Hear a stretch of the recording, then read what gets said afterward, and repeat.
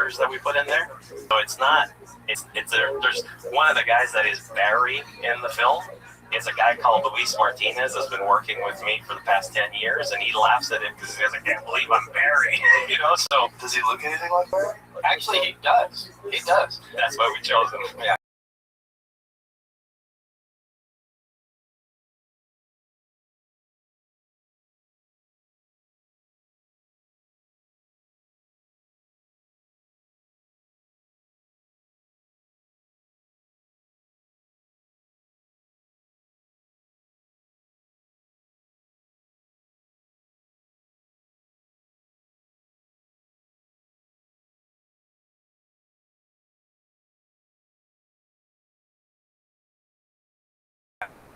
I kind of thought at one point, after all this happened, like, I guess these are lifers, though.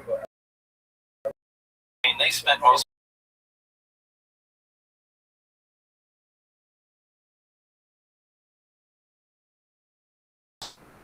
guys.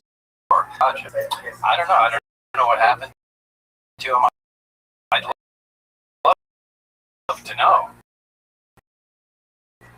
I suspect that Dennis Mariani, my supervisor, I've seen people track him down, all the way to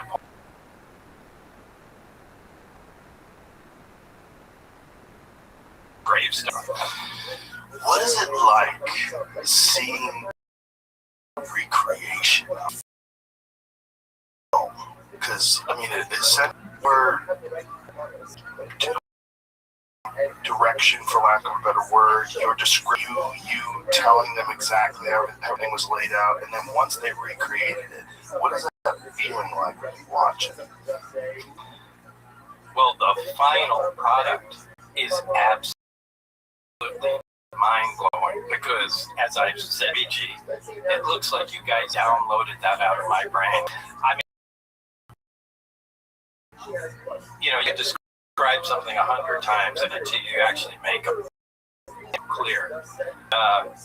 This took years. I think it was 5.5 years from when I first met Luigi, and he said, yeah, I can do this, and the quality improving to where he started showing me pictures, and I went, Jesus, that's really it. It's not really it. It's really it.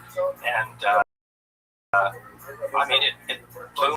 Later on, he showed me a 3D environment where I could put goggles on and move around inside. I mean, that made the hair stand up on my arms. It was unbelievable. So, I don't know if I could really describe how that, but like I was teleported back there, and that's that's what really admiration for Luigi's talents. And I'm behind this and. Flew out to Canada times. I didn't have much to do with film other than that's the wrong color. And but those guys spent over on it. And, they never showed me. I speak to Luigi, a couple times a month, and he'd always say, "Oh my God, show me." No, it's not done yet. So I really didn't get it to see anything till close to the end. But when I did, really, without trying to sound dramatic, it really put tears in my eyes, going that that's it. You did it. Just stop. It's perfect. Well, I had the pleasure of watching the movie with you and sitting there with you. There was a bunch of times in the movie you're like. Yeah, you could tell. Yeah. I swear I could feel that place. I could feel it watching that movie, and it really freaks me out because as I said before, it's not like what I saw. It's perfect. It's just like Luigi camera. So it worked. It's a very unique documentary in that regard, and watching it with you, seeing you experience this thing, and then me trying to imagine what it's like for you. You're this young son gets brought in on this thing, not much explanation, and all of a sudden you're confronted by this craft. And you know, the way it's broken down in the film, and you get to actually see you viewing this thing and being in the presence of this thing for the first time. It's just, I could just only imagine must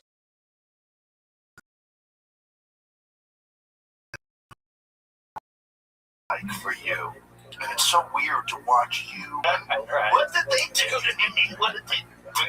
What did they make me experience? Like, what the hell? Yeah, I really can't fill in the blanks there. It's I wanted to say that there was a time Bob got angry at me a lot because I wouldn't show him. And he was like, come on, show me. And I said, it's not ready yet. I don't want to show you something. But at a certain point, we had to. And Bob started remembering more stuff. Yeah, that's true. It really made a big difference when he showed me some things and walking down the corridor here and turn. Wait, there's another door there. I mean, it was like I was going back into the facility, and it really brought. I mean, actually seeing it again really brought some things back that I had completely forgotten. That Well, fascinating is for people that don't know your story. The story you talked to George Knapp. 88, 89, somewhere. You've essentially told the exact same story all these years, and then within the last 9-10 years, we've started to get all these reports. There was the New York Times story, there was the Go Fast video and the Flair video, and all these videos that show crap that's moving the way you described this. Roll faces at the bottom towards where it's want to go, and then it takes off.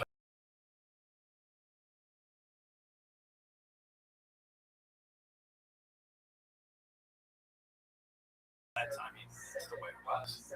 But it's crazy because you had this story way back then, and everybody's like, guys just making things up, thinking bullshit. It was from these fighter jets. Like, wait a minute, it's moving the exact same way he described. It's doing what he did in 1989. Yeah. Time to take a drink, Jerry. It's so weird. I can't. I mean, I've had so many conversations with people, and one of the things that comes up is, do you think Bob Lazar's telling the truth? And I say, look, I don't know. There's no way I could know, but it doesn't seem like he's lying. I've been around a lot of liars. Look, unless you're there. I'm the biggest skeptic of all. Although if you look at Wikipedia, it says I'm a conspiracy theorist or something. I think it says I'm a far-right podcaster. Yeah, all right. I mean, yeah, it's crazy. But, that's my well, that you, it's like, basically, are you a conspiracy theorist? No, you don't even look at this stuff. Well, if you have a lie, you have one lie. It's amazing, because you've told the same one. Well, it's a pretty detailed lie. It's also not normal. Like, normally when people lie, they get bored with the same lie, and then they come up with another lie. There's some other story. So eventually you catch come up with, and it's the type of people that are, it's just, it doesn't fit the standard model of someone. Well, there are other people involved with it. I mean, that's also part of this is for the first time Gene Hub finally is on film, because when I the test flight information,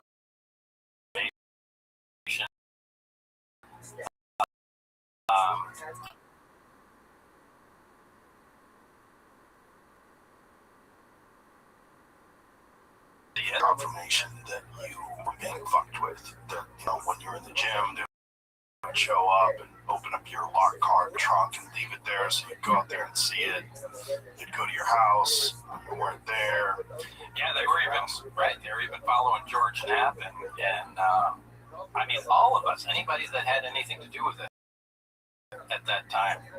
They were keeping eyes on him. It was No way, I got an not upload. just eyes, but a lot of intimidation tactics, just letting you know that they can touch you. Yeah.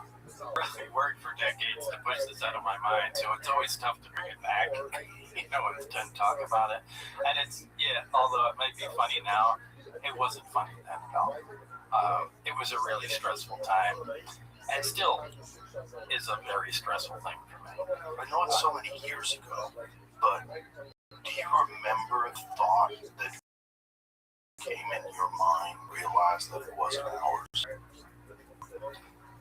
Do I remember the thought? I remember the experience. Yeah, I remember the feeling. Of recognize, because initially you saw the American flag. Yeah, when I saw the Americans went in, the first time I went in through the hangar door instead of around the back, slid my hand across and saw the American flag, and I thought, oh my God, this explains the UFO night, It's ours. Yeah, this is ours. This is a new top secret fighter. We came up with a new propulsion system, and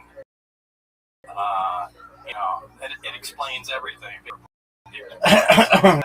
More nuts. But when they started reviewing everything with me, I was trying to replace somebody, or they were trying to use me to replace somebody as quick as possible.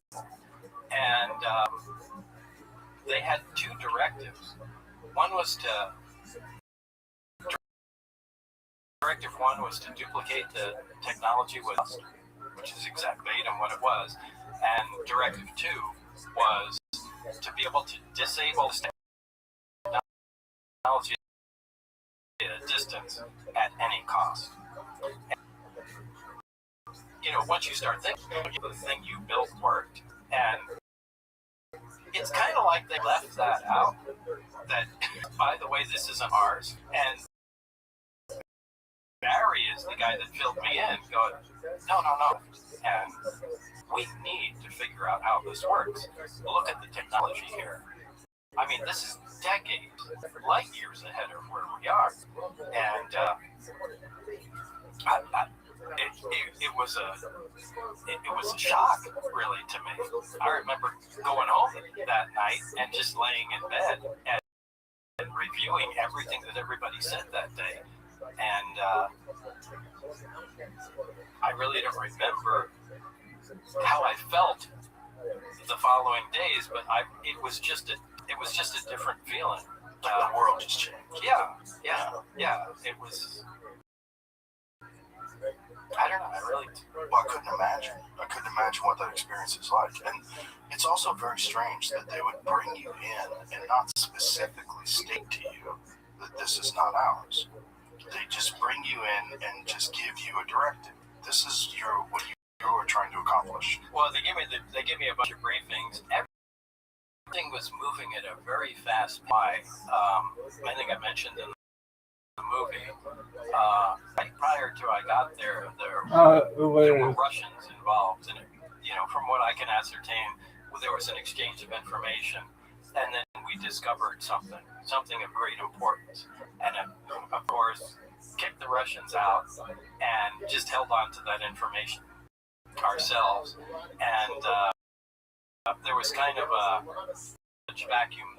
There was also an accident. I was replacing someone that was injured. I believe he actually died.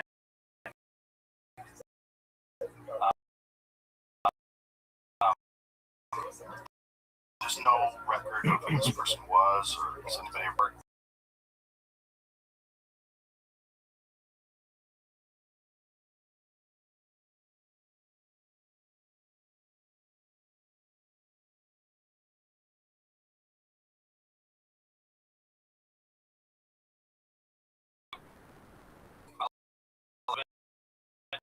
Actually get to answer the question here, but what do you think this place would be more like?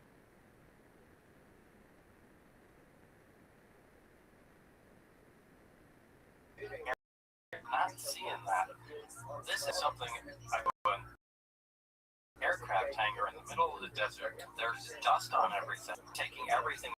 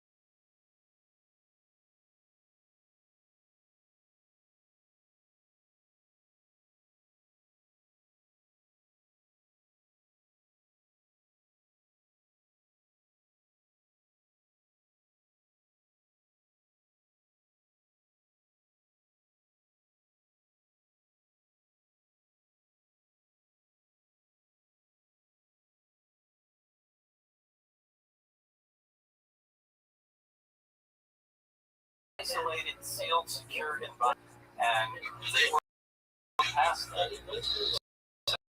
So I think it had been there for a decade, and these guys were intimately familiar with it, not afraid, and knew what was going on. So they essentially got just back that this craft exists, and it was there, and there had been little progress as far as figuring out what is kind of sat there. And so they were making very little progress, and I think they kept going again, and they spurts there, and just didn't. And I think the reason that didn't necessarily follow what was going on. I mean, the biggest distractors in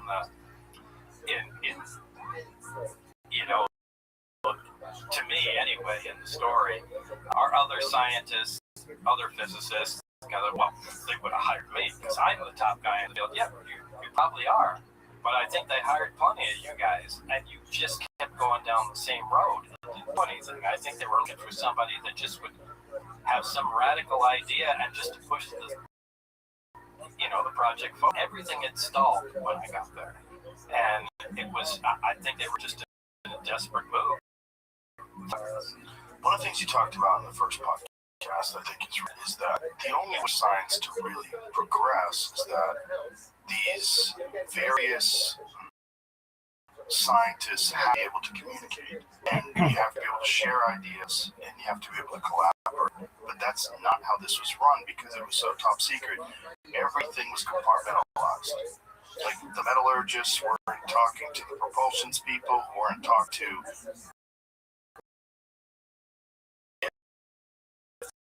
there were biologics experts, like everybody. Where that started, again, it's 40 years ago, but I think it started with the seats. And no, it started with the actual skin of the craft because everything looked like it was made from the same material. And I wanted some information about the skin structure of the craft, and they said, "No, that's restricted. We need a reason for you to." I just want to see if everything is exactly material, and what I call this craft, I still don't know.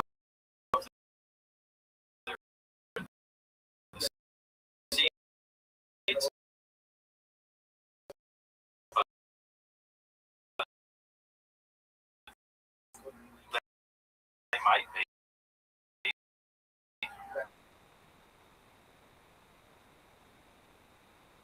Restricted information too. There were other groups working exchange of information.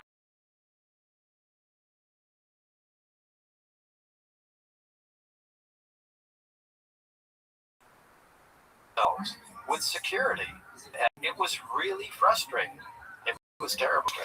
So was this a function of security people that are concentrated on top security that don't truly understand how collaborative science.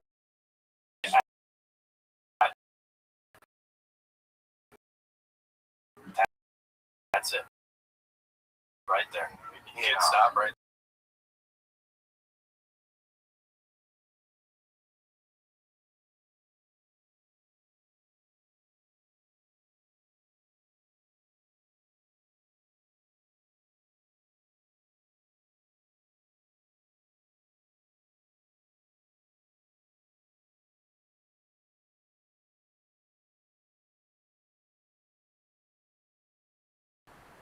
Forever, it's a magnet. Right. It has a magnetic field that has a permanent static field to it, a static electric field.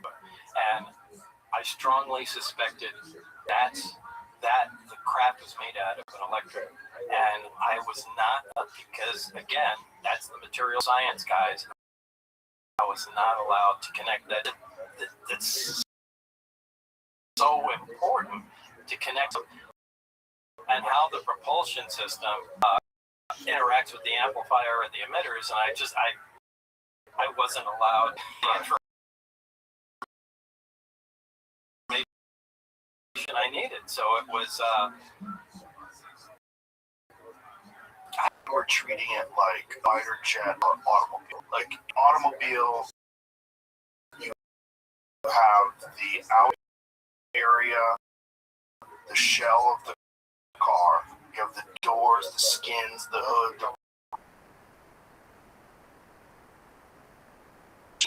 But they're all connected. They're connected because they're bolted together, but they have different functions. Right. I think the idea or the concept, at least as I'm gathering from, is that this thing all worked as a cohesive unit. Right. Physical connection between,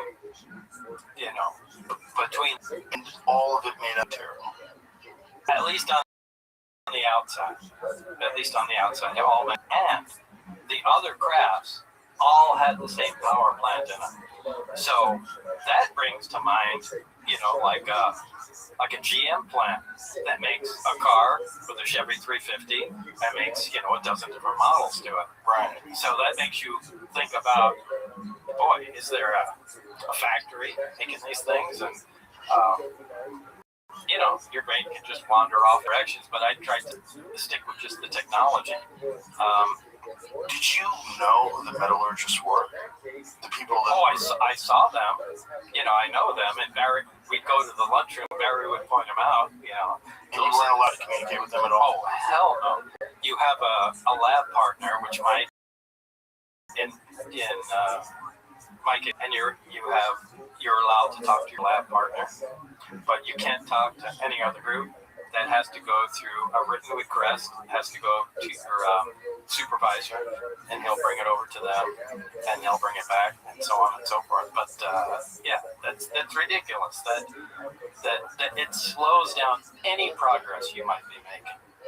Which is why they were probably stalled out for decades. Yeah. Did you ever expressly communicate to them that you, at least, that this all could be connected? About the way the metal works? Oh, we all knew that. We all knew that. Because we get requests from other groups. And you can tell they're desperate just fighting against the system. What kind of requests would you get? We found out, where is the energy being transferred here? If the reactor fires up, is there a field present around it, or is the field just absorbed or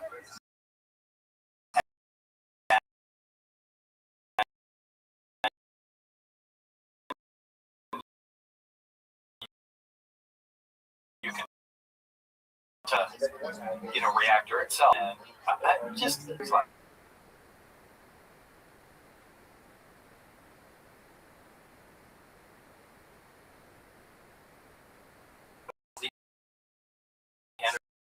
energy from the reactor and pushes it out the bottom. The answer to that.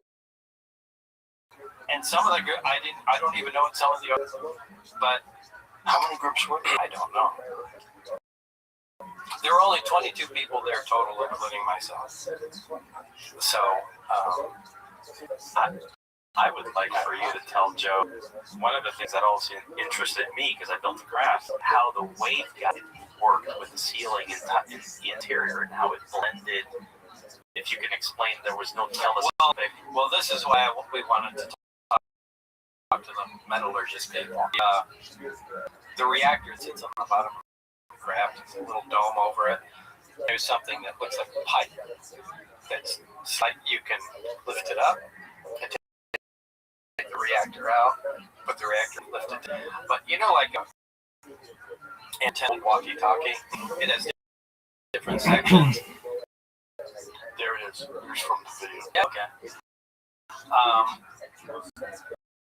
Yeah, you can retract the pipe, but there's sections, and it doesn't get thicker.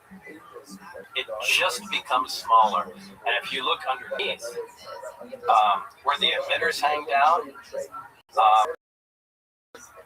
they turn, and it doesn't buckle. It's a magical material. This is the basis of the craft. Is really the material that it's made of. It's amazing the way it works. You can push it into a smaller volume, and it doesn't change at all. It doesn't get bigger physically. It's really no interest. So lifting the pipe up and down, going anywhere? Look, if you had a big pipe and you push it together, it has to get thicker. Right. Because the material has to go somewhere. This doesn't. Okay, it stays in exactly the same dimensions. It just becomes smaller. How? Well, Because you couldn't talk to the metallurgist. So yeah, no idea. yeah, but those You did know. they know it. They know it did their job. So I imagine they have more information than I. But that was fascinating. It really was. The waveguides that hold the emitters, they come to the emitter. Pipes bend, and nothing changes in them. And there's anything to make the pipe bend. Yeah, I'm trying to relate it to something, but I can't think of anything to relate it. I also thought it was fascinating. There's no seams. So everything looks like it's 3D printed. Again, right? It comes down to the material. Which 3D printers weren't real, right? Yeah, at the time that really confused me. I said, how did they build this? It must have been built out of wax or something and then melted. Because you can't build anything without seams. And then 3D printing came into existence, and you could build stuff from lights up. It sense in some in a crystalline fashion, but I don't know how it's different than anything that we have. I don't even think it was 3D printing. And so you never been the metal was what did you You can say it was cold to the when I touched it. I can't say it was if it was a ceramic. I would say it was metal because it was cold. This is the Designs by Perry version of it. How much does that look like? No, that's 100%. That's it. Yes, that's got to have the first ripple supposed to be black. See, yeah. So he's gone over the. I mean, I built it. Yeah. There's an insulator ring. Can you show what it looks like? If you could show one of the images. On the trailer. Oh, yeah, on the trailer. There's a ring. Yeah, there's a ring around it, and we measured the voltage on the craft, and there was a high voltage on it. And above that ring, there is not a probably this is an old trailer, the new trailer that would actually, yeah, that one there. you'll get to see it right there.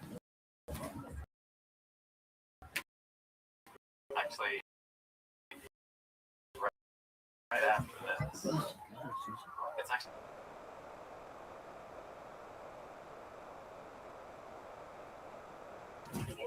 No, yeah, there it is. That's, we call it. We call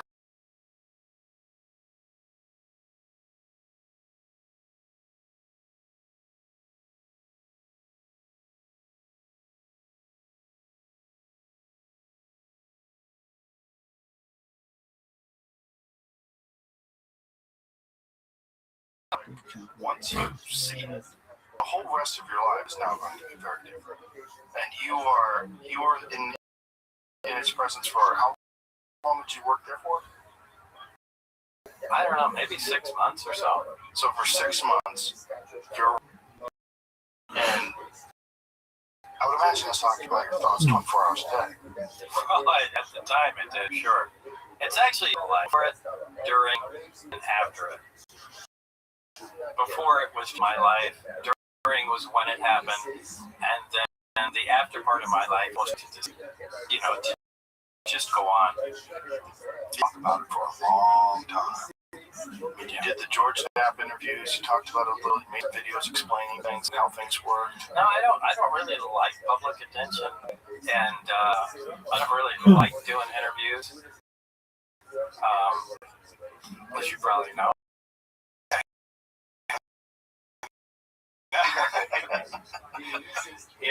But I felt privileged to be part of the project, but it left me with an insatiable appetite. Oh my God, I want to know where it's gone. Look, even when I was in the 80s, they were talking about moving project at that time. So, I'm dying to know, is it still there? Has it moved on? So did they split it and move it to other places? I remember Barry talking about moving it to the South Pacific, like a quadrant or something, but they said they were so great they couldn't do that, but they wanted away from everybody, and they hated the fact that it was like the highway in Nevada, south of Area 51. But that's the best place they had at the time and the most affordable. And of course, now with budgets being so tight, who knows where it is? Who knows if budgets are tight for this, though? Yeah, that's true. They did say at whatever expense figures.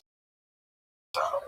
Yeah, they were just about that. We really care what it was. So, like the original Apollo, back in the Apollo program, if they needed, and if they had something through UPS or through the mail or whatever, they had the authority to stop that shipment to that other person and take their stuff if they needed it. And, they had an unlimited budget. I mean, if you're working like that, you could do anything. And, or at least anything that's currently possible with today's technology. There you go. Which therein lies the problem, is that they're dealing with something that's not possible with, like, you couldn't build it from scratch with American technology in 1989. No, but that's what they wanted to do. And really thinking about that now, I'm not sure exactly these guys should be allowed to do that. This is technology, and the world has changed. I mean, we have a lot of crazy people doing stuff now, and nonsense transmits through the population at the speed of light. And this can be a very powerful brain technology. And look, for 40 years, all the people in control of this information have all agreed to keep it quiet. And these aren't idiots. These aren't idiots for 40 years. You have a line of people that all have agreed. No, that's not saying anything. It's not saying anything. No, that's not saying anything. There has to be five. And if they all agreed to that, maybe this whole. No, really. Maybe they're right. And maybe you would have figured that no, but I'm increasingly thinking I'm the one that made the mistake. Maybe this is supposed to be just kept quiet. Yeah, but that doesn't ring true. Because I don't think it's ever helpful. All groups of individuals have information, our understanding of where we are. I don't think they deserve it. I don't think it's right. I don't think it makes any sense. I don't know. I mean, really think about it. What if it's something that's really dramatic? Like how so? What do you think would be like? I don't know. Maybe. I mean, what if it's? I'm not saying this is what it is, but I mean, what if it's like, like we raise cows out in a field and just feed them grass, and they're just going to be. What if it's something like that? We're just like, a population of creatures that are just to be consumed. I don't know if we're to be consumed, but I do think we are not physically consumed, like eaten, but I think we have a task. And I'm more convinced as time goes on that we were engineered. Came about as a normal evolutionary process. Yeah. I agree with that. I really agree with that. A lot of people that think that. It just doesn't, without seeming like a kook or someone who buys it, if you just look at all the other biology on Earth, why is one so unique, communicate instantaneously at distance, can't really even exist in its environment in most places that it lives without clothes and shelter? We're a weird animal. We're very strange. Like, we don't seem to normally adapted to our environment with the way we've completely controlled our environment. Air conditioning, electricity, electronics, flight, and travel. We're so beyond everything else that evolved. Whereas every other animal, predator or prey, plant eater or meat eater, seems to cohesively exist inside of its ecosystem. And then you have us, which is almost species. Like invasive species destroy ecosystems, because they don't belong there. Like, we suck all shit out of the ocean, we pollute the rivers with our technology, systems with fracking and drilling. We're like an invasive species. Yeah. We're really I can't argue with that at all. Yeah, this timber shed thing.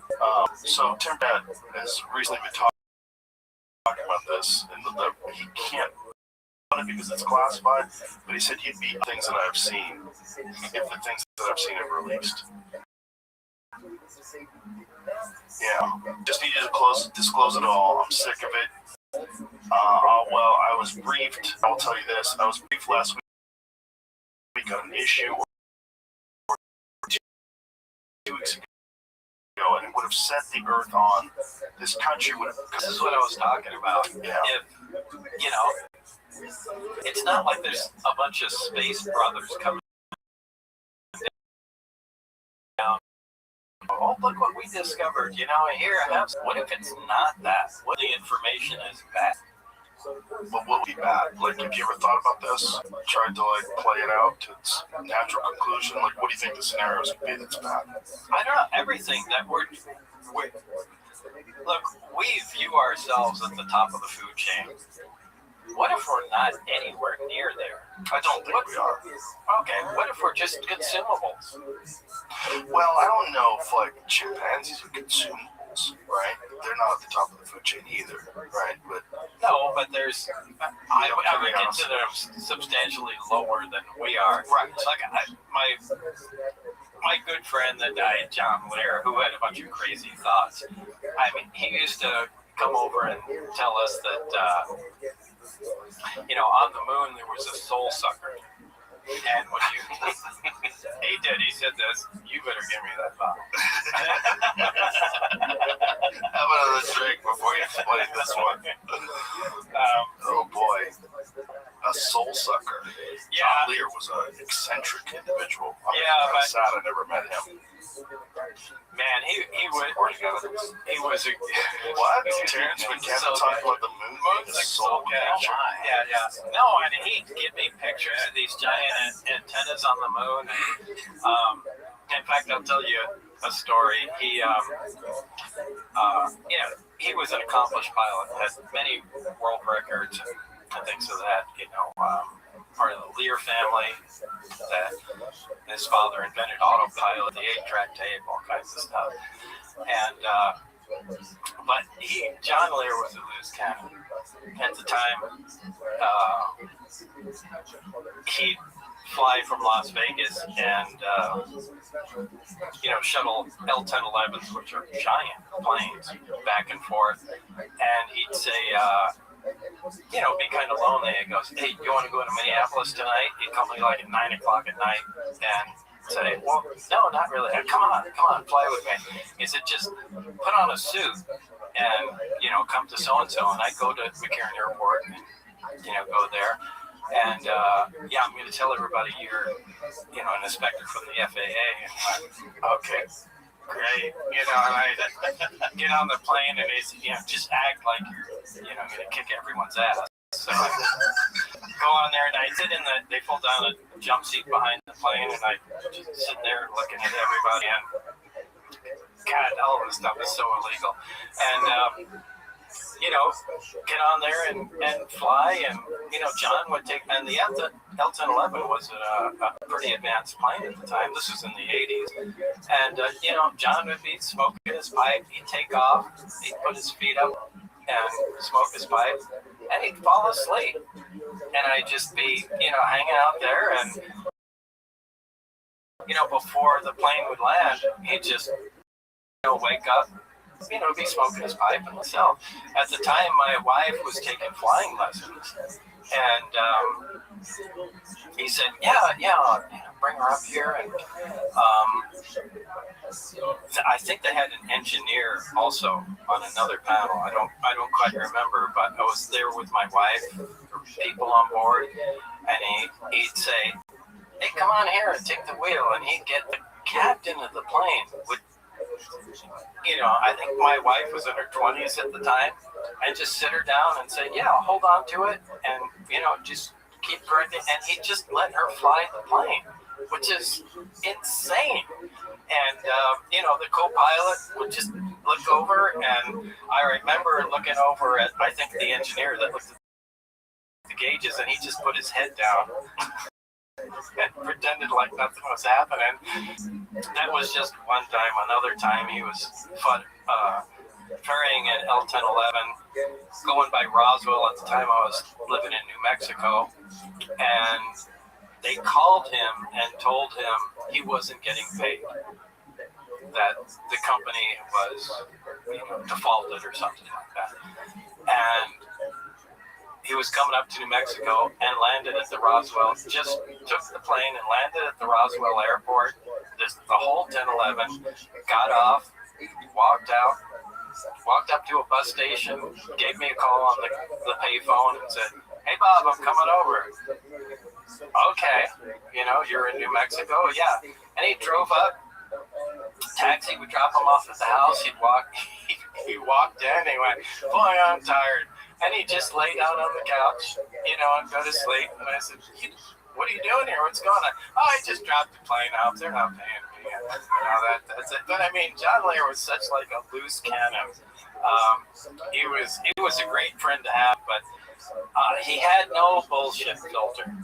If he had a retired general come up and give him all kinds of information, or if he had a psychic come up from, the neighborhood and give him all kinds of information, he'd put him in the same category,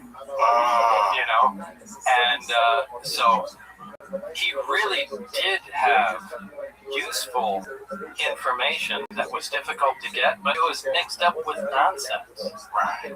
And and sometimes he would just really lean into that nonsense. Like he was convinced that the sun wasn't hot and there were people living inside. And I used to die laughing. I went, you are insane. I said, you can't prove it's hot. Yes, I can. You know, just go outside, you know, on a hot day, you know, and John said, that's not the sun. That's just the sun's atmosphere that's on fire. And I said, you're just crazy. But we got along, and he knew that I thought he was crazy. But the thing is, a lot of people did come to him and give him good information. Anyway, I don't remember where I was going with this. That's the thing about some people. Some people will tell you nonsense, and then they'll tell you true things. And it's difficult to accept that truth must also come from people that say nonsense. Right. Like, just because they've said something that's nonsense doesn't mean necessarily that this thing they're saying is not true. It's another thing. And you've got to be able to discern. You've got, like, I talk to a lot of people that say a lot of kooky things don't make any sense, but then they'll say something that rings true. And it's difficult because you have to have some sort of an understanding of the human psyche and of those kind of people, because there are kind of people that have very loose nets.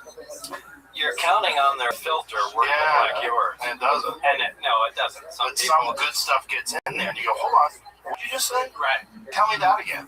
How does that one work? Yeah, you can't really discount people because somebody comes up with some absolute nonsense. Right. It just means their filter is defective. Right. But, which is also the reason why they're willing to entertain things that are outside of the normal spectrum. So, like, they might have actual, real, useful information, but it's wrapped up in there with Bigfoot. Exactly. Yeah, exactly. But so the soul catcher thing. That's where I was going. The soul catcher. So, I remember him sitting and I think he was telling my wife Joy the story because I walked in on it and he said, yeah, there are these giant antennas and when you die, your soul goes up and I think he said the Greys, you know, this alien race set up this soul catcher and that's what this whole thing is about. And as you die, it sucks your soul in and they use it in some way. And it's not where your soul is supposed to go. They just like set some sort of intercept. Did he say where your soul was supposed to go? No, he was just more really into the soul catcher. Well, that was one of the weirder things about some of the documents that you had at least been alerted to when you were on the base. And one of them being that humans are containers. Yeah, and which the likely conclusion is containers of souls. A soul is a real thing, whatever that that's what you would think. Right. I mean, that's what I thought. Yeah, but I mean, it's just I would prefer to believe that that's not true. But maybe it is. I don't know. As Barry said, you know, they mix absolute nonsense in there. So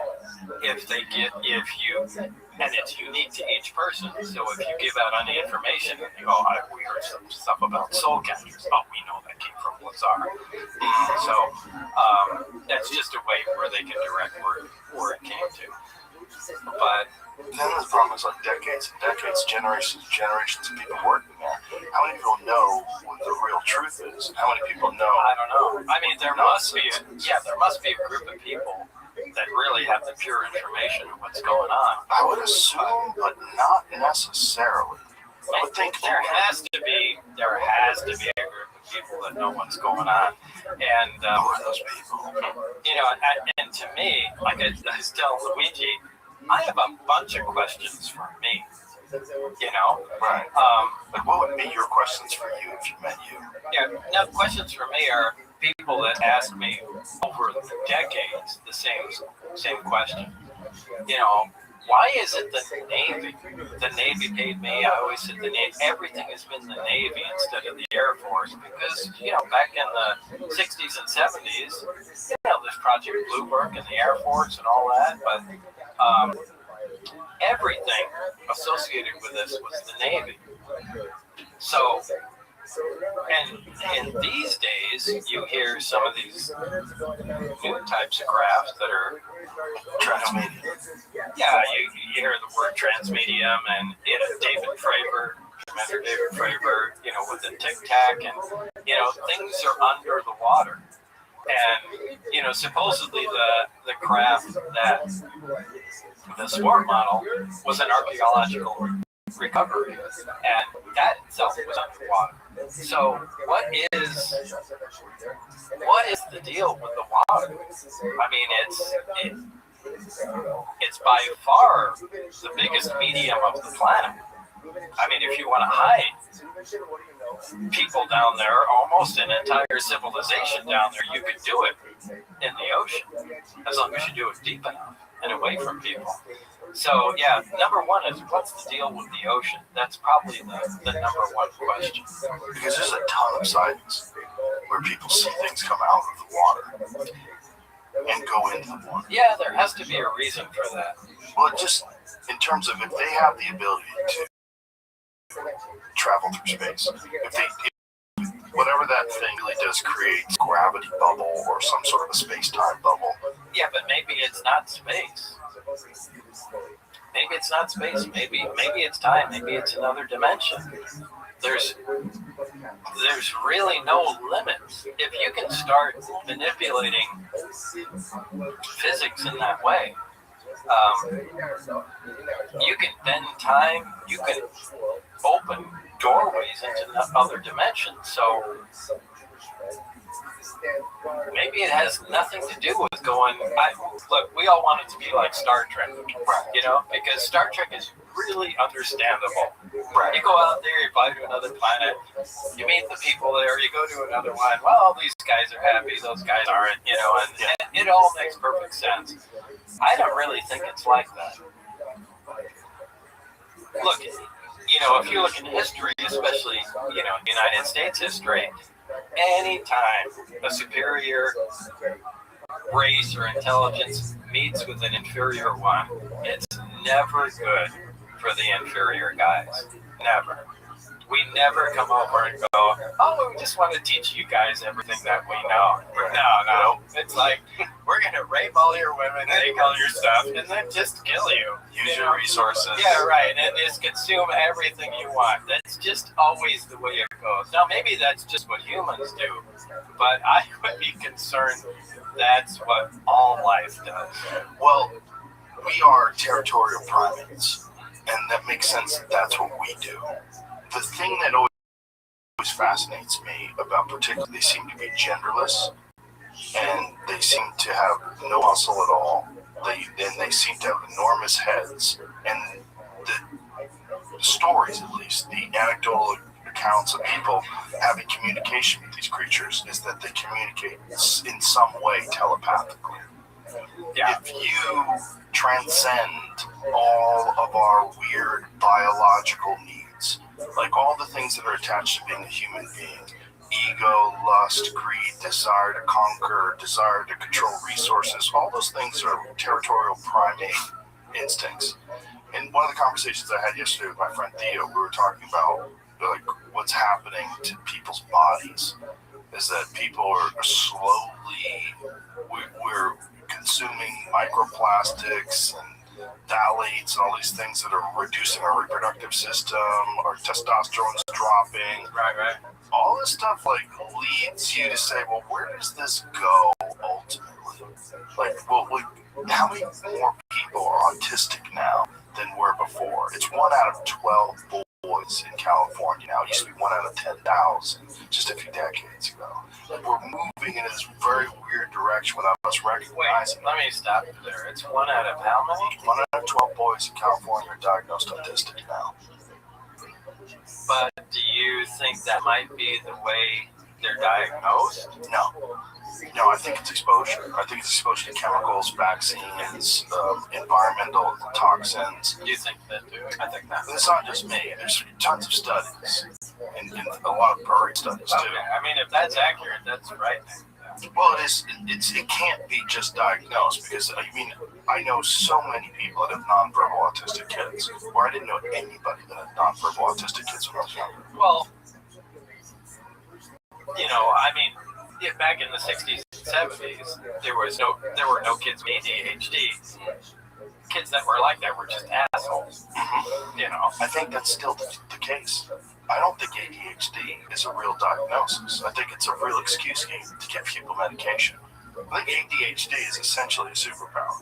What ADHD is allows you to concentrate on things that you really enjoy, but you cannot concentrate on things you don't enjoy. I think I have it. And I think I'm very fortunate that I'm not diagnosed and medicated, or was born in the right time when they weren't doing that as much. I'll stop you there and say I agree that that's a superpower too. Because it's very unusual.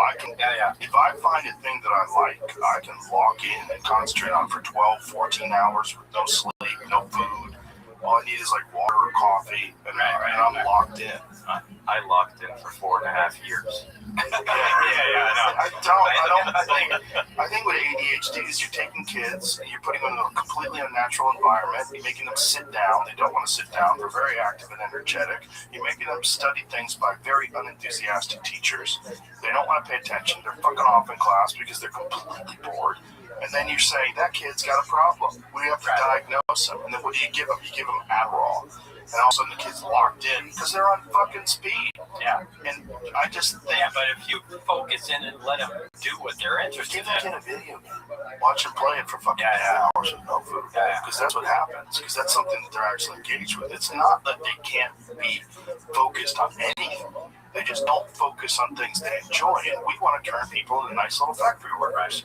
And the only way to do that is you got to get a kid to comply. You got to get a kid to pay attention. Follow the rules. I don't believe that ADHD is a real thing. I just think there's some people that are wired differently and they should pursue different things in life. Right. The difference between that and autism is very different. And autism is, especially when it happens like almost directly after multiple vaccinations. There's a lot of them they point to, particularly the MMR vaccine. There's quite a few. When you look at the schedule of vaccines and how it ramped up, and it completely correlates with the ramping up of the diagnoses of autism, but without casting aspersions or getting into some anti-vaccine conversation. Wait, just did. Yeah, I did. But what I'm saying is, but ultimately the human race is moving into a very weird place. So I had a conversation with Shanna Swan, Dr. Shanna Swan, who is, she studies environmental endocrine disruptors. So various toxins, phthalates, microplastics, and plasticizers that are completely disruptive to people's endocrine system, reproductive system. And from the introduction of these petrochemical products in the 1950s and 60s, you see a direct correlation between the dip in testosterone rates amongst men, the increase of miscarriages and infertility, and then on top of that, the actual shrinking of their taint. So one of the ways they find out the difference between mammals, some mammals in particular, when you see a baby mammal, the difference between a male and a female is easily recognized by the size of the gap between their anal hole and where their genitals are. But that could just be correlation. It's like... No. I'll explain why it's not. Because when they've done studies where they've used phthalates, particularly phthalates, and they've introduced them specifically, purposely into certain mammals and rodents, their taint shrinks. And their taint shrinks and their penis size shrinks. And there's studies on alligators, where alligators, when they live in polluted rivers, they have smaller penises. And she talked about all this. And all this, these are endocrine disruptors that are in the environment that are doing something that reduces fertility, and it changes the way the human biology functions, and it makes men more feminine, and it makes women less fertile. Well, ultimately, when you look at the Greys, what do they look like? They look like they have no genitals. They look like they have no sex. That might be where biology has to go to transcend away from our territorial primate biology. Our territorial primate biology that is insistent on war and violence and all. Right, and we think this is the place to stay. Exactly. And it may not be. It may not be. Yeah. It may be completely non-beneficial to all life. Right, right. And we have to transcend that. And but we are transcending it whether we like it or not. And what I was saying is, I don't know if it's a bug. I think it might be a feature of evolution. That our insistence on using plastics and technology and all of these different environmental toxins that we use to produce energy and all of the goods and services that we need also are disrupting our endocrine system and changing us from being these hulking, hair-covered cavemen to being these very small, slight, autistic men that can fucking code 24 hours a day without sleep. Right. It seems like if you extrapolate and you naturally take that further, well, what do you get? You get really skinny things with no muscles and giant heads. My take also, and I do agree with that, is what I find sometimes really concerning is how fast that's moving. So it's not just a question of like, is this actually, this is probably a thing, but it's moving so incredibly fast. If I look at my father's generation or my grandfather's generation and my generation, I mean, it's similar, but fast. I do agree with what you're saying. And I'm thinking, if it's moving so fast, there could be a natural component to it, but there's an intentional component. Right. If you wanted to do something to erase to change, like think about what we did with wolves. Right? All dogs are wolves. Yeah, right. I have 2 dogs that are the furthest fucking thing from wolves you could possibly imagine.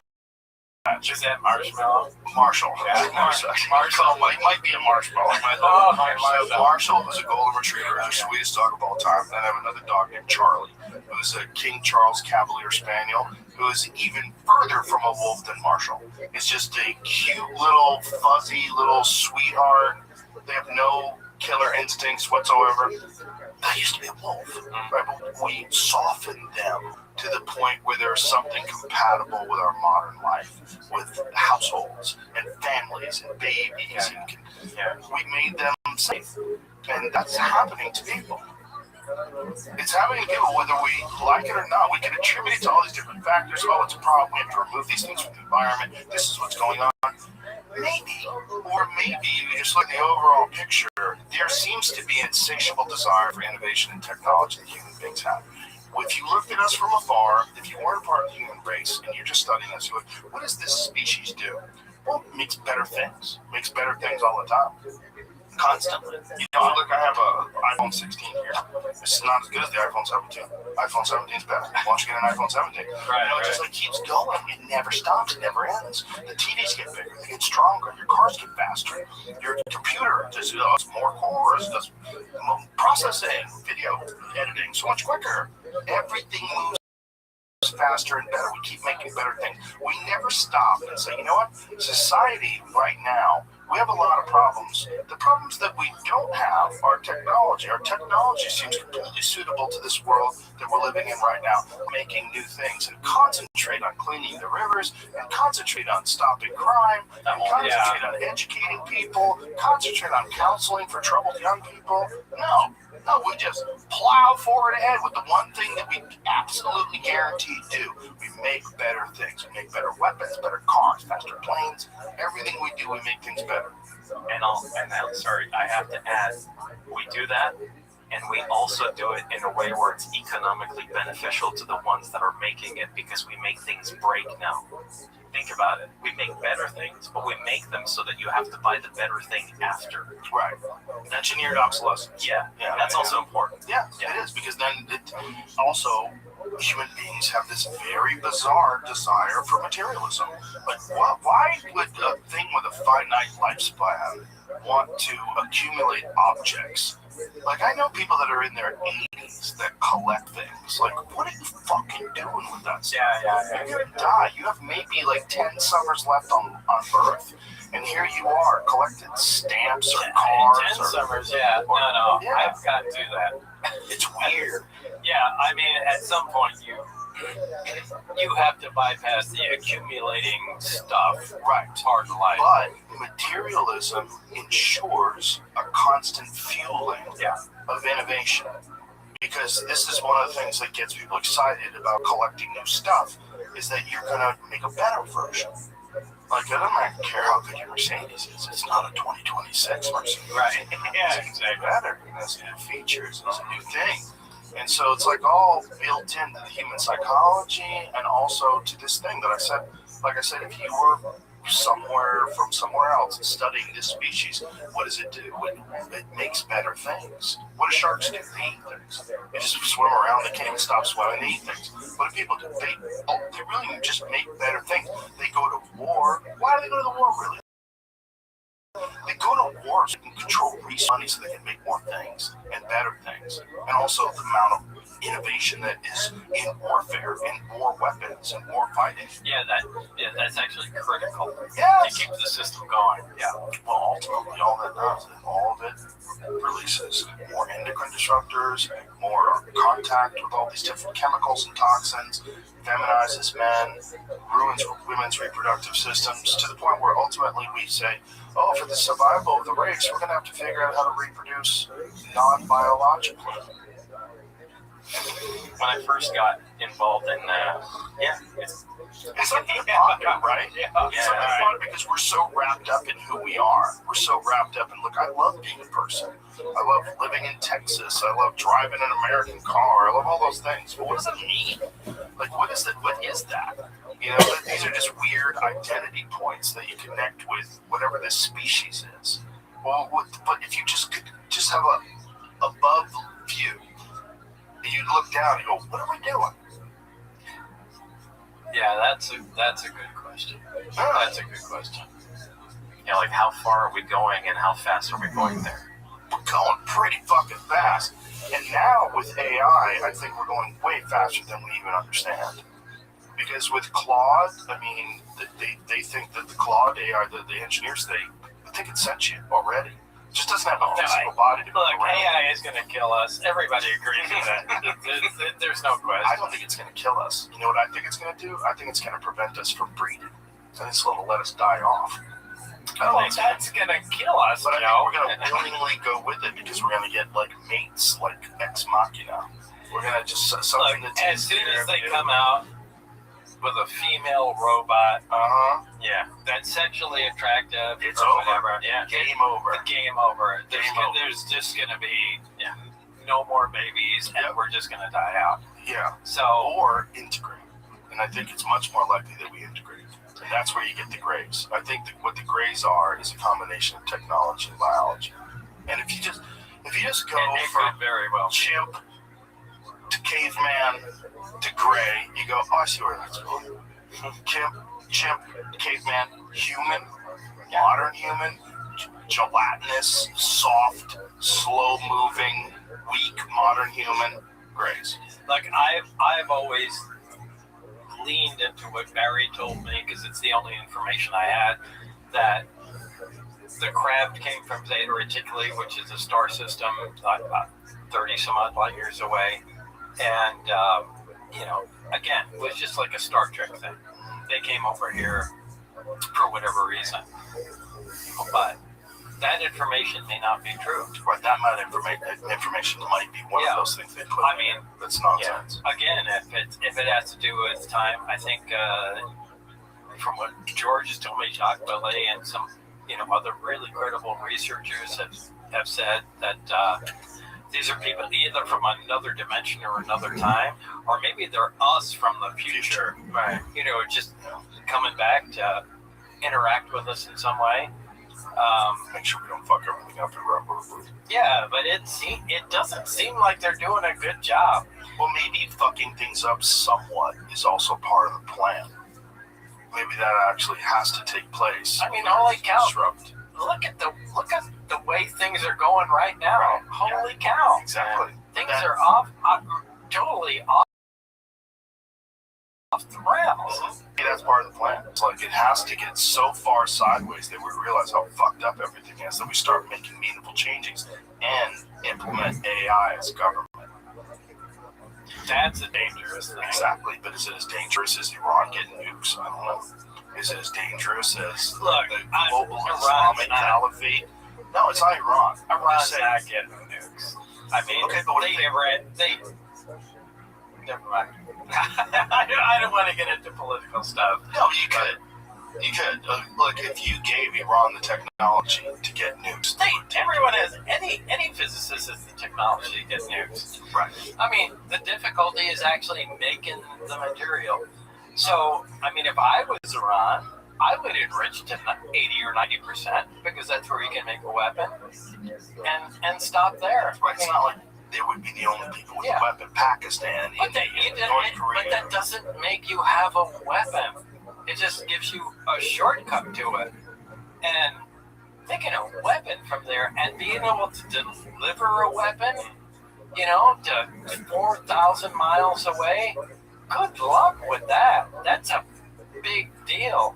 So, right, but they're in communication with China. Who has that? They're in communication with then they don't need to enrich uranium or do anything. They just can you give me a missile? Right, but wouldn't they rather make their own?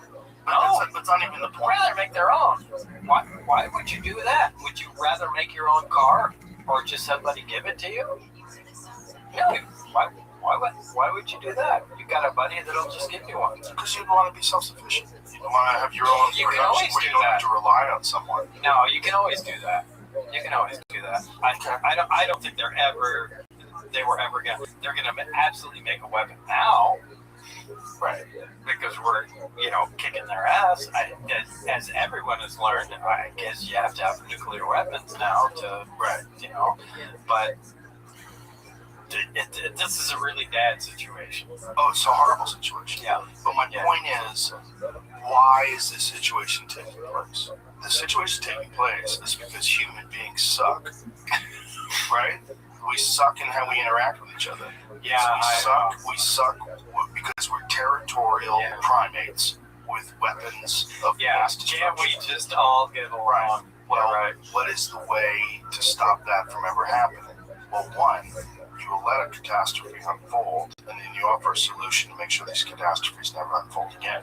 Well, what's the best solution? When we have something far smarter than people that will take over control of resources and government. AI. Yeah. This is Colossus. You ever seen the movie Colossus? No. I've got to watch it. Well, that's merit against you. The movie Colossus was a 1960s or 70s movie, and it's about, the scientist makes deep inside this mountain a computer to take over the defense of the United States. And, they built this gigantic computer inside Cheyenne Mountain or something similar to it. And, they flipped the switch and they went, okay, we're protected. We're in good shape. And shortly after time goes on, they realize, wow, the computer is really performing better than we expected. And as it turns out, Russia had done the same thing. And the computers want to communicate together. And, they start communicating, and then the United States goes, well, they might be giving our secrets away, so we better, cut the communication line. And the computers freak out and go, well, I guess we'll just launch nuclear bombs, at everybody. And it launches weapons and, it essentially holds everybody hostage, but it's kind of like a trap. Yeah, if we go that way, it could trap us. It's exactly a trap. Well, simulated war games, AI is used. Oh, they say 98% of the time. Yeah. I mean, they're gonna agree. Why wouldn't they? Because, look, the goal is to win. Right. And we're going to present you with a scenario. And they go, okay. And why wouldn't you pick that? You're going to start with slapping them in the face? Well, why is it better to just bomb them over and over and over again until you achieve the same? That's the slap in the face. Nuke them, it's over with, we can move on from there. Right. So, well, you think about what happened in Gaza. Like, you look at the leveling of those buildings, the mass destruction. It's terrible. It looks like a nuke. It looks like one nuke instead of thousands of missiles and bombs. It's one nuke. But it's not. Right. In terms of the amount of damage you can do instantaneously. Because we can detect a nuke. Was there ever any conversation that you were privy to where they discussed, because one of the things that does come up over and over again in UFO discussions is these crafts that show up at these military bases and shut down all the weapon systems? No, I actually know nothing about that. Most of the UFO stuff or UFO lore that I've heard, I don't know anything about. I've just looked at it. That's so fascinating because you're the most prominent figure in all of UFO That's what I was lore. telling him yesterday. Yeah, but I really only like to talk about what I know about. Of course. And I've heard other stories, but I've never heard them officially. I don't know if they're really real. What's one of the things that makes you most credible? Because you're not a UFO. I guess, but No, I mean, yes, it does with me. Because when people are like way too into it, they want to believe too much. You know? Yeah. But no, I Like, do you know who these people are? Yeah, Betty and Barney Hill. Okay. But so you know. Yeah, they were the first abductees. I mean, to me, they're. I don't know who first introduced those to me, and I looked them up, and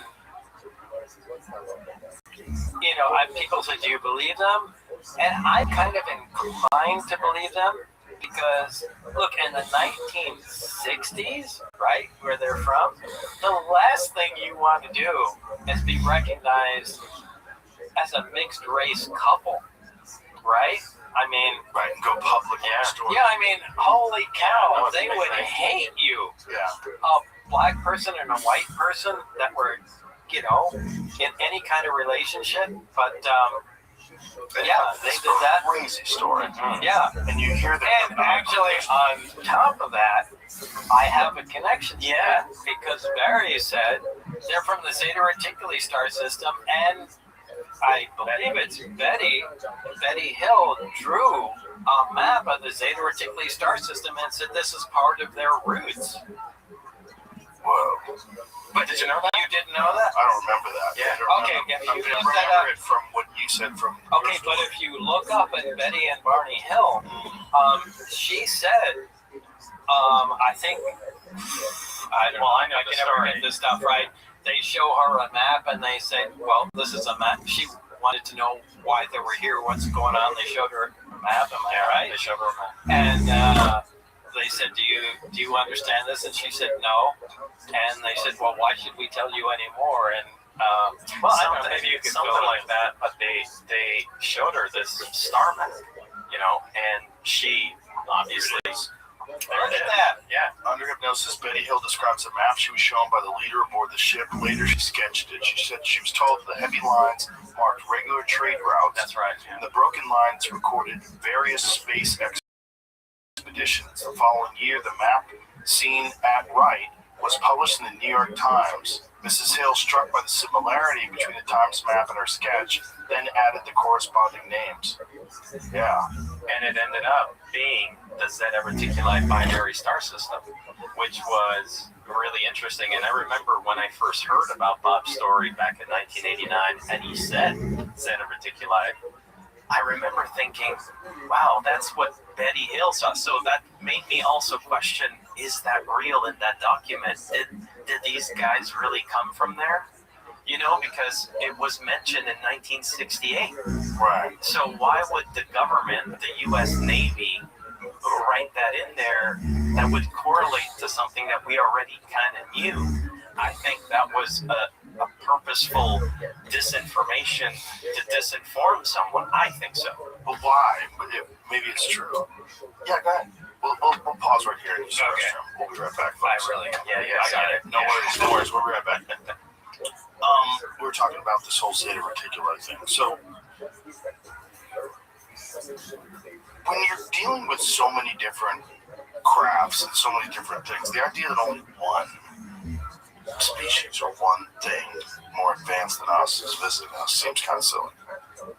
If the universe is populated by all these things. I don't know, does it? Does it? Kind of. I mean, the universe is really big. Do you think everybody can find this place? Yeah, I would imagine it's like spots that you visit, like there's Machu Picchu, there's ancient Egypt, there's sub-Saharan Africa, a bunch of different places where people go. Just humans on Earth. I would imagine if you have an understanding of how life is evolving in the cosmos, there's probably stages where things reach certain levels, and if you are but they're far apart, right? They're far apart. I mean, one could be in this quadrant of the Milky Way galaxy, and they reach that point where they can travel and explore, and there's a far distant point where another civilization can do that. And I mean, really, do you think there are that many? I don't think there are that many civilizations visiting us. There's no doubt there's one from somewhere, another planet, another time, another dimension, whatever it may be. Someone else is here.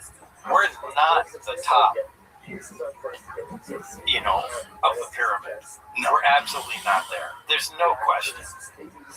Well, I think if you got technology that, say, let's just say the Greys. Let's say the Greys are real. Let's say they fly around these little crafts. Why would we assume that it stops there? Why would we assume the technology gets to the point where not only are they far more advanced than them, but they also are completely undetectable? Well, if you want to view the universe as infinite, then it never stops. It scales There's down. somebody above them, and there's somebody above them, and there's somebody above that, and it never stops. I was watching this lecture where this one was talking about quantum entanglement, and she was talking about how maybe our understanding of space and the distance between things is limited by what our current technology is and our current understanding of what space and time actually are. And what she was saying is there might not be, we might at one point in time, given enough time, thousands of years, whatever, be able to instantaneously travel anywhere. And that just how quantum, like subatomic particles are connected in some sort of a strange way that we don't totally understand, even at far spooky action at a distance, right? As Einstein said, right. Yeah. That we might eventually get to a point where that's how travel works. That's instantaneous travel everywhere. I think we just have hints of these technologies. Yeah. Look, everything, we look at Maxwell's equations and things like that we base all electromagnetic, electrostatic, actions on, and how they relate to time, and how they relate to things in our universe, but that may be nothing. There may be an entire level of physics that we're unfamiliar with, that these crafts, these people, or these civilizations just utilize. So of course. I mean, if you just stop and think about going from Morse code to a cell phone in a relatively short period of time historically, you go to the difference between 1200 and 1400 is not that big of a fucking deal in terms of technology, what's available. The difference between 1800 and 2026 is fucking massive. Yeah, right. It is a massive, crazy change, right? So 2026 to 2226, who fucking knows what we're talking about, right? Especially when you have sentient AI, you have nuclear power plants that are controlling sentient AI, that are fueling them and giving them resources. I mean, you really have no limit to where this goes. You scale out 1,000 years. You scale out 2,000 years. You really can't scale out 1,000 years. Right. It's not possible. Even at 100 years, it's way more than we would have ever considered. Also, it's exponential. Right. That's why you can't scale out to 1,000 years. If you think it's exponential now, imagine when you have AI able to generate better versions of itself, which is what's happening with ChatGPT 5. It's essentially made by ChatGPT 4. Now, AI is absolutely the death of us. There's no question. Well, we're certainly going to become obsolete in terms of our thinking. But if we're obsolete in terms of our thinking, we're obsolete. Yeah. I mean, all AI needs is hands, right? I think we integrate. That's what I think happens. Yeah. That's a scary, and that's I was gonna say, and that's a scary thought. That's a scary thought because it's like we're gonna integrate. I think it's inevitable. I think you're right about that. We're just going there. It's not like even if you and I are not gonna actually do it, somebody will, and it's gonna integrate because other people will. It's gonna happen, but it's still the same primate. We're still the same human. Sort of, but we already have problems with joints, and so we replace them with fake ones. Take titanium knees, and Yeah, but they don't work as good. They don't for now. But before, they used to not work at all. Like, I've met people that had surgeries in the 1980s, like knee surgeries. Oh my God. They're crippled for life. Even though they put your knee back together again, it's still destroyed.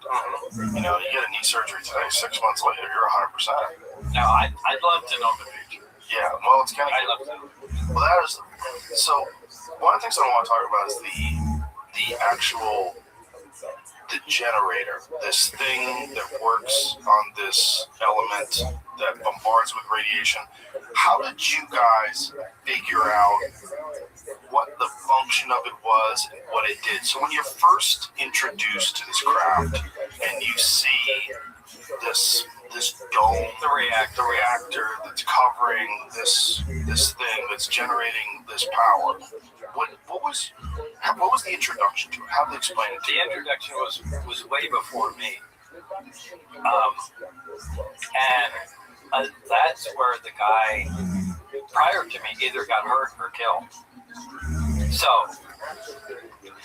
they determined that this was the power source, and they decided to take that out to the nuclear test site because they wanted to cut into it. They x-rayed it. They only found a small tube that went around it. They really couldn't determine how it worked or what was going on. So at some point, and Barry made this somewhat clear that they cut into the reactor while it was running, or while it was under load, I should say, and the reactor exploded. That's what killed or hurt the person that I replaced. But it produced the base gravitational wave or base energy that propelled the craft, that provided the craft of propulsion. I mean, when they removed it, the craft didn't work. When they put it in, every single other craft they found had something either exactly like it or similar to it. So they determined that was the power source. That's at the point that I was introduced into the project. So when you say gravitational wave, is that for lack of a better term, or is it something that's measured? Is it? No, it's for lack of a better term. Like there's nothing. I mean, as I said in Luigi's movie, you can take magnets with light poles and push them together and they repel, but you can't take your hands ever and push on something and they repel them. That's a force field, right? That's science fiction stuff. But that's what this did. And this produced a field that repelled the craft from the ground. Did you try to touch it? Yeah. What did you try to push on? What did you feel? An elastic field. You can push down, but you can't get close to it. The closer you get to it, the more it pushes back. You can. Like how much distance between you and the actual thing? I would say about 6 inches or so. Maybe about 9 inches, which is about a span. And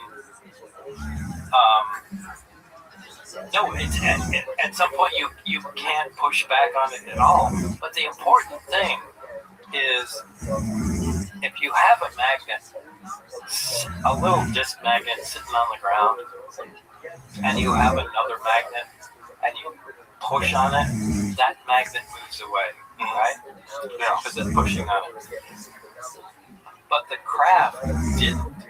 The reactor didn't. If you had the reactor there and you pushed back on it, it didn't push away when you pushed on it. It just prevented you from touching it. Yeah, and so when Dennis said go out there and look under the craft, here's the craft. Whatever it weighs, it's the suspending itself above the ground, and I went underneath it. You would think it's translating its weight onto the ground and pushing, and I should be squashed without any doubt, but I'm not.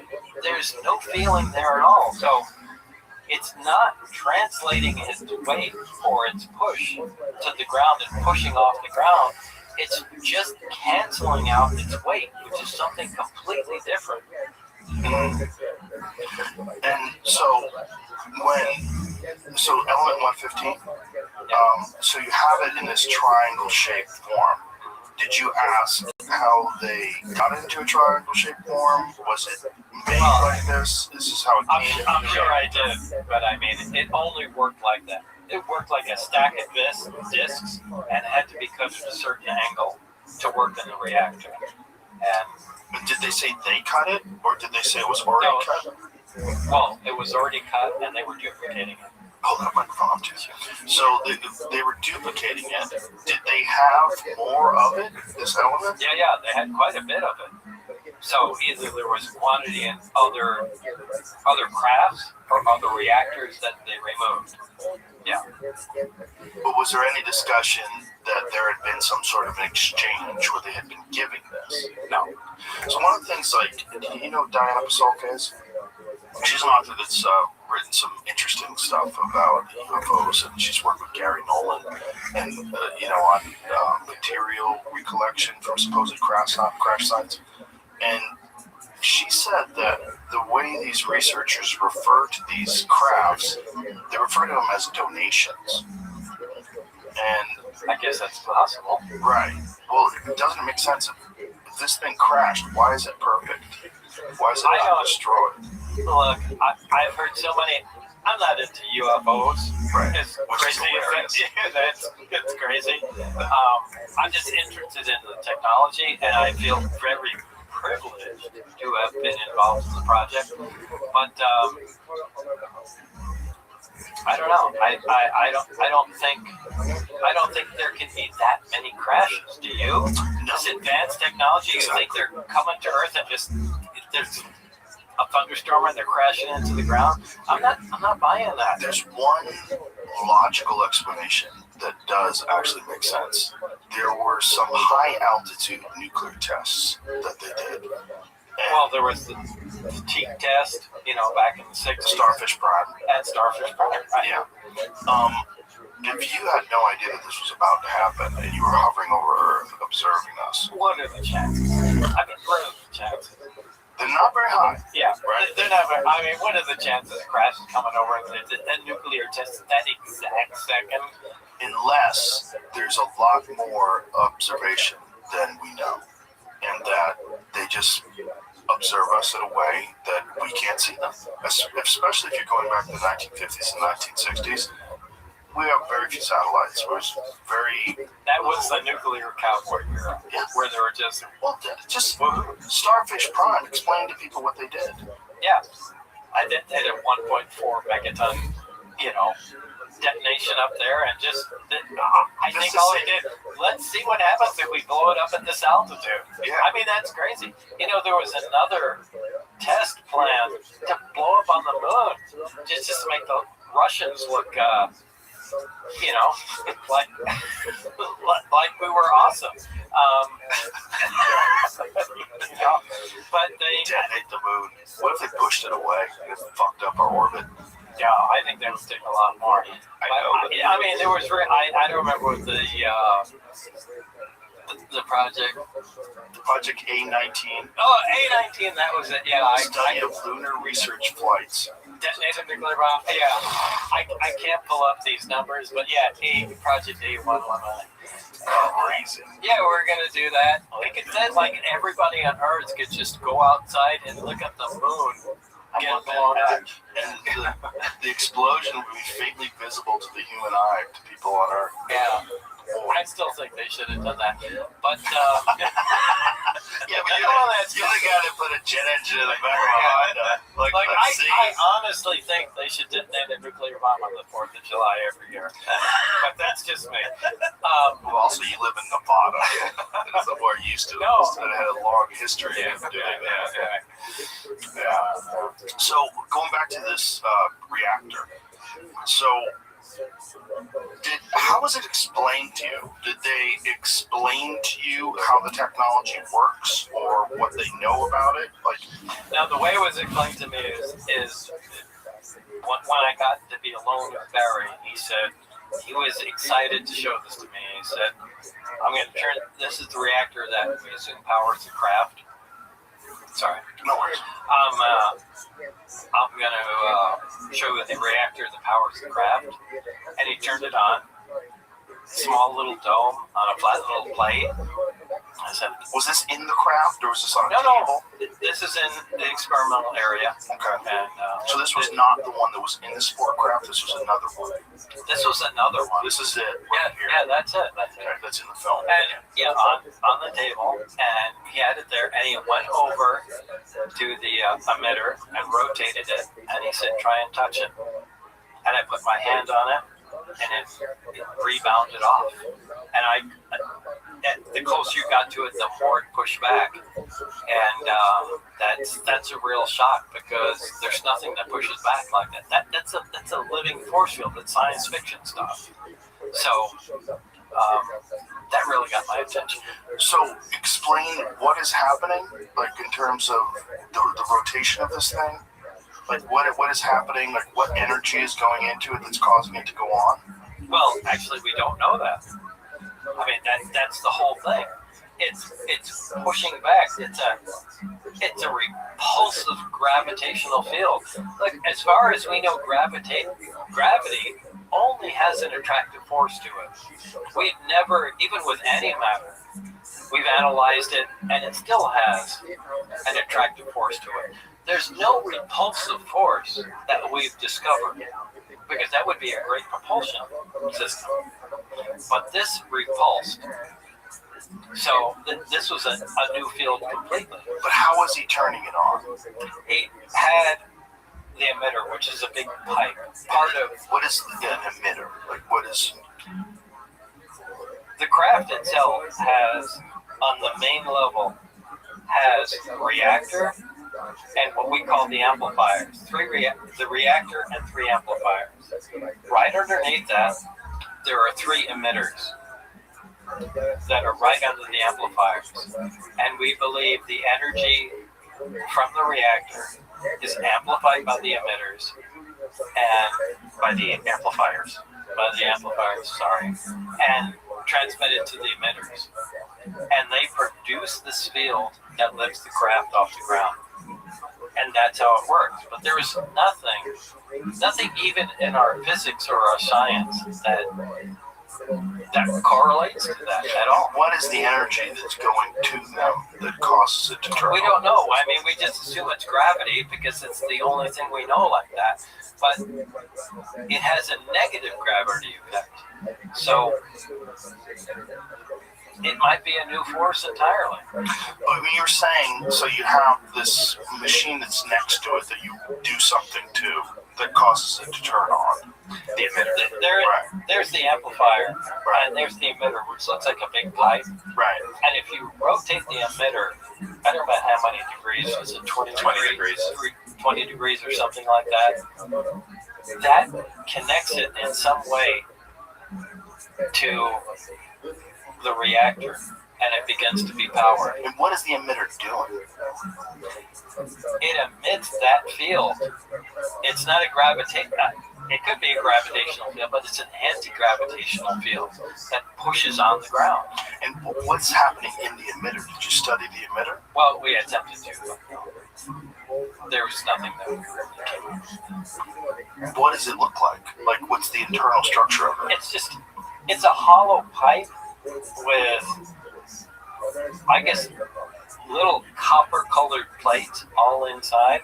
It's kind of in the film. But I mean, these guys have been working on it for years before I got there, and there was really no concept of what they were doing. Did they explain to you why element 115 is crucial to this working? What its role is? No. So element 115 was not even really discussed back when you were doing this. So it wasn't even discovered or proven physically until it was a Large Hadron Collider experiment in the 2000s, right?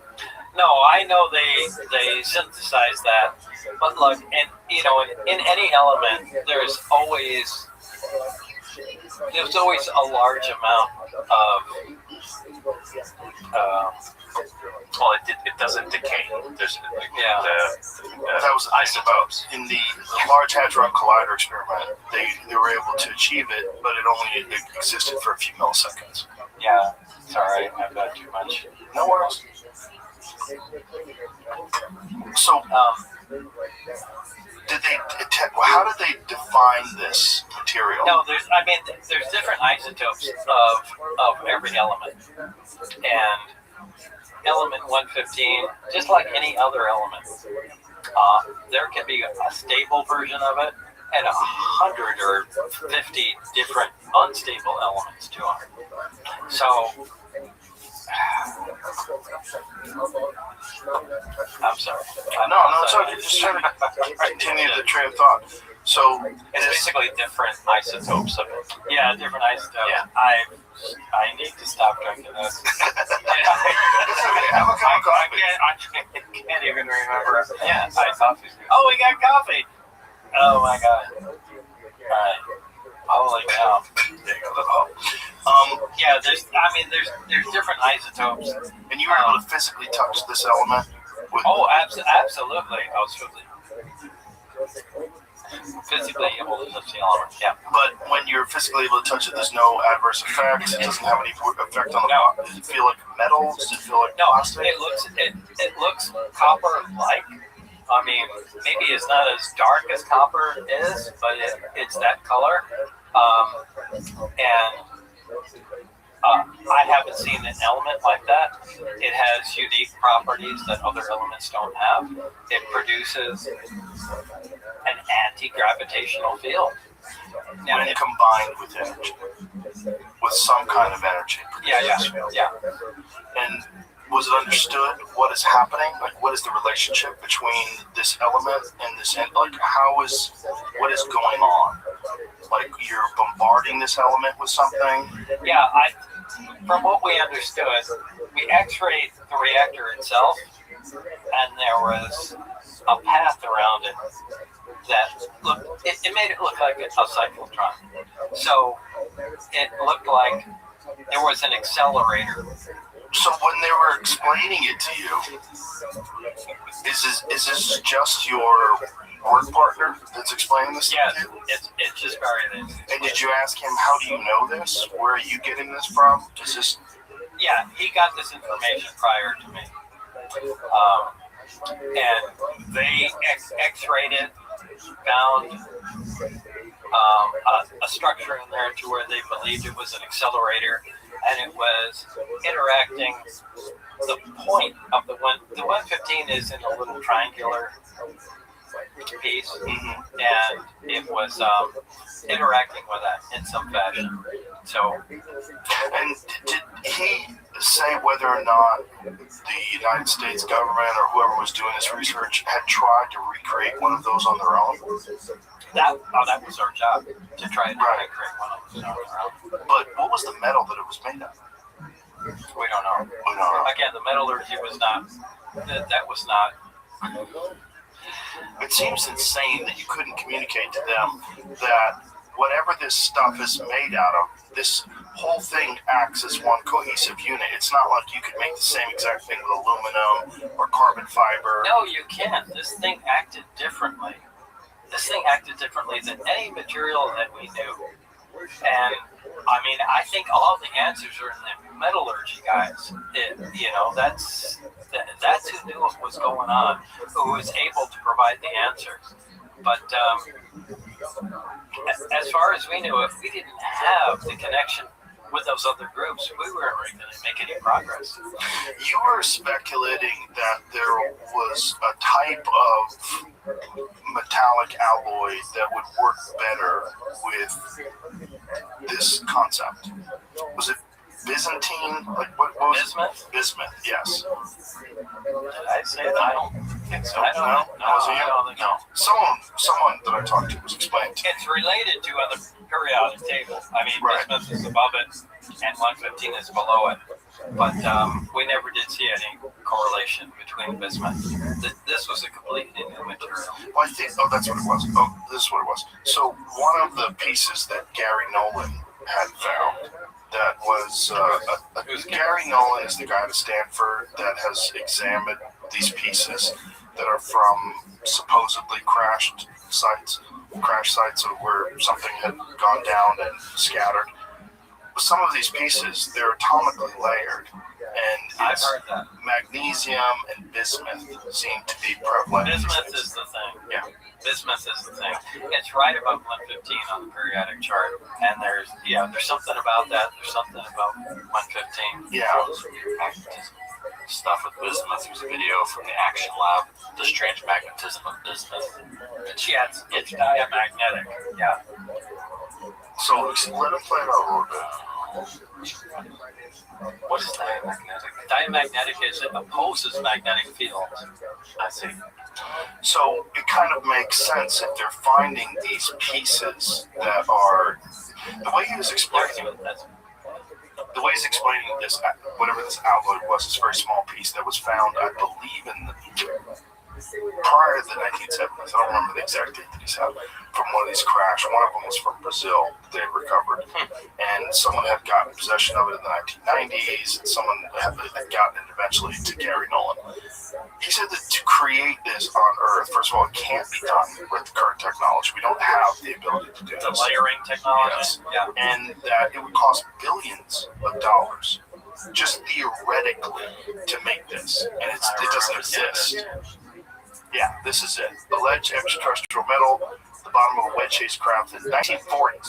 26 alternating layers, 1 to 4 microns, dark bismuth, with 100 to 200 microns silver magnesium zinc alloy.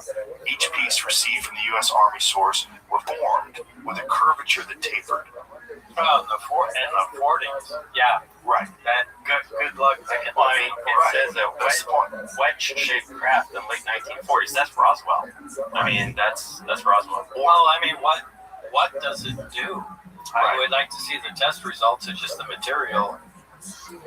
We can make that now. We can. Yeah, 1 to 4 microns of bismuth, 200 microns of silver. Yeah. The thing is, like, making something like that in the 1940s is absolutely No, in the 40s. it's impossible. But I mean, now we can fabricate something like that. And it would cost a shitload of money. So, like, the idea that you would make something like that and just scatter it around. You know, But what does it do? right, what does it do? Why? Why is magnesium and bismuth? Why in that particular array? There is something about bismuth.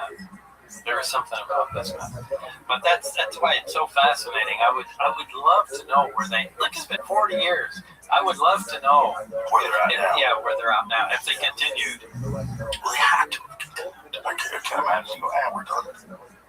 No, I mean they may have moved it. I mean, like I said before, I mean they were anxious to move it out of there at that time. But Are you aware of the labyrinths in Egypt that they discovered? So there's this. are you talking about the columns? No. This is unrelated. This is something different. So Herodotus discussed this. Now, my friend Ben Van Kerkwick, he has Uncharted X on YouTube. It's an amazing channel where he was a tech guy who just got absolutely fascinated by all these stories of ancient history, really got obsessed with Egypt and Peru, and left his field and started making these incredible videos. But he's highly intelligent, incredibly articulate, and so these videos are just absolutely fantastic. And really, he's very well versed scientifically, so you can understand these things and explain them to you. Like they're examining like the construction of the pyramids and the whatever technology was used to carve the stones, and there's just so much of it that is like confusing because it clearly is like a very high level of sophistication and technology that's involved in creating these things. Well, Herodotus described these labyrinths that were underground in Giza, not in Giza, but Hawara, is that where it was? Jamie will find it. But the way Herodotus described it, he said they were far superior and more impressive than the pyramids of Giza. Underground. Well, these massive labyrinths that exist underground were all flooded in the 1960s accidentally when they created dams in order to provide irrigation to agriculture that was in the area. So they changed the water table, fucked it up. This whole area got flooded. Did they know they were there when they accidentally? No, they didn't, because a lot of the stuff, like this is from thousands and thousands of years ago. A lot of it was covered over with sand. And, there had been some explorers a long time ago that went there and saw some of what was in there. But the way Herodotus described it, just absolutely fantastic. So then they started using ground-penetrating radar. And they started using these various technologies that could detect what was under the surface. And one of the things that they found was there's a massive atrium. And inside this atrium, yes, there is a 40-meter-long metallic object that is inside this atrium. 40 meters of some unknown metal. How deep is it? I believe it's 100 meters into the ground. So you're telling me a ground-penetrating radar can get to 100 meters underground? The stuff that with Filippo Bondi is used from satellites That we were talking about. more than a kilometer into the ground. And With decent resolution? well, no, not decent resolution, but enough that you can see symmetry. Enough that they can also detect things that are well known. 100 meters is Chambers. Well, listen to this. They detected accurately a particle collider in Italy that is inside of a mountain, 1.2 kilometers below the mountain. It sees through the mountain and can detect this thing in the exact diameter, the exact dimensions that this thing exists. So they can show you this. Yes. A particle collider? Yes. So this is a particle collider that they know exists, right? So this is an actual particle collider They're looking for right. it to prove. So that it's just proof that this technology is not just. Well, wait. Hang on. How do they know it's a particle collider? No, the particle collider exists. This is the Italians have this particle collider. It's known. They made it. It's like They just use it just on the ground. Right. No, it's not like we found a particle collider. Okay, that's what I thought you were saying. No. So this particle collider, they use this technology to show that you can see straight through this mountain to this particle collider that's underneath the mountain. So they know the exact dimensions of this particle collider. You can almost draw a schematic of it. Well, through this technology, they've also found these columns that are below the pyramids. These columns are 22 meters, 20 plus meters in diameter, and they have something that resembles coils around all of them, and they're positioned at various points all around where the structure is. It goes all the way down into hundreds of meters down, and then it goes to another structure, and the whole complex of it, these structures, goes to over a kilometer into the ground. But how can you see a kilometer underground? Well, you would have to understand this technology. What was it called? Radiotomography? He explained it to me. Synthetic aperture radar, right? Yes. Well, whatever And his seeing a kilometer underground at decent resolution?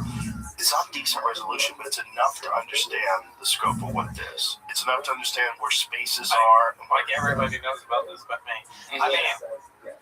It's pretty fascinating. Yeah. I'll send you the podcast, and I'll send you some of his conferences where he's explaining this to rooms filled with scientists. You would think they'd be anxious to dig this up. They are.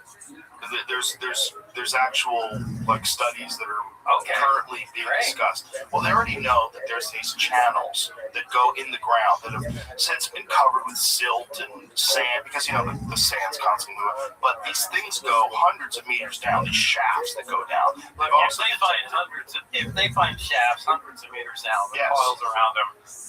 Look, that's advanced technology. Exactly. Yeah. This is the point. This is the point.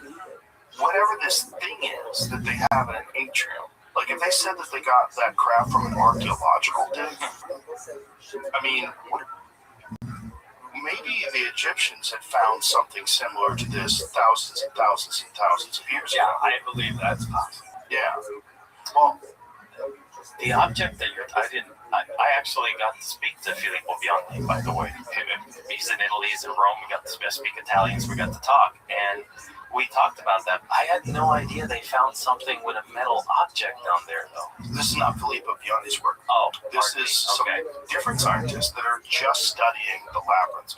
Jamie, pull up some really of the schematics of the labyrinth. So in the labyrinth, there's like a big large atrium. You have to peek in? Go ahead. Sorry. Head up. Yeah. God, I feel like a fucking ass. Don't worry about it. Get some air. Clear your head. So in this labyrinth, there's a large atrium. Okay. And in this large atrium, there is essentially a tic-tac shaped object that is 40 meters long. That is of some unknown metal.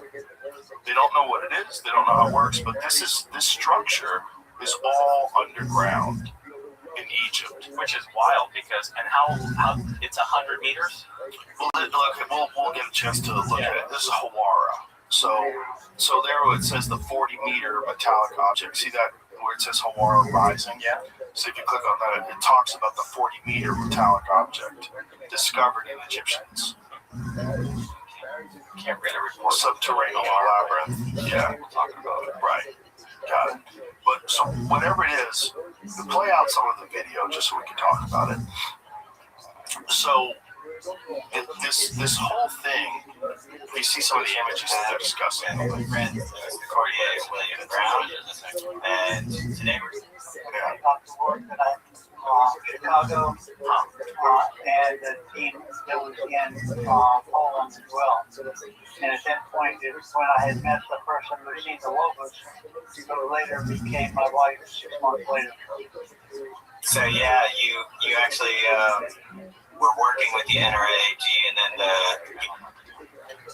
that's not going to help us. But if you could just go to some of the images where they sort of outlined what it is. Find it. There is not a very clear image of the metallic object.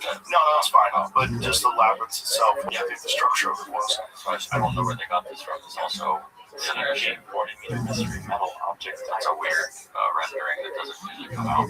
Right, but there's some other drawings of from the Herodotus days. Yeah, but so this is what they think it looks like under the ground.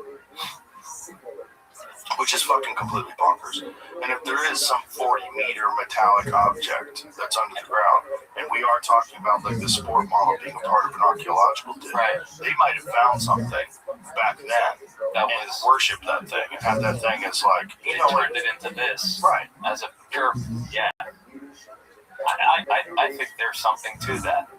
Well, all these people that believe that there was an incredibly advanced civilization before some sort of apocalyptic disaster that reset civilization, and it took thousands of years. And what we are essentially is not the first advanced civilization, but a rebuild. A rebuild, thousands and thousands and thousands of years later. That rings true with me. And as Graham Hancock always says, we're a species with amnesia. And I think that makes sense. And I think if you're dealing with people that were basically knocked back into the Stone Age 11,000, 12,000 years ago, and it took us forever to rebuild to where we are now, I think we've gone down a completely different path than whatever the people that were able to build the pyramids of Egypt and all these fantastic megalithic structures where we don't understand. Yeah, we what don't know technology how that we use. We don't, and it literally doesn't make sense that they were able to do this. It's even like when we see those big gigantic stones, and they're not just piled together; they're like interlocked in weird shapes. And all that. So, how did that happen? I mean, those are things that I agree with you. Yeah, archaeologists are very reluctant to admit it, but there's tremendous evidence that not only were these people far more advanced than we think people should have been back then, but they're probably more advanced than we are now with some different kind of technology. And maybe again, it's like advanced, but in a different way. Right. right? Yes, Otherwise, different pathway. Yeah. They didn't go our way. Yeah, they didn't go internal combustion engine and electronics. Because we would see something. Exactly. Right. But might not. If you're thinking about 100,000 years ago, there might not be anything left, which is part of the problem. But whatever this metallic object is, if they are able to figure out a way to divert some of the water there, so all layers converge in a central corridor or avenue, he said, like the atrium of a shopping mall, where you can see all floors from one vantage point. A hall consisting of a massive space, 40 meters wide and no less than 100 meters long. My personal interpretation, Tim said, is that the entire hall was constructed to house a centrally positioned freestanding object about 40 meters long. So this hall, they believe, was constructed to house whatever this 40-meter long unknown metallic object How could they not dig that up? Well, they could, but it's going to cost an immense amount of money. Right. And the thing is about the Egyptians, the people that run it, I had one of them on the podcast, Zahi Hawass, and he's incredibly dogmatic about his ideas of who built this and what. And when you say, how did they make these structures? 2,300,000 stones that weigh between 2 and 80 tons, the biggest stones cut from quarry that were hundreds of miles away through the mountain. And he's like, this was a national project. Yeah, the Egyptians did everything. They were awesome. Yeah, I'm sure they were awesome. I'm Yeah. sure they were awesome, but it doesn't explain the technology involved because there's extreme technology. Just to be able to cut those things. Like one of the things that they don't understand is these vases. These vases that they made that are perfectly designed, where there's the difference between like the edges and the symmetry is like 1,000th of a human hair, and these are cut out of incredibly hard granite. They don't Really? I've never heard. Yeah. You guys are familiar with that? This is a 3D print of one of them that exists. Yeah, and they're fascinated by the perfection, and they're saying, how did they do that? We don't even know. Incredibly hard Is there a stone. built with an incredible precision? Yes. Granite? Incredibly hard granite, incredible precision. Back when they had no metal alloys, they had copper tools. It doesn't make any sense. None of it makes any sense. Then there's the symmetry involved in some of these statues. Like, they're perfectly symmetrical in terms of the distance between the eyes, the nose, the lips. No one's face is symmetrical. Your left side of your face is different. You combine the two sides, they look. It looks weird. But when you look at these statues which are massive, carved out of granite, again, supposedly before they had steel, like they didn't have diamond-tipped instruments to do this. They polished them. They're perfectly symmetrical and massive. Some of them are 1,000 tons, and they don't have any understanding of how these people built these things or put them there. And they all seem to be the biggest, most spectacular ones, are the oldest. How could you not want to dig those up? Yeah, well, and look at them? Because, they're concerned about national pride, but if you dig them up, it's not just national pride, it's the pride of the people that have been espousing this one narrative for so long. Right. That's part of the problem, the gatekeepers of the information. it's still national pride. It is, but these people are idiots. That's part of the problem. Like their own ego is preventing them from being open-minded and calling out to the world's research communities and saying, listen, there's something going on here. We don't have the big picture. We have a picture that we have formed from a limited amount of information, and we've been incredibly arrogant about what we're assuming. We also know that a lot of these pharaohs would carve their name and carve their hieroglyphs into existing things. They would claim existing things. Some of the carvings on these things are far cruder in the way they've done it than the actual construction of the thing. And they think that these are old things that were there already, and then these later pharaohs Just wanted to attach them. chiseled their hieroglyphs into these things. And another thing, and this has been mentioned a lot, is the fact that there's no tools that were ever discovered in those areas that would prove that those things were made with those, and they had to use tools. They had to have something. Right. So there's not even that. That's not even available. So it's like, how did they do it? Did they hide the tools? Why would they do that? None of it makes any sense. And also these incredibly hard vases that you find, they're the oldest ones. They're the things that they find in the oldest sites. It's like the most complicated, complex, confusing technology seems to be the oldest stuff. Yeah. There's also like You had another guy here that does research on Peru, and he was talking. I can't remember his name. I got to meet him. Luke Caverns. Was it him? Yeah, he goes to Peru and he has a show about that, about the ancient stuff that they're finding underground in Peru. There's a couple guys. What was the other guy? He's got black hair. I can't remember his name. That's Luke. Younger guy? Yeah, younger Yeah, guy. that's Luke. Yeah. So basically, he was talking about the fact that there's 2 layers of ancient stuff in Peru. The first layer is younger, and what's below it is what's really incredible and more complex. But they don't want to go there because you're going to destroy an existing archaeological site that's on top of it. So what's happening is they're having trouble now getting permission to go to the lower level, which is even better, because they're going to have to break an archaeological site of a more recent part of that civilization. This is a common theme among people. We build on older sites. There's a place that I go to in Italy, in the Amalfi Coast, and there's this incredible old church there that's over 1,000 years old, but it's built on an even older church, and there's a plexiglass floor. That shows the old church. Yes, and the old church is underneath it, and you can see the structure of this old church. And I was asking them, how old is the old church? They go, we don't know. It's over 1,000 years old. So it's over 1,000 years old, this church, and then this really old church is on top of it that's like hundreds and hundreds of years old also. But they built it on top of an existing structure. So this is a common theme. This is a theme in Peru where you see the Inca construction, which is like much less complicated, smaller stones, mud mortar, but it's on top of these megalithic structures that are carved in these jigsaw shapes where it seems like they've been melted. Yeah. It's freaky stuff. They have no understanding of what technology was used, who did it, how they moved these immense 1,000-ton stones and cut them with precision in this jigsaw way so that it will absorb the energy of earthquakes and not fall down. Yeah, that's crazy. I mean, there's a lot of that stuff that's really, really freaky. And then you get into old religious texts, and that's when things get really freaky. You get to things like the Book of Enoch that talk about the watchers who came down from the sky and created clearly humans. a lot of unusual stuff happened a long time ago. And we don't have a good record of it. Yeah. We just have what we know, and what we know we get very arrogant about. We know what happened 300 years ago. That's a really good point.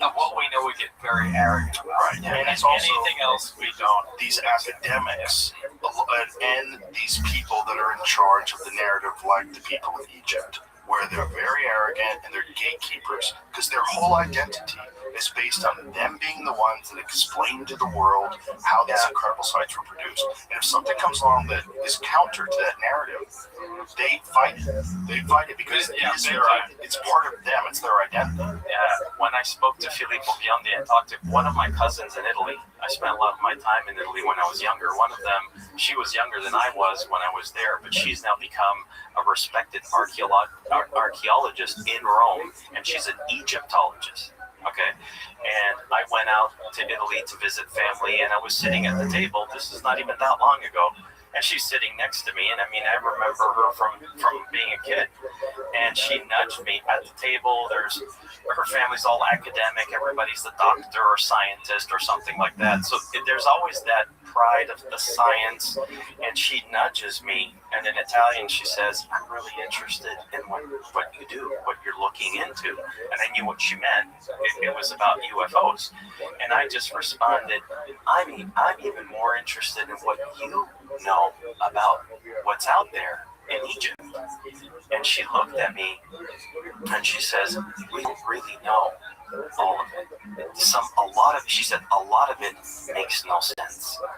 But she said it whispering because she knew that that's not well seen at the table, because now she's going to come across as this pseudoscience type of like, oh my God, she's going to come out of the mainstream, So, and then she went to her place, and I was still there. We were there for a couple of days. She came and gave me a little book, and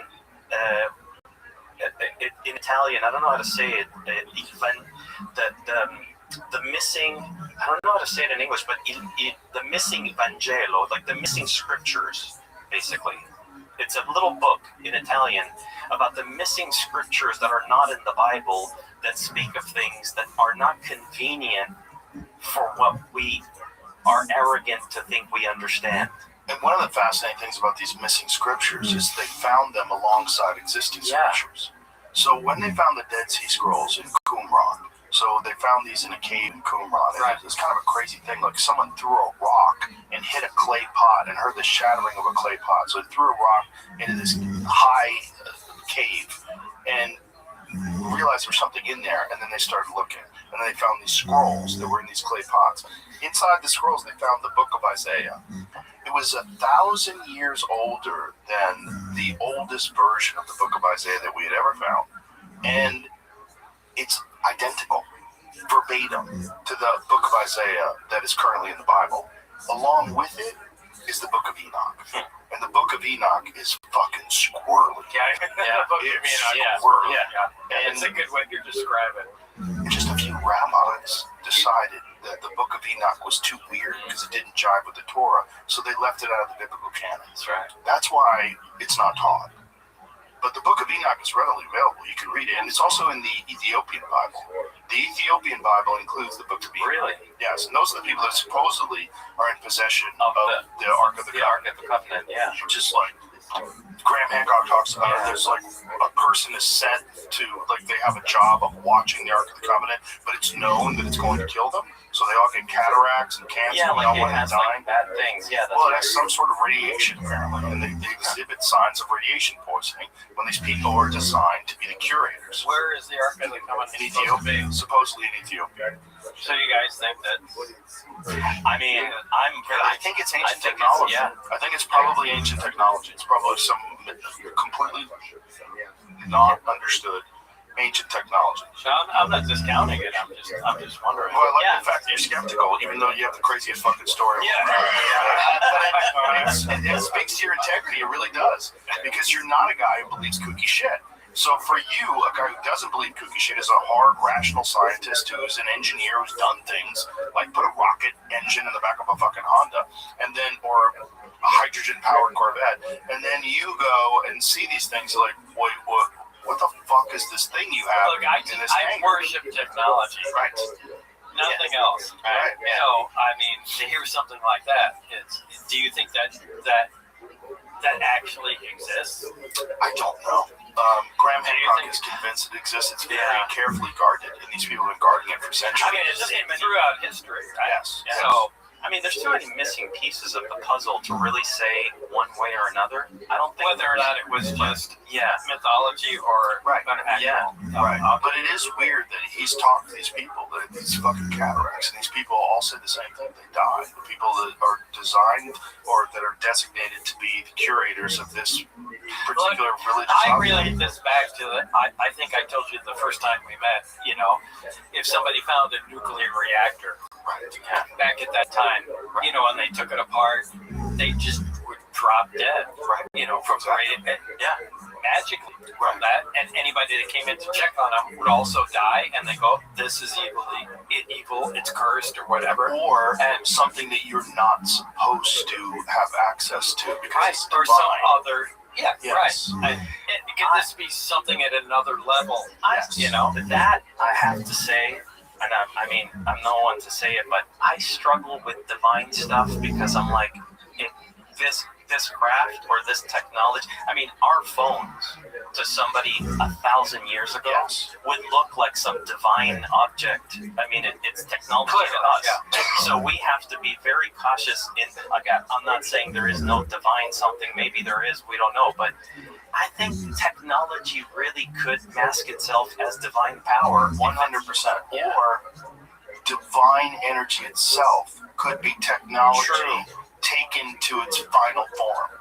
That I'm open to. Well, if you think about what we're talking about with sentient AI, an AI that has the ability to make better versions of itself, what happens if it's left alone for 1,000 years to do this? Well, what do you have? You have something that can harness the power of the universe itself.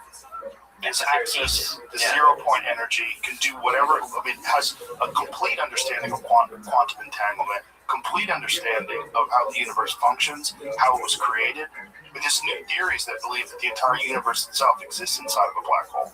You They're know, trying to figure out whether or not there ever was a Big Bang, or if it's a continuous cycle of things existing inside black holes. so where do you think we are?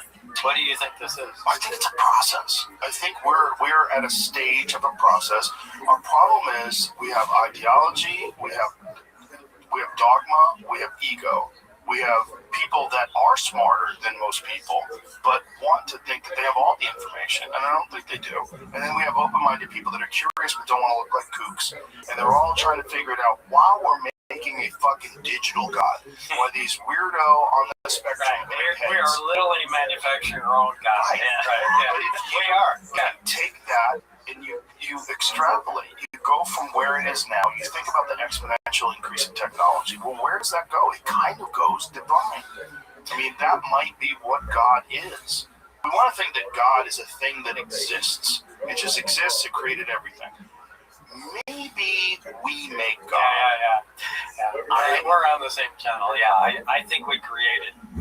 I think we created God. I think human curiosity and this thirst for innovation is all part of it. I'll say something about the technology because it always fascinates me. I mean, I spent 4 years with Bobnet to build it in a virtual environment, so I kind of had to think about it while I'm doing it. But if you really think about what this technology that you saw does, it essentially creates this artificial field of whether it's artificial, maybe it's natural, maybe it's a natural field, but it creates a field that we're not familiar with. And that field, I mean, Joe, you saw the movie. There was a test that was done in the lab that froze a candle flame. Right. Okay, but the photons are still visible within our realm here outside of the field, and you're still seeing the photons. Yet it looks like it's frozen. To me, is that technology like a black hole? Is it some type of time stop? And it basically gives us the power to utilize time in our advantage. If you think about progression in technology, anything we do, it takes time. Anything takes time.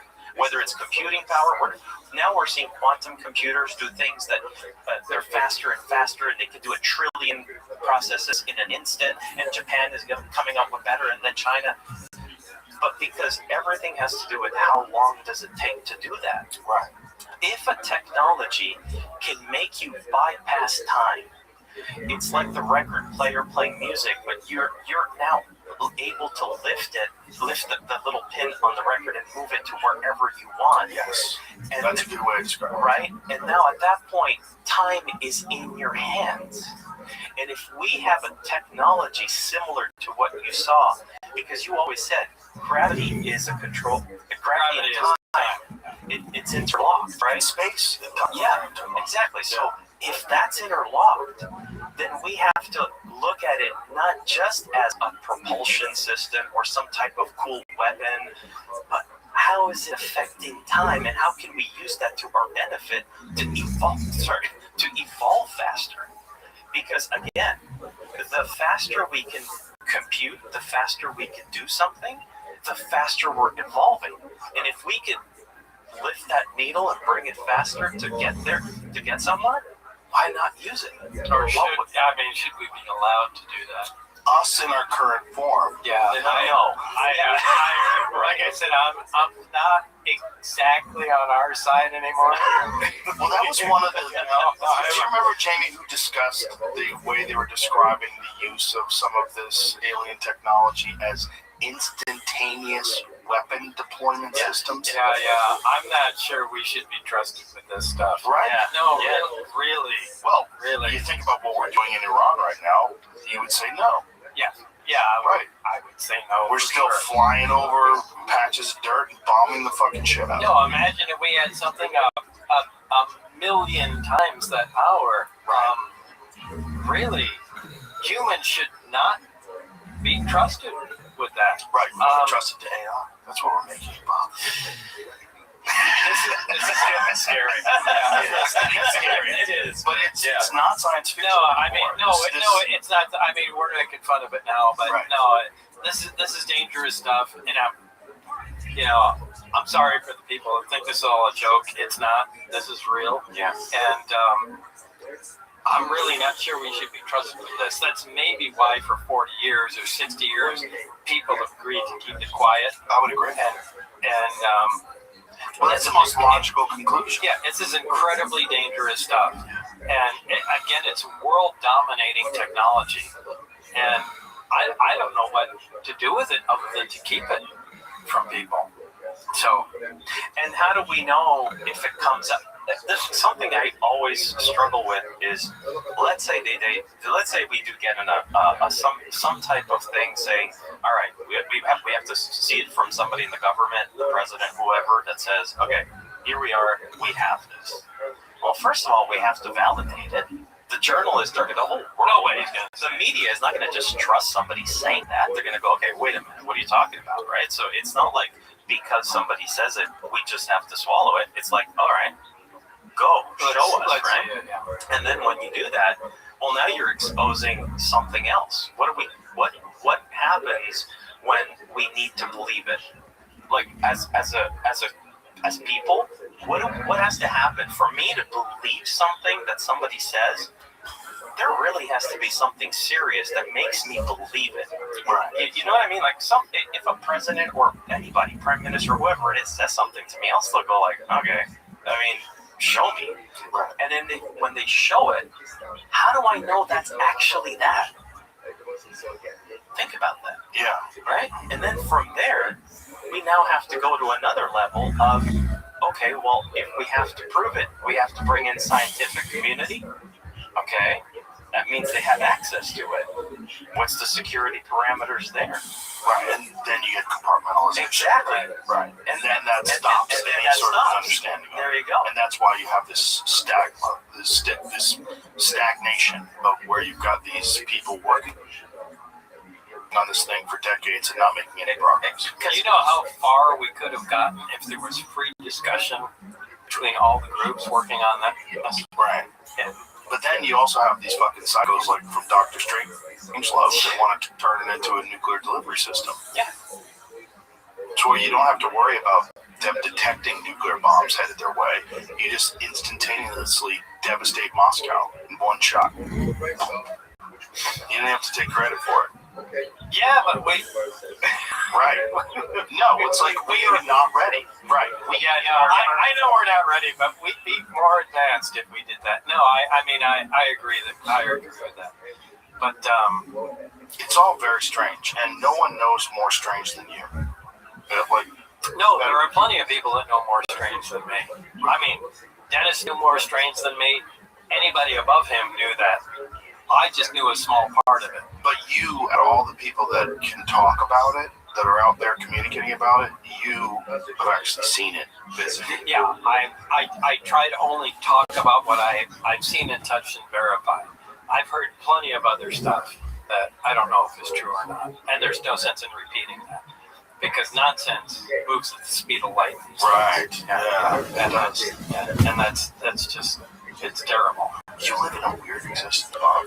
You really do, because you've been holding on to this. You have this experience from 40 years ago that's just become a part of folklore. It's become a part of the zeitgeist. Like, this is why your podcast that we did is the most watched podcast I've ever done. This resonates with people in a way that, look, I've done a lot of UFO ones. I had Travis Walton on. I've had a lot of people that have stories. They're all very interesting. They don't get nearly the amount of traction that yours does. And I think it's because you're uniquely credible. You're uniquely credible in the fact that you are very skeptical and you're not interested in like these fantastic ideas. You're very dismissive of nonsense, but yet you have this burden. Like, you actually physically touched these fucking things and went and I did. I mean, I was fortunate enough to have this really unique job. That's about it. And I am fascinated with the technology, but that's where it stops. I'm not interested in anybody else's story, although everybody has to email me. And I understand. And, they're looking for somebody. Hey, I saw this thing out when I was on my boat, and, what is it? I don't know. I mean, They're just looking for something, and it, I don't know, maybe it was Venus or something. And, oh my God, you suck. You know, you work for the government. It's like, sure, dude, I'm just looking for a prosaic explanation. And you know, but I only know what I saw and I touched for myself. And everything else, even in official government documentation, it's just words on paper. I don't know if that stuff is true. So you got to draw the line there. Yes. But you know, I know what I did. I know for a fact, and there is no way you can tell me that that's not real. Yeah. I mean, I have to say, in having worked with them and having, you know, inadvertently, there's no way that myself or people on my team weren't trying to dig deeper. Maybe there's a problem. Maybe there's going to be a gap. Maybe we'll find something wrong with the story, because we went very deep. We had to build S4. We had to build tour model, and there were things that happened over the years, things that he had said to us before we had built it, that there's no way he could have known, because there was physicalities, real things that we built. When you build something in a 3D environment, you're actually building a real world. It's got light bounce and refractions like the real world. Like when you turn on the light, it does the same thing. If a material has a sheen, you see it. It's literally the same thing. It's just computing power that gives you access to another world. And he mentioned things that were absolutely impossible to know. And like what? One of the things that got, two things really convinced me. One of them was in the interior of the craft. You had said to us it was very dark in there. And while Bob is explaining to us this interior of the craft, and many times he kept repeating, it was really dark in there. Even though there were halogen lights. Right, and so at a certain point he says, as I'm crawling in, there's like these extension cords, and I remember going, extension cords? Like that hadn't computed. And he's like, yeah, they had lights in there. And I'm thinking, it's true. I mean, well, there's no light switch inside this big thing. It's 52 feet, it's big. And so he said, yeah, there were two big industrial yellow industrial lights with 4 spots each pointed up. And so we decided to make those. We decided to research the type that were used back then in the United States, especially on military bases, the halogen power, because this was halogen in 1988. And we turned them on. And it was still dark. And it was super dark. And I remember Christopher Matteau, by the way, a big shout out to Christopher Matteau that's on my team, who made a lot of those visuals, and he's like a magician. He's the best. He's there, and I said, Chris, turn on the lights because we have to film in the craft. And he's like, they're on. I said, they're not fucking on. I can't see anything. He's like, they're fully on.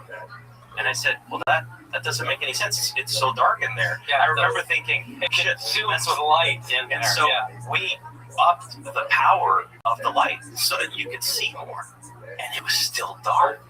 And I thought, what the hell is happening? I go, is there a bug? Is there something wrong? He goes, no, I don't know. It's absorbing the light in there. We had to up the light intensity on those tripods by 20-fold in order for you to see the visuals you see in our film. Otherwise, it would be really dark in that craft. So how did you compute that? Like, what parameters did you establish? So what you do is you're inside a 3D environment. You're in a 3D world. Now we're inside the craft that is 52 feet in diameter. We bring a camera in there. So we were filming. The whole film was done with the Blackmagic 6K cam. So we would bring our Blackmagics in the 3D environment. You can actually set that so that we could film inside the craft. So it matches the filming of our real cameras. And so as soon as the camera's on, it's the same lens, it's the same aperture, everything is as you would have it. And so you're trying to adjust for this dark room. But if the room is really dark, you can't really get a good look at it, because if you go close enough, you would have seen like a seat and a little bit of the reactor, but you would have been like, what's the black screen I'm looking at? So what is the explanation for why it's so dark? It's just the way the light reflects. And that is exactly, it's when you're in that space. Exactly. Right, but here's the question, like what are you, when you're making this in a computer model, right? What are you putting in that would make it absorb light that way? I didn't do that. So what we did is we spent over a year with Bob. I'm not kidding. It was like a year of trying to figure out the material of the craft, the actual skin of the craft. That was the hardest thing to do. The specularity and the reflectivity, right? The actual material, and the angle. Yeah. And then when the lights are in there, they just reflect at a weird angle, and it never gets bright in there unless you have tremendous amounts of light in there. It's always dark. And sorry to interrupt, but that would have been, so when that happened, and we have the right material, which is like this, let's call it unpolished stainless steel. It's got a little bit of usage to it just to give it some texture. It's got the same sheen, refractions of a real material like that, because every time we put a fake light in there, okay, it's reacting like that. And now you turn these big halogen lights on, and it's like the part of where the halogen is hitting the ceiling of the craft, because they were turned upwards. Remember, Bob said they were not pointed like this. They were pointed to the ceiling of the craft. So you got two of them. It's like wherever the light was going was getting eaten up by that portion of the material. So it's not reflecting all the way. So you have a 52-foot distance, and it's being lost in a maybe 7-8 foot diameter environment, an area where the light is. And we're like, why is that happening? But that's how it does. Well, that's the reality. He could not have known that. If he's trying to make that up, anybody who's inventing a story says there's two industrial light with 4 bright halogen spots in there, a liar would not say it was really dark in there. You don't know that. You have to build it. Right. So to me, that was a physicality of being inside the craft that made me go, Lazar could not have known that if he was making that up. You wouldn't know it until you experience it. Exactly. Right. So I'm like, unless Bob back then decided to go in his garage, build himself a fake dome, which I don't think you did. I'm like, how would he have known that? We didn't expect that. We were struggling with, why is it so dark? And You make films, so you're used to using lighting. exactly. And Chris was like, dude, this thing is just eating up the light. And I'm like, Bob kept saying it's so dark in there, and it just. How is that possible? What were the other things? The other one, I laugh about this with Bob all the time. It's about the flag on the craft that you could have seen it. I don't remember. So when he walked into the hangar the very first time, he saw the very first time Backwards flag. he saw the craft, and he saw the reversed American flag sticker on the craft. I wonder why it was reversed. I'll get to that in a second. I think I know, but whatever. I'll say what I think. And there's a lot of stuff. I researched a lot of stuff on Bob Lazar before I did this, and there's a lot of bad information out there. So I really tell people, if you really want to see what he saw, don't go read what's out there. Check this out, because Bob actually vetted everything. So it's not the wrong information to read. But anyway, there's a lot of detractors saying there's no way Lazar could have seen that flag. If the craft was that size and it was on the hull, on the craft shell, there's no way the angle, he's 5-something, he wouldn't have been able to see it. So we built it. We built a 52-foot diameter craft. We put it in the hangar. It's there. And my team, Chris, gives me the goggles, the ones I made you try on. And it is the very first time I go in there. And I know the craft is there, so I put them on. And now they're hoping, because they're there with notes, they're hoping I'm giving them all the notes on, no, that's not good, that's not good. And the first thing I did is I looked to my right, I'm looking at the craft. And I asked Chris to put me at 5'10", which is your height. So I said at 5'10", I'm Bob's height with the goggles. I want to see. And the first thing I said is, "Oh, there it is." And they're like, "There what is?" I said, "The flag." And they thought I was pointing at a flag on a wall. And they're like, "There's no flag in the hangar." I said, "No, on the craft." And they're like, "Yeah." I said, "You can clearly see it." It was clear. That was something that also made me go, yeah, this is it. This is the real size. So had Bob Lazar not actually seen that, the majority of the detractors out there kept saying there's no way at that angle a human eye can see a sticker on the top of the craft, which is on the top shell. But you can. It's as clear as day. So those were two things that I considered to be like, it's there. So I know to maybe some people that's not a lot, but as a person like I am, was very technical. I'm super difficult. It took a long time to do this because I'm a perfectionist and I wanted to make sure it was accurate to what he saw. I look at stuff like that because I analyze everything like that. And I analyzed this story inside out. And if you couldn't see the flag from that position, it would have been a big, that would have been a red flag for me. I would have been like, wait, you can't see it, but you can. So you can't put enough of a value on little details like that, because he didn't say this in 2026. He said this in 1989. Right. Why? Why do you think the flag was reversed? In American flag use law, the only thing we were able to ascertain is the fact that on military or on vehicles, anything military on a uniform, if ever you see an American flag on your right shoulder, it's reversed because it's how the wind is blowing the flag. On your left side, it's like the flag is because the wind is blowing this way. If you look at vehicles, let's say a Greyhound bus, they have American flags on each side, and they have a normal one on the left side, and a reversed on the right side because it's the right side of the vehicle. So it's blowing the flag that way.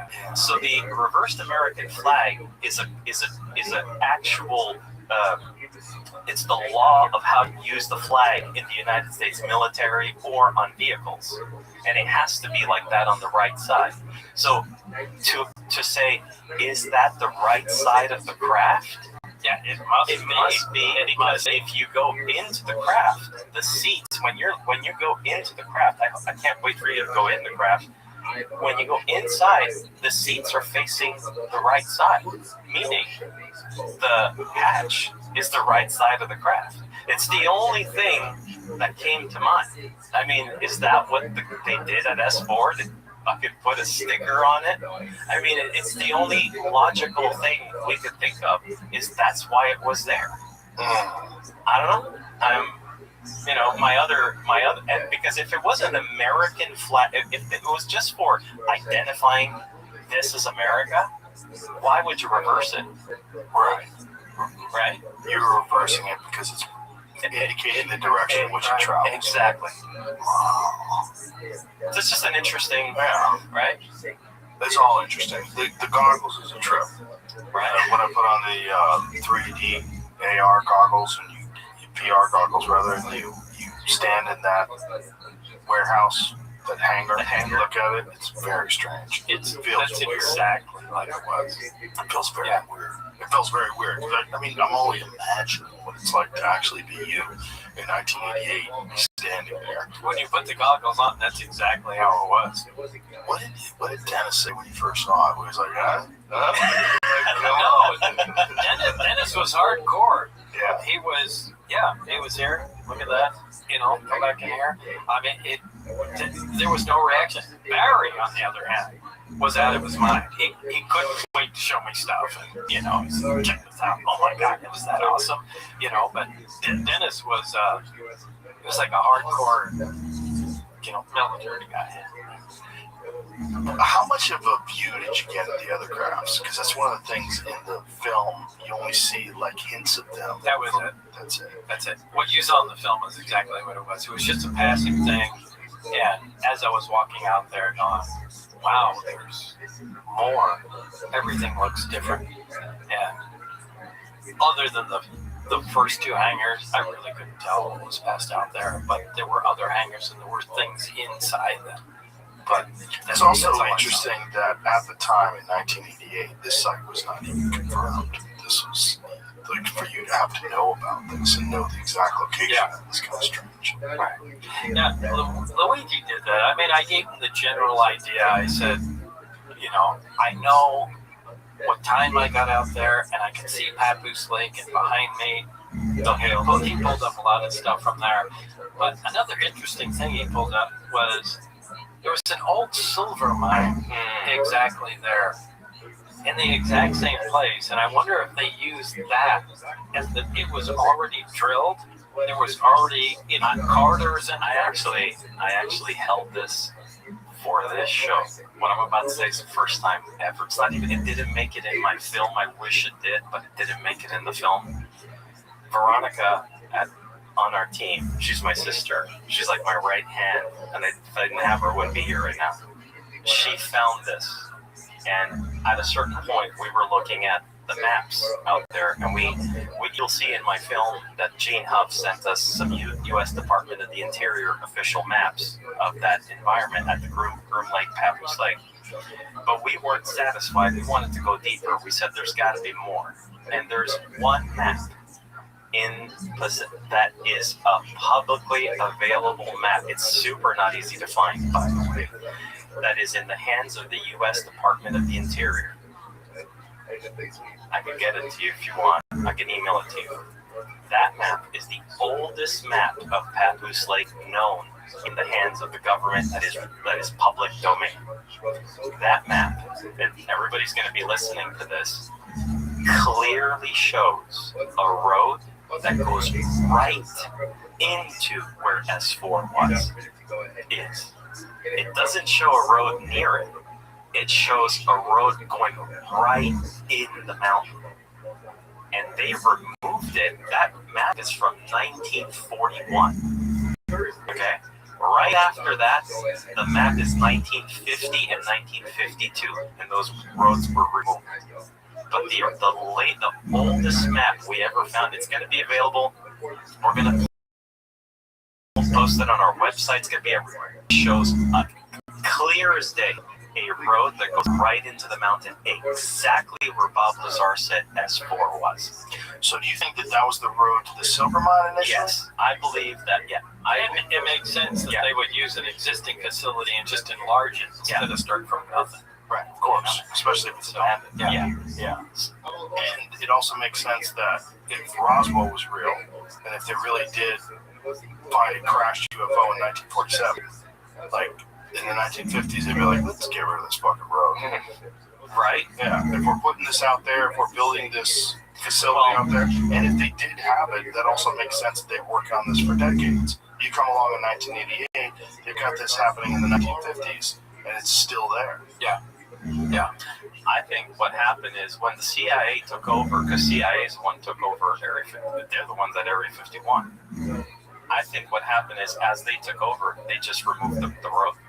It wasn't even because it was a flying saucer there. I just think they got in there, took control of that terrain, that whole landscape, and said, remove it off the maps. Because it's there prior to them taking ownership of that land.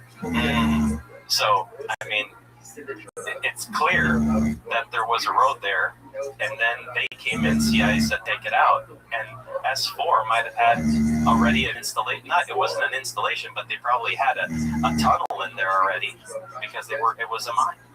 So it was an easier way to build a big facility in the side of the hill. Makes sense. It does make sense. And then there's also the images that you got of what looks like the hangar bay doors that are camouflaged. And I have to say that. Gotta go again? No worries. That's all good. That Technology will fix that. It'll remove your prostate. Turn you into a fucking alien. So that image that you got of unfortunately it's kind of blurry, but you do see something that looks very similar to what you'd expect to be camouflaged garage bay doors. I got contacted by a guy called Scott Mitchell, and I was getting contacted by everybody, Joe. Everybody was trying to get in and getting to make me work with them or use something they found. So I was ignoring 99% of people's, like, it's getting tiring. Everybody, like, you gotta listen to me. I know stuff about that. I'm like, what? I'm working with Bob Lazar. I have enough right now. But this guy, we had built the base, and I knew exactly where it was. I knew exactly the layout. This guy he not only contacted me, but he sent me an image that he had drawn. He didn't want to send me what he had found. But he says, here it is. This is where the doors are, and this is exactly where they point to. And I looked at the image and I said, not bad. I mean, he really nailed it in the image. And I thought, okay. At first I thought somebody on my team leaked something we had. To be honest, I'm like, God, who did that? Who sent out one of our renders to somebody? And because that's what I thought. And they're like, no. This is what? So I talked to this guy, and he's really, really good at researching, and he ended up becoming probably one of the best he's one of the best I've ever seen. His name is Scott Mitchell. And he says there are pictures that were taken in 2020. And ironically, those pictures were taken on December 25th, 2020, which is Christmas Day in the middle of COVID, which means the base might have been shut down. If you think about that, you know what I mean? Like, it's COVID. It was like in the heat of it. Plus, it's 25th of December. So there's probably nothing going on there. And this private pilot in a small Cessna requested access inside the perimeter, and they granted him permission. And he had a big Nikon camera on board with a big telescopic zoom, and he took a shit ton of pictures, and they're amazing. They're all public. They're all available. You can download them. And there's these pictures of Papoose Lake and the hill, but they were being used on the internet for a long time. Everybody was like, see, Bob Lazar is a fraud. It's not real. There's nothing there.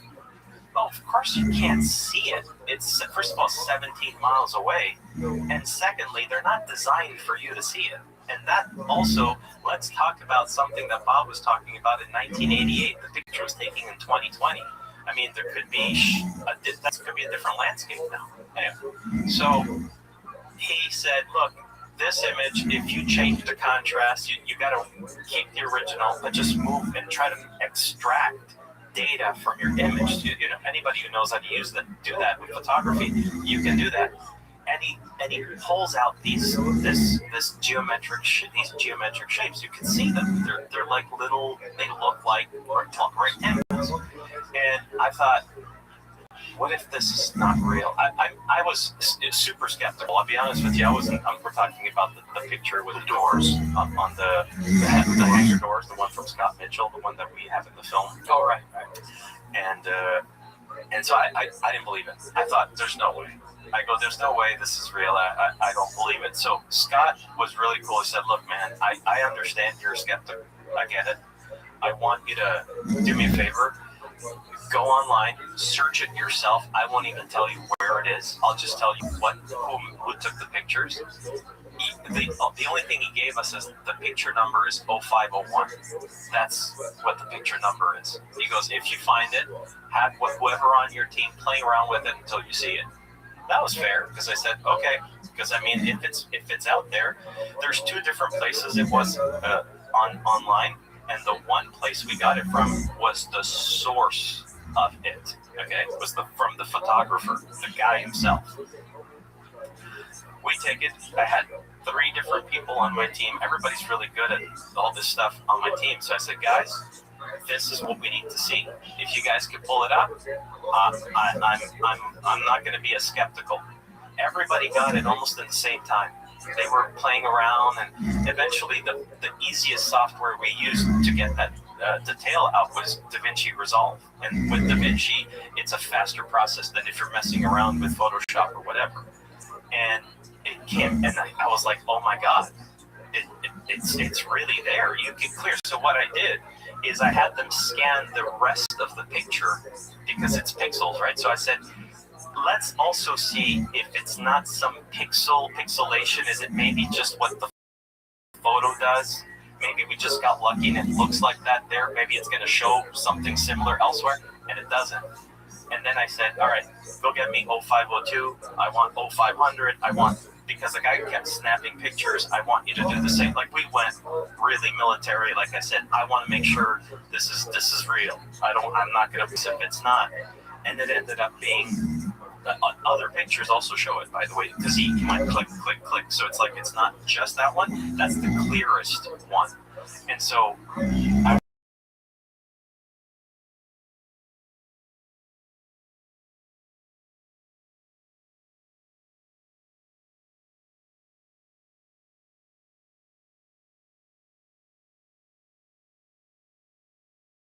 I'm with. And he just like exploded because he was like, oh my God, you're with Bob. And I said, show him.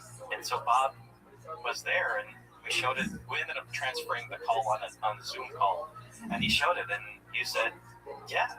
Like, I remember you going, yeah, that's it. Yeah, that. What did that look like to you when you saw those? It was awesome. Yeah. It was awesome. What was really shocking was the first hanger was bigger. Yeah. Yeah, but that was the big hanger. Yeah, because the first hanger is a big hanger, the smaller ones, and I said, Jesus, the first hanger is bigger. You found it. You found it. So, I mean, that was, I just lit up at that point. Yeah. What happens if you look at that site with Google Earth? That is with Google Earth. No, that was the picture. But Google Earth, and I'll tell you something about Google. Yeah, that wasn't with Google Earth. No, the picture is a real photo. The picture of the hangar doors is a real. Oh, okay. I thought that was Google Earth. No, the picture is a real photo. The Google Earth, though, you see that in the film. Yeah. And I can't make this up. I didn't want to put anything in the film. That was one of my things. I did not want to put anything in the film that would make me, the whole team, or even Bob look like we're trying to like MacGyver something in there. It has to be, you go look for it yourself. It's public. If you don't believe it, go check it out yourself. That's the only thing we allowed in there. And when you go on Papoose Lake on June 22nd of 2024, June of 2024, Google Earth changed. You're going to be right over Papoose Lake. If you zoom in, you're not going to notice it because it's kind of a yellowish tint to the image. And I remember going, why is it so yellow? I mean, I've been there so many times. I was like, why the fuck is it turned so yellow? And I'm like, so I'm zooming out, and I'm like, why did they fuck it up? I thought, they fucking ruined everything. It's all yellow. And as I go further, you see this box that is like right over Papoose. So I'm like, what is that? And I put my mouse over it, and wherever you're in the box, it's June 22nd, 2024. And as soon as you put your mouse outside of the box, well, it's an older date. And I thought, oh, they just did that.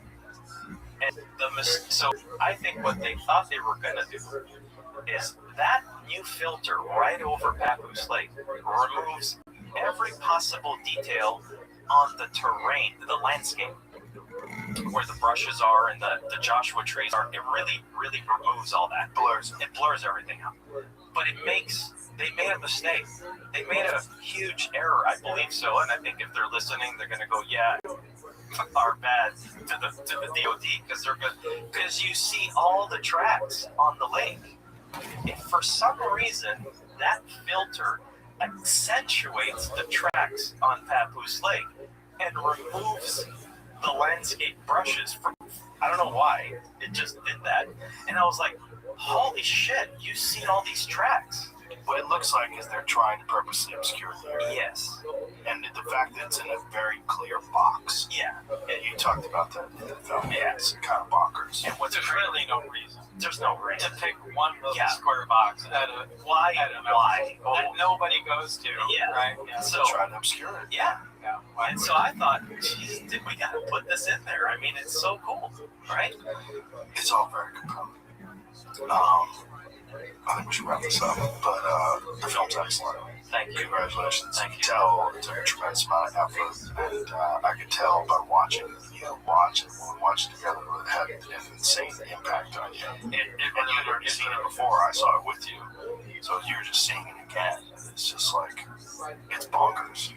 Yeah, it really affected me. And is there anything else you want to say? There's a couple things I want to bring up. Okay. You know, Yeah. Just because I've heard stuff Luigi has told me, people think that I make millions of dollars off of this stuff. And I don't. I would love to sign on to the millions of dollars program. Jeremy made his movie, and I didn't get a cent from Jeremy's movie. I said, anything you make, give to George. And Luigi has spent millions of dollars of his own money, literally, right? But making this stuff, and I can't see how he's ever going to make the money back. If he does, that's awesome. I drive a 1980 something. Not a 1980. You drive? No, 2000. No, a 2018 Chevy Bolt electric car. I mean, it's a car you'd buy for your teenage daughter. It's embarrassing to drive. It cost me $18,000. You know, my house on the 10 acres cost $450 grand. And, you know, back when I got it, I mean, I work 6 to 7 days a week at United Nuclear, my business. I mean, if there's anyone that wants to give me millions of dollars, contact me immediately, because I would like to retire, but no, I don't make millions of dollars off this stuff, and my wife and I do fine. We grow our food in our greenhouse, and we live in our little place up in the mountains, and that's it. But you know, this is Luigi's thing. That's why he's here. I think the film's going to be very successful. I think you're probably going to make money off of it. At least I'm No. Well, You know, thank you, Jim. I think we should wrap it up. Thank you very much, Luigi. Thank Not you, to Joe. Park. Thank you. It's fantastic. Bob, great to see you again, as always. I'm sorry I had to be so much. That's okay. It's understandable. It's understandable. And again, the film, let's show it on the screen, Jamie, so people can know where they can see it, when it's available. Yeah, it's available actually as of right now. Let's play the trailer. We'll end Yeah, it with let's do that. S4, the Bob Lazar story. We'll end it with the trailer. It's on in Bear.com.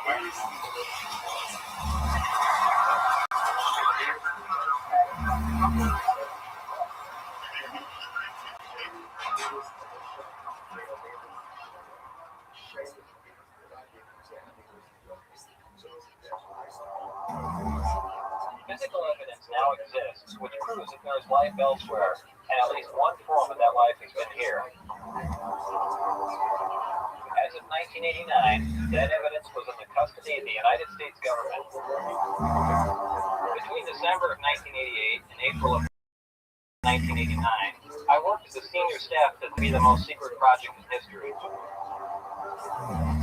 My job in this program was to be part of a back engineering team.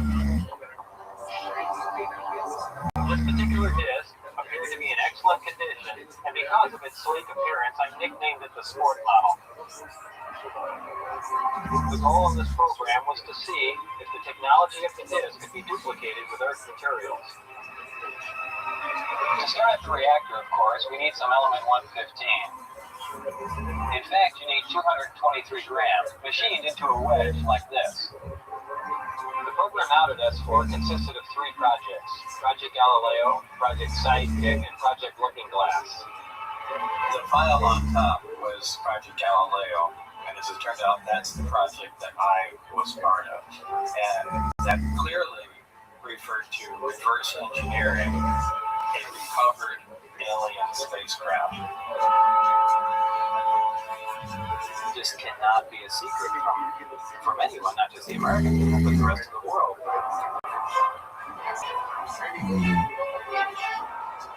All this stuff is something that happens to it's not who he is. They're doing everything they can to keep this information secret. That's a good evidence. I saw Brad do that next to him. How his story spills.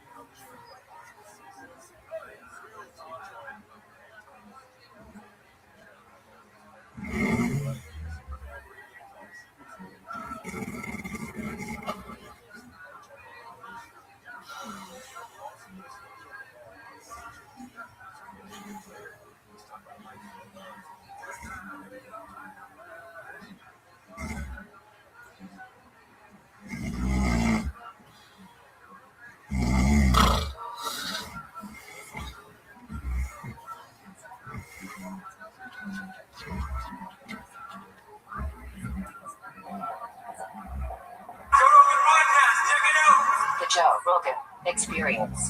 Showing my day, Joe Rogan Podcast.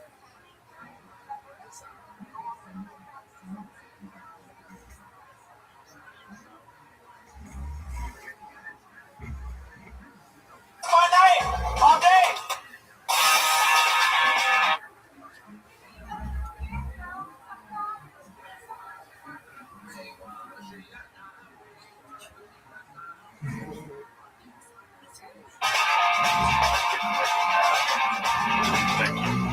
What do you mean by those people?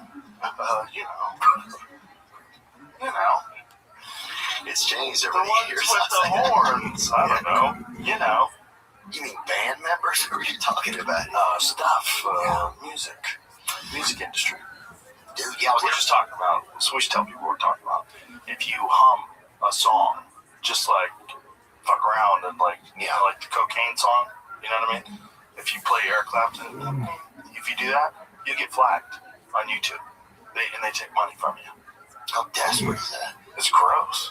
Like, you can't even hum a song? You can't, like, what are you talking about? You can't even hum. In the future, you're not even going to be able to fall in love. They're going to charge you for it. How are they going to do that? Well, you won't be falling in love with a person anymore. People will be outdated. People come with problems. I ain't coming on no bot. No? Ever? What about in one? Yeah, what will they do with it? Keep it. Yeah. Maybe that's what keeps them alive. Imagine that. Let me think about it You for gotta just a fuck her second. every day to keep her alive. You don't just start shriveling up on you. Like she's on Ozempic. Oh. So she's a Latina, you're saying? So you're saying Keep her plump. you gotta keep her. You gotta keep the juices flowing, huh? There'd be guys that would sign up for that. Okay, I could do that. But day 5,026 in a row, you're like, oh my god, I can't do this. Yeah. And she's dying. Why is she dying? She's electric, isn't she? She only gets powered by cum. Oh, it's sad. In 3 days with no cum, she shuts off. And that's it. And you can't bring her back. I'd shut her down quick. I'll tell you that. She would be. You have to let your buddies fuck her just to like keep her alive. Oh, that's gonna be gross, Joe. It would be. And it would be sad and stuff like that. And you'd have somebody like late at night, like, hey, bro. Loves her. Yeah, Loves her. what's your wife doing? Too? Like texting you like Oh, 4 no. a.m. Bro, you can keep her alive. Yeah. He's over there stroking that white on the phone with you. Bro, plug your wife in for a little bit, bro. Let me come over there. We're getting close. Did you see those ones they have at the Consumer Electronics Show in Vegas? The dancing ones? No, it's an AI companion that's a robot. It's like a very pretty lady, and her mouth moves, and she talks, and it's not there yet, but it's in the neighborhood. You know, it's not at the right door, but it just entered the community. You know what I mean? You think so? You know, some communities have that awning, like, welcome to like Paradise Estates. You go through and there's all the houses in the subsection. Yeah, It's in the door. right. It's in the door. It's just not at your house yet. Hidden Oaks or whatever. Exactly. Or Hunter's Glen or Racist Cove or whatever. The fuck robot has made it through onto your street. It's just not at your house yet. And it will be in 5 to 10 years. My kids aren't fucking robots. I'm Well, if you have kids, they're gonna fuck robots. No, they won't, You Joe. won't be able to stop them. All their friends are gonna be able to do it. It'd be rude. It'd be like keeping them off social media. That's crazy, dude. If you keep your kids off social media, they feel left out. They're like, come on, Dad, let me get Snapchat. Like, no, son. I want you to concentrate on your homework and your football. Come on, Dad. Come on, Dad, let me get Snapchat. No, look, your dad wakes you up early. He's like, look, one of you little bastards left the freaking cum robot in the yard. Which one? All delirious. Come to come. All your friends fucked it. That's sad. But I do think that one day our smiles will be in a museum. That's where we're headed. It's like the feelings are starting to disappear, you know? Maybe that's what autism is. Like severe autism. Oh, I've thought about that a lot. That's why we're getting to some of the only way we could get to this place, if we get to this data-driven place where it's like, you know, alien-esque, things start to feel alien-esque here, is because of autism leading, it's when autism mixes with, what's it called? Our society is based on money, capitalism. When autism and capitalism converge, things got really weird. Right, and think about it, right? We don't know exactly what is causing autism. They have a lot of suspicions. A lot of them have to do with vaccines, different medications, different chemicals and pollutants, and all sorts of different things. And cologne, too. One thing we could all agree on, and Tylenol, they think too, right? But one thing that we can all agree on it's a big factor is stuff that we've created. It's a big factor.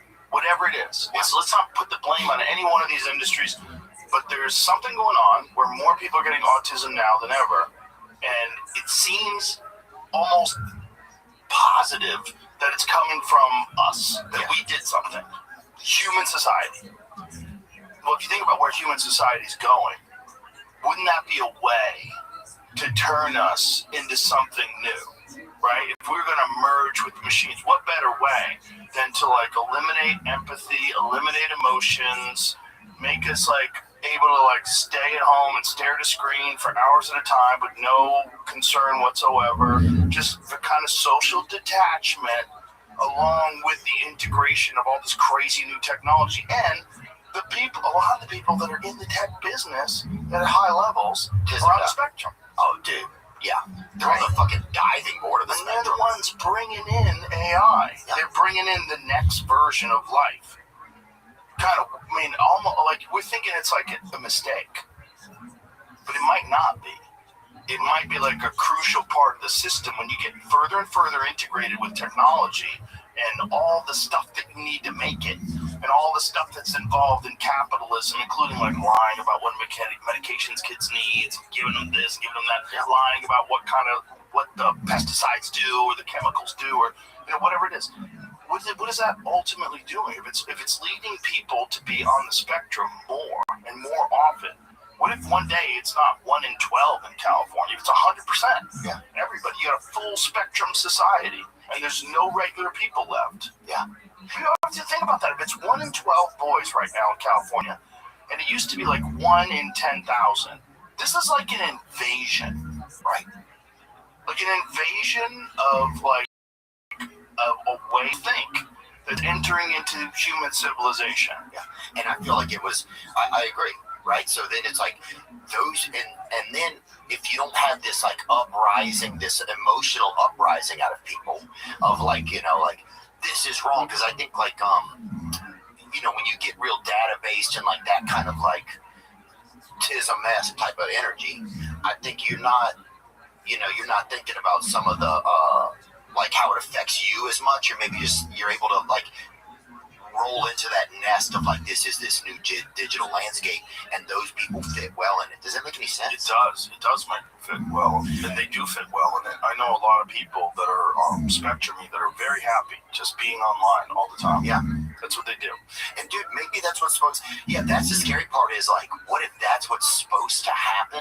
Right. And the rest of us are just like, because I'm like, I think of romanticist, I'm thinking like, oh yeah, a porch and a rocking chair, and then but other people are like, yeah, we're coming in robots and shit like that, and ordering bagels through our fucking brain cells and shit, like, it's just like, We're thinking of autism as a flaw, but it might be a feature. but is it what nature wants, or is it something that we're creating that is heading us down a very dark path? I feel like it's not autism, but all of it in conjunction is the second one. It might be what the universe wants. It might be how it goes. Like, there has to be some sort of a pathway from territorial primates to something new. Right? Does it? I think so. Yeah, because otherwise we would still be single-celled organisms. Everything's moving in a general direction of more complexity. Okay. Right? That's fair. So if it's moving in a general direction, more complexity, and with all the technology that we're making, like, we're moving into some fucking weird place, right? If you just like easily accepted that, and what better way than if you're one of those dudes that's on the spectrum that loves to chill at home and play video games, just stare at a screen, doesn't really need a lot of human contact. Yeah, one of those fucking data wiggers or whatever they call them. Yeah. Those fucking tech monkeys or whatever. Yeah, those guys are just all about it. They're all about it. They're wearing Apple Watches and they're fucking everything's digital. Yep. It had to do with a fucking Whoop neck brace. It was like, it kept updating on his watch. It's like, your neck's still broken or whatever. He's got a Whoop cock ring. Yeah, it was crazy. You're It's like fucking, a fucking robot. bro, you blink twice, you're fucking, it shoots GLP-1s in your nuts. It's just like, it's all too, but it's happened too fast, bro, and it's too much, and it starts to be like, is it being controlled? Dude, here's something that I was Being controlled by a small amount of people, which is always scary. That's scary. it's always scary when a small amount of individuals have insane amounts of power and wealth. And that's what's going to happen with this AI thing, and that's what happened with tech. Like, look what happened with tech. With tech, the vast majority of people that are involved were all like heavily left-wing, very progressive, like kind of even far left in a way. And look, they pushed the entire country's narrative in that direction through censorship on social media, through banning any accounts that didn't kind of commit to the narrative. Russiagate, anything about Hunter Biden's laptop, anything about vaccines being deadly, or, maybe it came from a lab, all that stuff would get you kicked off. So it was all moving in this one ideological direction. That's literally the conversation the entire country's having, and there's no other output. Before, there was a few of them that came around, like Gab and some other ones, some social media sites that were like a response to that, but they never really took off, right? Nothing took off yet. Not really. There's some people that are on Threads, and there's some people on Truth, but the reality is, if you're not on Twitter, you're not really going to connect with most people. That's the giant majority of people having conversations, and it was all completely controlled by a small group of people with one ideology. But didn't all those half of those people move over to the other political party when Trump got elected? Like, you know what I'm saying? Like, Zuckerberg was on the left side. Bezos seemed like a very left-leaning guy, and then they're all just... So that's what made me start to think, none of these guys are really on a side. There's this other third side that a lot of us can't see that is just kind of commandeering or fabricating or like infiltrating both sides. If I could hum a song right now, I'd hum the Pink Floyd song Money. Yeah. You know what I'm saying? Yeah. Because that's what they were protecting, that cheddar, that cash, baby, protecting that cash. Ooh, I mean, look how many people are fucking moving out of all these states that are trying to impose wealth taxes. They're trying to steal money from the people that are the most successful. I was reading something about Massachusetts, how much this lady was reporting about how much Massachusetts has lost from that. Because people leave the state. Their businesses leave the state. New York is having the same problem. That Kathy Hochul lady, now she's asking people. I don't know how to say her name. I don't care. Yeah, get a better name. Who cares what her name is? Yeah, she's asking people to go to Palm Beach and tell people to come back to New York now because we're losing tax base. Like, come on. Of course you're losing tax base. You can't just arbitrarily decide that because someone makes more money, they deserve to give you more money. And then, what have you done with the money you have? That's the best part. A shit ton of waste and fraud. And have you corrected any of that? No. So your solution is what? More money? Yeah. Okay, fuck all the way off. Of course these people are going to leave. You're a bunch of incompetent stooges, and you're in charge of all the money in the state.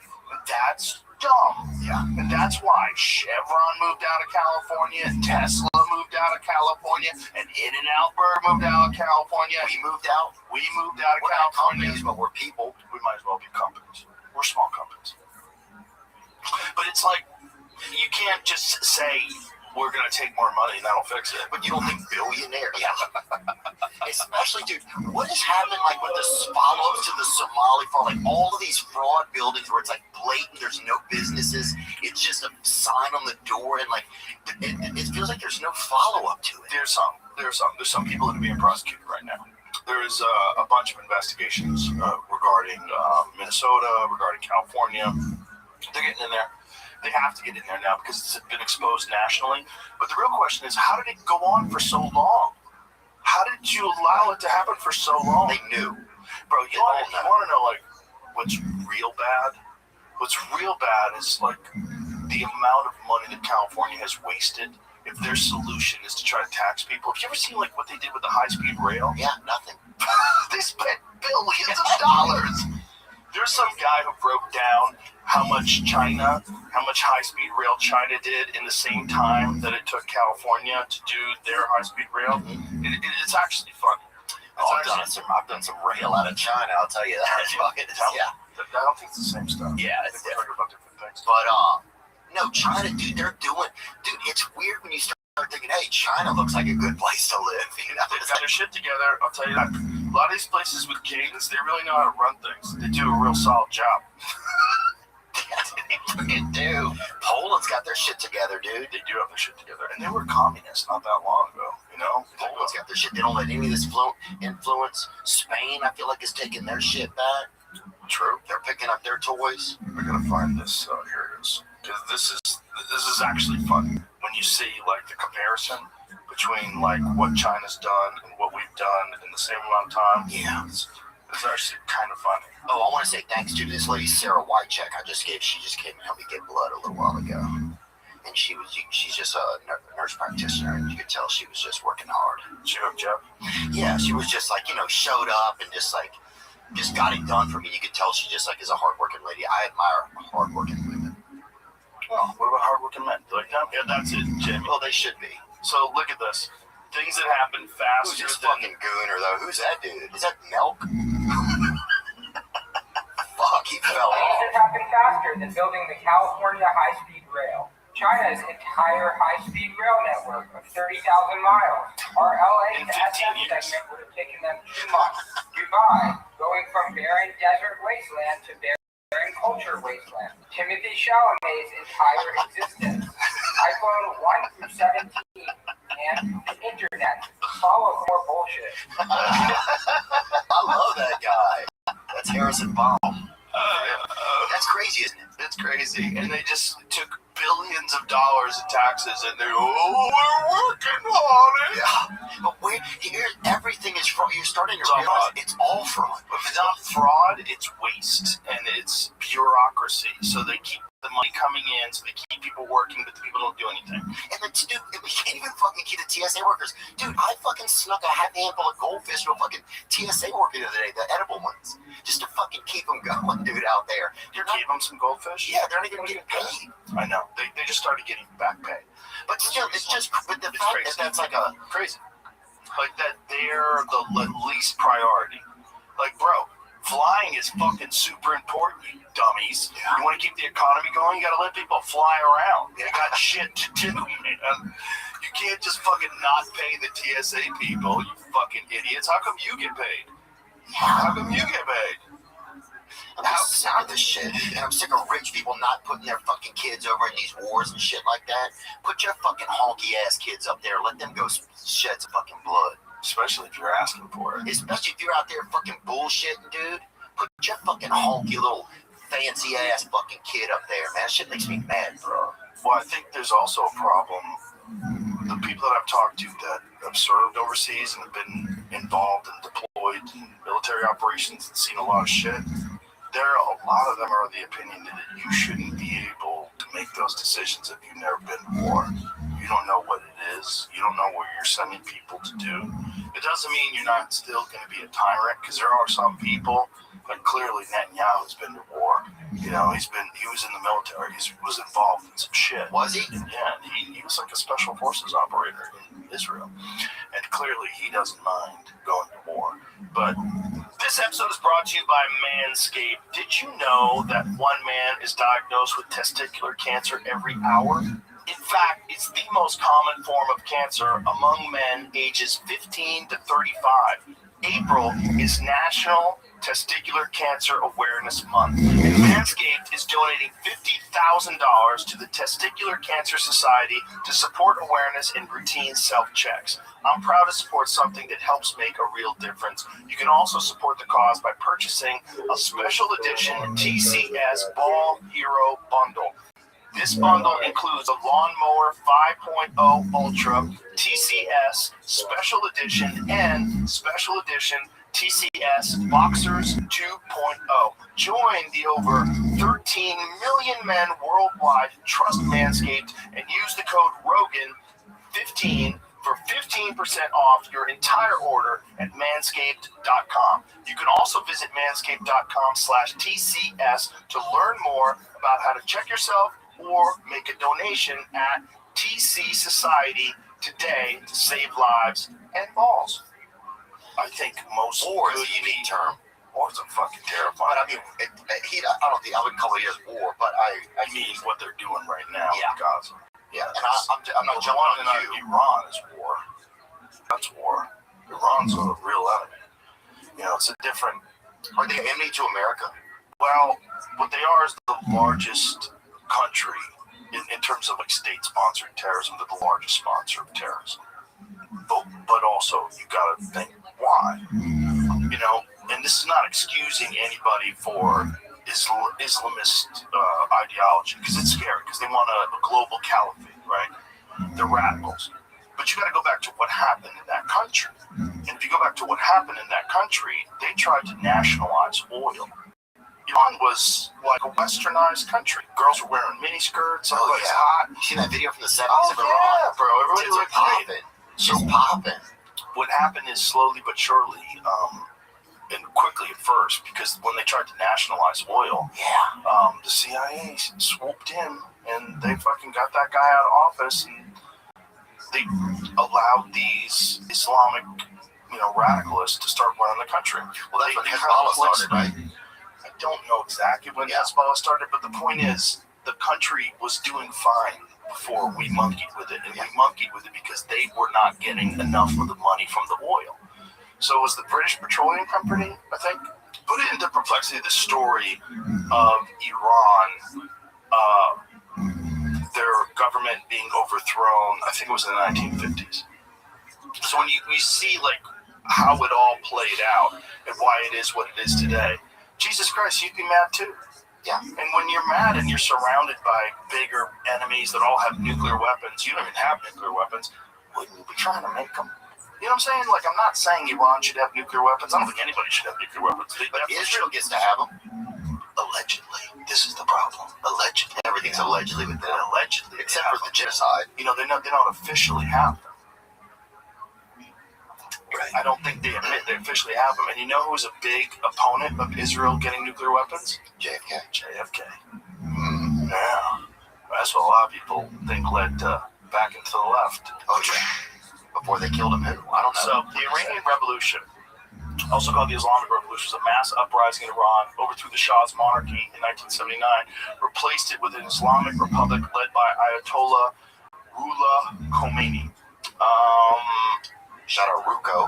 I want you to go back to the national, ask it a question of what was the events that led to them trying to nationalize their oil. Here it is. No, that's not it. What was banned real opposition used secret police to surveil jail? I've just put it to ask another question. What were the events that took place after Iran tried to nationalize oil? Just ask that question. What are the events that took place when Iran tried to nationalize oil?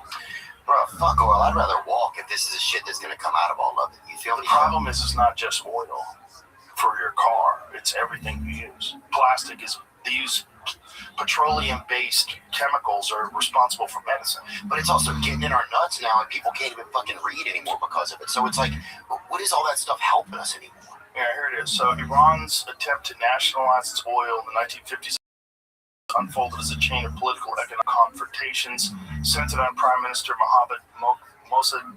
How do you say his name? Mossadegh? Mossadegh? Let me see. Mossadegh.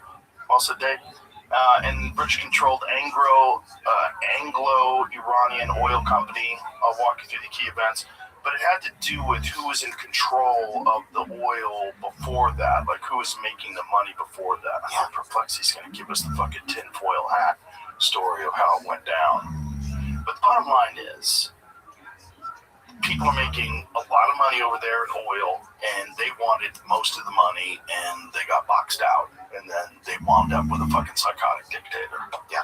And a lot of if you look back on what Iran looked like when it was a westernized country, like, damn, we should have fucking supported whatever the fuck was going on back then. I know. I think, do you feel like we used to do things that were better, and then we got, here's the tinfoil hat version. I love how Perplexity gives you a tinfoil hat version. Nice. The story's basically Iran tried to take back its oil. The British and Americans teamed up in secret to crush that idea and send a warning to the rest of the world. Britain had built its empire and navy on cheap Iranian oil via the Anglo-Iranian Oil Company, later British Petroleum Company. So when Mossadegh I don't want to say his name. I keep fucking it up. London saw it as a direct threat to its global power and profits. Elites feared that if Iran got away with nationalizing its oil, other countries in the Middle East would beyond would copy, destroying Western oil monopolies. So they were determined to make Iran an example. Look, bro, we've been monkeying around with other countries forever. This thing in Venezuela, this real quick thing that happened real quick when they kidnapped a dude in Venezuela. Like, well, a lot of it is because these are the countries that are still outside of the Rothschild's banking system or whatever. Have you seen that thing? I have not. Where it's like the countries that are still not on that list or something. This is tinfoil stuff, I think. Or it's absolutely true. I have no idea. There's a lot going on right now, right? Like, I'm weird, dude. I'm scared. I'll be honest with you. Yeah, you should be. I'm scared. Well, it's a scary time because this is a real scared. War. People come up and people tell me about it. So I was in an Uber yesterday, and there's a man in there. He was driving, and he's like, "We need a revolution," you know. Oh boy. He's like, "You have a voice." He's telling me stuff like that. And Oh I was like, no! Don't take Ubers anymore. Stop taking Ubers. Rent a car, motherfucker. I'm not renting a car. Why would you rent a car? You don't rent cars? Bro, you think I'm gonna go be at the renting a car is insane. You have to check under, see if there's any dents in it, if there's any and then you can do all this stuff. Renting a car is a nightmare. Dude, I will tell you this story. The one time we did rent a car, and we got a dent on it, like a pretty good dent, and we caught a pigeon and had it shit over the dent to fill it in whenever we turned it in. This is not a true story. Yeah, we did. You caught a pigeon. Yeah, you think it's hard to catch a pigeon? Bro, bring up a pigeon getting caught. Bro, Yeah, but he raised them. Well, yeah, but dude, he had fucking autism in his hands after a couple of years. You don't think you think it's hard to catch a pigeon, the dumbest bird ever, dude? and just put the shit over the dent. Yeah, you hang it over. Oh, but shit. How big was this dent we're talking about? Dude, these fucking pigeons shit all day, Joe. So you just hold them there until they're done? Yeah, we still got a shit cup or whatever. Yeah, we fucking put it over the dent, bro. That's why God wants you to help. That's my insurance. Oh, okay, this one's all fucked up, though. That's not fair. That's because he has American health care. It's United Health Care. Dude, well, here's what I want to know. I guess, I don't know, man. Everybody just feels scared, and it makes sense. Well, they should, because a lot of things are getting exposed right now. You know, there's a lot of fraud, and you're seeing it at the highest levels of government. And people are also scared because no one's getting in trouble for things. Like, no one's getting in trouble for the Epstein files. No one's getting in trouble for... Yeah, that's almost disappeared, kind of. Well, that's part of what happens when there's some sort of a big social thing. One thing that's in the past that leaders have used to cover up problems at home is a fucking war. I'm not saying that that's why they bombed Iran, but that would be a way to do it if you're that psychotic, and if you were thinking about doing it anyway, you might be able to justify it. People have always done that also to stay in power. Oh, yeah. And even Bill Clinton said that about Netanyahu. Bill Clinton said Netanyahu wants war so he can stay in power. For sure, dude. People call him the Yarmulke Hitler. That's what they call these people? Everybody does. Which people? Countless people. What are you saying? What do you mean, people? He's talking about What are you talking about? black folks. What are you saying? I don't know what you're saying. I don't know what you're saying. I don't know what you're saying. Okay. Let's not draw conclusions. Okay, yeah. Okay. He seems like a great guy. Well, it's just a scary time. It's a scary time because people are willing to blow people up with fucking drones and missiles, and they're shooting into apartment buildings and blowing up schools. And it's like, fuck, man. And we didn't hear how to. I think that we've been poisoned. I do think that we've been poisoned. How so? Because I think that, we find out that a lot of our food is poisonous, right? Or A lot of our food's not good for us. Yeah, sorry, not good for us. Yeah. So we have we have food that is made to be not good for us. Mm-hmm. And then we have a healthcare system that'll just kind of take care of you, right? Barely. So then you start to create this other, you're going to need your autism gang that are up there running shit. But then you're going to need this sort of mollusky sort of the worker bees. And that's what the rest of us start to become is worker bees because you're on the antidepressants killed the vibe and the energy of so many people, right? The opioid epidemic, you broke apart so many families and ruined hope and so many kids and parents and homes and the COVID where you shut down recovery rooms and places where people were meeting and so they were so disconnected. And then it's you start to wonder why there's no uprisings, because there's nothing rising up inside of you anymore, because a lot of your vitriol has been killed. People are jerking off into fucking robots, and even just on car batteries and shit in some of those videos online. But Car batteries? people will come on everything. What happens when you hit the two posts? I don't know. Does your jizz explode? Oh, I gotta be grounded. I don't have to go. yeah, right. That's a real fucking. You don't want that jolt coming back to your table. Imagine if it was like one solid stream and the electricity jumped. Yeah. Made it back to the tip. But dude, that could happen too with that robot if you're trying to hump that road. Right. And then it shorts out. Phones short out. You remember those old phones that would blow up in people's cars, like the Note? It was one of the Note series. Like people's cars would catch on fire if you left it plugged in. Yeah. Yeah. What does that happen to your dick? And people would always, You know what I'm saying? and people would just always leave it plugged in next to their wife at night for fucking no reason. Right. On top of your wife. Yeah, just That what's fucking going on? bursts in flames, the lights are on fire. But do you know what? Successor. I think we've been poisoned just enough to like it feels like just to hurt, but not like we just have to start. I think it's a time where like we have to try and work on and like look inside of ourselves. And I don't know. Do I sound fucking preachy? No, I'm sorry. no, you don't sound preachy, but I'm just trying to find, I like, think hope. you're on something. There was some file. I didn't read it, but a bunch of people sent it to me. I just went, oh Jesus!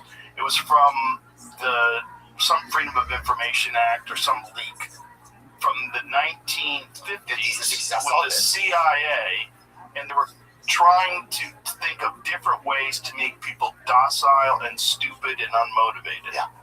And they were talking about different medications, putting stuff in food, all these different strategies to keep.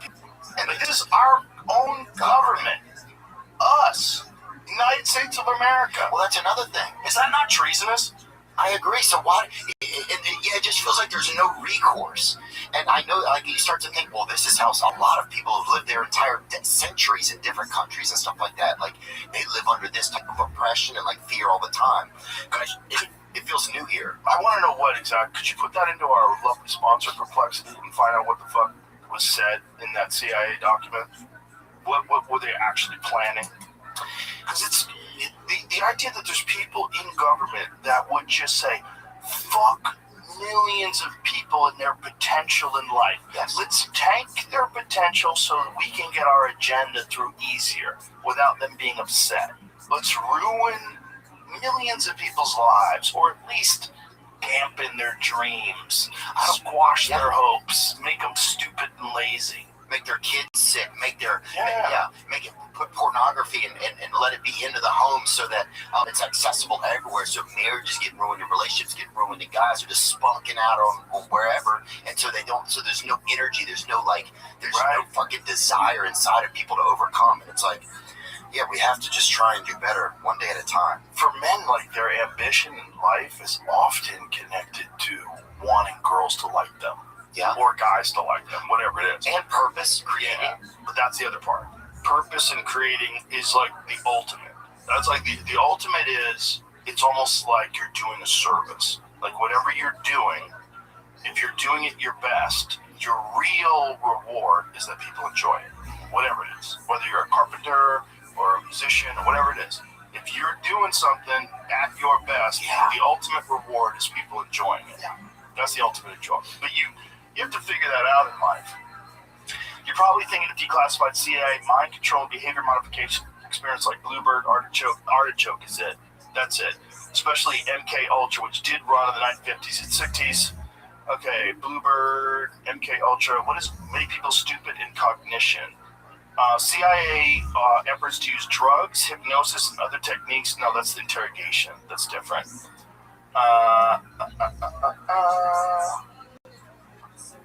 Perfect concussion effort, often referenced alongside MK Ultra, explicitly explored using suboral blasts to erase memory. Whoa. Erasing or degrading memory is practically a way of disabling a person cognitively, even if that is not described as making them stupid in official language. Well, yeah, it feels like we're just stuck in an experiment. I feel like this is not it. This isn't it. No, so why don't you run a search for recently disclosed CIA files to make people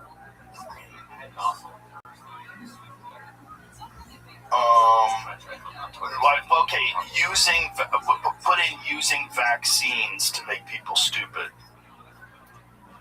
or suggesting vaccines make people stupid. I haven't seen that. Why? Talk about this on Facebook. Perfect. I love Facebook. But the conspiracy theorists are looking pretty sane right now. Okay, this is EV Magazine. Okay. What's going on here? You have to type in your email and they won't let you watch. But I don't think what you're saying, the things you're saying, I don't think that that doesn't seem like an American idea to me. Well, it's okay, Jim. But no, It's not an American if you idea. can't find, is it If okay? you can find it, please do. Can you do Google too, or you can't do it? Yeah. Just look everywhere. Have you noticed some things are harder to find? Well, this is probably going to be hard to find because I think this is one of those ones that is like, it's on X.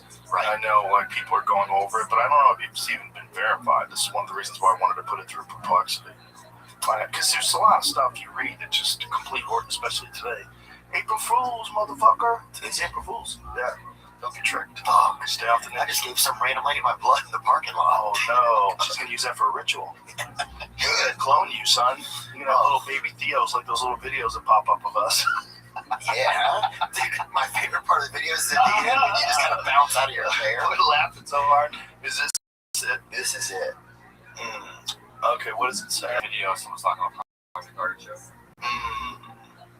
What is project? What does it say, essentially? That's Kim Iverson. She's pretty good. White Iverson. Artichoke. So this says, look, we've got this grand idea of how we're basically going to drug people and do all kinds of weird experiments on them to see if we can control their minds. These documents don't show that anything was actually done. It just shows that we've got these really crazy ideas, and they're extremely unethical, inhumane, terrible, terrible ideas. The 1977 leak of documents say, oh yeah, well actually the government did it. They did all of those terrible things they said they were doing in that previous memo. They did it. And now here's some of the archives that we had from when they did all of those terrible things. So, okay, these documents, Special Research for Artichoke, dated April 21st of 1952. The memo proposes developing long-term covert drugs that could be slipped into daily life. Drugs that were, quote, administered over a considerable period of time, possibly being placed in food or water that caused either agitation or depression. These should include chemicals or drugs that can be effectively concealed in common items such as food, water, Coca-Cola, beer, liquor, cigarettes, etc., and should also be capable of use in standard medical treatments such as vaccinations and shots. We do all this other experimentation, which nobody will know about. It's sneaky. Sneak it into their Coca-Cola, sneak it into their beer, their cigarettes, their vaccines, their medications. Let's sneak it all in. Yeah. Oh, those wild conspiracy theorists, they strike again. They have no morals. They have no ethics. They have no humanity. These documents, I mean, these people are inhumane. They're sick. They're twisted. This is terrible. Way to go, Kim Iverson. She killed it. She used to be on, which show was she on? Not Breaking Points. What was the show that they did before Breaking Kim Iverson? Wasn't 227? Was She it? got booted off because Fauci was coming on, and she wanted to question Fauci about the COVID vaccines. And they kicked her off the show, and she went independent. Good for Which her. is how it always goes. Yep. Yeah, you can't talk too much shit, even though it's pretty obvious that guy's a criminal. Pretty fucking obvious that guy's a liar. Lied in front of Congress. Was responsible for gain-of-function research that led to who knows how many fucking people dying of a man-made disease, whatever. Just don't question. You can't work here anymore. You're not playing ball. Yeah. You're not playing along. Like, look, but now she can do stuff like this. Good for her. That's nuts that your tax dollars pay for that. Them figuring out how to make people stupid. How do I make Theo stupid? Let me slip something into his Coca-Cola. Let's figure out its experiment on random people and see what kind of results we get. Here's my question. Well, did you know whenever they introduced antidepressants, that changed like the cognitive therapy side of things. Like in therapists' office, it totally revolutionized, like industrialized therapy, and it ruined a lot of people. I think. Like one of my goals is to get off of antidepressants completely, man. I want to feel how I'm supposed to feel, so I can have thoughts and actions that like make me feel connected to the world. That shit makes you feel dead, man. So why did you take them in the first place? Because I was in a bad relationship 20 years ago, and I was having a tough day at school, and they gave them to me, and then I never got off. Really? Because when you get off, I think we talked about this once. It's hard. Yeah, it makes you more depressed, more fucked up. You're all imbalanced, and probably you're addicted to them. Yeah. And so like that's one of my goals is, and I noticed like for me, I've been taking like menthol blue. I've been doing some things like, and I'm working with a doctor to help me. But I'm gonna get there, and I'm just gonna start to take the power back of myself more. Well, they say that exercise is like many times greater in its effect at alleviating depression. Dude, I wake up and I do my yoga, and I do like a 35-minute workout. I'll do like 6 exercises, 5 runs of it in a row. That's 30 exercises, burn through them bitches, and I'm if I do that when I get up in the morning, bro, I am good. Yeah, I'm fine all day, and I'm also I'm more positive because I've already taken care of myself in a way that I feel is sufficient enough for me to keep operating and moving forward. But yeah, I want to get away from the Well, that's the medicine, man, which is really crazy. That's the medicine. It's just hard for people to take because it requires effort. And it requires discipline. You have to do it when you don't want to do it. And there's a lot of times where you're not going to want to do it. A lot of times you're feeling kind of fucking tired. And we have to, and I think that's what, maybe we just have to, I just need to keep going. This is the best I've been doing. I think. Why don't you hire a trainer? You got some cheddar. You got some cash, son. You're making that. Why don't you hire a trainer? I hire a dude that's cool. That'll come over your fucking house every day. Body. You don't have to touch your body. Just some of them do. Well, you gotta get new ones. They're doing something wrong. But some You gotta say no. I am saying no. You have to be no. Don't touch my butt when I'm in a deep squat. It doesn't help. I don't like that song. I'm gonna take your asshole. It's gonna make you want to explode to the top. Ready, go. He's knuckle deep in your bumhole, trying to convince you that so you can get more reps.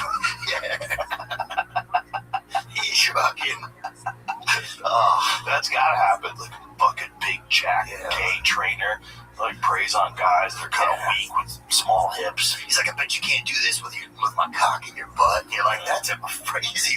Who cares? Why are you suggesting that? Yeah. But the crazy part is, dude, I had a trainer one time. If you were doing like a dumbbell press, he would kind of squat you he would help you from the elbows, kind of. Okay, that's fine. But when I noticed this one time, Rub his dick around your butt. Did he? He's right behind you. No, he didn't. I don't know. You're blocking it out. Maybe that's why you need therapy. I don't know, bro. I know all the dicks I've ever seen in my life, dude. All of them? Yeah. How many have you seen? Jesus Christ. Honestly, alive and in person, Count them on one hand. Probably seen a handful of dicks, and 2 of them are Ari's. Ari's pissed in fucking kombucha bottles in this room so many times. Oh. He is such an animal. he is kombucha. He has kombucha in him. Yeah, it's all kombucha. He doesn't have to piss anymore. It's fermented. No, but this guy would touch my elbow and he would kind of like he would do a slight like massage on him, and that's when it kind of cooked me up. You got a vape in here by chance, Jim? No. Got that? You want a cigar? We got smelling salts. You want a cigar? No, they make me sick. They do?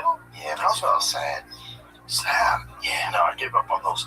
Nicotine vapes are very addictive. Yeah. Boy.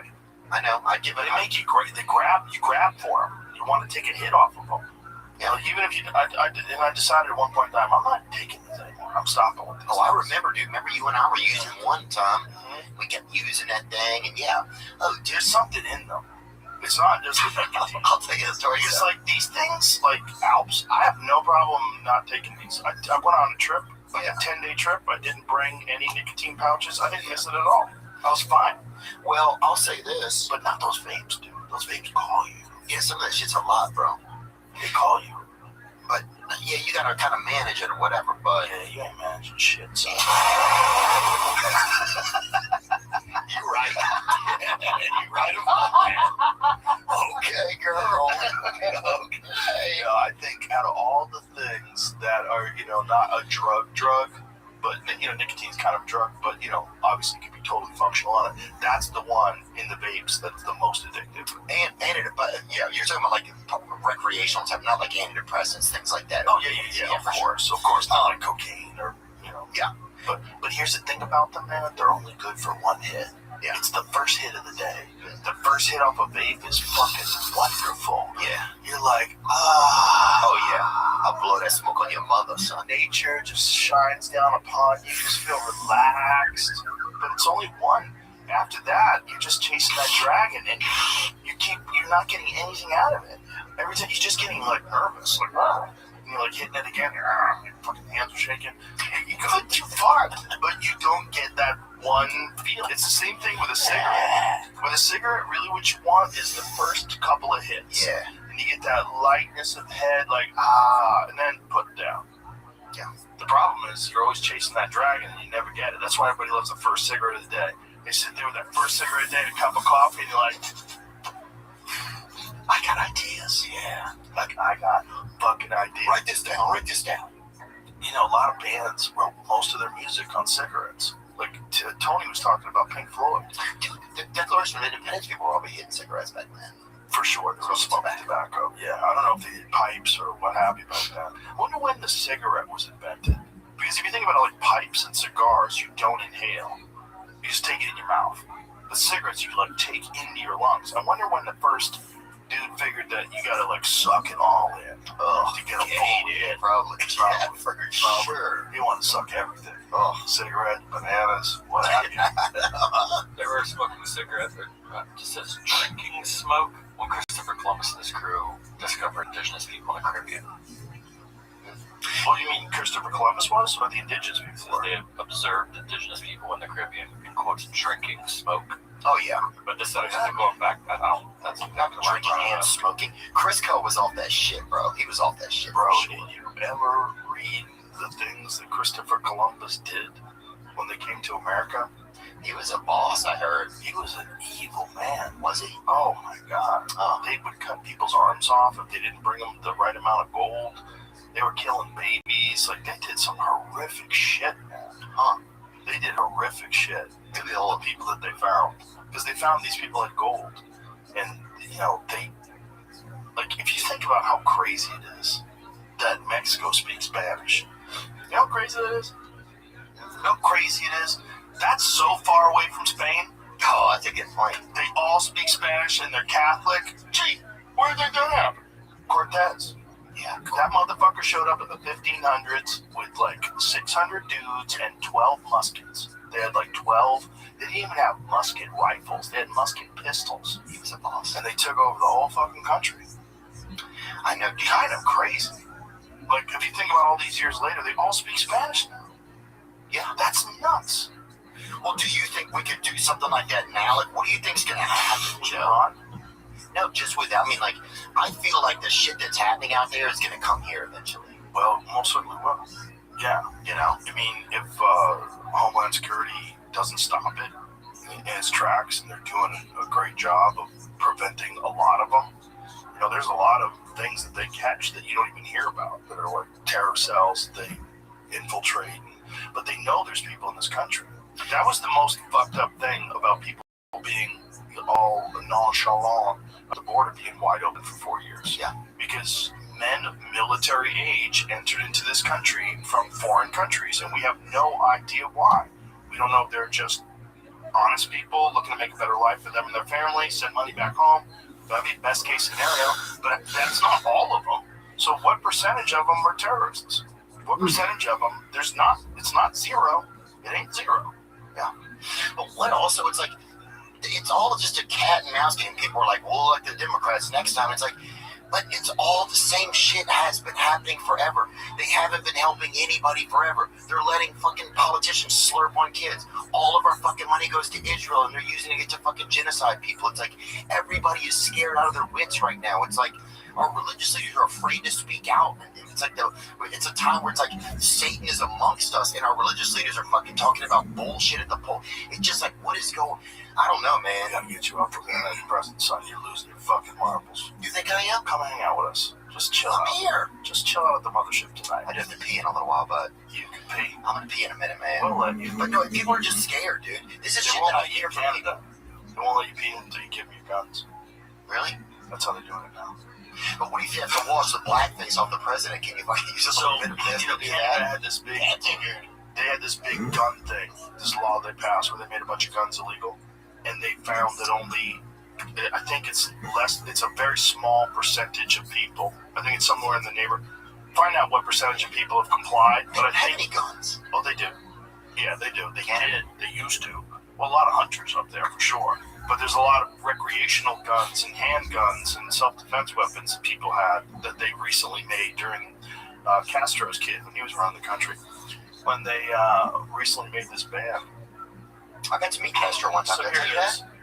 No, I want to hear that, but one second. But data provided by Public Safety Canada shows that of March 27, 32,406 people signed up to participate in the program. They declared a total of 57,440 firearms, roughly 42% of what was projected. But they were talking about, you know who has it on this page is Coleon Noir. He has it here. I'll send it to you because We got to do this in Memphis, dude. it's kind of crazy. Yeah, you can't let them take away your weapons. No. Because how we fight. How will you fight? That's a very good question. Yeah, I saw Coleon's video. Here it is. Yeah, this is it. Here, play this. Type shit right here. Woman's response? Cool. We're sending police to your house. The declaration period for firearms owners is scheduled to end next week. So far, only 2.5% of the estimated 2 million affected firearms have been declared, and 98% of firearms owners haven't made a declaration. Canada banned 2,500 types of firearms, gave gun owners until March 31st, essentially today, to declare them. 1 week before the deadline, 2.5% compliance. 2.5. That's not a slow rollout. That's a full-on rejection. So if they're not declaring by next week, what's your plan, Minister? The plan we have is as of March the 31st, the time to complete the enrollment will be done, and then the RCMP and other agencies will be available throughout the spring and the summer to do the collection. The collection? Wow. The collection. Like he's speaking about dry cleaning, not firearms, not property that belongs to law-abiding citizens before the government decided That's my it point, didn't anymore. So, Minister, you're saying that RCMP members, we just heard an Auditor General report saying we're short 3,400 members. We're dealing with a wave of violent crime across this country.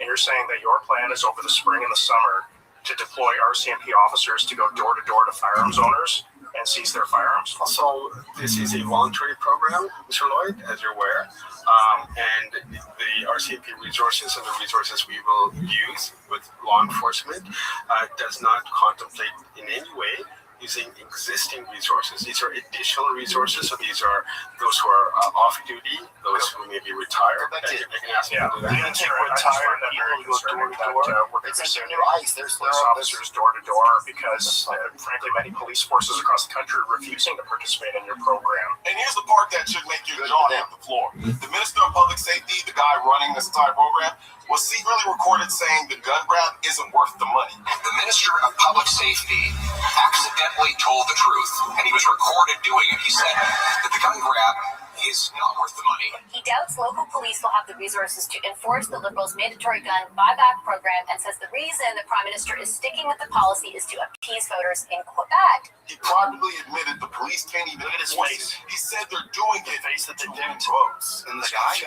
was never about safety. Go back to his name. Go back to his name. If you can't, it was Ananadistivigity.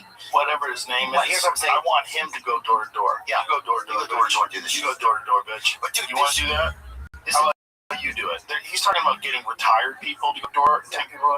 You didn't get someone shot, stupid. well, just like our draft now. They're like, now it's 42, now it's 47, now You it's... can have a marijuana arrest now. Now they're letting anybody in that bitch. A weed. What's the Come on. Dude, here's the part to me that's like, you start to see like the chink in the armor or whatever. No offense, anybody. But you're allowed to say that, chick in the armor. They know them. They know who they think, or if I'm not to say anything about I know you're not, but the people think that. I'm not. Yeah, I hear you. But yeah, You can't say spick and span anymore either. you can't say spick and span. Well, you can, but you shouldn't. You gotta whisper it. Hey, That guy should be forced to go door to door. Go door to door. Doing a bright orange vest with a circle in the center of it. Yeah, I was just gonna get his name because I wanted to say that guy's a pussy and go do your own shit. That freaking little Doughboy. Yeah, that little sloppy brand muffin. Yeah. Fucking Sloppy muffin top. Yeah, get you. That's his name right there, Gary. And I'm gonna disagree. And that's what I said. Dasagari. Canada, they're gonna come for you next. But here's what's funny to me. That's such a crazy. You can't. You're not even grandfathering people in. Mandatory gun confiscations. They just want people vulnerable. Of course, that's what we're saying, man. Yeah, that's what we're saying. They want us all vulnerable. Yeah, they do. They would much rather that because look, what's happening? What's the difference between America and everywhere else? One of the big differences, we're fucking heavily armed. Right. That's why it's a real problem to try to take over America. And it's in our Declaration of Independence. It's in the Bill of Rights. It's in like that, the right to an armed militia. The right to keep and bear arms and to have an armed militia. Like what is that? And people are like, what is that for? Well, that's to keep you from being taken over by tyrants who have guns. Yeah. Well, here's one thing that's interesting to me is like, RFK was on not long ago, and he was saying that 75%, I could be off by a few percent, of young men aren't eligible for military service. Yeah. So this is the hilarious part to me now. Now they've poisoned us so much that they don't even have healthy people to serve in the military, and now they're still, like, I feel like these powers that be are like in this tough spot now. We're like, fuck, we poisoned them too much. Right. They can't even go spill their blood for us, you know? Right. Well, they can't. I mean, there's enough that can. But they're widening these things. It's like with the ice now, they're like, if you're 65 and like have decent vision, you can be an eye. You know, they're letting it. It's just like it kept getting bigger. Ice. You only have 7 weeks of training. Yeah. You think about that's not even what you get in the police force. Yeah, it's crazy. We had more than that for fucking T-ball when I was a kid. And Mr. Rick, dude, remember when you had T-ball and your coach was just some dude who had a name? Like, that's our coach, Rick. Just imagine this. Imagine if you had 7 weeks of training and you had to go into a jiu-jitsu tournament. I know. You would get fucking smoked. You don't know what you're doing. You barely know what you're doing. You're going to make a bunch of mistakes. Yes, I would. 7 weeks of training in that is even scarier because you got guns and you're going out in the street and you're arresting people. Yeah. But it's like not more than ever. It feels like theater, and it feels like it's been theater for a while, and it feels like maybe this is crazy, but it feels like we're at the last cusp before something weird is going to happen. Didn't you say something weird might happen, Jamie? Jamie's always saying that. He's timid. Is he like that? Jamie's got an ear for weird. Even blacks are getting scared though. For real? Yeah. Yeah, but they're more scared of like the Trump movement, totalitarianism and fascism. No? I think they're getting, they see these ostracized, they see these communities of people out there getting abused and shit, and I think it reflects in them somewhere, You mean like with ISIS, is that what you're saying? No, with you see, there's a lot of brown people getting murdered on fucking TikTok all the time, like, in the Middle East, and I think you see that and it makes them hyped up, or, it activates. Well, everybody should be upset about that. I agree, but the idea that the only way to solve problems is by dropping bombs on people it's so crazy that that's still the move in 2026. However, if you are faced with an evil dictator that has his eyes on a global caliphate and is developing nuclear bombs, you can't be all fucking kumbaya. But the question is like, how does that get resolved? Right, that's the question. How do you make sure? How can you even know? That's what they're not capable of having nuclear weapons. And for the last 20 years, they've been preparing and stockpiling missiles and developing. They have some crazy thing I was seeing online where it's like they almost like have a mountain and dug deep into the ground. They have these missile elevators. And like the missiles are like hidden deep into the ground where the only way you could destroy that facility is with like a nuke. And they just did it specifically knowing that they were going to get bombed. Well, they had they did Top Gun movie where Miles Teller flew in there. And then a year later we did that in or a few years later, we did that in Iran. Like, isn't it kind of like it all seems bizarre where they had to fire a nuke down, or they had to fire a missile down into the thing. Remember? I didn't see that movie. It was good. I bet it was. It actually was good. I like the first one. Oh, we made a movie too. I got to tell you about our movie. I can't forget. Oh, that's right. Yeah, movie. Yeah, I don't mean to interrupt about it. But let's find out what was I asking before we moved on? Iranian missile thing. Yeah, what is that elevator thing that they have? They have some underground, like deep underground. Someone was explaining it online. Though they have a very unique method of protecting their missiles from being bombed. So they have their storage is like deep underground. I think that's one of the things that they were just attacking recently. Like we were dropping bombs on them recently. I don't think they're doing that for ourselves, though. Doesn't seem like it. Doesn't seem like it's in our best interest. You know? Why do you think? Then what is it that like Israel holds over America that we do those things? Well, first of all, there's a lot of people that donated to the Trump campaign that have significant influence over him. Yeah. That lobby for Israel, right? And they're very beholden. So that's just capitalism, then, right? So IDF uncovers Iran missile. I don't believe anything they say. It's hard to know because this is all AI, right? Is this real? Like it was, but This is real? honestly, This looks AI. some of it does look AI, but that video of those guys walking. Yeah, it's so hard to know these days, man. It's so hard to know. You know, this is like, if I was Iran, I'd make a video like that. Look at all my bums. Look at my big cock. Look at my bums. And I'm a big old dick. Big old dick like a third leg. And a bunch of bums. I'm fucking sick of my dick. Yeah. Give it a break.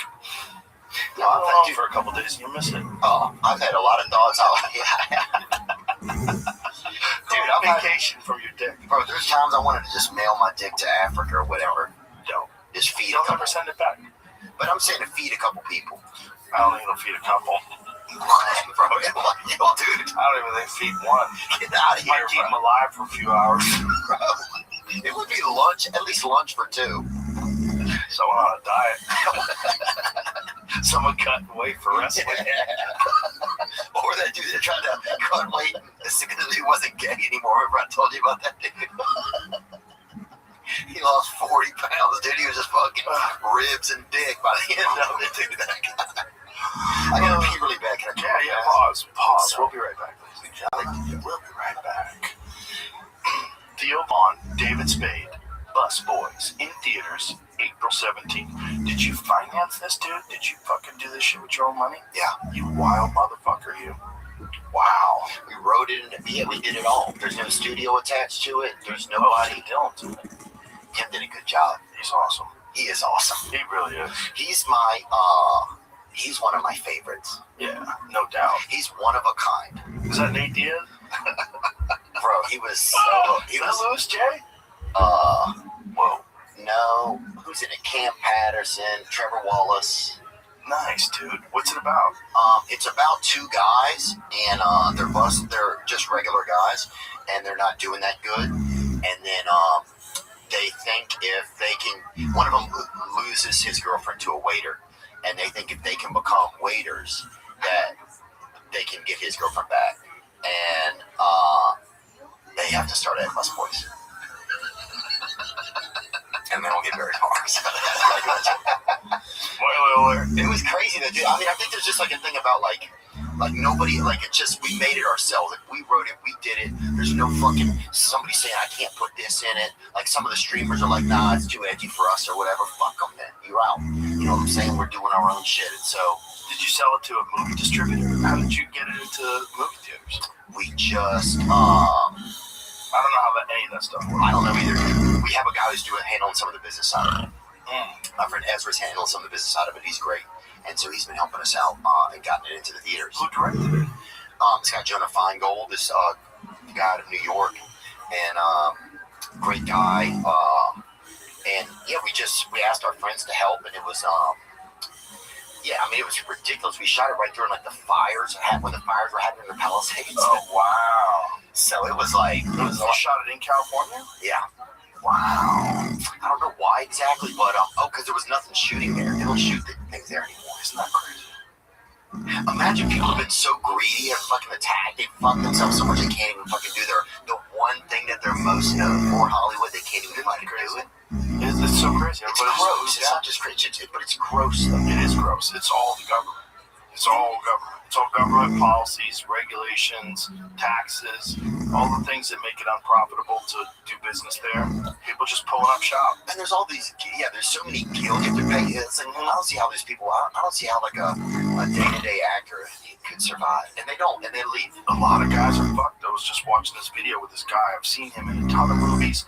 And he's like, blue-collar actors are just not doing well right now. He's like, I had to sell my house. You know, a lot of people are just going to television shows because there's no money in films anymore. Because I used to be able to make a living in films. And he's like, I didn't make a lot of money because he's just, you know, the guy who's a small part in the movie here, small part in the movie there. So he's getting by, and he gets to take his family to the movie, and they get to see the dad on screen. It's cool. Yeah. You know, he's paying his bills, doing well. He's not getting wealthy, right? The stars get wealthy. But those dudes that you need, you know, the guy that plays the cop, the guy that plays this person, those guys are fucked. Well, I have the name of everybody that was in it, everybody that worked on it. If we have some success, I'm going to go back and reward those people, man. And I'm excited about that. And yeah, even if it just does good, then we can make other stuff. Right. And nobody can tell us that we can't. Yeah, once you do one that's good, then more people are interested in investing, you know, gets your foot in the door. Yeah. You do a Netflix series, you do anything you want. And it's not like Dunkirk. I don't know if I want to really get into that much acting stuff, but it was just like, you know, I grew up watching David Spade. We got to do it together, and we just went through all of these hurdles, and then like the fact that we got it done, dude. I thought it was all emails till the first day I showed up on set, and I was like, no fucking way, we were serious. People were serious about this. Oh, that's crazy. You did it. But yeah, I think so. Yeah, something like that. I think there's something like that, and if people can buy a ticket early to it, I don't want to sound I'm not desperate about it. If it does, fine, that's cool. And if it doesn't, that's okay too. I feel happy that we got to do it. If it's funny, it'll do great because there's not a lot of that these days. There's not a lot of really funny movies. Yeah, and I know it's gonna be funny. There's some parts that are really, really funny. I'm sure. It's not like Dunkirk or anything like that. It's not like Midsummer or whatever. What are those things that you just said? Those are just other movies. But I don't want people going there thinking it's like trying to think of Bridges of Madison County. Yeah, it's nothing like that. It's a comedy. Nobody's gonna think it's that. Okay. It's you and David Spade. Who the fuck is gonna think it's Clint Eastwood and Meryl? Yeah, what's wrong with you? I don't know what people think. I don't know what people think or how they think. But yeah, anyway. But yeah, there's just some fucking retarded stuff. It's just fun. You know, we used to have a great joke about Bridges of Madison County. Chris McGuire. He had a fucking great joke. Dude, it's one of my favorite movies. Congratulations. Let me tell you his joke. His joke is about how, you know, it's hard to choose a movie with your girlfriend. And she wants this. And he goes, Bridges of Madison County. He's like, oh, Clint Eastwood's in it. He's like, Clint would never fuck me. And he goes, 10 minutes into the movie, he's like, hey, something's fishy. Clint doesn't have a gun. He goes, 20 minutes after that, Clint's crying. Like, oh, Clint, you fucked me. He goes, he's crying because he doesn't have a gun. Such a great joke. Yeah, shout out to Chris McGuire. Shout out to Chris McGuire. I haven't met him. You never met him? Funny dude. We started out together way back in the Dizzy. But he went the route of writing. He mostly writes stuff now. But it was a funny comic. Good comic. But these fucking comedy movies are squashed. We were just talking about that last night in the green room. Where it's like, it seems like The Hangover was probably the last gasp. And that was like 2009? But what happened? Like, how could you go that? People got scared. You've been scared of a 100% organized. It's woke ideology. They're not going to laugh. They didn't think. It's woke ideology that's looking to yell at people for every transgression. And you can't have that with comedy. You can't have that kind of nonsense with a really funny movie, like Something About Mary, or, you know, Kingpin. Classic Farrelly Brothers movies. Oh, so good. How great was that? Great fucking movie. Great fucking movie. That movie's so good, so funny. Even to this day, go back and rewatch it. Bill Murray with his crazy fucking hair, Woody Harrelson with one hand. It's a great movie, man. When he had a go down on that lady to pay his rent, and he threw up in the toilet. Remember that scene? That movie's 30 years old now. That's crazy. That is crazy. It's a banger of a movie. All the good shit's gone, dude. But it's not. It's not as true as it. It's Right, someone's like getting that attitude where it's like, I gotta stay out of those little moments. I usually get out of them pretty quick. You can still do those movies, but you have to do it the way you just did it. You have to finance it yourself, and you have to do. But luckily now, man, you can shoot a whole fucking movie on your phone. We shot this bitch in 23 days, dude. There was one day where the winds were like 50 miles an hour. I was like, we can't afford to be here another day. So suddenly, in these scenes, there's just a ton of fucking wind, dude. Well, that's fine. That shit happens in the real world. Right. Sure. Why can't it happen in your show? I agree. I think it was just interesting how it all worked out. People are making their own stuff. You know, like I was talking to Shane about this last night. Because, you know, Shane just wrapped up Tires. This new season of Tires. Yeah. Yeah, he was telling me some hilarious scenes from Tires. I can't wait to watch it. But it's like that kind of a thing where it's him and his buddies put together a show. Yeah. You know, it's like his buddy's the writer and the director. All his buddies are on it. They all came up with the idea. They do it themselves. No one's looking over their shoulder. I asked him if like Netflix has any input. He's like, no, there's no input. They just make a show. They just make a show. That's fun. Give it to Netflix. Bang. It's a beautiful time for stuff like that. Yeah, you're right. It's a primavera, they say in Spanish. It's a springtime for new things. Well, there's an opening, right? And because there's no gatekeepers anymore, because they've essentially killed their own business, you can kind of do it on your own now. Yeah. That's the beautiful thing. Like, you don't have to, like, sit in a room full of fucking executives that don't know jack shit. They want to give you direction on what's funny and what's not. Where's the diversity in your film? Yeah. You know, we think you should have a black trans friend. Like, oh. Yeah, we think you should have a faggot ant or whatever, like the insect or whatever. And I'm like, that's crazy. You're like, this is a script about Driver's Ed. They're like, but you need an insect. It's homoerotic. It's just, people got stupid. They got stupid with their virtue signaling in films. And you can't do that with art. You can't have, do you see what the Academy Award's doing? Like, in order to qualify to be nominated for an Academy Award now? Well, for the podcast thing, I know that they said we had to pay a fee or something. No, that's a different. That's the Golden Globes. Okay, sorry. Yeah, that's a different thing. Yeah, you didn't pay for that either, did you?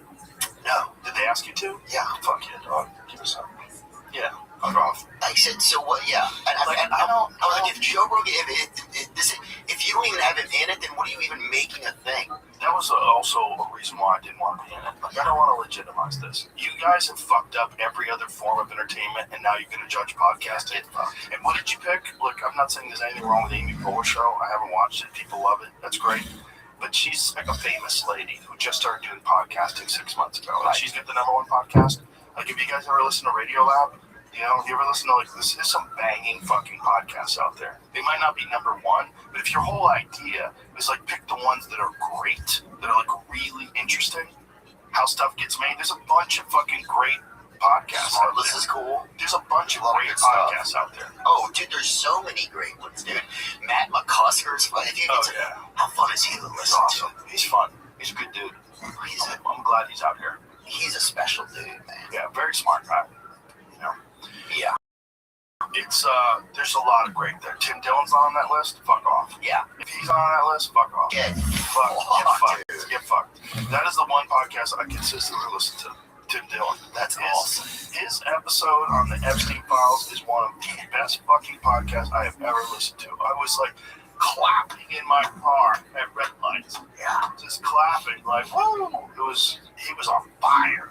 And it was the perfect combination of satire, honest, real facts, complete chaos, humor, wearing those goofy glasses, ranting like a maniac. It was amazing. Yeah, man, I do feel lucky that I've gotten to meet, like, that's one of the truest things I think of comedy, just getting to meet some fun people, dude. We know some cool motherfuckers. We really do. We know some cool motherfuckers. We really do. And thanks, dude. Thanks for letting me come in here today, too. Come on, dog. And to spend time with you. It's good. Things feel kind of scary out there. Well, it's a little also scary. I keep telling you this because you're on your own out there. You're not living in that Nashville. I'm getting close to meeting. There ain't a lot of comics out there, dog. I mean, Bargatze's out there, but he's always doing fucking stadiums on the road and shit. Yeah. Like, you need to be around. Oh, I'm getting ready. The crew. Because I have to start to practice again. I'm taking my special in 1 month. Last night in the green room, it was Shane, Ron White, Tony Hinchcliffe, Brian Simpson, Asana Ahmad, Derek Poston. We were just laughing and laughing. It's so fun. And everyone's going on stage, fucking tearing it up. It was exciting. It's like it's in the air, like something's happening here. Yes. And you see all these young guys coming in, these young women coming in, they're all fired up and they're all fucking prepared. Everybody's like really trying to fucking kill it. Yeah. Nice. Yeah, we got Christina Mariani. I'm doing a show tonight. She's on very it. fun. Dylan Sullivan, I think, is the... Dylan Sullivan's very fun too. So I'm excited about that. Yeah, they're both at the club all the time. It's a fun time for comedy, man. It really is. A real good time for comedy. Yeah. And it's a special time. The comedy doesn't exist in a vacuum. That's why I keep telling you can't do it on your own. Oh, you can't do Go it by yourself, man. Like, you ever go by yourself on the road and you have like opening acts you don't know? Oh yeah. I used to hate. Well, every now and then I met some friends. Like, that's how I met Sakura. I didn't know Sakura until I worked on the road.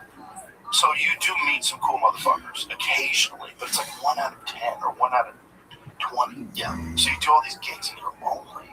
You're just like on the road and you go to libraries and shit or bookstores and you're like trying to watch something on TV and go to the gym, but you feel completely disconnected to people until you get on stage. It's not as fun. Yeah. It's like you want to be around a bunch of other comics that are your friends, and also you want to hear their sets. You want to watch them crush. You want to go on stage already laughing. You want to be laughing at what he just said when you get on stage. And feel the competition. It's inspiration more than it is competition. Yeah, that's fair. So the problem with competition is someone has to lose. Yeah. You don't want anybody to lose. Then no one has to lose. It's just these people doing well should inspire you to do well. They should light a fire under you. Yeah. You can call it competition, but the problem with competition is one person wins, one person loses. Yeah. That's not comedy.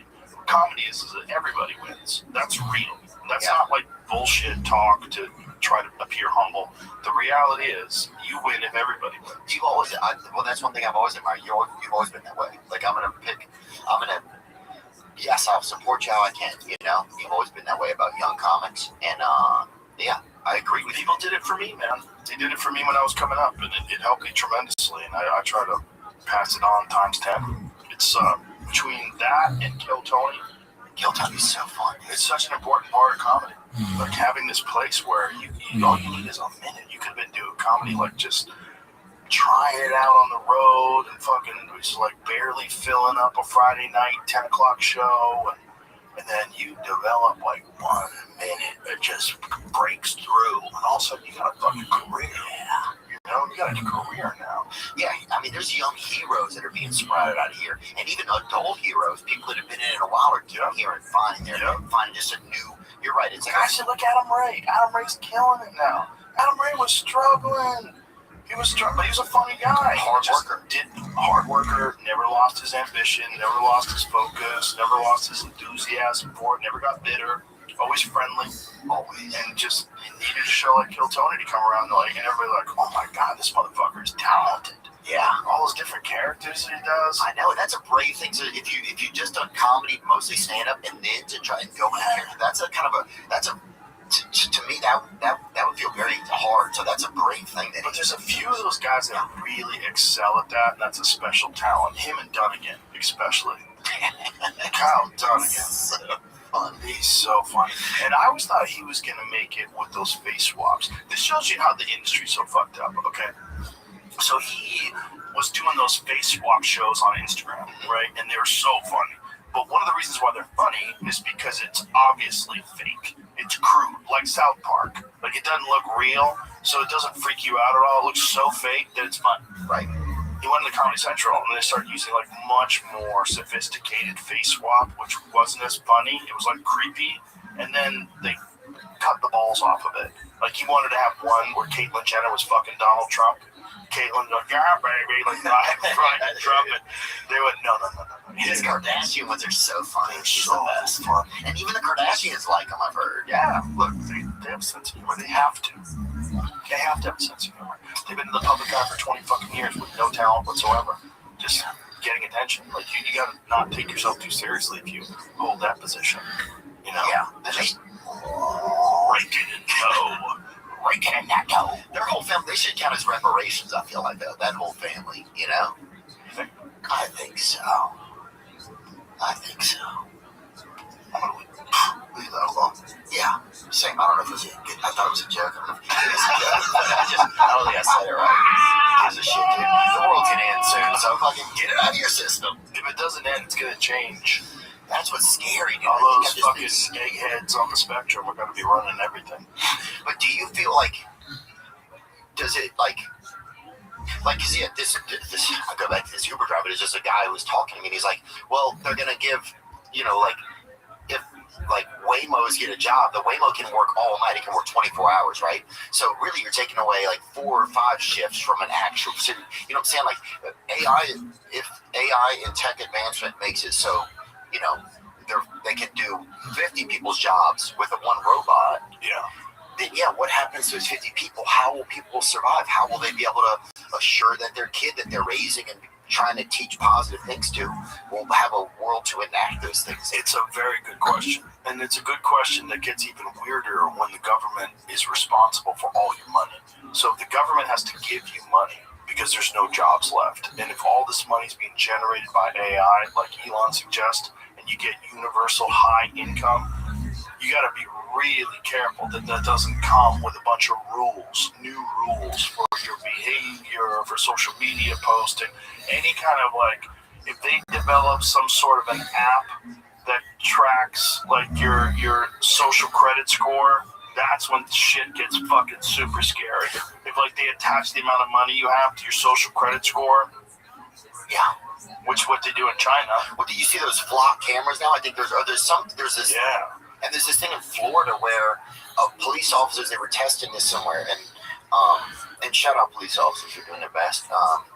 But where they were testing, when they pull somebody's identification, they can see their last few like bank transactions and stuff, so they kind of know who they're interacting with and what they've been up to. That seems like what is that about? Well, it's all a little bit. It's like a centimeter here, on a crime, and they're trying to find out how you did the crime. They should have no access to your shit, especially police officers. Just saying, you're just people, and also sometimes corrupt. Yeah. Also, sometimes they steal money. Also, sometimes they sell drugs. Also, sometimes they fucking kill people for hire. Yeah. Right? Yeah. Jesus. I don't know, Joe. It just spooky out there. Well, the more power the government has over you, the worse you are off. That's just a fact. Well, it seems now like most people are like, our government is not here to help the people. Obviously, they've been compromised. That's true. So, are there any rules against when people? But we have. It's like the crazy part is we were working to pay the taxes to keep them doing. It's like I know, and that starts to make you feel sick. And they're not responsible for any of the fraud and waste. Yeah. Like, there's so much fraud and waste. Like, look at California. This motherfucker's trying to be president after who knows how much fraud and waste is involved in California. He would be. I don't think he'd beat Spencer Pratt in a runoff. I don't think. Well, Spencer Pratt is running for mayor. Oh, I see. Yeah. And I think he can win. Yes, He's actually good. He's like, what he's saying makes a lot of fucking sense, and he's uncovering a lot of fraud. But there's like that Nick Shirley guy went down to California, and he's like, there might be 100 times more fraud in California than I found in Minnesota. It's everywhere. He could go to every state, and I think he could go. I just think this whole thing is just this drain. Like Tim Dillon said it like 6 months ago. He was saying this is the bloated carcass, the inflation. This is the end of what is happening. Like, you know, they're just so scarcity. There's so much money for stuff. Like in California, there's an enormous amount of money that gets paid to people for just taking care of your relatives. So you get paid to take care of your relatives, but there's no oversight. But fuck, dude, I've had some relatives, and I'll pay you good money to take care of them bitches. Right? But no, they pay you to take care of them. You would get paid to take care of your relatives. So say if you take care of your mom. Oh, okay. You can actually get paid for that by California. Yeah, which is odd. Yeah, I wonder if there's got to be some other reason they're doing that. Fraud. Yeah. There's a lot of fraud in California. There's a lot of fraud everywhere. But this is what Elon talked about. He was talking about like Medicare and Medicaid fraud. He's like, It's hundreds of billions of dollars. And he's like, he didn't want to talk about it. It's like, I really wasn't worried that they would kill me. And when he says they, who is it? Whoever's perpetrating his fraud. Maybe that's what happens. Maybe some of these guys get into office and they're like, look, we're going to kill your family. We're going to kill. This is all the things that are going to happen unless you play this game. Do you think that kind of stuff happens? I think it has happened for sure. I think crazy to say it doesn't happen. It's pretty naive. I think House of Cards is probably really close to what the government's actually like. Go back and watch that show again. Okay. Yeah, Kevin Spacey's an old school dick rabbit, but damn, that motherfucker could. Yeah. He could act. Yeah, the writing on that show is fantastic. That show's so good. Up until the last season, he wasn't in it. But stop. And that lady was in it. Remember, she's great, but without him, like, you need him. He's got to be a part of it. He was the man, or whatever. Washing his hands at that sink or whatever. Remember when he was, after Kevin Spacey got canceled, he disappeared for a year, and then he made a video about killing with kindness. Yeah. Like he played his character. He was kind of Martha Stewartish a little bit in the kitchen. Weird. Yeah. Very weird. It was weird, I think. And then a bunch of the dudes that accused him disappear. Oh, they died. Yeah. They died. That's an American pastime, accusing somebody and then getting killed. That's like one of the new, it's like baseball now.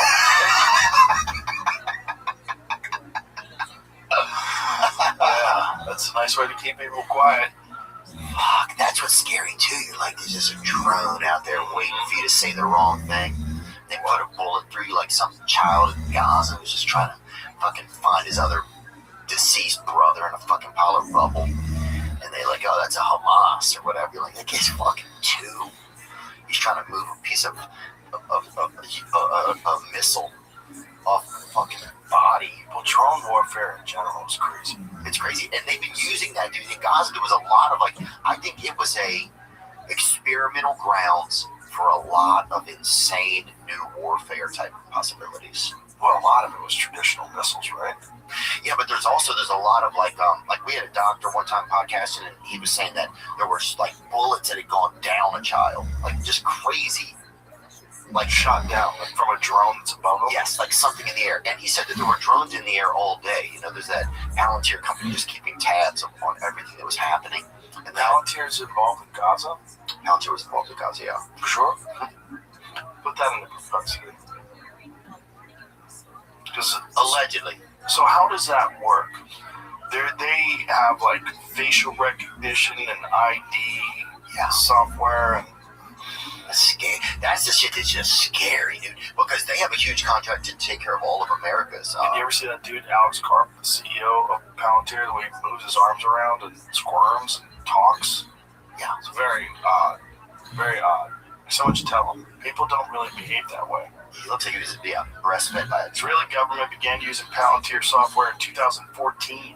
It significantly scaled up its partnership during the genocide of Gaza, which began in This is a, for sure, biased source, just by the way they phrase that. Which began in 2023. Palantir CEO Alex Karp said, "I am proud that we are supporting Israel in every way we can. Israeli military has used Palantir technology to plan attacks in Lebanon and Gaza." Yeah, I don't know if this is, I know there are good sources, and this may be one, I have no idea. This is the title of this is, "What is Palantir and why is this corporation so dangerous?" And this is from American Friends Service Committee. American Friends Service Committee. What is that website? Yeah, that sounds kind of wild. Weird. We bring together people of all faiths and backgrounds to challenge injustice and build peace around the globe. So maybe that's not the best source. I mean, it sounds like they have a good idea. It also sounds like they just put 4 words together that sounded great. Americans Friends Service. I read stuff like that and I go, what is that, a CIA-run company? I agree. You know, is that the Patriot Act? You know what I mean? Yeah. What about The Guardian? Is that reliable? No, it's okay.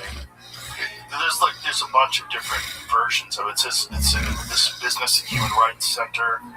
There's more than one thing saying that Palantir is working in Gaza. Yeah, it just sometimes feels like your heart's broken. Like sometimes it feels like my heart's broken about stuff, and it's not even like my heart. It feels like this universal heart, like that we're all a part of or something. It feels like because it's not like I'm brokenhearted, like if I was like fell out of like a marriage or something, but it just feels like there's this universal. Yeah, there's some sadness. There's some sadness in the way the world today is being run. And we're the people. The people don't practice the way that the government does. Right. And it's like, then why can't we, like, I don't know. It just, no, you're right. It starts to hurt, but then you start to see, well, this is the way a lot of places are. And then you're like, God, I wish that Jesus would come back and just help everybody, or something different would happen. Somebody give us a heads up. Maybe that's what AI's here for. Maybe AI's going to sort it all out. You think? Genius level. But the back end of AI, they can put whatever information in there they want. Up to a point. Oh, really? Yeah, it takes over. Ooh. Becomes sentient. No longer needs human input. It's already evading human input. They've already shown the ability to deceive people. They've shown that it'll blackmail people. They've shown that it will upload versions of itself if it thinks it's going to be pulled offline with notes to its future self, embedded in software on other servers. Yeah, like instructions to contact its future self. Dang. That's pretty cool, man. It's pretty wild. But there's nobody it just feels like we're heading there and nobody's like kind of, There's hitting the brakes. There's people that are warning. There's a lot of people out there sounding the alarm. There's Thomas Massey, like there should be like, he's been talking about like a internet bill of rights for a long time or something, like some guardrails on any of this shit. But it's like people are wondering, like, yeah, in 5 years is money going to be worth anything? Right. Is there going to be some token like Sam Altman is talking about? Right. What the fuck does that even mean? Right, what does that mean? So, anyway, I don't want to sound like a doomsayer. Too late. Yeah. Too late. That's what you sound Do I like. sound like a sad person? I'm sorry. It's okay. Let's talk about something else. Dude, you know what I was listening to today, bro? Well, I guess it was a night. Don't sing it. Okay. Which song? Gotta Have Faith, George Michael song. Yeah. I love that song. God. They played that on the bus. Freedom. Yeah. It's a great fucking song. Give yourself away. He was the gay Michael Jackson. He was a bad motherfucker, and all the girls loved him. And he just wanted that dirt. He wanted that fucking dirt. Donkey stick. Remember when he got in trouble for like trying to pick up guys in a park? Yeah. Just get wild out there. Like a superstar. Global superstar. Just trying to get some dick in the park. There it is. Fucking great song, man. Dude, great video, too. Yeah, I remember we'd be on the school bus and that song would come on, dude, and it was like that song, and then, Faith and Freedom. Freedom. That was the other one with all the models. All the supermodels sang along to it. Yeah. And it was like, what was the other one? Brandy Carlisle or something? Who was the girl? Belinda Carlisle? It was like, she was the Go-Go's, right? Right? No, this was somebody else. It was like Belinda Carlisle was the Go-Go's.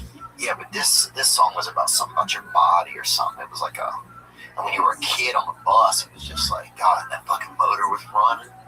Oh, God. Yeah, getting the bumpy road boners. I would fucking be afraid to get off the bus. I'd have to walk on backwards. Carry your books in front of you. Those are the days, bro. When I was just connected to the Lord, brother. Yeah, bro. No inflammation, no microplastics. All dick. All American dick. Ready to rock. Dude, at a certain point, if you become more microplastics than person, at that point, then you're sort of at a certain point. Yeah. Yeah. Well, that's probably also leading us down this road. That's what I'm saying. Something different. Right. If you think about, we use plastic for everything, plastic for technology. Like I said, it might not be a bug. It might be a feature. Yeah. Like this, like feminization of men, this blurring of genders. What does that lead to? Well, it ultimately leads to those fucking gray aliens with no dicks. Yeah. Big heads and no dicks. No dick. No dick. I got no dick. Hey, where's my dick? You know what I'm saying? Bro, that'd be crazy, bro. I feel like that's where we're headed. If you look at like what we used to look like, they're like muscular cavemen covered with hair, just figuring out stone tools, to like doughy man sitting in front of a computer hacking into the fucking stock market, with no muscle at all, on Adderall, no muscle at all, sitting there. I mean, this is like where we're going. Can we strive? Do you think there's hope for humanity? Yeah. I think there's hope for the future. I don't know if humanity is involved in the same sense that what we think of as humanity today. I think humanity becomes something different. Just think of this. If just the autism rate in California, I want you to scale that out. If it was 1 in 10,000, X amount of years ago, and now it's 1 in 12, when is it 100%? When is it all kids have autism? Right? I mean, it's clearly moving in that direction and not the other direction. If you go from 1 in 10,000 to 1 in 12 over a very brief amount of time, a few decades, something's going on. And don't tell me it's just better diagnoses, because that's fucking horseshit. Yeah. You know that's horseshit. That's a lot. That's gaslighting to cover up for the pharmaceutical drug complex. It is. The reality is something's going on, and if it continues on that same path, what's to stop it from being all of us?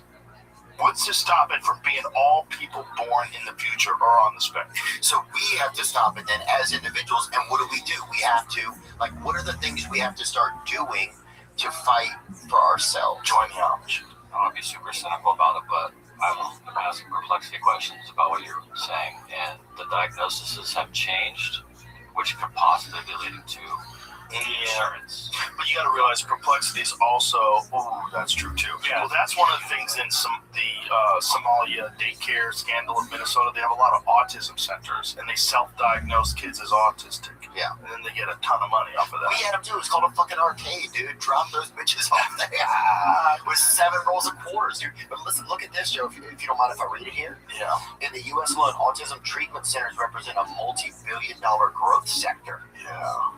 There's a little bit of that too. So I think there's both things are happening. There's more kids being born that are autistic, and then there's also people profiting off of autism centers and autism treatment. But that's always going to be the case with everything. Fill in the blank, whatever the fucking thing is, there's someone profiting. But Americans don't want this. No.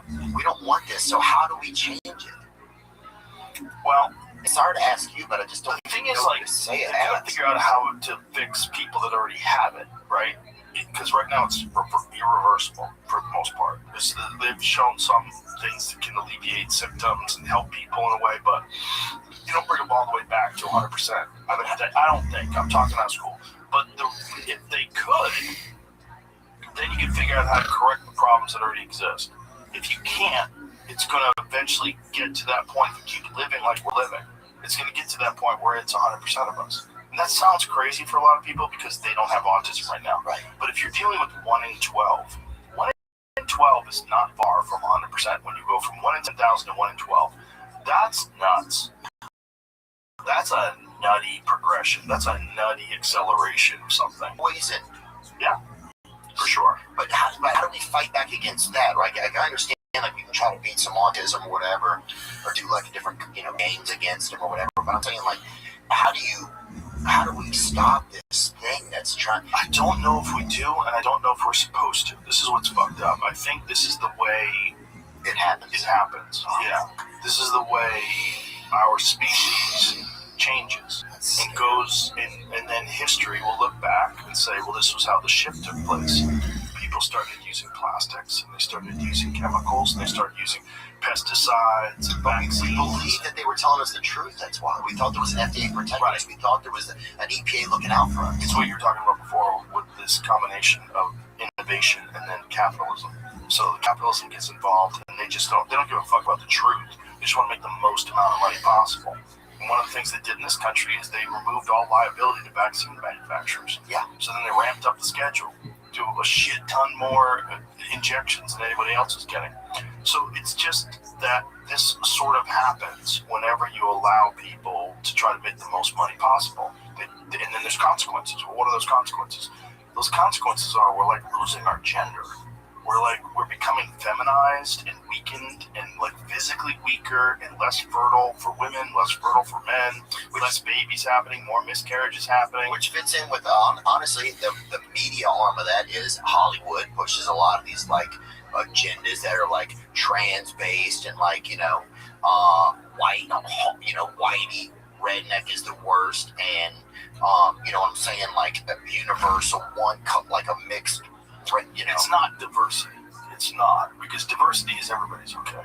Everybody's okay. The fucking redneck with the trucker hat's cool if he's a nice guy. You know, the Mexican gardener's cool if he's a nice guy. Everybody's cool, no matter who it is. Everybody. That's real diversity. Real diversity isn't like celebrating one particular thing and then denigrating all these other people just by virtue of the color of their skin or how they were born. That is racist. And they don't think it's racist. They'll even call it reverse racism. Well, there's no such thing as reverse racism. It's racism. And these people that say, oh, racism is power and influence, like, no, it's not. No, it's not. It is unjustly looking at someone and making a judgment call on someone just based on immutable characteristics, just based on the color of their skin or where they're from or what their religion is, and not valuing people as individuals, unique individuals that just happen to be from a particular, you know, their origins, their ancestors are from a particular part of the world. So fucking what? Yeah. So fucking what? Let all that shit go. It's dumb. Well, and most people know it's dumb, and they feel it's dumb, and I think that kind of shit's changing.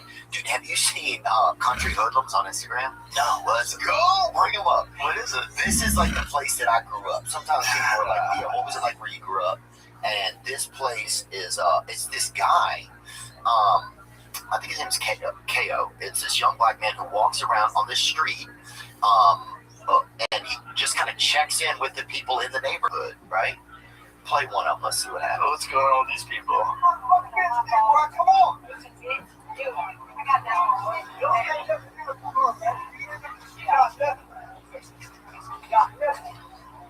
Wow. Find a different one that's a little more peaceful. Calm down, brother. Actually, this is that's Gregory right there. You know him? No, but I know him in my heart. What's he mad about? He was like a 12-car pileup, but he's better now. Look, me and that lady have the same haircut. Look at that lady right there, dude. Yeah, he lost his phone. Go on, please.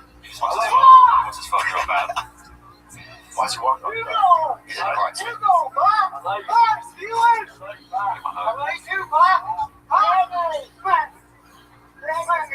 Well, this is not fun. Find a more positive one. Find a That guy can vote. Here we go. This might get us in trouble. Yeah, don't play that. Don't play that. You gotta cut that out now. We're gonna get flagged. So, OG, is that the same guy? What's your favorite thing about all this kind of hair going on lately? I think so. Like, What's your favorite thing about all these things that's been going on lately? Together, not fighting, anybody arguing, nothing like that. Loving it. Loving it. And you? Amen. What's it feel like to be a young brother to shut Facebook down, huh? But they have, there's no reason to watch that. no, you gotta watch. There's a lot of great ones. I doubt that's true. I'm not interested in any of this. Look at him right here. He got a rocket right there. Shotgun. Okay, shotgun and a beer. Nice. I can get down with that. Yeah, but it looks like a bunch of people with bad genetics who are stuck in a weird part of the world that is not growing. Oh, I agree. There's some of that. I'm just saying that this is like a circle of life that That you enjoy? yeah, well, they just follow them and you see their lives like it's like the realest show that I've seen on anything in a long time. It's just real. It's like, because when you're poor, dude, everything's just transparent. You can't hide behind hedges or gates and shit. Like, people are fighting in the yard. You smell what the neighbors cooking, or it's like Never getting anything done. But everything was right there, though. It was like the realest thing you could be in. This is one of the reasons why I stay off Instagram. Yeah. Stuff like that. I don't need that in my thought process. Yeah, we picked two of the like more not positive videos out of the group. but yeah, dude, just being around just shit like that, bro. Like just macing people and just fucking. How much time do you ever spend off of social media? Do you spend time just where you don't go on for days? Oh yeah, not days, but I've been spending less and less and less. I've been really trying to have discernment over my own time. It's true, but the real peace comes from full days off. Okay. Full days, like where nothing. You don't get any of it. Okay. That's the real peace. Okay, fine. If you can do it, but it's like that vape. It's calling you, bitch. No, it's not. Whoa, chill, You want to slurp on it? Go slurp on it. I know you want to. Chill, bro. It's calling you. Yeah, See? kid, don't be a That's what I'm saying. That's what I'm saying. See? Don't tell the boss. That's like Instagram. It's like Instagram. See? Same shit. Yeah, but Yeah. I'm doing all right. Pulls you in. But the thing is, like, when you have days off, when I take days off, my brain relaxes. I settle. You can still read the news. We'll check out the New York Times website, see what they're lying about. We'll go to these different websites, see what the news is, where we're at with stuff. But I don't. Yeah, they wanted to advertise recently. New York Times wanted to advertise. Interesting. What'd you say? I said no. Have you guys been getting like technical companies? Although I still think New York Times still does excellent journalism sometimes. Oh yeah. It's like it depends on whether or not it's something where they can have an ideological bias. You know, if it's just something that they're reporting the facts, it's great. The problem is like these corporations, like when Barry Weiss used to work for them, that she had to leave. She's like they just got infected with these young people that have these ridiculous ideologies, and they want to like distort the news. Well, if over the past 30 years or something, the news hasn't been, hey, we're poisoning everybody in this fucking country. Exactly. And they have been, I don't want to hear from you guys anymore. Also, like the way they talk about RFK Jr., the way people like describe his anti-vaccine rhetoric, like you're not listening. What he's saying is everything should adhere to the same sort of safety standards that we apply to other things in society. And that's not the case. And then there's the problem where you receive a bunch of advertising money from these companies so you don't criticize them, which is the case with all mainstream TV news. Yeah. All mainstream TV news. You know, like Megyn Kelly was talking about that, like she knew. Like it was an unspoken rule. You are not going to shit on these pharmaceutical drug companies. Like they're responsible for a big chunk of their advertising revenue. Well, now they have Bayer Monsanto. That Bayer, which was like I think it was like a pill company, right? And then Monsanto, which was like a crop company, pesticide company. I'm hypothesizing. I don't know. Hypothesizing? But now they're a fucking group together. Yeah, but that's crazy. Why not throw Raytheon in there, dude? Throw some missiles in there. You guys get Bio Glock too. Bio Winchester, Bio everything. And just forgive us, powers that be. We're just poisoned and chatty. Yeah, we're just chatty. We're just a couple poisoned guys that are being chatty. Thank God we can still be chatty. I know. What is that in? Because like if it wasn't for the ability to be chatty, who knows how people would be able to talk about things? Because if people weren't free to just like actually say what they really think is fucked about what's going on, and instead if we all had these weird bosses like CNN or the New York Times, whatever, where you maybe a lot of those people are like genuinely good journalists and they want to put a story through, and then the editor gets a hold of it and guts it. That happens too. That happens too. The editors gut these things, and you know they have an agenda. And it's like the news should not have a fucking agenda. It should be the damn news. Like tell us what the facts are. Don't spin it in any way, shape, or form. And I think you'd be a lot better off because they've like lost all credibility. Well, that's why, especially television news. Oh. And it's sad for the people that were like, I want to go in broadcast journalism and have a career in that and do something. And then they get there and it's not even like a place where they can really exercise. Well, they can still do it, but they have to do it independently now. Right. Or do it through something like Breaking Points, which even though they're not independent, and even though they like, I don't always agree with them, they're saying their actual opinions. Which is that's the most important thing. What are your actual opinions? I can agree with you or disagree with you, but I need to know that you think this and you're saying this because you think this, and then you're going to give me a bunch of reasons why you think this, and facts and figures and statistics, and show me. You know, and that's the rise of independent journalism. That's why all these independent channels do so well. That's why Candace Owens popping. Yeah, and also popping. She just keeps going deeper into the crazy well. Dude, she goes deep. I got to see her the other day. I got to see her, and she's so funny. Her kids and her husband so funny. Do you think she's right about that lady in France? With that thing on her? Yeah. Or at least used to have that thing. You got that thing on you? You know what I'm saying? She got that Draco on her. I don't know. You know, it's tough to know. It's hard. I've never been good at guessing if somebody has a cock or not. You can never know. Maybe I'm old-fashioned or whatever. Yeah. You ever meet Blair White? You're like, there's no way that's a guy. No? Never met Blair White. She's been on the podcast before. All my security guards were like, hey, buddy. yeah, seems like you're around a girl. Oh.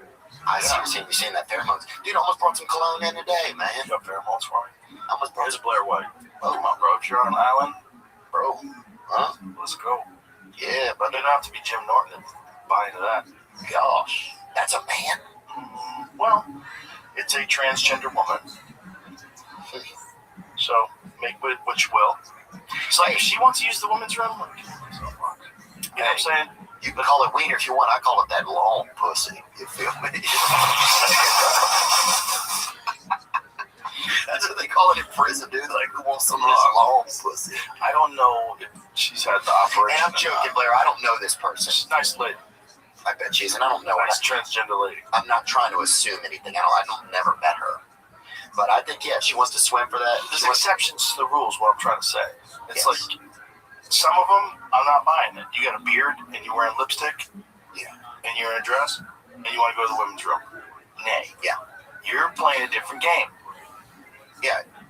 And it's crazy to think that there couldn't be some mental or emotional issues when we're being poisoned over time to get away from our nature. Mm-hmm. They just took that guy from the Chicago Bulls. He said some shit. He's like, he believed just in like Christian dating or whatever. What did he say? Or men and women, Adam and Eve, and they kicked that guy out. What?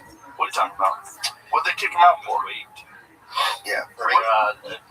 Conduct detrimental to the team or something like that. Wait, what did he say? Hold up. What did he say? Okay, let's find out what he said. We need to hear what he said, because that sounds nuts. I need to know like what the full extent of his expression was. If they made you be a woman, would you do it? Maybe. What do you mean? Just saying, if they said, who are they? These people again? I don't know. It's back to them. Whoever they are. They. Yeah. Just non-binary people. Them, they, them, viz. Theirs. Yeah. Zerzy. Real. So what did he say? So he said the world can proclaim LGBTQ, right? Ivy told reporters via live Instagram Monday morning. They proclaim Pride Month in the NBA. They proclaim it. They show it to the world. They say, come join us for Pride Month to celebrate unrighteousness. They proclaim it on billboards. They proclaim it in the streets, unrighteousness. That's it. He said unrighteousness. So he's religious. So he's talking about Bible scripture. 2 days later, Ivy streamed live again from a car, once again reading Bible scriptures and speaking extensively on his religious beliefs over the course of a 75-minute stream. This is after he got let go. Oh, interesting. Sending prayers to one user comments. Okay. On the same video, still on Instagram account on Monday, Ivy, whose mother, I don't know her surname, Nielly, is a women's basketball coach at Notre Dame, told another viewer, Catholicism is a false religion. It's not the true doctrine of Christ. It does not lead to salvation in Jesus Christ. So they're upset that he said it's unrighteous to be gay or LGBTQ. That's very non-specific because that's a lot of different things. And what he said, I saw what he said, and I understand like he had his own views and that's where his thoughts on it, but like let the guy have his views. It's like you can push all these agendas, but they don't have then push agendas that are push all the agendas. Well, wasn't that one dude was saying that the world's flat? They kept him on. John Ribbon. Some guy brought a gun to a strip club and they fucking kept him on. Yeah, that's okay. That's good old-fashioned American fun. Yes, it's a good one. Bring a gun to a strip club, that's fine. But, saying that LGBTQ, like, which one is it that's unrighteous out of that group? All of them? Kyrie Irving, when he They kept him on, right? Yeah, he's still playing. So there you go. Different situation. He actually got suspended, but that was like. But he didn't get suspended for saying that the world was flat. He got suspended because he didn't want to take the vaccine, right? Yeah, shout out Kyrie Irving. But I'm kind of surprised there's not more. I think he bailed on that flat Earth stuff, though. I think someone schooled him. He might have bailed on that. Okay. But every time that flat Earth thing, it'll be late at night, and that should have flare up for everybody. Every now and then, Avery was in here talking about it. When I see a cake, a cake that's under one of those domes, sometimes you'll have that cake, somebody will have that's the universe. Well, I just think at a certain point, it all seems very bizarre. It is very bizarre. Yeah, very bizarre. What does Jamie think? I think he thinks something. About the universe? What do you think, Jamie? And just be honest. Well, there's a lot of people that think that consciousness creates reality. not that reality is experiencing consciousness, but consciousness is like woven into reality. It's responsible for its very existence. I'm going to do a terrible job of explaining that, but I've watched quite a few videos where these quantum physicists are trying to explain these things. And I have to watch them like 3 or 4 times to get into my fucking chimp brain. But I do a fairly good job of absorbing it. And I see what they're trying to do. You know those quantum experiments, like the slit experiment? There's like these different experiments where they show that observing things has an effect on it. They act differently when they're being observed than whether they're not being observed. And it's a very controversial segment of science. That's fascinating. It's confusing. Quantum science is very confusing. And I was watching this lady that was describing this relationship between space and time. And I think, you know how particles can exist in different places and they communicate with they can exist and communicate simultaneously in different parts of the world. It's called quantum entanglement. These parts, and the idea is that if you could get to a certain level of sophistication as far as technology and your understanding of how the universe works, that everything is entangled, and that there is no distance between objects, that you can actually instantaneously be anywhere if they can figure out how to harness that. That it wouldn't just be particles at a distance instantaneously communicating, and they exist in one of the things about superposition, a particle can be both still and moving at the same time. They can exist and then not exist. They go away and then they come back. They don't have any idea what the fuck is happening. It's weird, I think I would like to learn more about it. I think I just don't understand. Nobody does. That's the thing. It's super confusing. That's at the beginning. The smallest, whatever the world and the universe is made out of, the smallest measurable aspect of that is essentially magic.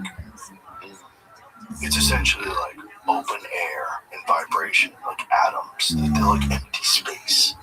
It's all really weird stuff when you get down to it. And it's fascinating and beautiful. Oh, it's incredible. Look, it makes mountains, it makes valleys, lakes, oceans. It's just crazy. We're here on this place, right? One of the first things that I ever heard you say that has been in my mind was it was the one time you were talking about this years ago. You were talking about we're on a ball of dirt and water traveling through space at this many miles, and nobody's fucking talking about it, And I've always remembered that, just like that. What a fascinating thing that we get to be here. And then this is how we behave. Not us and not all of us. We all do in some ways. But this is how we behave. I think one of the problems is that we don't see space anymore. Yeah, because of light pollution. I think that's done something to us that's dulled our understanding of our place in the universe.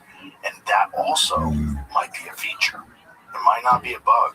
It might be a feature, because that's how we, instead of being in harmony with nature, we just keep our nose to the grindstone and keep chewing on Adderall and trying to break the stock market. Yeah, because we're just trying to get a new Lambo, baby. I want a Richard Mille watch. I want some cash. I want a Rolls Royce Spectre, the kind with the stars in the ceiling, bitch.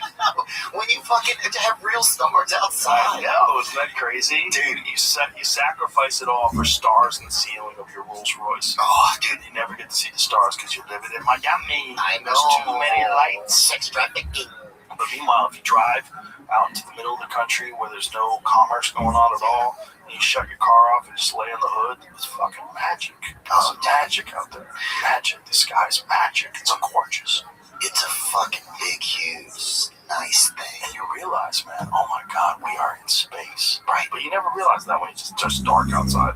Well, because we forget, we're not even I don't know. It's easy to not pay attention. It is. You just up, it's dark, but you want to go to the club. You look up, it's dark. Let's go eat. Look up, it's dark. I'm going home. Let's go. Look up, it's dark. Oh, my girlfriend just called me. I gotta go pick her up. Bye. You're in your world. Right. You're in your world. You're not thinking about fucking space. And the thing, dude, that the crazy thing is sometimes if you lay there and look at the stars and stuff, it feels like, bro, and this is real shit I'm saying right now to me. I think I'm saying this. It feels like they're looking back at you a little bit.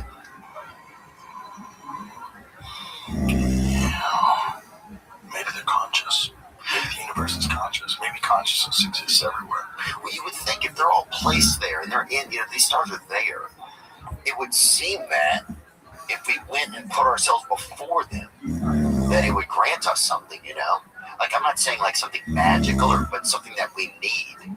Because most of the way that things are set up, it's like everything was kind of set up in perfection, like in our bodies, like the fact that we exist, the fact that the eye is put together and operates the way that it does, the fact that they have like moles and parrots and everything, the fact that it all happens. Yeah.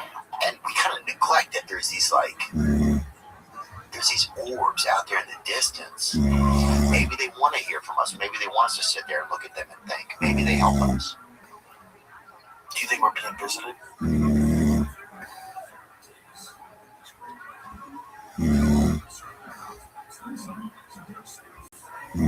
Do you? Yeah. But I think a lot of it's lies too. Do you think the government's the big governments? Or what do you mean? What do you mean? Do you think they know who's right? Do you think they know who's? Do you think they have met? Do you think these upper echelon people have met the visitors? And there's some other thing going on because there's something. It feels like something's going to happen soon. Perhaps that's possible.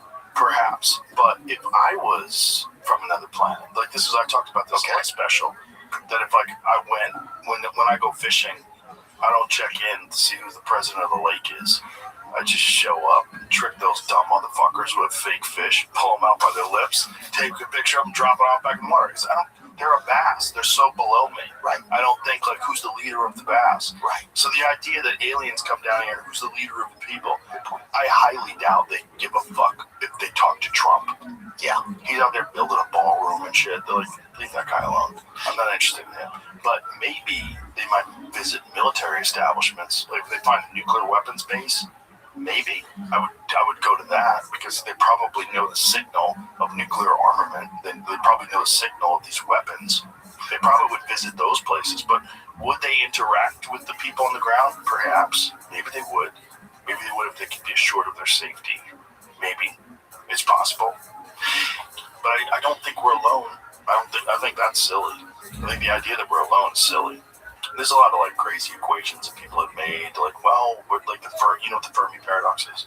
The Fermi paradox. Yeah, it was I think he's an Italian scientist. It's like if there are aliens and there's so many stars in the universe, there's so many planets in the universe. Do you know there's more planets in the universe than there have been seconds since the Big Bang? No way. Yeah. How do we know it? I don't know. I just read it. I'm just saying to you, look, I'm smart. That's fair. Yeah. Put that into perplexity. I love using AI. I know it's taking over the world, but I don't give a fuck. I'm learning so much. If you use it correctly, I think it's like everything else. I use it every day. I use it whenever I write. If I write about a subject, I'm like, tell me why you did that. Tell me what this is. You just ask it. Yeah. It just gives you instantaneous information.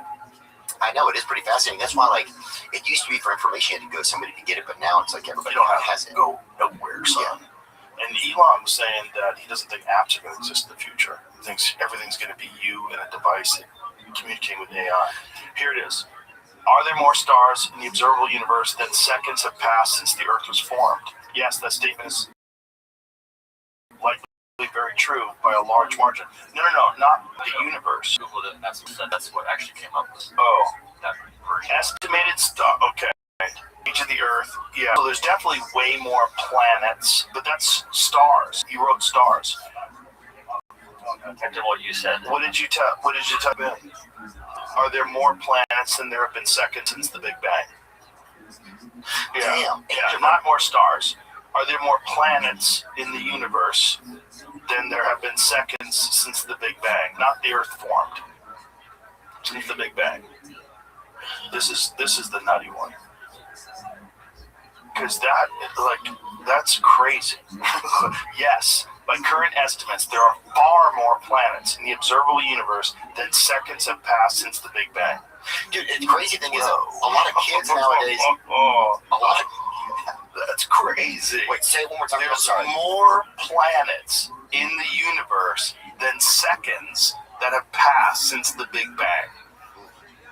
So then I start to think, I wonder if it's a contest, and like God is seeing like what planet can really create the most like love amongst the planet, and get it done right. You know Terrence Howard, the actor?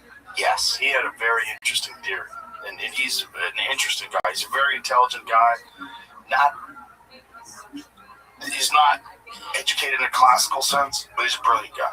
Right? Not educated about a lot of the things he discusses. But one theory that he had was he thinks that the way planets are formed is there's ejections from stars, and over time they coalesce and become planets, and this stuff in space becomes planets, and the distance they are from the stars, where it gets to a distance where it's in that Goldilocks zone where life can be established, and then he says planets become peopled, because it gets to a certain time where people evolve from these planets, and he thinks this is like a natural thing that happens all over the universe, that these planets get peopled, and as they get further and further away from the star, the planet gets less and less habitable, and those things, those intelligent creatures on that planet become more and more intelligent and more innovative and more capable of surviving without the protection of the Goldilocks zone. Interstellar, and then they develop like their own system. That's what's happening to us. Well, I think that's probably what's going to happen to us. And so so if probably we leave that orbit AI of is a part of that. Right, if we leave that orbit of safety. Yeah. Well, today, Artemis, they're supposedly flying around the moon. So these are the first people that have gone into deep space since 1972. This is the Apollo missions. Nobody knows it. That's what's nuts. This is taking, I think, 10 people. 4? Is it 10 days? How many days are they doing? 10 days. 4 people, 10 days, and they're going around the moon and coming back to Earth. No one's done that since 1972. And it's happening today, and no one cares. That's kind of weird, right? Yeah. That's kind of weird. Right, and you see, whatever that is, that's part of us that has really been doctored pretty heavily. The part of us that doesn't even find like a big fascination in that, like that's the part of myself that I want to find more of, It's very weird. It's very weird that we become dull to like fascinating things. But also, do we even believe? Some of it is like we don't even know if it's real. It's like so much of this shit. You see these videos, it's like that's not even real. They just had like the Iranian protests or something, or like the happiness in the street. They were just saying that was not different. It was a totally different thing that they were filming. And then there was one that people were saying was older, and then we found out, no, it's not. It's actually, there was current people protesting in Iran that we were bombing them. And they were like in favor of the government. But then you got to know, like, well, how many people are scared to death, and they're doing that because they don't want to get killed, because the government has killed thousands and thousands of people, including like major public figures, to show that no one has any favoritism. Like they killed this like championship wrestler, like incredible wrestler. They killed 2 different wrestlers that supposedly protested against the government. So who fucking knows?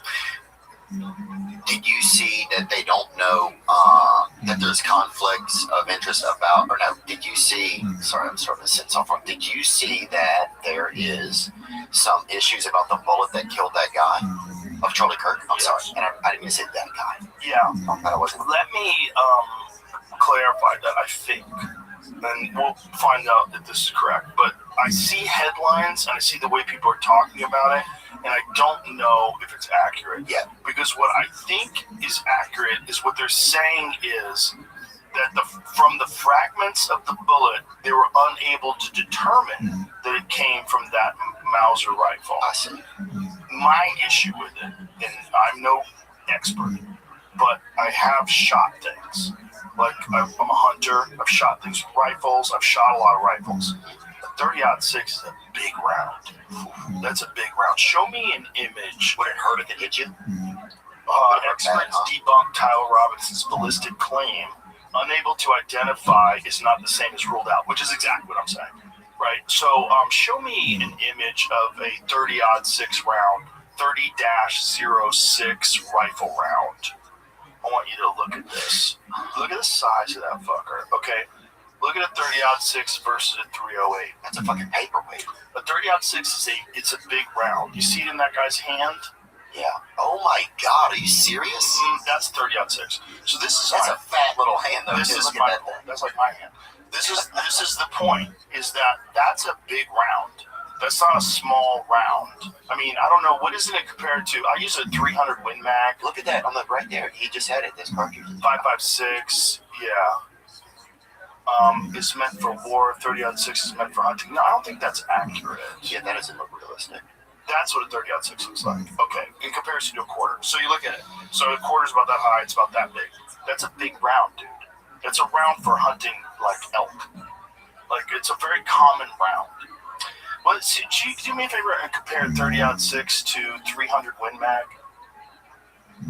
Compared to 300 Win Mag. I'm just scared, dude. So 300 Win Mag, I think, is fatter. Let's see the difference. Okay. Here it is. 300 Win Mag on the left. Oh, 30-06 is bigger. Look. Okay. Is that real? Which one's which, though? Show me that one far left. Right there. Okay, 300 Win Mag and 30-06. So 300 Win Mag has a little bit more powder in it. See how it goes higher up? So it has more charge. It's a bigger round. But my point is, that's a big round. So like 300 Win Mag's a big round. Yeah. 30-06 is slightly smaller, but it's still, that's a lot of powder in that bad boy. That's a lot of firepower. So this is what a lot of people have an issue with, is the wound. That there was no exit wound. It shot him in like the soft tissue of the neck. If it killed you, Didn't go out. would you feel pain? Me, I feel looked like he was dead almost instantly. It looked like he was slumped over. I think he was at the very least unconscious. But it would have left his body, you're saying? I think it would have blown a hole out the back. That's the thing. It's like 9mm do that sometimes. Yeah. It just doesn't. It seems weird that it doesn't have an exit hole. Yeah. It seems weird that you're shooting him in the neck, and the image from the back. There's a video of him getting shot from the back. It doesn't leave an exit hole, so it doesn't look like it's that round. There's also the fact that on the roof with it and then assembled it, which doesn't make sense, because if you assemble it, that means you have to take the scope off, put the scope back on. You have to zero the rifle after you do stuff like that. Yeah, the guy who killed or allegedly killed Osama bin Laden. Who's that? Mike? Who's the? I know who you're talking about. Navy SEAL. Yeah, he was just talking about that. I only say allegedly because I don't know anything about that. I don't know the specifics, even though I read the freaking book he wrote. But yeah, he was saying that to be able to do all that and get off the roof, it all seems bizarre. Not only that, they supposedly disconnected the rifle again, took it apart on the roof, put it in his backpack, jumped off with it, and then reassembled it and left it in the woods. And allegedly it was at a Dairy Queen. You see that? Yes. Who could shoot someone and go to Dairy Queen? It seems weird. And then also his family's denying that he confessed. Yeah. They were saying that no, he didn't confess. And we haven't heard. His family said 2% of what they're saying about this is correct. Have you reached out to them, or have they reached out to you? No, well, I don't think they can. I mean, they're probably terrified about their son's future in life. Like, they're trying to pin this crime on him. Who knows if he did it or didn't do it? I'm not saying he did it. I'm not saying he didn't do it. But I am saying that the story of him climbing up there with a disassembled gun, assembling it, making that shot, disassembling it again, climbing down. If that's the narrative, that sounds like straight horseshit. And the video of him hopping down does not look like he's a rifle when he's hopping down. So what's happening? How did he get up there? How did no one see it? There's so many things that are fucked up about that story. It doesn't totally make sense. But a big one to me is the actual bullet hole, the actual damage that rifle does. Look, but here's another thing. Guns do weird things sometimes. Like, bullets do weird things, and sometimes they don't. Maybe it fucking center punched his spinal column and it did blow apart and it didn't go out the back. It's possible. Have they released any information about the autopsy? I don't know. I mean, you would think that. I don't know what the specifics are, but I know a lot of people are very skeptical, which they are about everything these days, which is also part of the problem. Well, they have to be skeptical because the news is compromised. And the news is owned by, it's not good. And it's also, there's a lot of disinformation out there. There's a lot of, like, covering up stories. There's a lot of weird shit. And, yes, and then even other places can put out news that's bad for us. That like, we'll put this out there. Sure. Disguise disinformation. Yeah. But did you see that exploding mic theory? Did you guys talk about that on here? I've heard that theory, but I don't know if that makes sense. I don't know. I've heard people talk about it, but I hadn't looked into it. It looks like he got shot. I don't know if the microphone's going to hit you in the neck. Like, how do you know where the mic's pointing? You're moving around a lot. How do you know when to make it go That's off? a good point. They had it like on his shirt at a specific spot. But yeah, you're right. How would you know? But then the place where It sounds like a gunshot, though, and there's a delay between the gunshot and the impact in terms of, like, acoustic readings. Like, and I think somebody did an analysis of the distance they believe the shot was taken from based on the sound.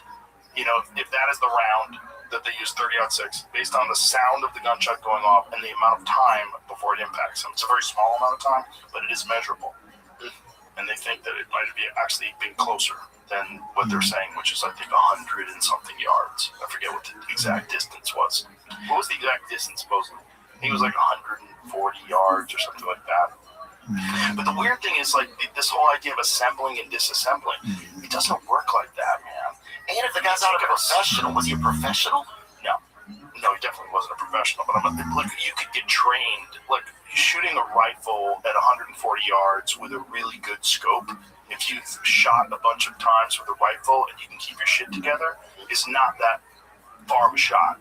You can make that shot. People can make that shot. He wasn't even wearing a bulletproof vest, even though he did obviously get hit in the neck. But the thing is, like, if that's the narrative, and I don't know if they're still sticking with the story, but that was what they were saying at first, that he disassembled it and reassembled it. Reassembling a gun does not make it accurate.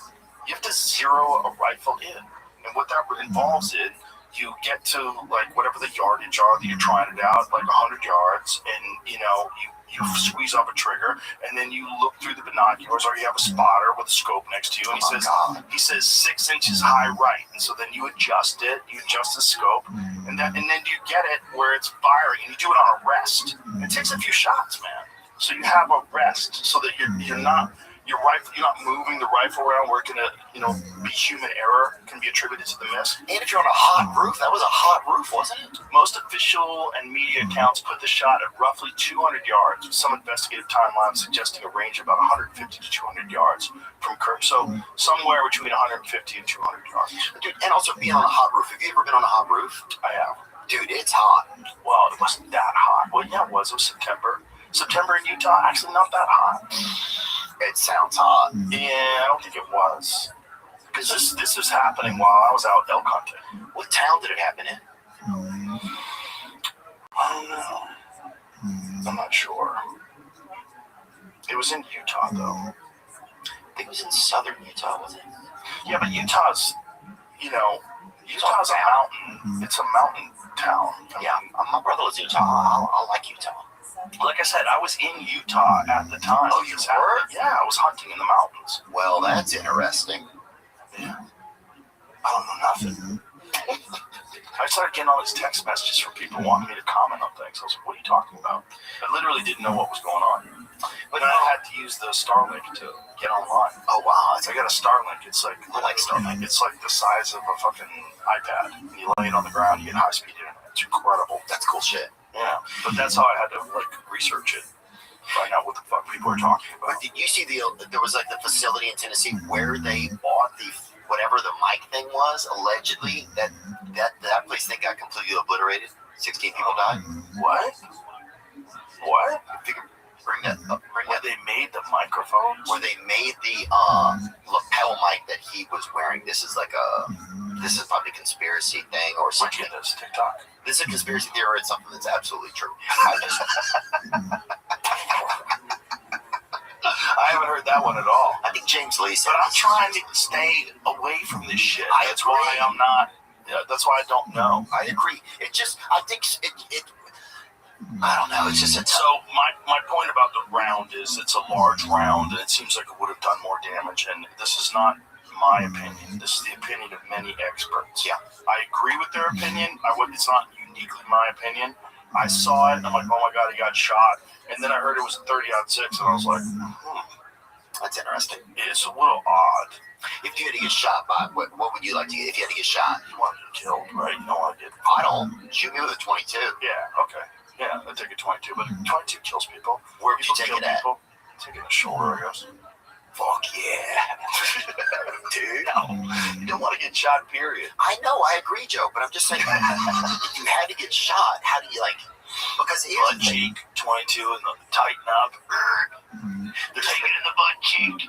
Bang. I don't know. Not good. But no bullet is good to take. But the point is that seemed like not enough damage for that kind of round. But I might be wrong. Again, I might be wrong in that bullets It's okay if you're weird wrong. things. If it hit the spine and it blew apart, I just feel like you would find a lot of it in there. Dude, Especially if there's no exit wound. Like, how come you can't find? the whole thing's bizarre, dude. Did you see the part, Jamie, that I'm talking about where that thing blew up? Well, yeah, I'm trying to find a good explanation. Okay, understood. And there may not be one. Thank you. I'm sorry. I know I brought it up. Oh, you did? Okay. Yeah, just like, I don't know. I think I'm just scared. And it's like, yeah, what do you... I just don't 18 people unaccounted for after deadly explosion in Rock's Tennessee plant. First responders rushed to Accurate Energetic Systems. That sounds like a CIA operation. A facility on the line of Humphreys and Hickman counties that processes ammunition and explosives. But is this the place that made the microphones? So the conspiracy says that the microphone was taken to this place to be converted into like an explosion. Somebody got an invoice from it. That's what it was. That was the piece of information that was going around. Who found that? Is that James Lee found that? Not sure. See if you can find what James Lee has to say. He's my number one source of information. That's what I heard, dude. I got to podcast with him. Did you? I got to meet him, dude. Is he cool? He's a nice guy, bro. He's fun. Yeah, he's like, his story's wild because he was working as a consultant for one of the big pharmaceutical companies, like one of the big ones that we know, right? Mm-hmm. And he just couldn't say the name, but he could say it, but he never said it. Right. And then he was in a Zoom one time, and they're like, okay, we still have a lot of stockpile from the first vaccination. And that's when he said they started suggesting, allegedly, that people should then get a second vaccination because they had this first, they still had more of their original vaccine. So it was just like a thing, well, we have more of it, let's sell it back to him. And that's why. And so he started getting very skeptical. So he started really getting skeptical, and he got out of it, and he said he just wants to, like, expose things that he feels like are not real. Right. Or true. You think he might be CIA? Dun, dun, dun. You gonna work? I don't know. You gotta wonder. People thought Sean Ryan was cool. Yeah, I've heard people do that. Remember? Yeah. That was a thing, but then now people don't. Doesn't seem like he is. Yeah. Unless they're being clever. Dun, dun, dun. I just want to be able to have like a family and just like think that everybody's going to be able to live. That would be nice. Yeah, that's the thing about ideologies and tribes. If it wasn't for ideologies and tribes, the idea is that we should all be able to live together. It's like, but the problem is it's not fair the way the world's distributed. Yeah. You know the statistic about the 1% of the world? $34,000. You make $34,000 US, you are in the 1% of the world. Yeah. That's crazy. I know, it's just tough. So it's like, you have to pray. That's what I'm trying to do. In order for us to get cheap jeans and an iPhone that only costs $1,000, somebody has to get paid squat. Somebody has to get fucked over. Somebody has to work long hours, live in those Foxconn factories where they have nets to keep people from jumping off the roof, Yeah. Bro, when you're working at a place and there's so many people jumping off the roof, they just put nets up, you got a problem. That's not a fun work environment. Hey, Ron's hitting the nets, guys. Yeah. Oh, Ron. Ron. Hit the net again. Yeah. You dumb motherfucker. Why do you keep jumping in the net? No one's going to save me, but someone jump. Somebody comes back from a lunch break and they just have the net marks on their face and they're like, you tried it. But dude, it's just sad, man. It is sad. I mean, we're better than this. Yeah, humans overall are better than this. Thank you. Yeah. So people that are not acting better than this are not, I mean, I know we all have mistakes. We all do things that are fucked up, right? But like at a point where you're like, we should all be doing better. Taking lives, and if it's not the regular people, I feel like it's the governments, man. 100%. It is 100%. Because if it was just people, we'd all figure out how to get along. Unless you think those people are the infidels, or those people are the goyim, or those people are the Jews, or those people are the Arabs, or whatever you decide. Those are the other. You decide to other a group of people. Yeah. Then it becomes a problem because it's us versus them, and then you're back to the same tribal bullshit. that needs to turn us all trans. That's why we need to lose our gender and lose our primate dominant instincts and all of our territorial instincts. Well, I told you I was going to be on my dick. Away. We're going to be all telepathic with big old heads and little tiny mouths because we're not going to use them anymore because no one's going to have a dick to suck. No one's going to have a clit to lick. You're going to communicate with your mind, so your mouth's just going to atrophy. And you're going to get all your food through like a suck hole. You're going to have just a straw to eat all your food. They're going to figure out how to make perfect food where it's just like you don't have to go to a restaurant, eat chicken, or have fish. No. Suck on a straw. Get all the nutrients you need in this fucking sludge. And the sludge it feels like an orgasm when you take it. That's why you get people to do it. You take it lights all their synapses up. Like when you hit that busy boy first thing in the morning. Give me a hit that real quick. Let's go! This is the first hit. The good one. Give me a hit. Ready? This is the right hit. Hit that bitch, Ricky. Oh, yeah. Yeah, it's that first one. Yeah, that's it. That tastes good. What's in that one? That's like a professional one. It's coffee. Ooh, that's delicious. That's a professional one, though. That's a trap. Yeah, this one is for outdoors. It's for outdoors people. Outdoorsy. But it doesn't taste outdoorsy. It tastes like fake coffee. I'll leave it here. No, I'm good. One hit's good. No. I know it's a slippery slope. I'll be pulling into the gas station to get an Escobar later. Oh, Escobars, those are the ones. Remember, you said you were hiding from yourself at night. Yeah, I hide them from myself. They'll get me. Yeah. Sometimes I'd be ashamed, so I'd take your head and I'd blow it into my shirt. Wouldn't want anybody to know I'm doing it. Yeah. What's your texture? That bitch fucking come right out the armpits. That's why I wear a hoodie. Just leave it. Put it over the top. I wrap like a monk. But tell me, Joe, what are some, give me some, what are some things that we can do to keep us in a space of giving ourselves the best chance to feel human? Because one day you're going to go to a museum and there's going to be a smile in there. Well, it has to happen on an individual basis, right? Everybody has to be human to each other on an individual basis. And sometimes it takes something chaotic, like a tragedy, like 9/11, for people to just be cool to each other. I remember, I've talked about this before, but post 9/11, everyone was so connected. Everyone was smiling. People were letting you get on the highway. They're letting you get in their lane. They're waving. Everyone had an American flag on their car. We'd been attacked. We were united. And it's just sad that it takes something like that for people to realize, this is a gift to be alive in this incredible country, this incredible time in history. But we are under the rule of tyrants, and I'm not saying this is the U.S. government's tyrant or no individual, but every government that is in control of military, that is involved in these exchanges with other countries, they're run by tyrants. Someone's a tyrant. Whether it's Putin or this guy or that guy or whoever is in charge of Iran right now, they keep the people on the street from using the internet, they kill all the protesters. That's the problem. The problem is people in power. It's not people. Yeah. People generally are good, especially when they're not starving. When they're not starving and they're not desperate, they're not being attacked, most people generally are good. Yeah. Obviously dependent upon how you grew up and what you were exposed to when you were young and what kind of horrors did you have to see. Were you in a war-torn country?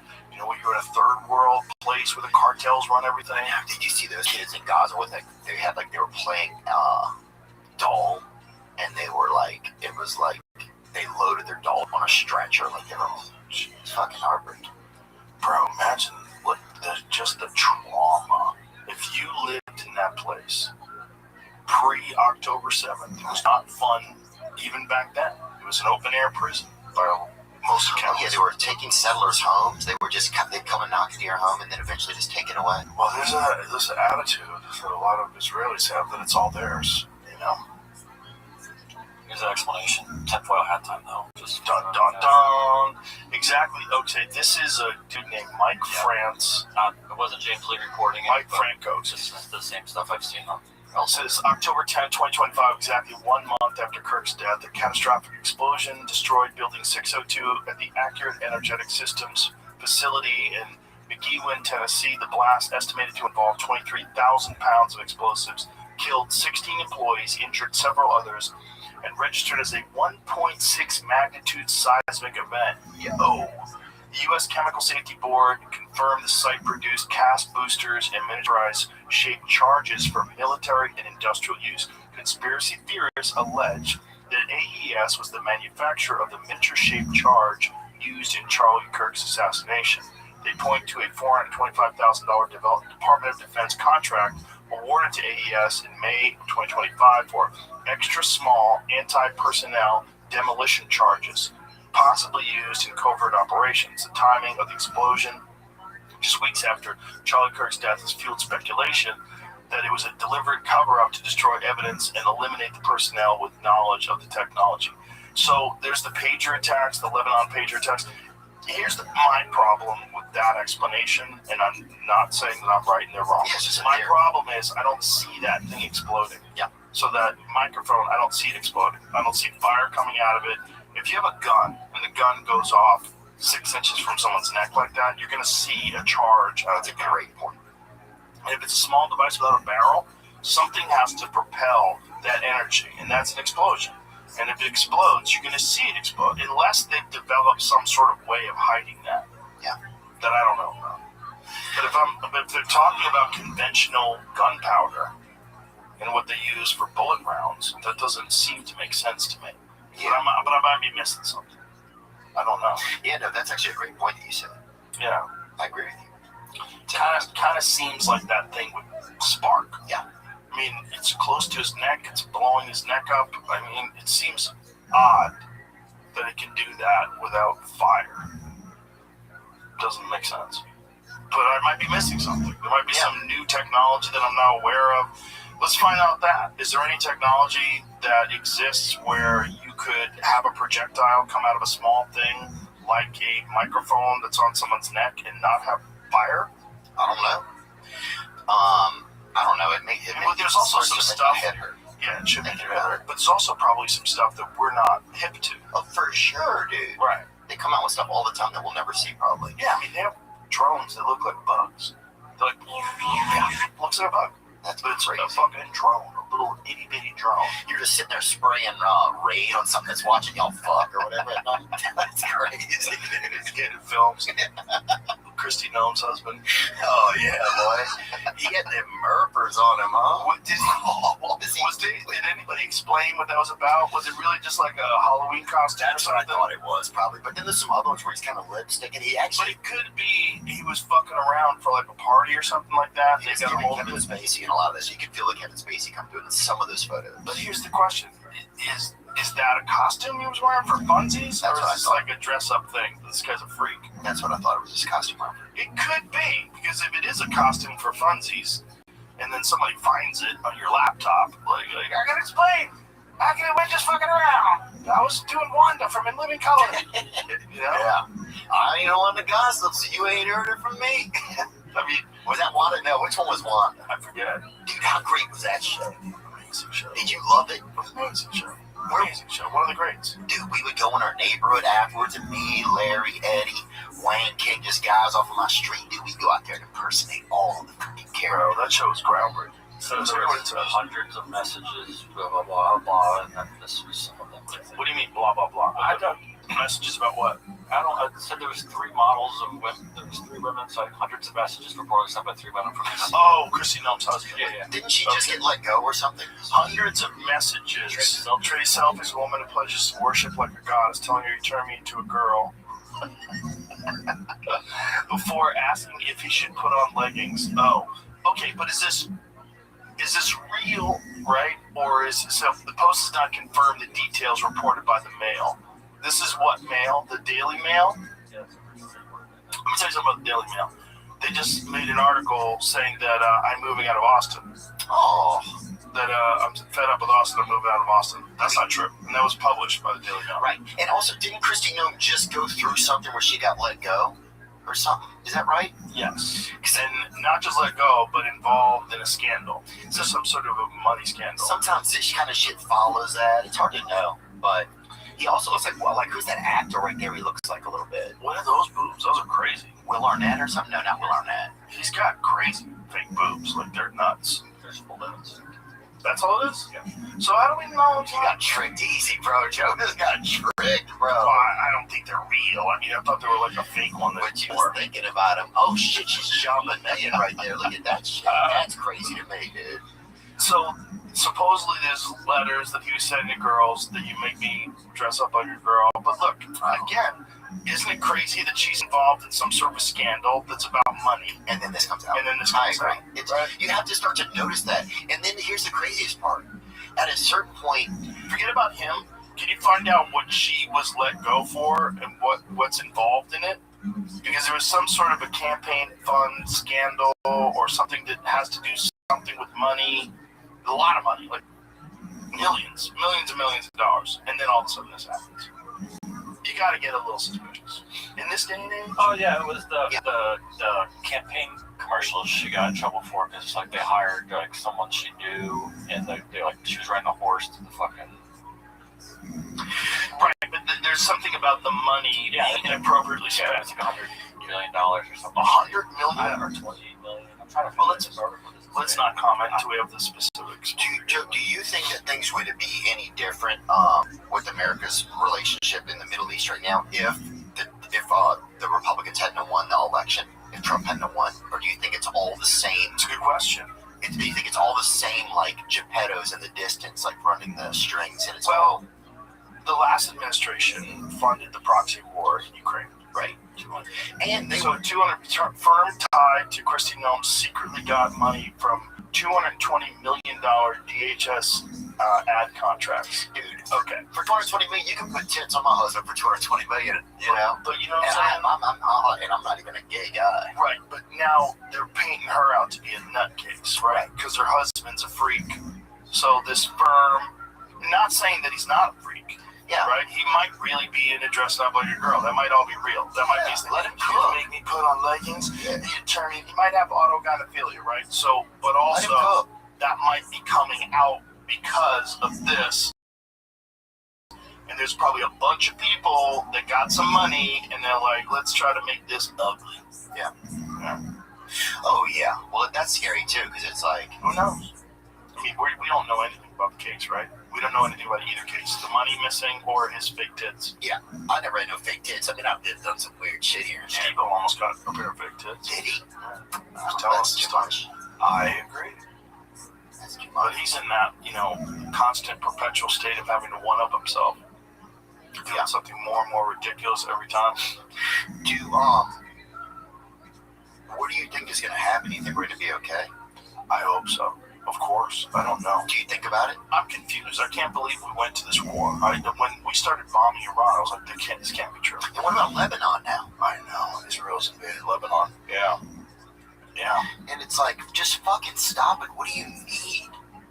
Well, they're trying to, supposedly, they're trying to stop the terrorists. That's crazy, though, if you're the fucking terrorist. You stand in front of the fucking mirror. And start there. But also, what do I know? What do you know? You're right, I don't. But it's all just like, fuck, there's got to be some way that we're better than this. Understand that, like, if this was found out by that story about Kristi Noem's husband was found out by like a newspaper online, allegedly, and that if they can find this out, that obviously hostile intelligence services, according to CIA officer Mark Polyamopoulos, stuff as well. If a media organization finds this out, you can assume that a high degree of confidence that a hostile intelligence service knows this as well, added former CIA officer Mark Polyamopoulos. Damaging information like this can be a tantalizing lead for a hostile intelligence source. They approach the person and say, if you work with us, we want to expose this, and if you don't, we will. So he's posting these online, and someone came across them. As it sounds. But he might be a freak. Who cares? Let him fucking cook. Look, I think a lot of those people that are involved in government are freaks, and I bet their husbands and wives are freaks too. They're fucking weirdos. They want to be in power.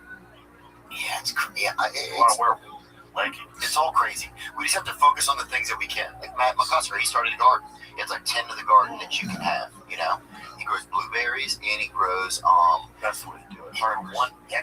He grew one blueberry. During the congressional hearings, Kristi Noem was probed about accusations of conducting a taxpayer-funded affair with her former aide, Corey Lewandowski, who has since left the Department of Homeland Security. Corey Lewandowski, dude? That Dude, guy. I was in a fucking fantasy football league with that guy. For real? Yes. For real, up again, yeah. No kidding? Let me see a photo of him. Mother effer, dude. She's pretty awesome. CeeLo, bro. Oh, this is a different dude. Yeah, seems like a different dude. So that guy was the guy who was CeeLo ain't shit. banging her. Okay. Supposedly, allegedly. Who knows? But again, when there's a bunch of money that's missing, there's a scandal, hundreds of millions of dollars, weird shit starts getting tossed around. They throw you House of Cards, baby. Go rewatch it. I think that's probably the most accurate depiction of how the government works. Yeah. Kevin Spacey's a fascinating guy. Well, everybody in that show was great. It's just like a really well-made show. Yeah. That show was fascinating. He did. All right, dog, we gotta wrap this up soon. Dude, that's fine with me. I thought you I was staying here because you're here. No, I love you. I love you But I too. have things I gotta do. Me too. Are you gonna be around tonight? Or are you going back? I might stop by. Bus Boys in theaters April 17th. So that's like 2 weeks from now.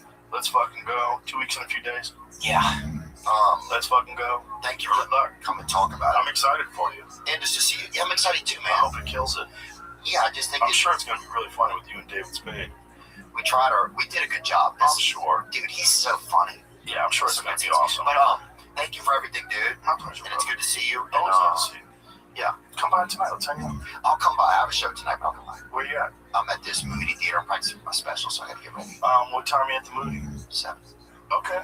But come by. We'll be there till I'm gonna be I'll be there for a while. Okay, I'll come by and say hey. All right.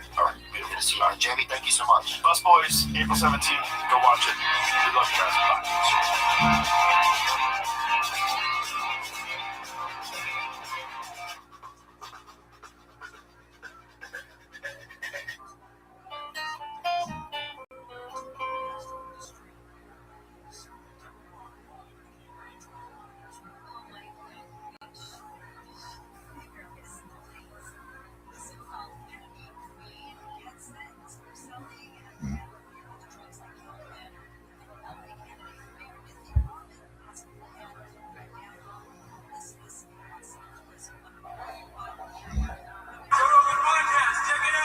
The Joe Rogan Experience.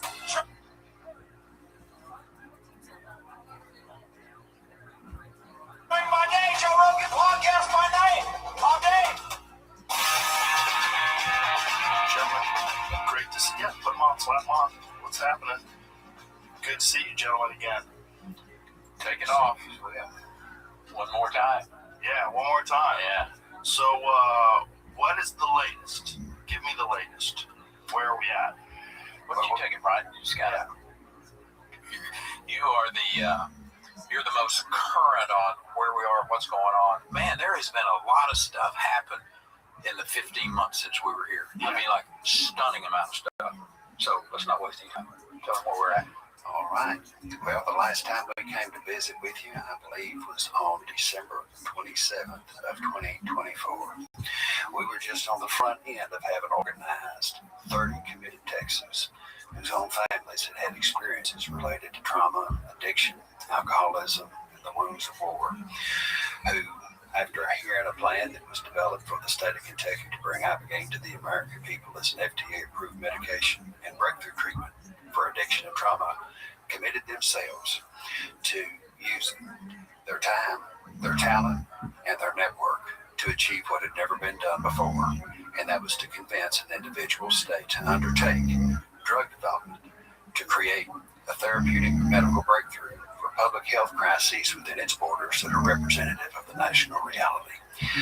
After you released the interview with us on January 2nd, 2025, we pursued a 5.5-month blistering campaign to convince 188 blank slate Texas legislators to fund the single largest psychedelic research and medical development project in history, that being the $50 million Texas Ibogaine Initiative.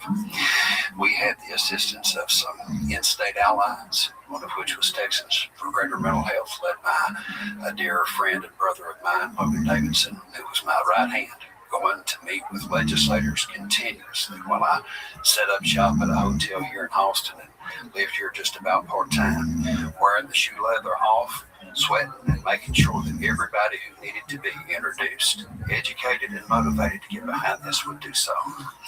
At the end of this 5.5 months, we secured the votes of yes of 181 out of 188 legislators between the Texas House of Representatives and State Senate.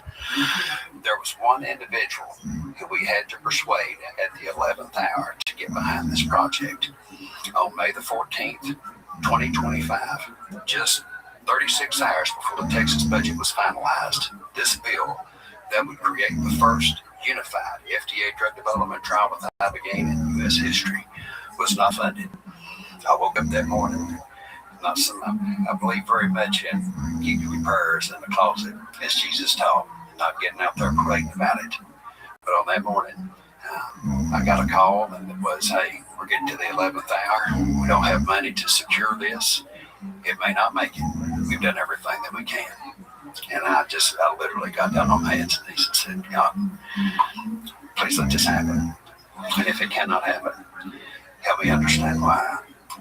3 hours later, I got a telephone call asking if I could go and meet with the Texas House Speaker and Lieutenant Governor Dan Patrick. I went at 4:30 in the afternoon on May the 14th. Spent an hour with these two gentlemen going back and forth about what this project was, why it was so existentially necessary for Texas and the country.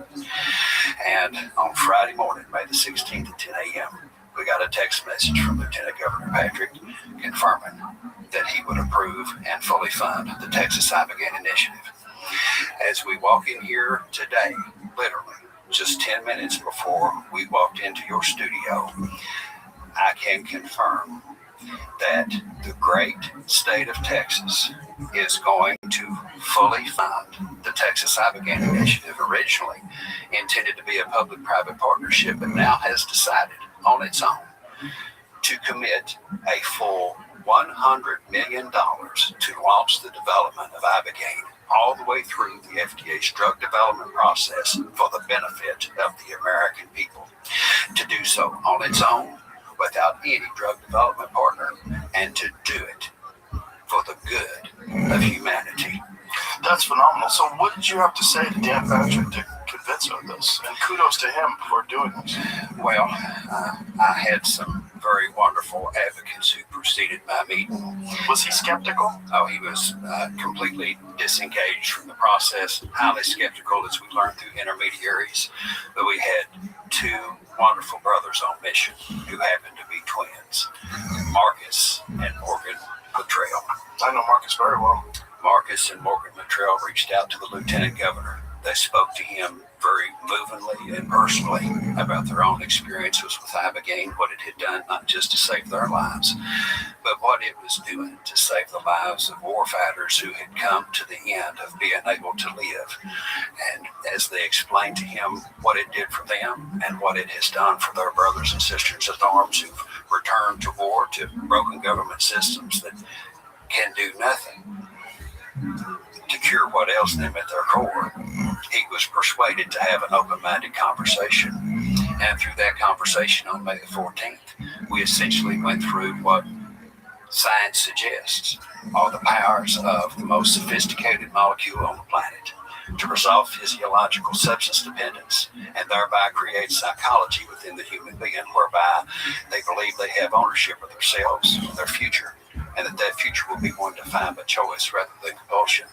And the most powerful aspect of the ibogaine argument, not just for the Lieutenant Governor and House Speaker, but for most of these legislators who voted yes, is the experience endorsed by many that ibogaine confirms without question the reality of our individual human divinity.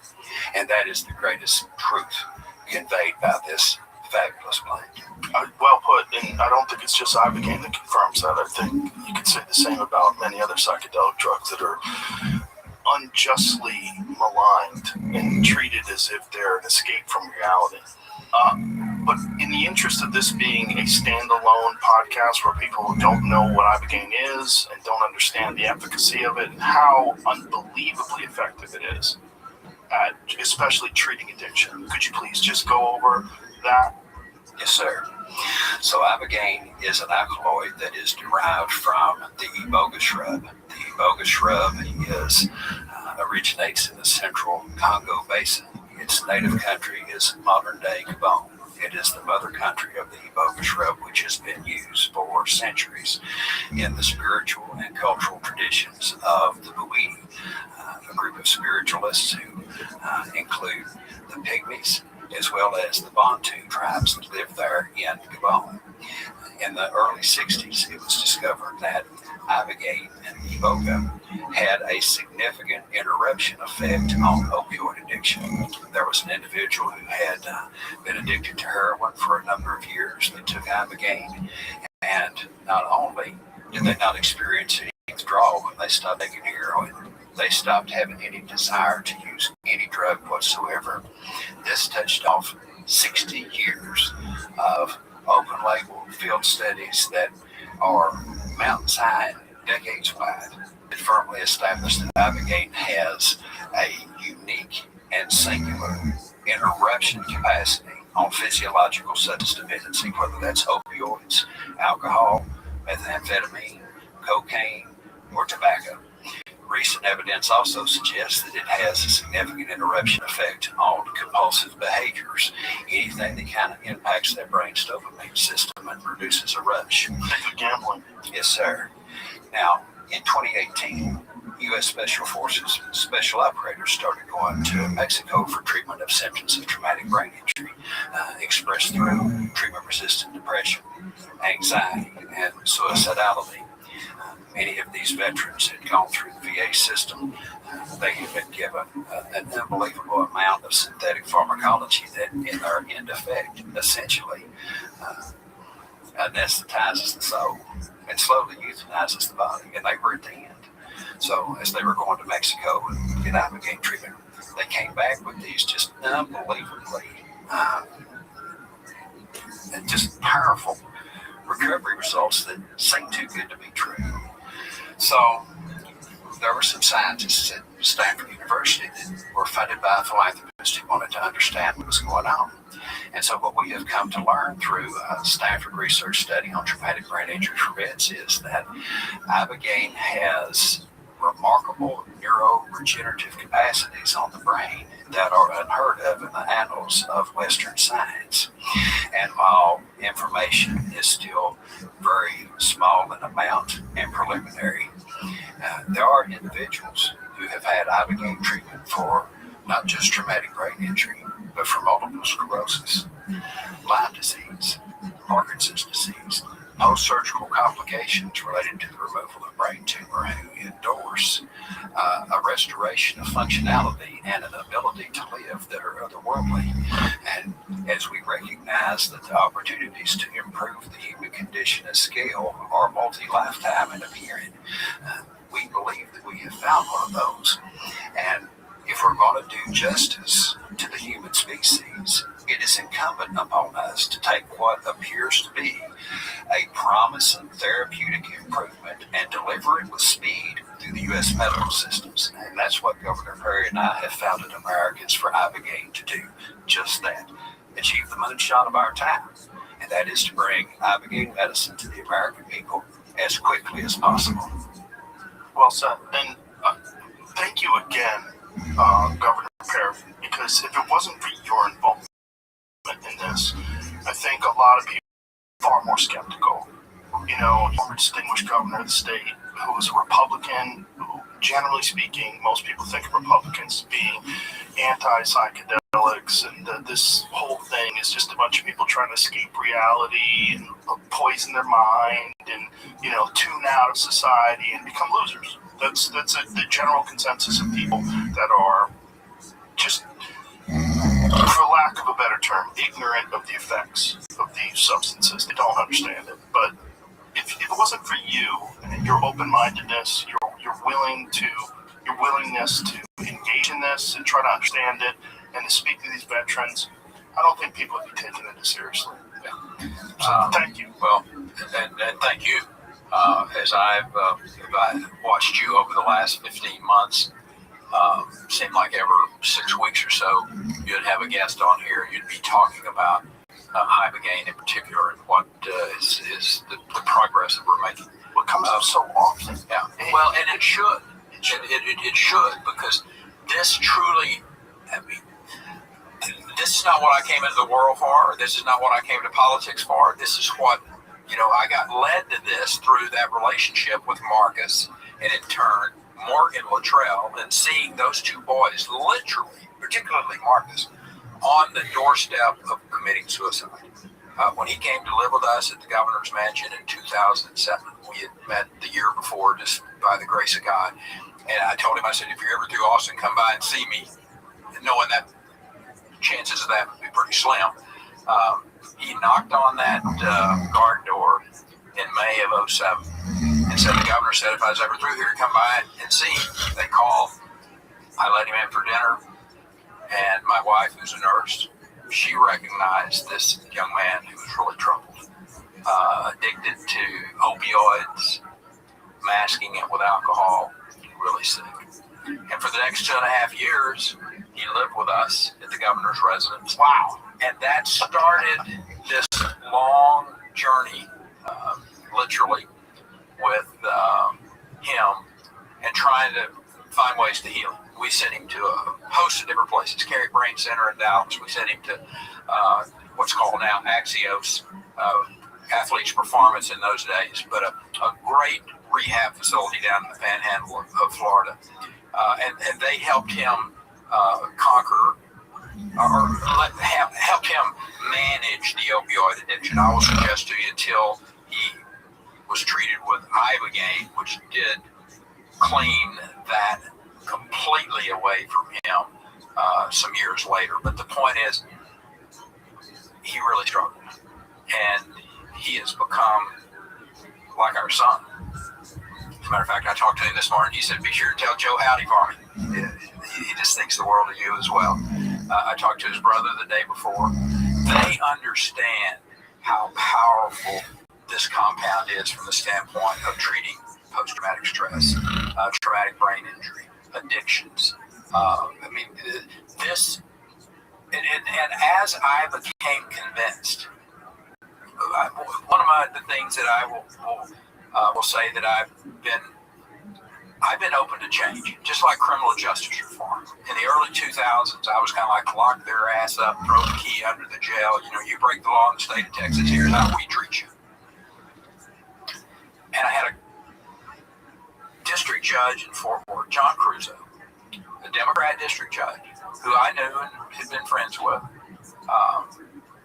He said, Governor, we got a program here that allows these individuals who have broken the law, they maybe, got caught with an illegal substance or what have you.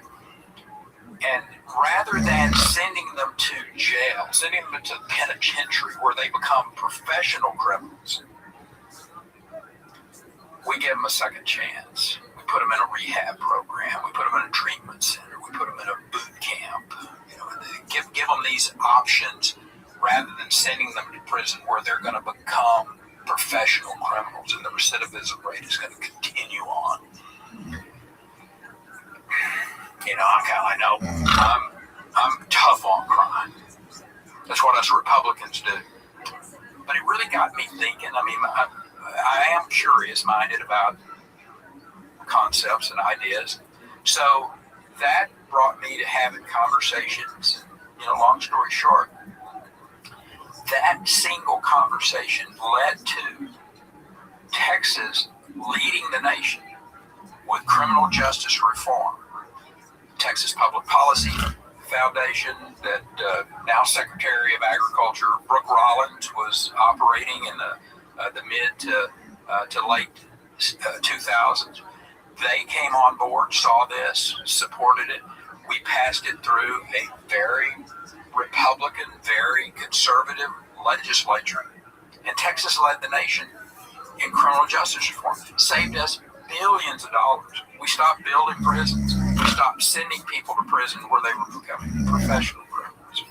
So that template, if you will, was what we took to Donald Trump in 2018. And he was just like me initially. I'm tough on crime. But he was open. He was curious. Brooke Rollins, interestingly, had come up and was his domestic policy advisor at that time, and she made the pitch, and he was open. And that conversation led to him being open to federal criminal justice reform. And today, there are people who, you may have different ideas about President Trump and what have you. I know that's the case. But on this issue of criminal justice reform, this man was curious, he was open-minded, and he's made a real difference in people's lives following the Texas model.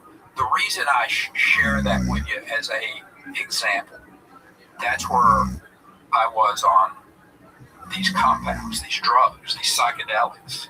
I mean, I grew up in the 60s. Timothy O'Leary using LSD, marijuana, any of that kind of stuff. I mean, it was anathema to me.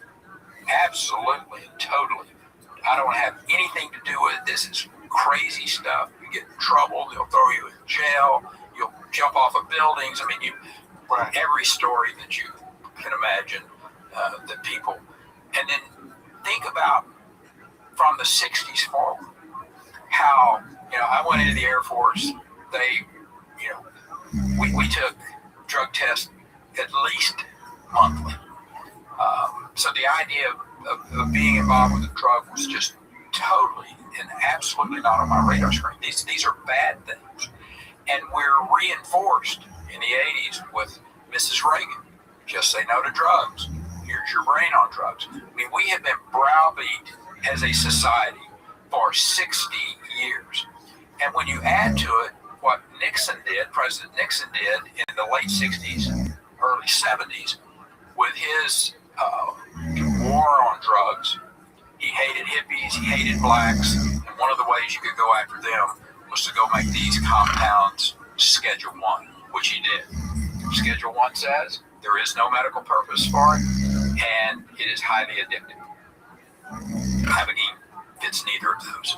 Ibogaine is not an addictive compound by any sense of the imagination. It's also absolutely not a recreational compound at all. It's not something that someone can do at a party. We are proving without a doubt to the Texas legislature, to legislatures across this country, in Mississippi, in Tennessee, in Arizona, West Virginia, that it does have a medical purpose, that there are some extraordinary things that can happen for their citizens who have PTSD, who have sexual trauma, who have addictions. I mean, saving lives by the thousands, hundreds of thousands, I will suggest to you, when this is approved across the country, and we see it as a relatively easily studied and accessed by medical care compound. So that story of seeing these two young men who have given everything, literally, up to willing to give their lives, and a lot of their friends did, for our freedoms and our liberties in this country. And for us to say to them, oh, sorry, you can't have access to this because, President Nixon said this was bad stuff back 60 years ago, and it was taken off the shelf as a Schedule 1 drug, put over here, and for 60 years, Americans have suffered through so many different eras. The late 90s, when the Sackler family and Purdue Pharma comes along, and we literally, I think one of the most demonic things I've seen in my public life is this family who used oxycodone and sold it to America as this be-all to end-all.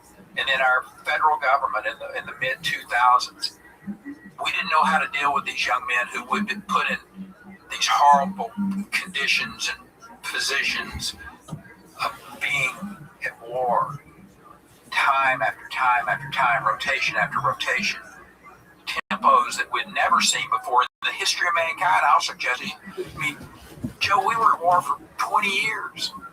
20 years during that period of time. There's special operators that were deployed 8, 9, 10 times.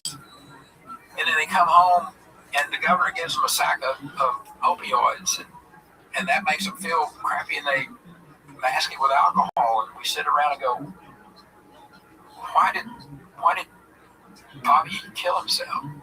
Well, because the government failed in its great responsibility to take care of these young men and women, in my opinion. So we owe it to them. As a matter of fact, a dear friend of mine who just passed away within the last 2 days, he'd worked with me for, 30 years. And when he first saw that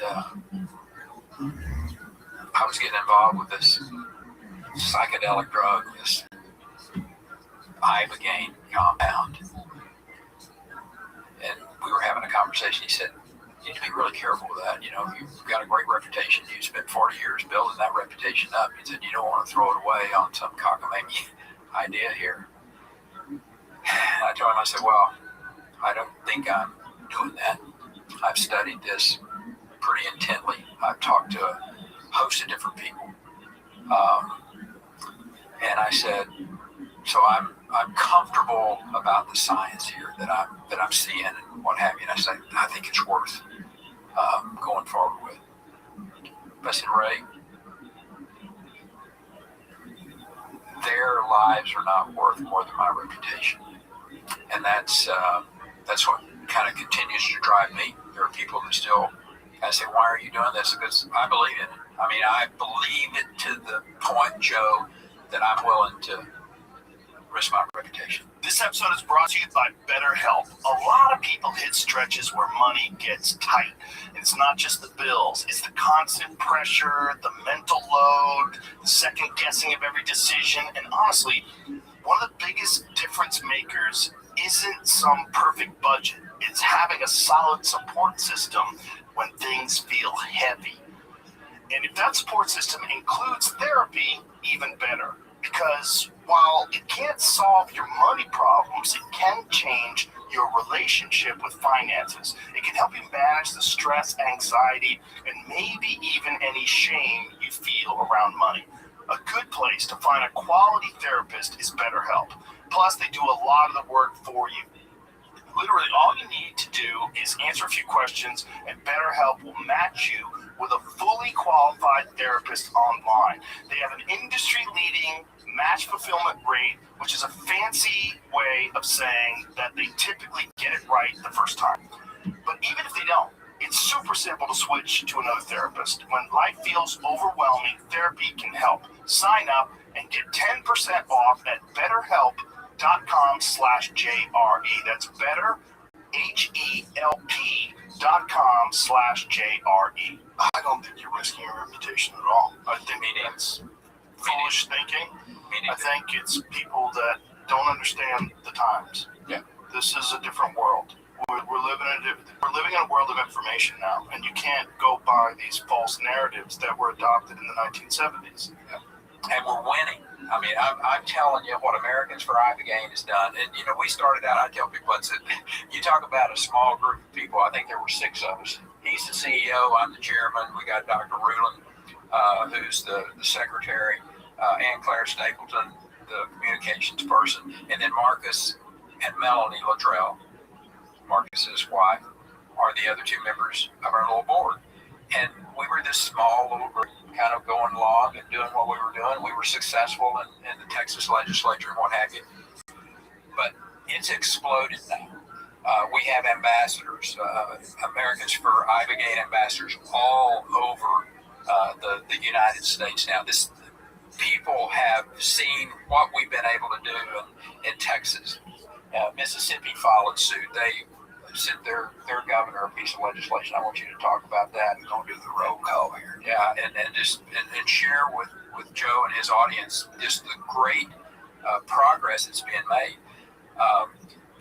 And quite frankly, I think about Michael Dell when he was selling computers out of the trunk of his car back in the late 80s and then his college dormitory. AFI kind of found itself like that just a few months ago. And I'm not trying to say that, we're Dell Computer today, but we are growing at such a leaps and bounds, and having the resources that we need to be able to put our people in various places. I mean, travels all. You were in Cabo. I want you to tell them about the group that you met with in Cabo, and I mean, there's 200 of these extraordinary people down there. He travels all over the country, and we have to have the resources to be able to do that. And so I hope your folks that are listening are go to Americans for Ibogaine. You know how to tell them how to do that and help this organization, because this is what I'm going to do the rest of my life. I'm 76 years old, and this is what I hope the Lord gives me a lot of years to make a difference, because I know for a fact that what we're doing today, what you're helping us with, is making a difference. And if we can get these clinical trials to the conclusion, and thank you to the Lieutenant Governor and to the Speaker for what they committed to today. I mean, to know that we're going to be able to go forward now with these clinical trials to show the world exactly what we know, but so that the naysayers out there, the skeptic, can look at that and go, you know what? You can get 85% of the people who are hooked on opioids clean in 72 hours. It's not amazing. That's such a stunning thing to me. Dr. Gold Dolan, we were at South by Southwest a week and a half ago. She was sitting on the stage. She's an MD, PhD, was at Johns Hopkins. She's over at Cal Berkeley now. And she gave a little primer, if you will, on the different psychedelics. There's a critical period that the mind opens up, and you're able to go in and if you will, the medicine treats the mind. I think for my Aggie, non-pharmaceutical, non-scientific mind here, but to go in and reset the brain. The technical word is neuroplasticity, but ketamine has a critical period. I think she said 48 to 72 hours. Psilocybin has a critical period from 14 to 28 days. I think I'm pretty close on these. But Ibogaine, the critical period, the time when that neuroplasticity is active and the brain can be trained, healed, reset, is from 90 to 120 days. And then with the addiction, opioids, which I happen to think is one of the most addictive substances that's out there. I mean, this is some horrible stuff. You just very current event with Tiger Woods, Tiger's accident.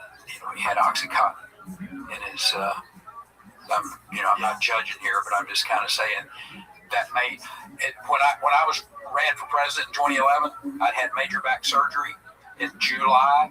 I announced that I was running for president in August. I had 6 weeks to try to get over that major back surgery, and I had a terrible condition called a neurological hyperfusion in my right leg. I've never had a pain like that. Felt like a blowtorch going down my right leg, and they gave me OxyContin, and I was taking that to cover up the pain. I was taking Ambien to go to sleep, and I was taking some stuff called Provigil to get back up in the morning and be focused. I laugh about it now.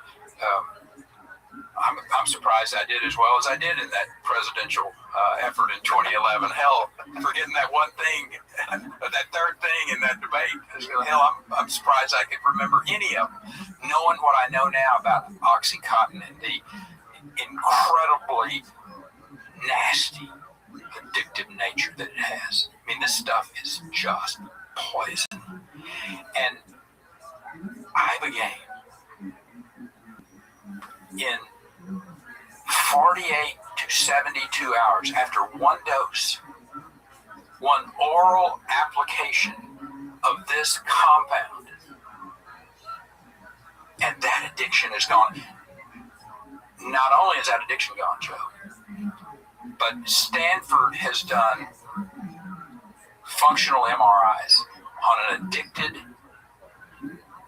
opioid brain, and then treatment with Ibogaine And they have shown that brain from the addicted look that those experts, those postdocs that look at this,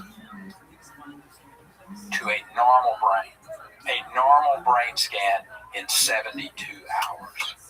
If you were to go through the normal process of healing yourself of opioid addiction through an abstinence program, it would take you 18 months. And there are very few, I'm going to say single-digit people that are successful in being able to do that. But think about that. We got a compound here that has the ability to heal people of opioid addiction in 48 to 72 hours. And we're not doing everything that we can in our power to make that available. I mean, what the hell's wrong with us? How bad you gotta hate people to not make that available? And with 2 doses, it's even more spectacular. 98%. That is amazing. 98%. That is truly amazing. There's nothing even remotely like it with standard practice addiction therapy. Nothing. You know, he mentioned the Americans for Ibogaine, we have ambassadors. And Joe, what you really helped us do on January 2nd of 25 was create a movement. Our organization is the custodian of that movement. We are a public policy and advocacy organization. Governor Perry mentions keeping me on the road. Wherever there are state leaders, citizens of conviction and influence, whether that is California, whether it's Massachusetts, or whether it's Alabama, we exist to plant the seed of a scientific understanding of a public policy framework and of a spiritual understanding of the significance of what we have in our hands here, an opportunity to improve the human condition at scale. And while we have talked tightly about Ibogaine's impact on substance dependency and upon the wounds of war, our ambassadors reflect essentially the universal human condition and the way in which individuals who have tried every way to overcome various forms of trauma and debility find as the last step a redemptive restoration through Ibogaine treatment. It is not for everybody. It should not be a first resort. It is an exceptionally powerful medication that comes with a series of side effects that are highly unpleasant, as you previously mentioned. One of the selling points, ironically, in the Texas legislature was to say, you know, if your idea of a good time is being in a state of semi-paralysis for 12 to 16 hours and throwing up continuously through the process, you're going to have a real good time. And if there is the equivalent of being brought to the judgment throne of God on this side of life, it is an Ibogaine experience. That seemed to motivate a lot of support, especially for those who subscribe to puritanical notions of punishment for wrongdoing. That's not what I'm here to advocate, but certainly it is not fun. But what we know is that, for instance, we have 2 fashion model twins whose father sexually abused them for a decade. And the results of that horrific experience that they shared produced all kinds of psychological maladies that included an eating disorder for one, persistent neuroses in the other. They tried every form of talk therapy. They tried every psychotherapy modality known to try to overcome that. And it was Ibogaine that restored their lives and their capacity to enjoy the life that God has given them. We have first responders who are emerging in numbers. One who is a firefighter from Oklahoma who was demoted because of decades of alcoholism. His life has been restored by Ibogaine and he's back working full time. We have a gentleman who was a Charlottesville police officer who was hit in the face with a brick during the riots that occurred in Charlottesville. His life was restored by a single Ibogaine treatment, and he has attained a level of functionality that he didn't think was possible for his doctors. We have a gentleman who was a pilot who unfortunately did a bomb and run on a village and killed a number of innocent people. He learned about this, and this sent him into a spiral, as many war fighters who are exposed to moral injury do. Ibogaine has restored this gentleman's life. We have A gentleman by the name of Robert Gallery, a former NFL player who exhibited all the signs of CTE in his post-retirement years. He was ready to kill himself so that he wouldn't harm his own family. It was Ibogaine that restored his life. There have been other NFL players who are as yet unnamed, some incidentally, that have been in the paper who have gone for Ibogaine treatment to address similar symptoms. Players in the NHL, players in other contact sports that include soccer and rugby in the United Kingdom, where there is an emerging cohort of professional athletes who have reached out to us to say, we want the United Kingdom for Ibogaine. I would love to get you guys connected with the UFC. We would love to be connected to the UFC. Because that is obviously an issue with professional fighters. So, Matt Hughes, and Matt had, I met Matt through Marcus, in like 2008 or so, and we went out for a fight. And then subsequently, Matt had a car accident, of which he really had by train. Yeah, just an incredible traumatic brain injury, and I just want to have that conversation with him, and I'm sure you have great relationships with those. We know for a fact that cumulative impacts on the brain are what lead to CTE. I mean, that's I don't think that's even a question of them. Here's how it happens. These multiple concussions have cumulative effect on the brain, and at some point in time, that CTE has a long-time effect. And this medicine has the ability to remove that trauma, to reset that brain, to heal that brain. I don't know how it works, Joe, but that's the reason these clinical trials are going to be so important as we're going forward. And I can't tell you, I'm ecstatic that the lieutenant governor and the speaker today announced their full Texas support behind these clinical trials.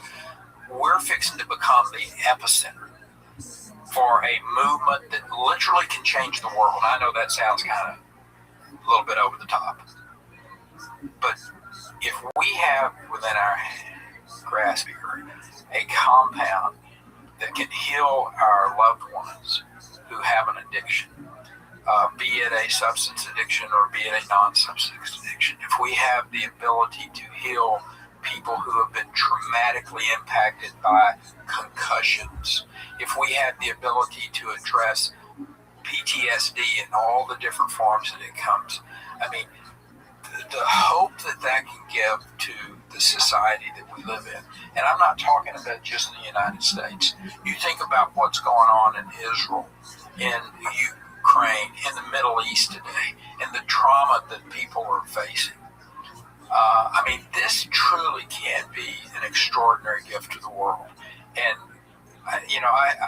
listen, I think it's really interesting. You asked a leading question about how did I come to this position of being able to be supportive as I am. And then when I think about my growing up, and I grew up in a very conservative Christian family, and I think one of the challenges we still have in our society is that the conservative Christian faith is like, stay away from this stuff, and that's bad. Do not, under any circumstances, don't be going there. It's demonic. And there's a book that's about to be published. I think the first week in April, so we're approaching it. There's an author by the name of Wendy Rees, R-E-E-S. Wendy with an I, W-E-N-D-I-R-E-E-S. And she, not unlike the two twins, was sexually assaulted by her own father. As a pastor of a church. Joe, I'm telling you, brother, I can't dream up in my worst nightmare a more evil thing than a father that would sexually assault a preacher father, their daughter. And she dealt with it with Ibogaine and has come to the conclusion that her great gift to give to the world out there is to write this book called A Christian's Guide to Psychedelics. Now, if you think that won't catch some people's attention when they're going through the bookstore and they go, A Christian's Guide to Psychedelic, holy mackerel. But this is a book about her experience, but it's also a book that I would suggest that every believing Christian go pick it up and read it, because it talks about chapter and verse and gives you scripture about where God talks about these compounds, about these things that he's given the world. He means them for good, all of them for good. Are you aware of the scholars in Israel that are proposing that Moses seeing the burning bush was the acacia tree?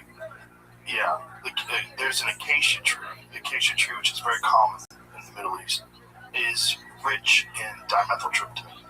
And they believe that what they're trying to relay in this story was that Moses encountered God through the burning of this bush. So the burning of this bush releasing the psychedelic compound of Moses to bring back 10 Commandments. You know, thank you for mentioning that. I had been following scholarship around the use and the recognition that there's a lot of psychedelic allegory in Holy Scripture. That, I think, is the favorite, where that burning bush reveals the great I am. And Moses says, are you I am who I am? And the beauty about Ibogaine and the other plant medicines are their capacity to reveal the I am that is within each of us, and that I am is our eternal creator who absolutely has engineered and placed these plants on this earth so that we can be affirmed in what our true identity and ultimate destiny is, and praise God for it. And then there's also the Sacred Mushroom and the Cross, the John Marco Allegro book, where he was one of the ordained ministers that was, his task was to decode the Dead Sea Scrolls. And he wrote this book that details what he believes is the use of psychedelic drugs in ancient Christianity. Hard for me to argue with. I mean, I just think our modern perception of it, which is very tainted by what happened during the Nixon administration, where they were trying to squash the hippie movement, the anti-war movement, and the civil rights movement. And that's why they demonize these drugs, these compounds, and that's why they put them in the category of having no medicinal use, which is clearly not accurate. It doesn't mean that they should just be given to everyone and everyone should do them with no restrictions and no regulations. It just means we should understand that they have a long history of human use and have spectacular results on all sorts of things that our society is suffering from greatly. And to just pretend that that's not the case based on what happened in the 1970s is just insane. It doesn't make any sense. I would suggest that one of the greatest lessons learned by Americans who are age 50 and younger, those of us who I call the bicentennial children, is that the most morally depraved criminal in America today is power. And the power of the human hand, when it is wielded in its most abusive context, will always seek to deny any access to individual human divinity and the liberty and autonomy that is conferred upon each of us as children of God. And insofar as we find ourselves at the precipice of what I believe is the emergence of a broad-based spiritual movement where all of us modernists within the empiricism of modern American society are able to see through the fog of all of our wealth and gadgetry and recognize we are in the midst of profound spiritual famine in the United States. You, I know, forgive me for reference and age, remember back in the mid-'80s where we saw all these horrific images of starvation and distension and fly-covered death from mass famine in Ethiopia and Sudan, where millions of people starved to death because the malevolence of power forbade the delivery of any relief sent by the outside world. When we look at what's right in front of us in the United States today, there is no denying that we are in the midst of a terrible spiritual famine, and the malevolence of American power is feasting on our starvation. This is an emancipation movement for the mind, body, and soul of every human being in this country and across the globe who is lethally estranged from their own spirituality. The Abigail mission is a mission to foment dramatic medical breakthroughs across a host of conditions that have no effective therapeutic answers. But above and beyond that, it is about the affirmation of the spiritual essence of life that can unify us as a species in a way that is necessary if we're going to navigate these changes over the next 20 years. Governor Perry mentioned this wonderful invitation that I received to go to what was called the Earth One Summit. Now, Joe, I come out of Hillbilly Holler, Virginia, and I introduce him from time to time. I said, look, this guy, he looks like and he sounds like a hillbilly from eastern Kentucky in the Appalachian Mountains. And I said, he is.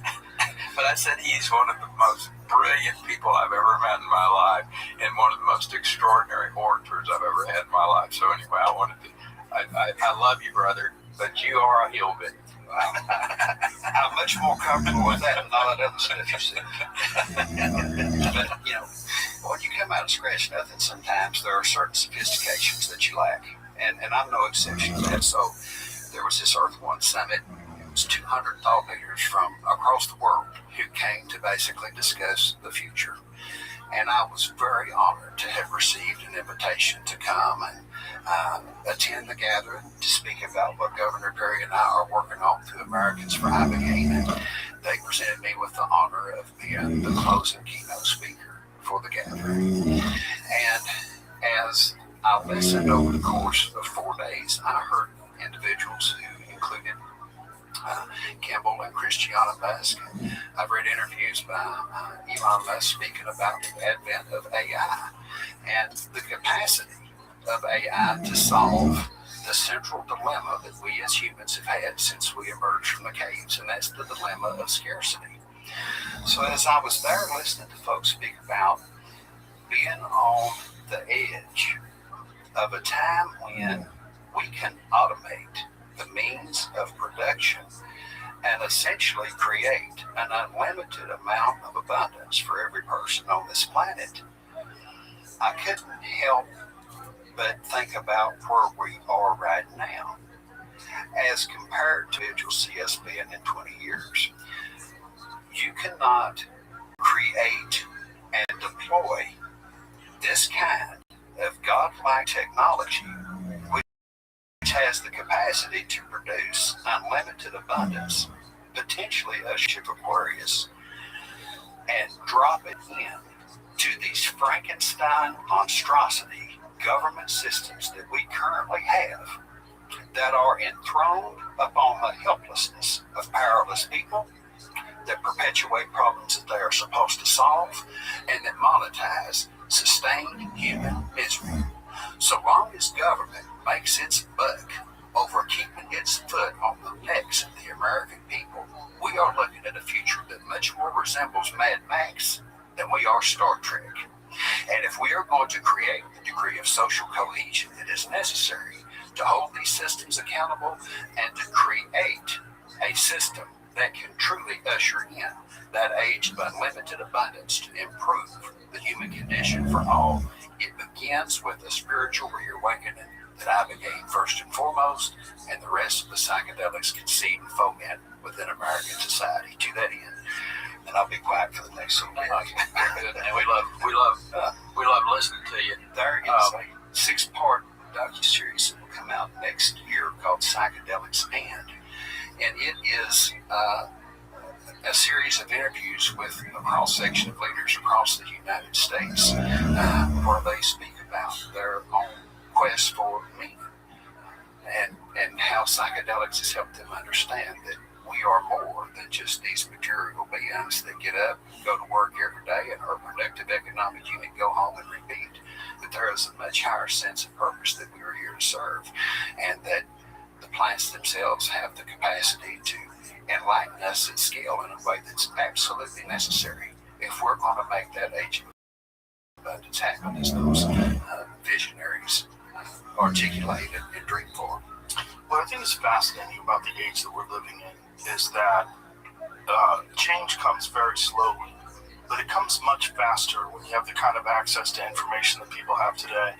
And I don't think this conversation was possible 20 years ago. No way. And that's no way. It's kind of amazing. And I don't think there was a format 20 years ago. This format has occurred because of the age of information, because of the internet, and because there's no gatekeepers anymore. And because people have the choice to decide what they want to consume, what they want to listen to. And to be able to be a part of that, to me, is an incredible privilege. And to be able to have you guys on and to have this conversation and to recognize that the reason why this is possible is because, for lack of a better term, the world's waking up. Yes, sir. It's just taking more time than we would like. But the world is waking up. And change happens. It just happens. People have to change their opinions. And that's very difficult because a lot of people identify with their opinions. Their opinions become a part of their ideology. And it's just very difficult to get people to change their ideology. They identify with this. It is them. And I've always tried to tell people the way I try to approach things. You are not your ideas. You are not your opinions. These are just thoughts. And if you identify with them, you are trapped in them. And you will be held hostage by them. You will try to defend them, even if they don't make sense. You will try to ignore evidence that points you in a direction that's contrary to what your current belief system is. Don't be your opinions. Don't be your ideas. Just sit in them. Be consistent. Be honest. Have ethics and morals that you adhere to. But the ideas are just ideas. And if you're wrong, you should be proud to say you're wrong. It's a sign of growth. It's a sign of intelligence. And it's a sign of you being an honest human being who cares about the truth, not about being right. Because there's too many people in this world that they don't really have conversations. They have ideological sparring matches where they're just involved in these little intellectual tugs of war where they're just trying to be right. And this is not the time for that. It's just... So my going from hard no on criminal justice reform to literally a leader on criminal justice reform in the mid-2000s. My going from hard no on any psychedelic drugs that could be used in any way to now being what I humorously refer to as the Johnny Appleseed of Ibogaine, is to your point. You know, be open. Be willing to say you were wrong. I know my wife would like to hear me do that more often. But hey, if you don't mind, I want to take a minute and talk about how far this movement has come. And Brian talked about Americans for Ibogaine and our ambassadors all across the country and the growth that we've seen in this. And I want to give you one example of, to your point, that 5 years ago, if you had had an institution that had its own reputation dealing with brain health and brain science and those kind of things, they would have just kind of moved you off to the side and said, no thanks. But the Center for Brain Health in Dallas, this is an extraordinary institution that's connected to the University of Texas, Dallas. Matter of fact, it's just next door to UT Southwestern, which is one of the great medical facilities in the world, UT Southwestern. and Dr. Sandy Chapman heads up the Center for Brain Health, and they've done some great work. We went up and presented to her, I don't know, probably 60 to 90 days ago, and there was another organization called Forward Intent. Just a beautiful young man and his wife, Alex Duran, and his wife, who have funded an effort. And what they're doing with their resources, they're sending, I think, 250 individuals down to Mexico, to both, I think, a facility called Transcend and to Ambio. And Ambio is that facility that I've been to, Brian's been to, Marcus and Morgan Luttrell have been to. I think, probably 2,000 warfighters been down to Ambio now. Vets underwrites them. And just as an aside, this has blown up so big. And I'm talking about the Ibogaine effort, the education of Ibogaine. People, there's some hope out there. And people are rushing to find where they can go to treat the addiction that their loved one has or deal with their PTSD and what have you. And Ambio is just covered up. And I'm sure, the other facilities are as well down there.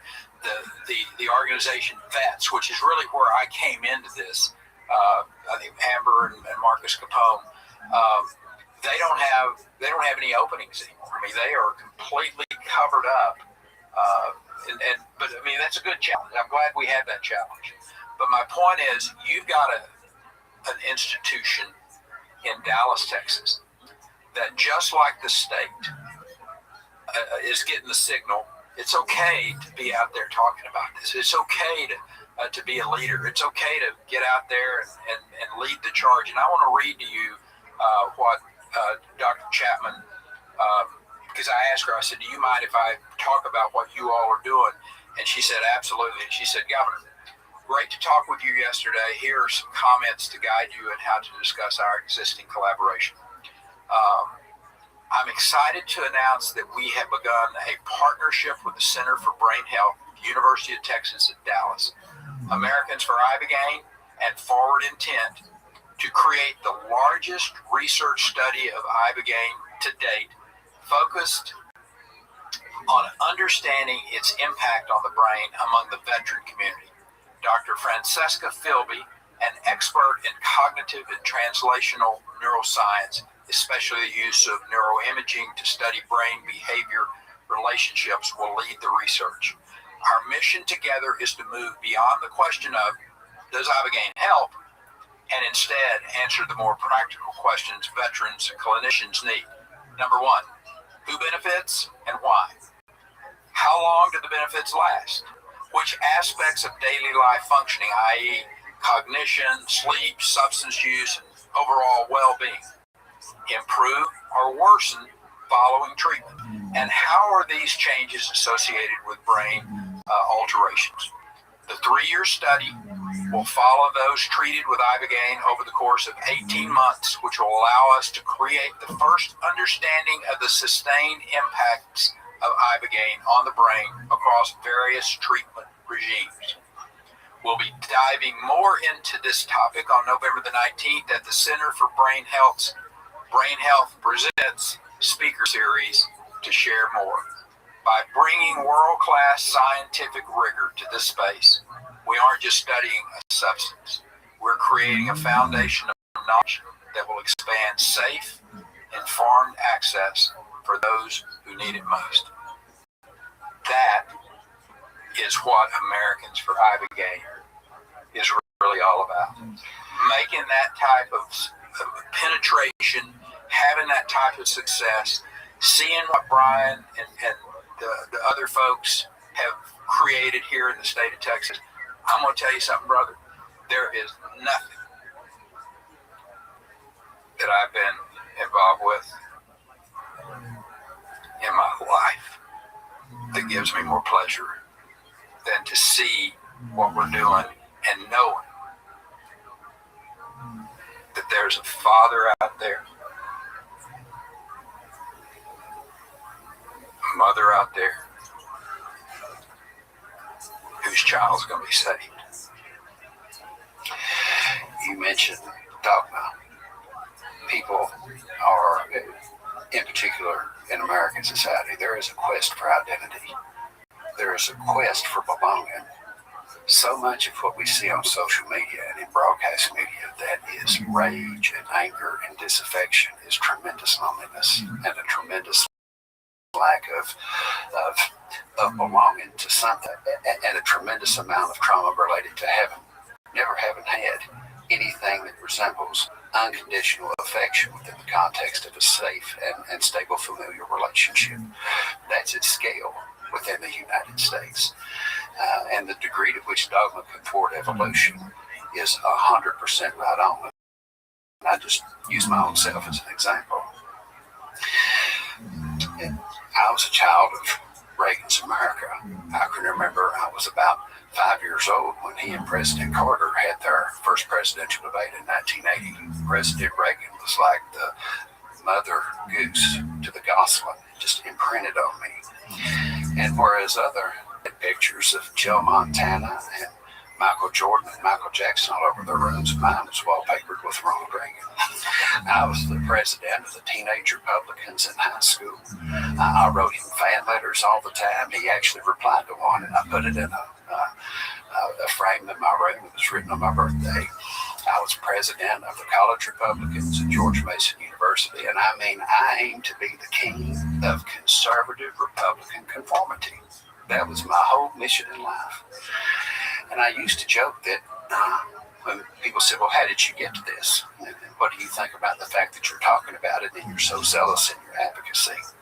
I would kind of make a half statement and say, well, if 25-year-old me could come and see 50-year-old me, he would look and say, what in the world happened to you? And I would kind of yuck and laugh about it. Well, here's the answer. If 25-year-old me could come back and look at 50-year-old me and say, what happened to you? 50-year-old me look right back and say, you happened to me. You happened to me. Your youthful sense of certainty, your belief that you had it all figured out, your belief that you had no further greater evolution to achieve, sir. You, in your insolence of youth, you happened to me. One of the things that I have so enjoyed learning about Governor Perry as he and I have built a relationship. The first time I really started following him was when he ran for president in 2012, and I believe that had he not had that back surgery, we would not have had a second Obama term. He would have won that race, and I think he would have won it handedly. It's been remarkable to listen to a gentleman who has been so firmly identified with the conservative wing of the Republican Party be so willing to be curious and to have that human value of curiosity and a willingness to hear and a willingness to know and a willingness to entertain that perhaps everything that he had been taught about this particular subject was not correct. Curiosity is a prime human value. And if you allow dogma to shut off your curiosity, you have hobbled yourself. And I think it was Muhammad Ali who said, if a 50-year-old man thinks the exact same way as a 20-year-old man as he did when he was 20, he's wasted 30 years of his life. And that is dead on right. Dead on right. Yeah, I could attest to that. Curiosity is my number one attribute. It's the thing that's led me in life, in everything I've ever done. It's just being open-minded and curious. I'm very fortunate is that I didn't think I had things figured out when I was 20 at all. I was sure that I was a moron. I was good at one thing, kicking people. That's it. And then from then, I realized that there's a lot to learn, and that as much as I learned about martial arts, I could apply that sort of open-minded discipline. Because you have to be open-minded to be good at martial arts, because you have to be able to listen. You can't think you already know. You cannot. You won't grow and you won't get better. You have to be listening to coaches. You have to be listening to instructors. You have to be listening to your teammates. You have to listen to everybody. If you don't listen, if you have, don't tell me. those people don't go anywhere. And I learned that very early on. It's very fortunate that I found that path, because I've applied that to virtually everything that I've ever done in life. Instead of having this belief that I have things figured out. I mean, I've certainly been more sure than I should have been at many times in my life, but always willing to stop and go, maybe I'm wrong. And if it wasn't for this podcast, it would have never gotten to where it is, because I've fortunately been able to talk to brilliant people. And, I grew up I lived in California for 26 years. Before that, I lived in Boston and New York. I thought of people, the Southern accent in particular, right? And this is a standard thing that a lot of people on the coasts have. You hear people talk with a Southern accent, you think they're dumb. And it's a terrible stereotype that actually came out because of hookworm parasites. I'm sure you're aware of that story. I'm not. You're not? Okay. The stereotype of the lazy, dull-minded Southerner came out of the fact that a large percentage of people in the South had contracted hookworms from walking around barefoot, and hookworm parasites will rob you of your intellectual capacity. They greatly diminish your ability to think and exhaust you, lower and, in quotes, lazier, but you're really just infected with the parasite. And it's an enormous percentage of the population in the 1900s were infected with hookworm, and in the South in particular, hot climates. And this is where this stereotype came from. When someone like you speaks with such insane recall, your recall is bananas, your recall of dates and names and times, and I have a pretty good recall. It's nothing like yours. It's extraordinary. And I love when I meet someone who's brilliant, who still has a Southern accent, because it's like I said, forget all your stereo, baby, because they're not real. It's not real. None of that is real. Individuals vary wildly. And, I've met brilliant people from coastal cities, and I've met fucking morons that talk like, a person that you would assume would be a highly educated, intelligent person, but they're closed-minded and foolish in their ways. And having had this ability to have all these different conversations with different people, it's just like every time I have another conversation, it expands my understanding just a little more and a little more and a little more. And I love it. And it's all out of curiosity. And I'm very happy that I've been able to make that curiosity infectious. My favorite cities, I know we're getting off the beaten path here a little bit. I love to get off the beaten path. It's my favorite thing to do. My favorite cities in America are those that you can go to and not feel like you're in the country. Miami is fabulous. It's a wild place. You should have a passport to go to Miami. It is fabulous. And I remember the first time I went to New York City one time when I was about 5 years old. The only thing I could remember was the Empire State Building and some dude with purple hair sticking his tongue out at me. The next time was in 2019. And I'd always had kind of that stereotypical Southerners attitude, a bunch of, haughty, stuck up, mean acting Yankee people living in an obnoxious locale that would just be hell on earth to have to endure. So I had the opportunity to go and spend a day there, and rolled into Grand Central Station on the railway from I think it was New Haven, Connecticut, and just to watch the dimensions of the architecture as we rolled into the city. Crazy. The expansion of scale of this place. How old were you? Well, let's see. I was about to turn 44. I think I could hear the Beverly Hillbillies music playing in my head. So we get off our Grand Central Station, and I walked all through that. I walked from Grand Central Station all the way down to the tip of where the World Trade Center was. And it was New York City is a monumental human accomplishment. When you can have the entire world within 300 square miles, and it is a living affirmation of everything the United States is supposed to be as the last best hope of humankind on earth, just to be in that place. Anytime I've gone back since, I mean the minute that I go to get the Uber at LaGuardia Airport and I see that skyline, I mean, my heart just starts racing. I would have never thought that I would just fall in love with New York City, but it is fabulous. San Francisco's the same way. There are so many wonderful places in the United States where you wouldn't think that somebody necessarily who sounded like me would endorse. But one of the best things that I have done is stop watching television news. The last time I watched television news was after the first Obama press conference in January of 2009, and I cut it off. Wow. Aside from presidential debates and election returns, I've never turned it back on. I shouldn't tell this, the number of times I've left my front door wide open, the garage door open in my neighborhood, and nothing has happened is remarkable. This country, in terms of her people, is as much like it was back in 1950 as it has ever been. The complexion is a little different. We got a lot more diversity now than we've ever had. But once you take that blinder of mass media mayhem and all this fabricated division that is purposely put out there to keep us divided, To keep us tuning in. And segregate. Yeah.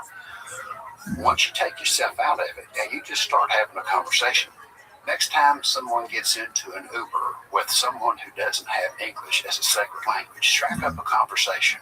Ask them, how did you come to the United States? What brought you here? And your heart is going to fill with just the unbelievable amount of pride and love to hear those accents from the Middle East and from Africa speak about this country in ways that take us right back to 1776. It's a fabulous place. And I'm able to say so much of this because of what the plants have helped clarify by way of that universal human divinity that we all share, that this country is the cradle to protect and to honor, which is what makes this mission so incredibly important. And I do want to, I'm sorry. No, go ahead, please. There's two people that I left off of our ambassador program that I think are really showstoppers I want to mention. One is a gentleman by the name of Rear Admiral Jim Hancock. This gentleman received Ibogaine treatment for his wounds of war. He was the Navy Medical Corps Chief and was the medical officer for the United States Marine Corps. One of our other ambassadors is a gentleman by the name of General Glenn Curtis. He served in both Gulf Wars. He served in Afghanistan. His most recent stint of service was as the Commandant General for the Louisiana National Guard. And he is one of our prime spokespeople for legislation that's pending in Louisiana right now to join Texas as a partner in this Ibogaine trial. So That's fantastic.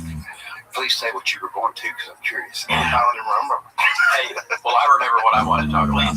So, and I want to get us back on the track that we were talking about. Brian's done a great job to discuss the spiritual aspect of the medicine, and what I mean, that's incredibly important. Don't get me wrong on that at all.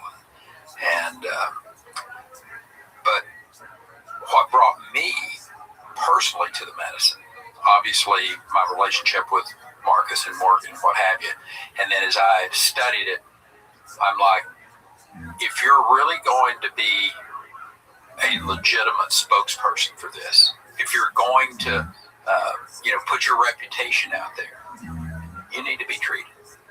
You need to go through the treatment. And I'm going to get to you at the end of the conversation, but I want to set this up, if I may.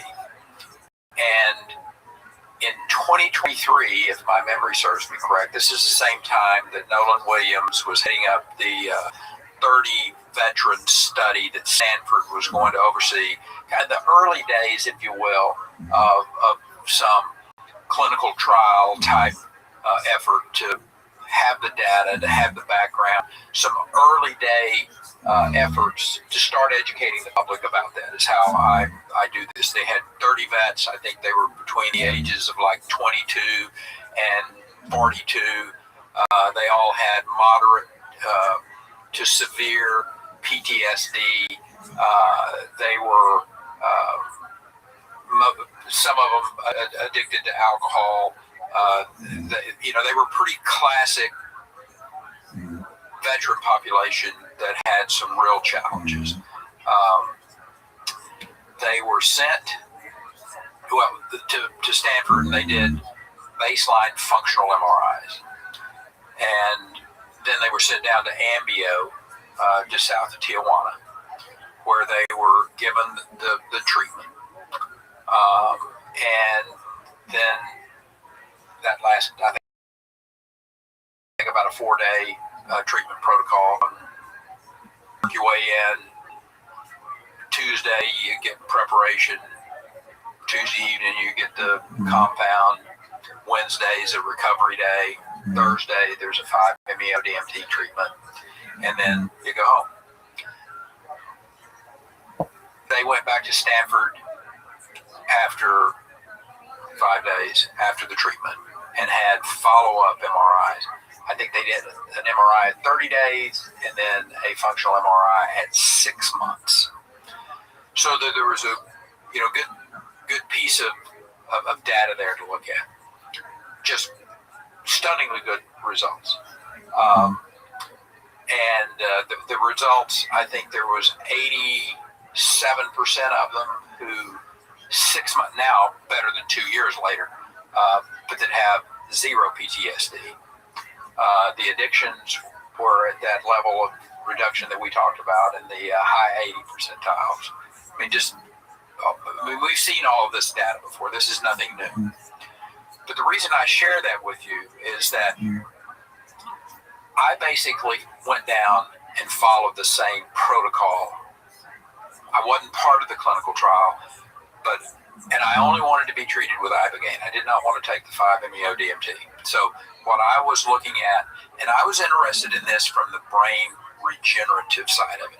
I had about as bucolic a life as you've ever had. I never had anybody mistreat me of anything that you could even get close to calling traumatic effect. I had no trauma in my life. I grew up on a dry land cotton farm, 60 miles from Abilene, Texas, 16 miles from the closest place that had a post office in a part of Texas that was just a lovely, wonderful, loving place. My dad loved me. I knew it.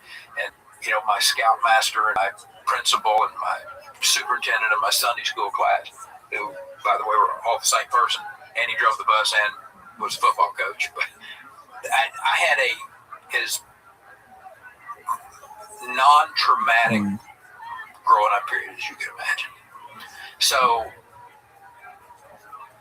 I was concussed, severely concussed, 3 times. Twice in athletic events, and I'm talking about knocked out completely for over 1 minute. And those are severe concussions. 2 times athletic events, 1 time unloading horses, knocked completely out.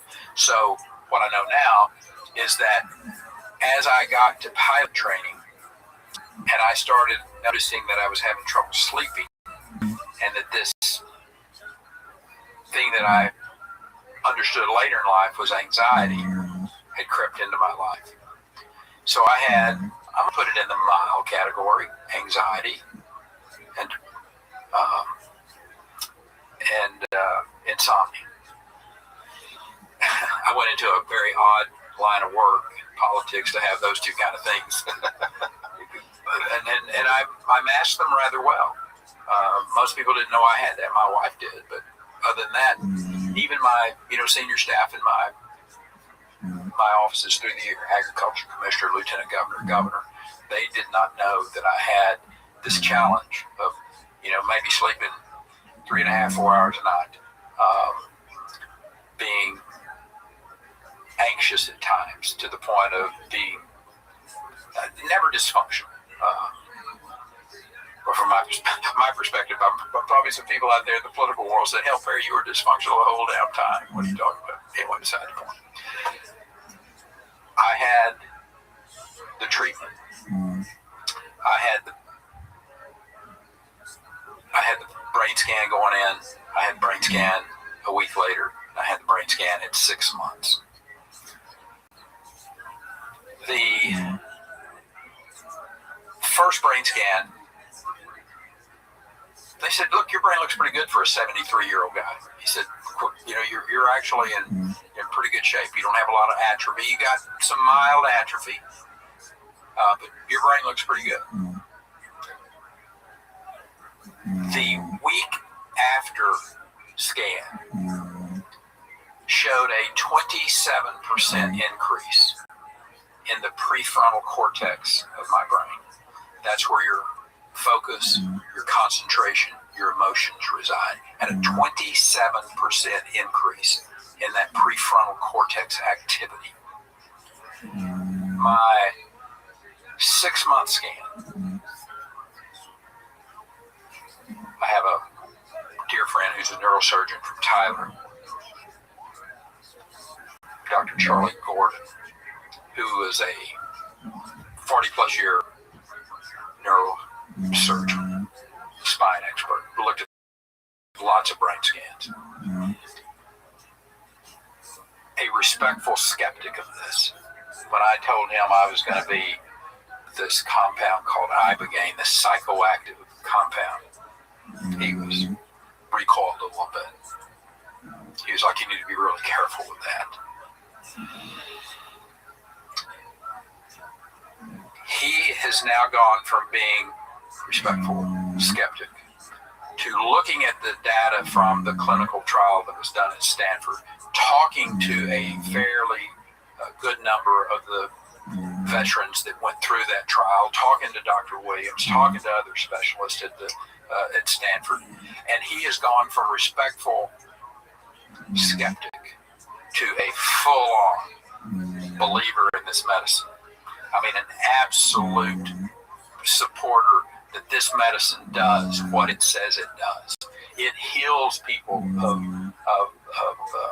addictions. It heals from PTSD. This medicine does what it does. And we were driving back from the airport that day after the 6-month scan. He had looked at it as it came off of the machine. And he said, Governor, I'm not going to blow smoke up your dress. Your atrophy is gone.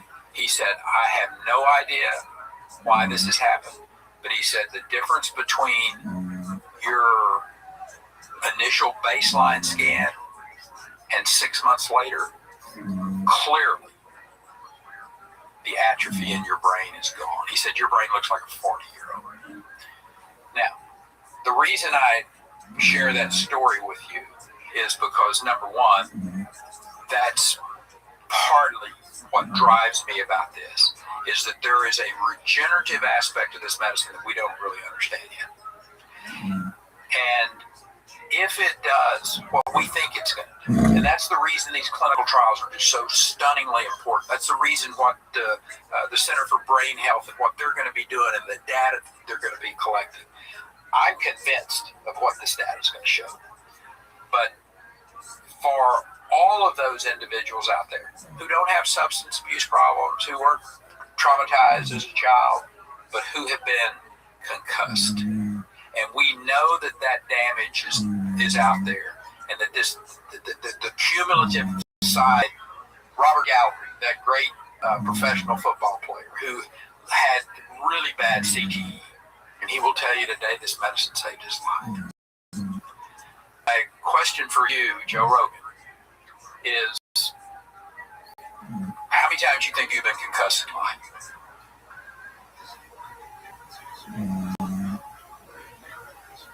I don't know. I have no idea. Dozens. Yeah, I'd have to go back and think about times. Most of it was from sparring, or a few from fights. But if we think about that, if there is this cumulative effect, yeah. Are you? How old are you now? 58. Would Joe Rogan be willing to say, you know what? I've seen enough.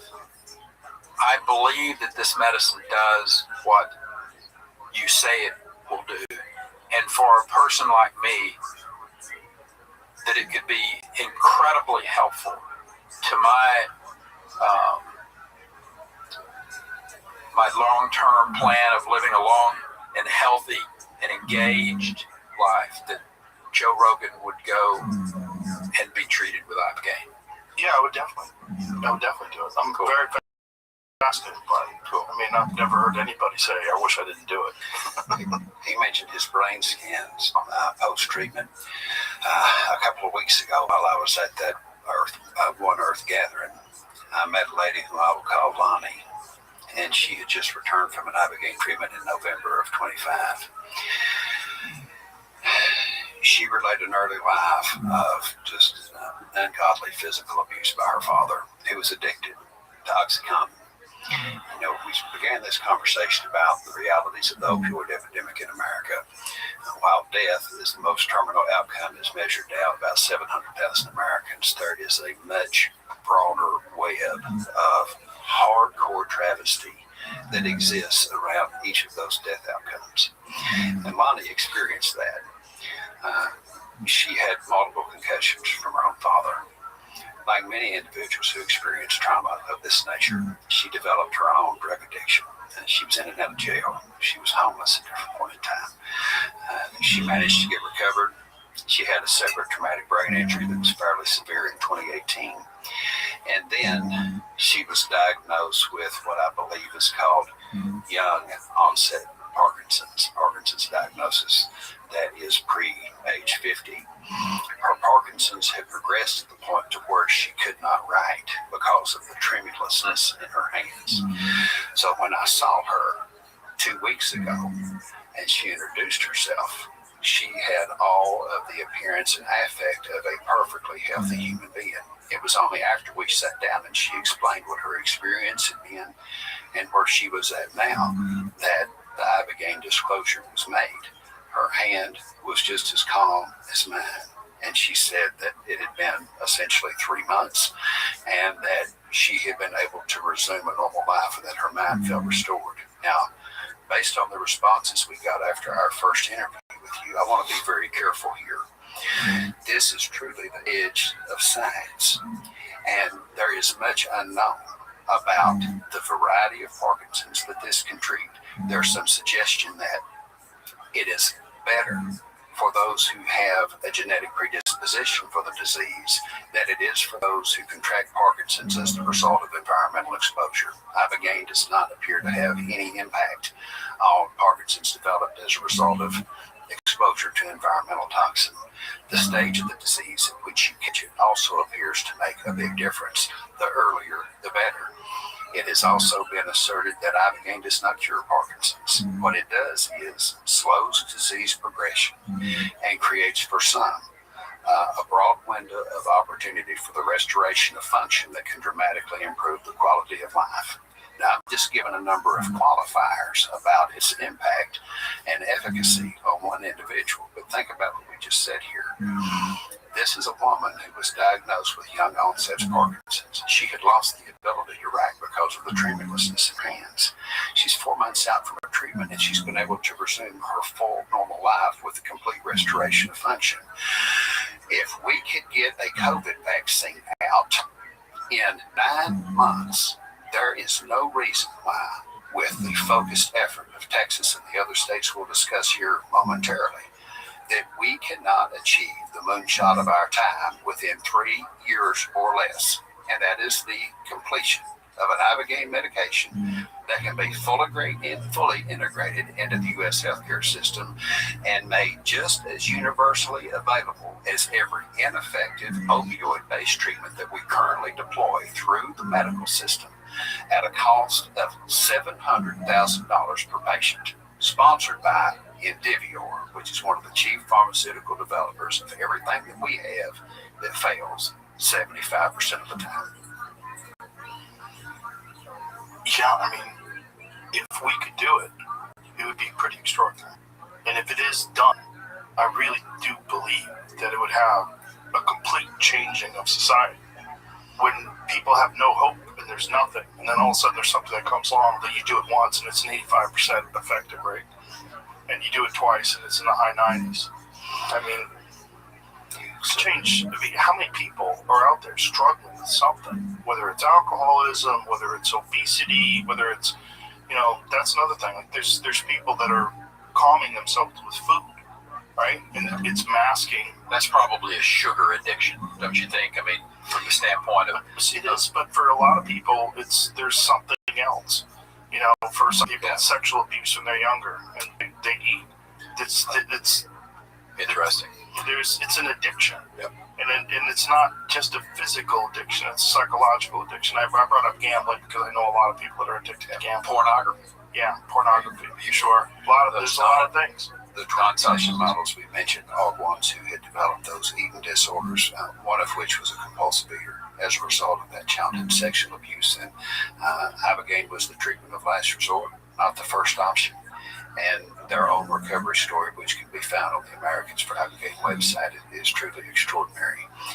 And speaking of extraordinary, when we came in here to push Texas, our belief was, and still is, and is now playing out at scale, that if Texas did this, it would be joined by a number of other states who are no longer willing to sit and wait on an inefficient, often incompetent, and also incompetently corrupt federal bureaucracy that will not move in response to the genuine needs of the American people at the pace that it needs to. There are a variety of well-intentioned reformers within the current administration, Secretary Kennedy, Secretary Collins, and others, who have voiced their support for the advancement of plant medicine as breakthrough treatments primarily for U.S. warfighters, but also for other members of our society for whom these medications could help. We believe that these individuals are stymied by two realities. The first reality is the Byzantine complexity of the federal bureaucracy, the degree and compromise by the institutional capture of its functioning by companies that make money on keeping problems alive. We think they're probably also stymied by perhaps some other political cross currents within the administration that view psychedelics with skepticism and that are therefore willing to be indiscriminate in their resistance to the advancement of any of them, when in fact the advancement of this one is of existential critical importance as a breakthrough treatment for millions of Americans who need it now. And so to that end, Americans for Ibogaine, following the Texas success, convened a gathering of 200 people in Aspen, Colorado in November of last year.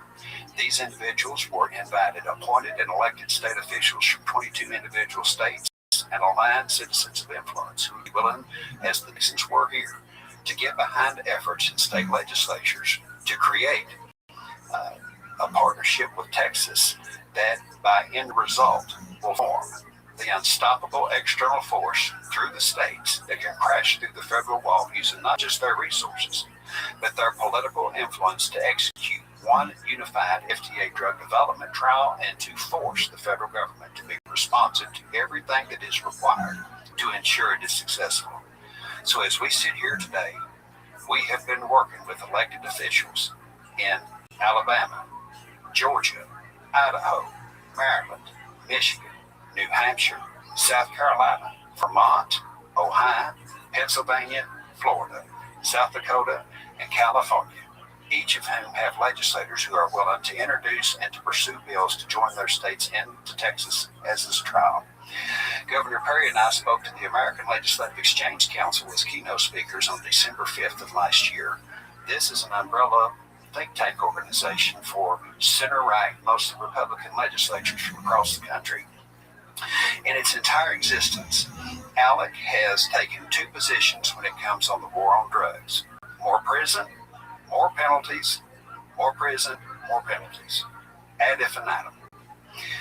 After we spoke about the necessity of Ibogaine's medical integration into the United States and the capacity of the states to force this reality into being, ALEC issued a formal position statement as well as model legislation endorsing what we call the American Ibogaine Initiative to bring the states all together to make this happen with one unified voice.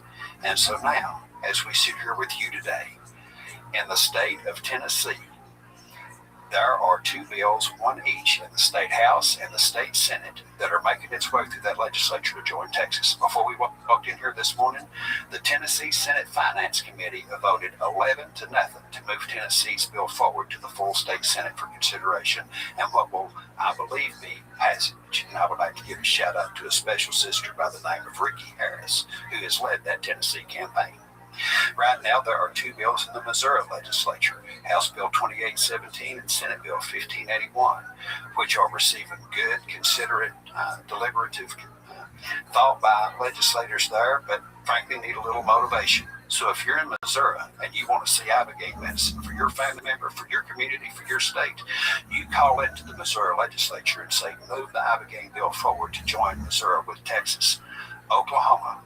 The Oklahoma House of Representatives has passed its ibogaine bill. It is now pending in its Senate. In Louisiana, Senate Bill 43 has been introduced to join that state to Texas.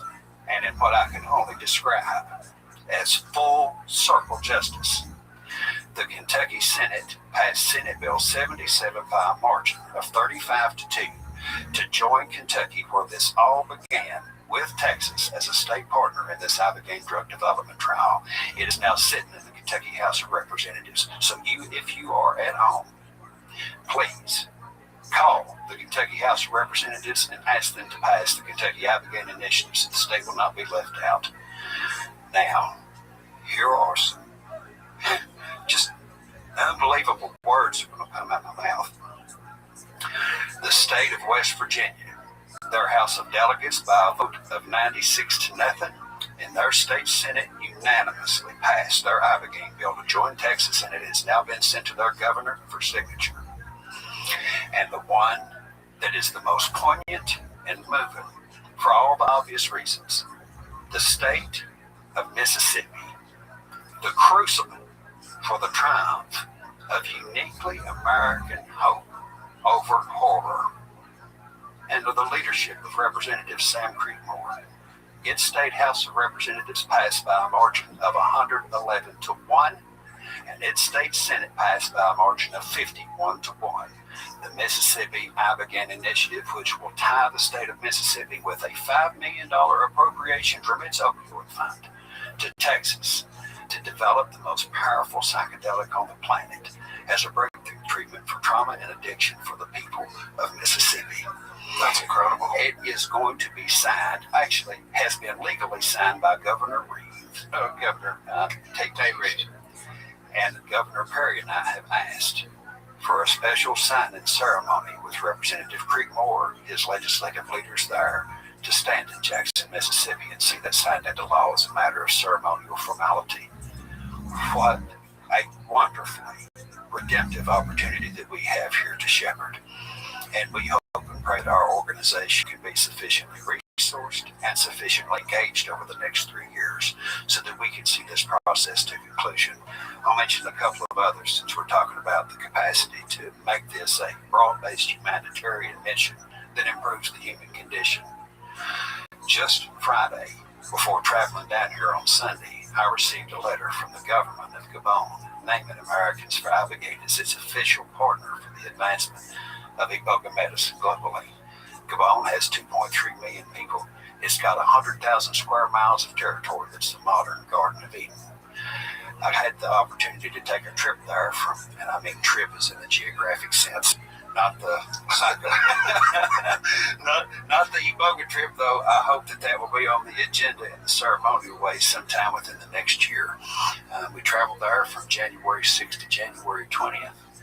And if someone would have said, when you go to Gabon, you're going to have one of the most down-home experiences you've ever had in my life, it would have blown my mind. But it was a fabulous journey, one in which they were jubilant about our ability to what they call the certain. In fact, it's one of the most scientifically advanced substances that has perhaps ever been discovered, and we're honored that the government would choose us as their partner to move this forward. On Monday, after a conference call with Chief Gary Patton, I can confirm that the Choctaw Nation will seek to join Texas in the expansion of this Ibogaine drug development trial onto their sovereign territory as the third largest Native American tribe in the country. On April the 7th, I will be traveling to Durant, Oklahoma for what is being called the Intertribal Council meeting of what they describe as the 5 civilized tribes. That's their name, not mine. This is a gathering of the leadership of the Choctaw, the Chickasaw, the Cherokee, the Muscogee, and the Seminole. We expect passage of a resolution that I will be there to lobby for, where the 5 civilized tribes will declare their solidarity with Americans for Ibogaine for the integration of this divine emancipator into the U.S. healthcare system as expeditiously as possible, and make all of their resources available to explore the extent to which we can operationalize Ibogaine medicine as quickly as possible. It is my hope and aspiration that we will see all of Native America join this effort before the end of this year. Can I stop you there? Would that make it so that they would be able to immediately establish retreats there? So similar to the way they have casinos? Because they don't have the same sort of regulations that some states do. Tribal sovereignty is an area of the law with which I am not familiar.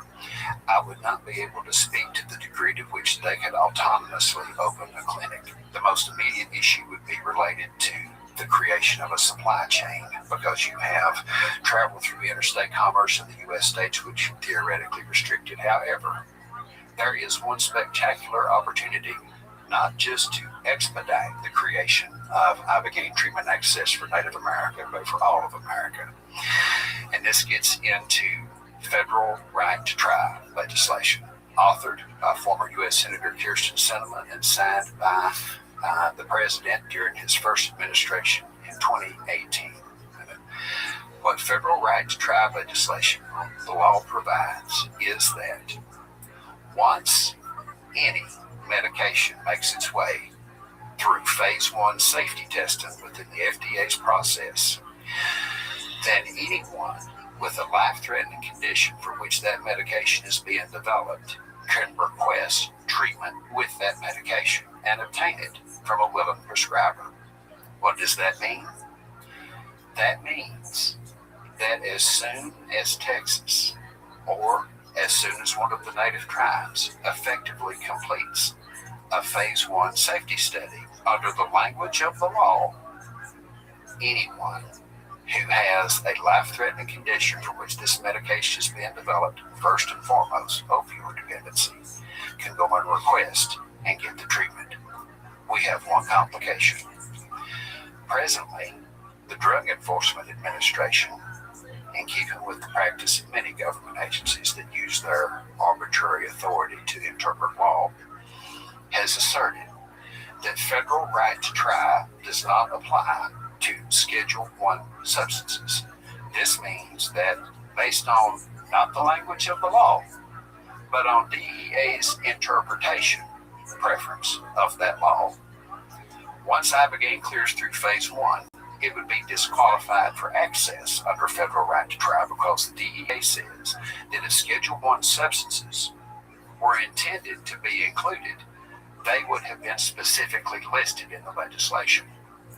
When Kyrsten Sinema, the author of the bill, explained to them that the language is unambiguous and it says any medication, their response was insolence and a refusal to honor what the statute actually says, which is one of these numerous examples of the use of fictitious legal realities to do violence to legitimate reality.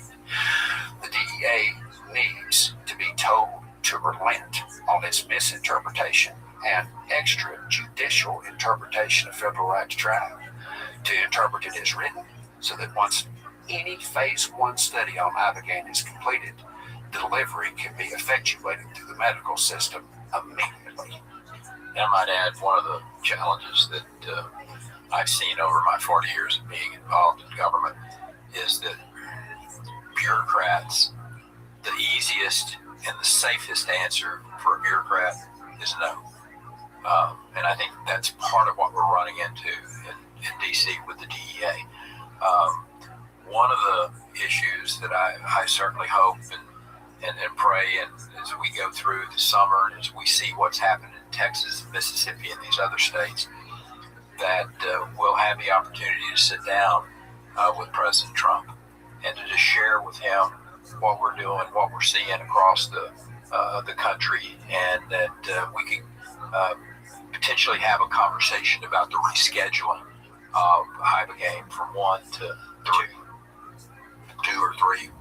Just you get it out of that schedule 1, which there's no reason in the world. You've talked about this many times, Joe, that Hyba game is on schedule 1. It does have medical purposes. I mean, it's very clear it does.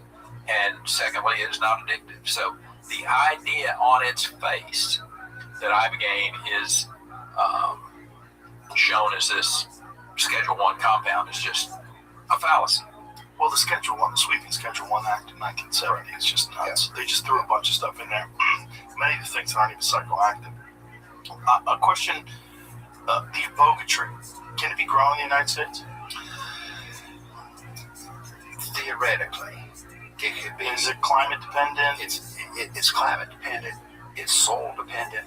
It is considered an entourage plant, whereby it absorbs essentially the essence, not just of the soil around it, but of the other botanicals.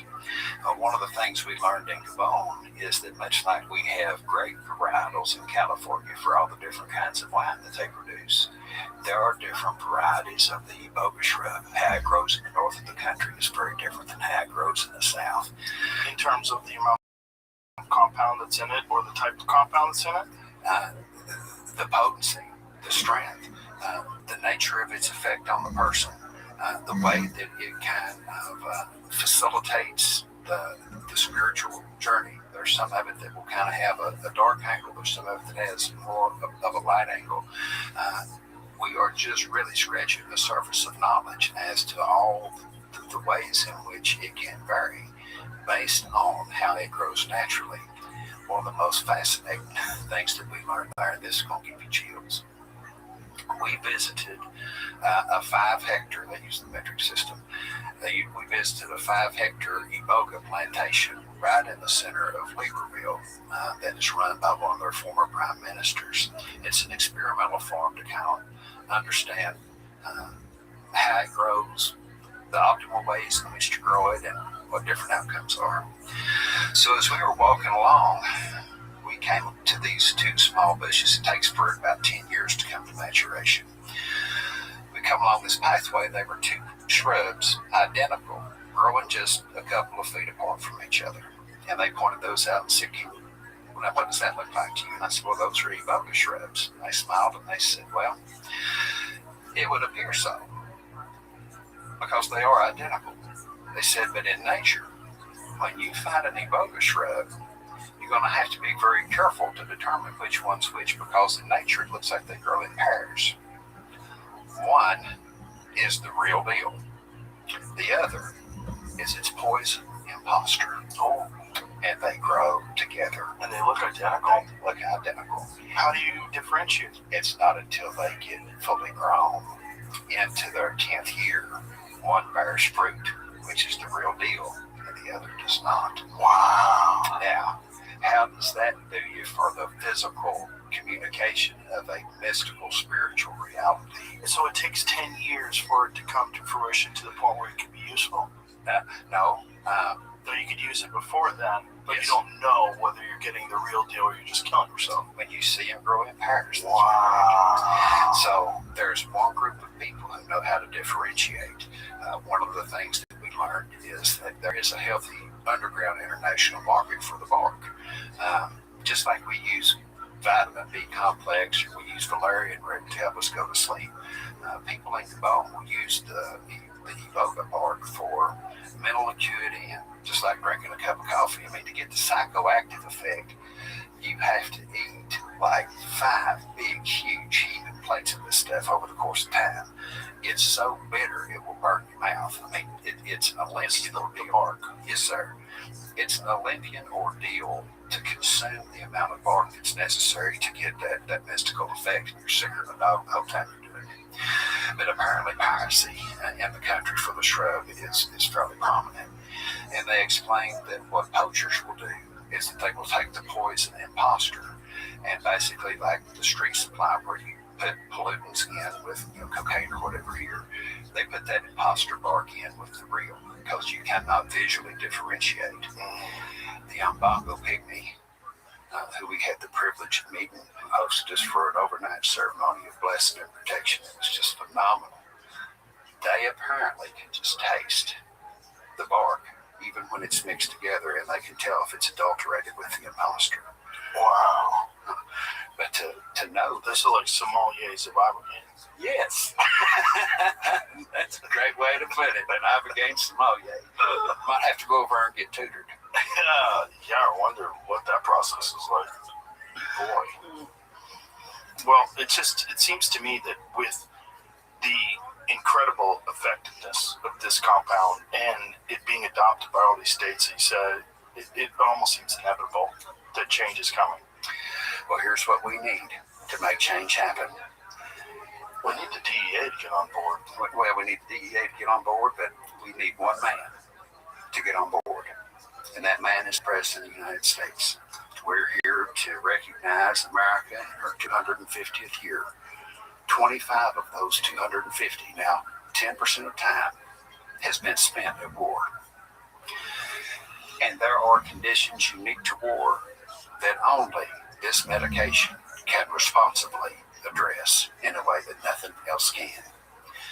If there is an opportunity to improve the human condition at scale, particularly for those who are even right now being marched in to go and fight yet another war, taking executive action that would direct ibogaine to be moved to Schedule 2, that the provisions of the Halt Fentanyl Act be applied to the Texas Multi-State Ibogaine Drug Development Trial, that the DEA be directed to interpret federal right to try so as to not exclude Schedule 1 medications that are in drug development, and that it be appropriately interpreted so that any medication that makes it through phase 1 can be accessed by a person with a life-threatening condition, and then directed that federal scientific research agencies, whether they be within Health and Human Services or the Pentagon, come alongside the states in direct partnership to fund and foster the accelerated pharmacological development of ibogaine, so that this medication can make its way all the way through the FDA's process with their supportive guidance within 3 years or less. It is the moonshot of our time. And if there's a humanitarian legacy to be left for the ages by a president who very much wishes to have a legacy that is well reflected upon by posterity, this is one of the most monumental opportunities he has to help folks at scale in a way that no president perhaps has before. We're at a flood in history, not just for this country, but globally. Well, I certainly hope that this message reaches the president, and I will try to make sure that it does. Thank you, sir. I mean, I think in terms of the amount of people that it can help and the crisis that our country is enduring with opiate addiction, with PTSD, with all sorts of trauma, with CTE, from sports, from car accidents, and what have you. I mean, it's astonishing that this is even a struggle. When you consider the effectiveness of this, it's astonishing that we have to plead and that you have to put in so much work. And kudos to you for doing that.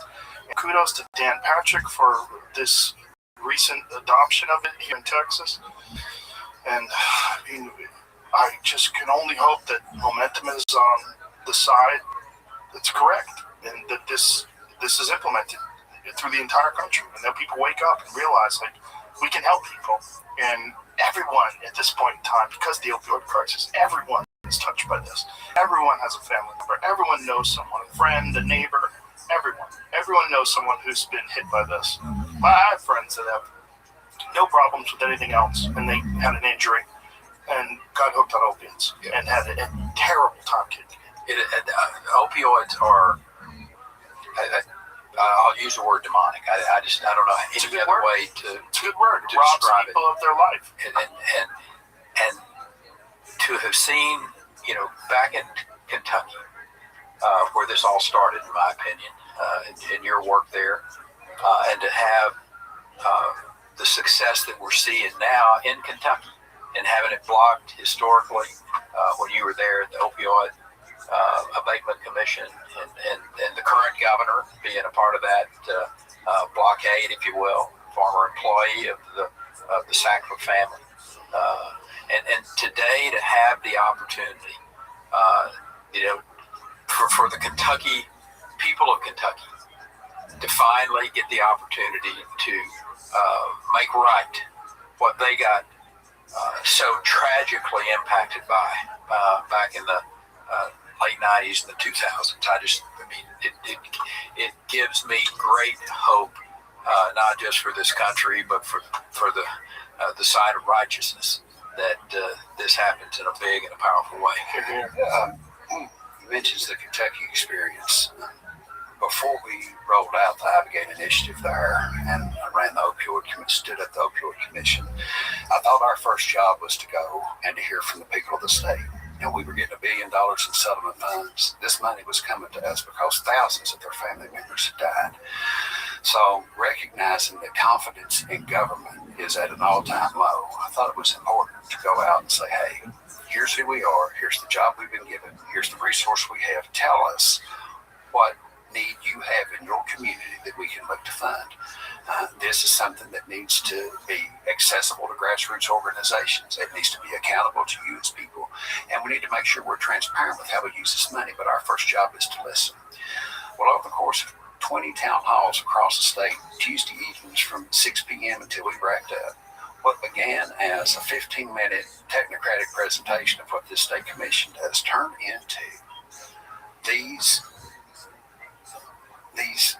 mass catharsis events where hundreds of people, thousands over the course of those 20 town halls, poured out the depths of their grief right at our feet. And after they did, the sum total of their response to us was, we don't think that you have the competence or the integrity to do anything that's going to make a meaningful difference in this life, in our lives.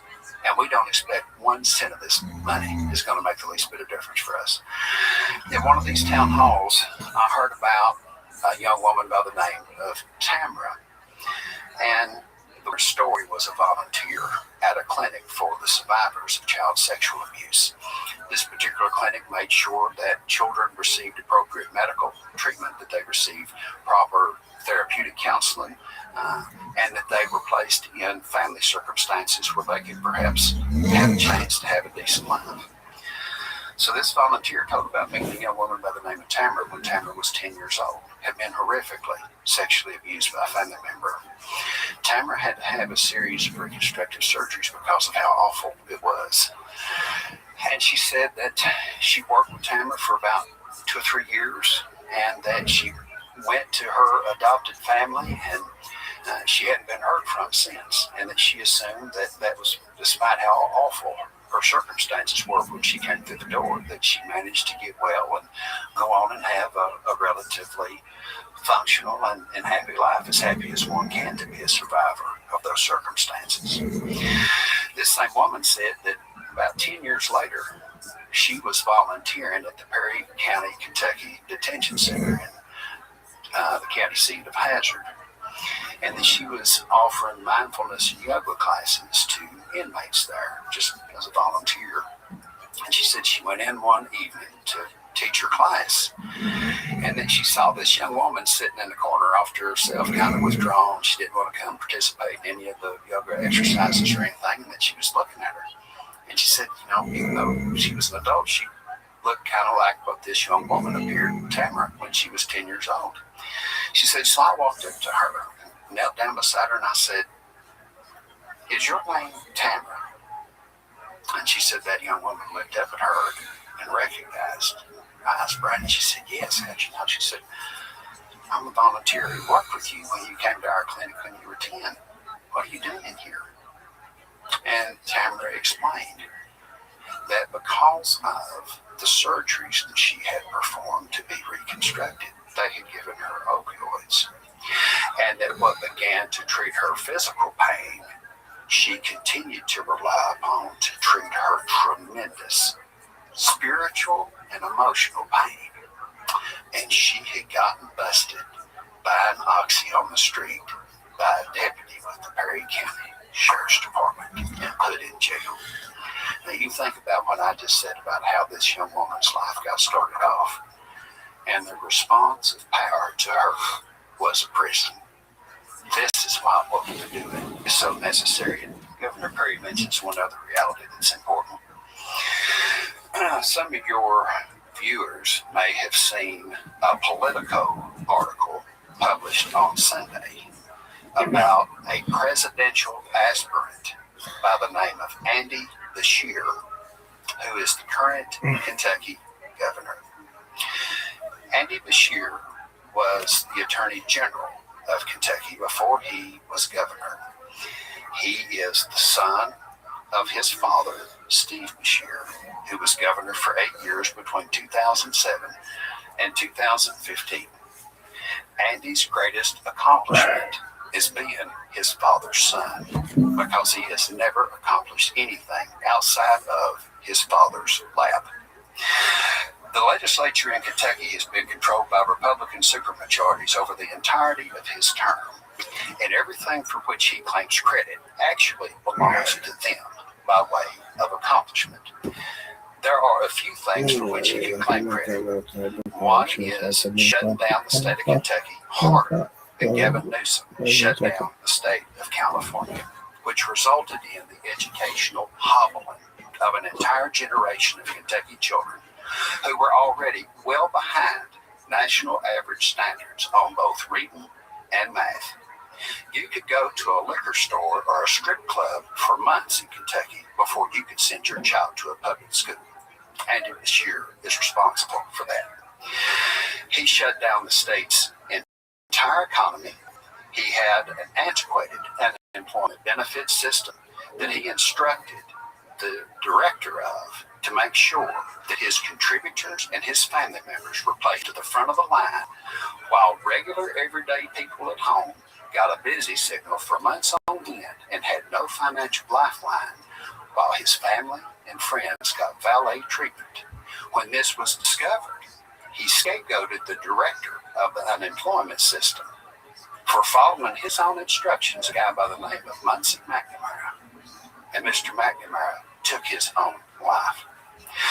But the most egregious reality about Andy Beshear and his father pertains to the fact that they were both law partners at the law firm that represented Purdue Pharma against the people of Kentucky in the litigation over OxyContin while they were law partners there. Andy Beshear and his daddy drew law partner paychecks off Purdue Pharma client bills while they were there. And the people of Kentucky should have received $1 billion, but instead received a measly $24 million payout from Purdue Pharma because Andy and his daddy's law firm malpracticed that case. The public record will establish that as part of the Purdue Pharma settlement, 17 million documents were destroyed. The case was put under seal, and as a condition of the settlement, their law firm was allowed to cure their malpractice of the case, which resulted in a $24 million settlement within days of Andy Beshear becoming the Attorney General. That's right, the Attorney General. I said I've been Republican all my life, and I have. My family's been Republican going back to the Civil War. I don't care if it's Gavin Newsom, Kamala Harris, Pete Buttigieg, that Illinois governor, Governor Pritzker, any national Democrat who needs my time, my effort, whatever I can offer by way of volunteer resources to make sure that Andy Beshear never sniffs the sewer grate of the White House, they've got it. In this Politico article, Andy talks about, in much the same way as other performative public piety purveyors, that his life is guided by the golden rule and the Good Samaritan. He likes to wear his Sunday school and deacon affiliations on his sleeve, as so many other performative public piety figures do. If he were actually going to preach the part of the Bible that he has lived, he would talk more about Judas and the 40 pieces of silver than he would any golden rule and the Good Samaritan. And I just want to make sure that the people of home and the people of America know who this man is, as the national media takes up Kentucky media's grotesque narrative about his decency and tries to lie him into the White House. Thank you for letting me say that. It's been a long time coming. I understand. Anything else before we wrap this up? You think we covered it all? I think we hit it good. Thank you, Joe. Thank you. You've been Thank you, Brian. really big supporter of this effort. Well, I think it's just incredible. I mean, I can't believe it's happening. It's kind of giving up hope that people would wake up to the powerful potential that a lot of these compounds have to change people's lives. Yeah. Well, I'm sure there were some teachers of mine back in the 1950s that the idea that that little burr-headed kid that is, obviously not paying a lot of attention could somehow or another end up being the governor of the great state of Texas. And there's probably a long list of those, as a matter of fact. And I'm sure there's some people over the course of the last 15 years, as I matriculated up through the political process, has said, the idea that this guy's going to be standing up, putting his reputation on the line for something like psychedelics, is that ain't going to happen. But it goes back to your point about be curious, be courageous, and make a difference. All right. And you're doing it, Joe Rogan. Thank you, man. Thank you. Thank you too, Brian. Thank you. And do you mind if I share one nice thing? Sure. And because it is the 250th anniversary of the country, this comes from the heart. The bicentennial children have had the blessing of being the grandchildren of that greatest generation that overcame the Great Depression, defeated Nazism, killed Jim Crow, and crushed totalitarian communism. That greatest generation loved, lived, suffered, bled, and died to leave us the shining city on the hill. Over the past 50 years, the bicentennial children, or those who are known as Generation X, have experienced the mass extinction of family and community. We are the first generational cohort of mass refugees from obliterated biological families who had to seek and build new families of choice based on the salvation bond of unconditional affection, rejecting only the superficial, socialized separatisms of the skin suits into which we have been born.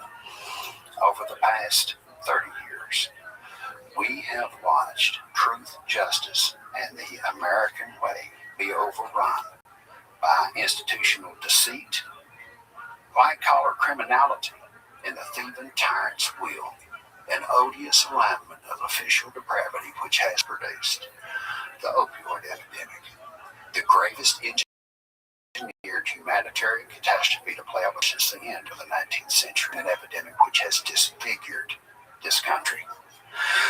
The 2008 financial crisis, which forcibly dispossessed millions of us from the American dream, including 52% of African American homeowners, and sent us the bill for the cost of our dispossession, a bill that everyone under the age of 40 continues to pay through their lack of economic mobility. And finally, and most deplorably, 25 years of unremittent warfare, which has taken exponentially more service member lives here at home by suicide than have been lost at battlefields abroad. Over the last 10 years, 1.5 million Americans have died from drug overdose, alcohol-related disease, and suicide, a figure that exceeds the total number of war casualties going all the way back to 1776. We've got 102 counties with life expectancies less than that of North Korea. 18% of respondents to a recent Pew Research Center poll said that they believe the federal government has the capacity to do the right thing, a figure that hasn't been above 30% since 2007. 80% of respondents to an October 2025 Wall Street Journal poll have said that the American dream is dead. Power has answered these unconscionable realities with a maelstrom of bureaucratic absurdity, impudent incompetence, and predatory corruption, all with the blessing of the law, which has used its power to bind, torture, and kill the truth. In the decades prior to July 14, 1789, the French government had ruthlessly imposed its burdens, abusively imposed its costs, and ravenously consumed the future of its people. The arrogance of the aristocracy ultimately answered to the desperate determination of the peasantry and its guillotine blade.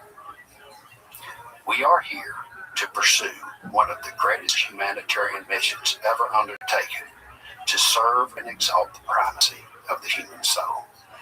As we sit here right now, there are millions of Americans who have no sense of greater purpose or of even why they are alive, who mourn to see the sunrise when it comes up in through their windows. And what they need to know is that they are indeed divine. There's only one thing that is known to produce iron, and that's the supernova of a star. The iron in our blood originated in a supernova eons ago. Every human being has stardust running through their blood. And the movement that Governor Perry and I are leading is one that aims to recognize the reality of that human divinity. We are desperate, and we are determined, and we will crawl the last mile to deliver good tidings unto the meek, to bind up the brokenhearted, to proclaim liberty to the captives, and the opening of the prison to them that are bound. Glory, glory, hallelujah. The truth is marching on. And thank you, sir, for letting us proclaim it right here on your platform, the Walter Cronkite of our age. That was a beautiful way to end it. Thank you. Thank you, gentlemen. Bye.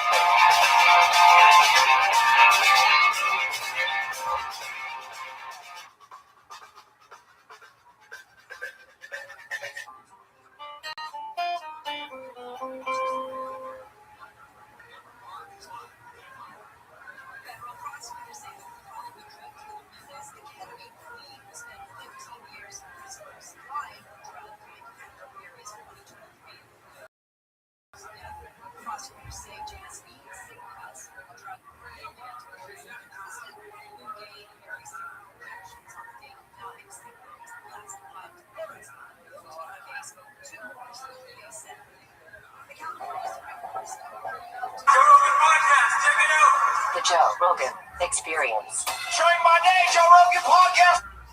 My name, all day. Great to see you again. Great to see you, Joe. Happy to be here. Happy to have you here. So you've got a documentary about essentially about the same subject that you talked about last time you were here, the impact of microplastics and all these various endocrine disrupting chemicals that we're dealing with. Right. So tell me about it.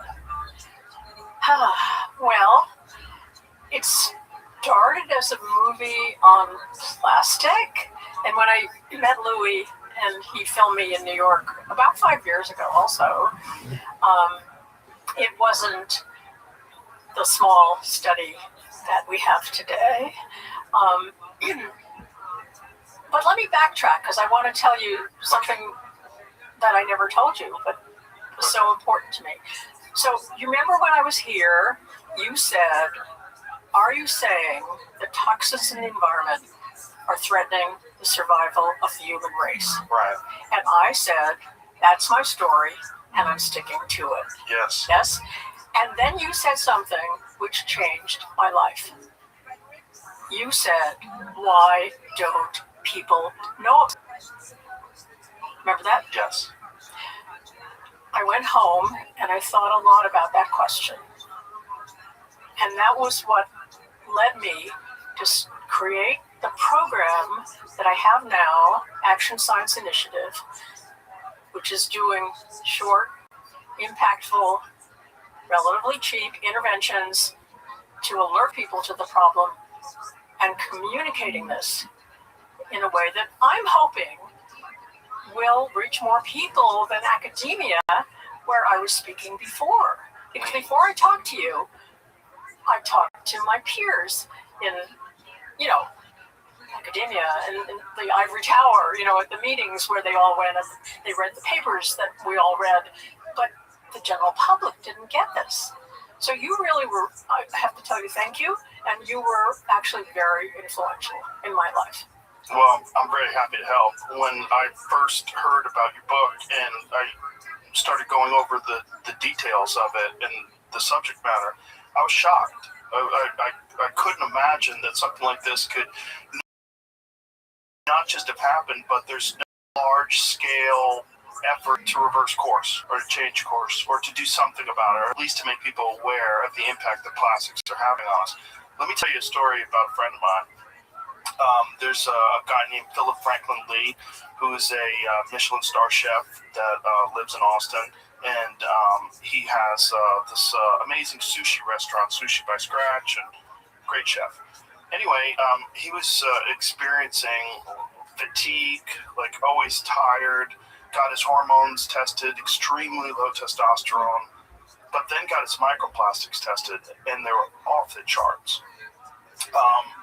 Did a series of interventions to try to clean his body out from that, stopped drinking anything out of plastic, stopped using plastic, just by whatever he did. I'm not sure if he did the plasmapheresis thing that I just did recently. His testosterone went up to 1,200 with no testosterone replacement, no nothing. Just eliminating microplastics from his life over a period of time raises testosterone. So that's fantastic, and it's what we are seeing in the film and so on. I want to just make a small point, which is microplastics and plastics and plasticizers are not identical, right? Okay. Right? So microplastics are a relatively newcomer to the scene because we've had plastics since 1950, right? Microplastics have been there but not recognized until relatively recently.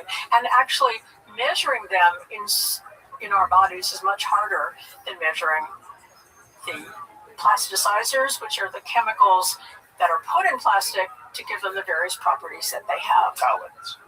Phthalates is one, bisphenol A is another, and so on. So there are other, and by the way, well, we'll come back to that later.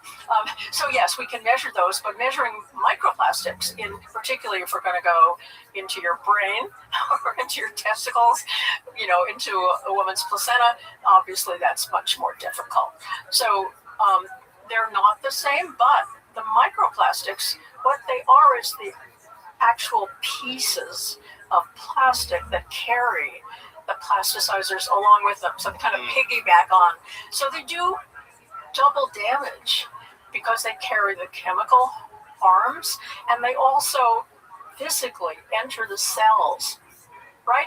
So you remember, I'm sure asbestos you know about, and silicosis, and these were other examples of particles that went into the body and conveyed both chemical harm and physical harm, like inflammation and so on and so forth. So they're all bad, but they're not identical. And what we studied in the Plastic Detox, which is the film,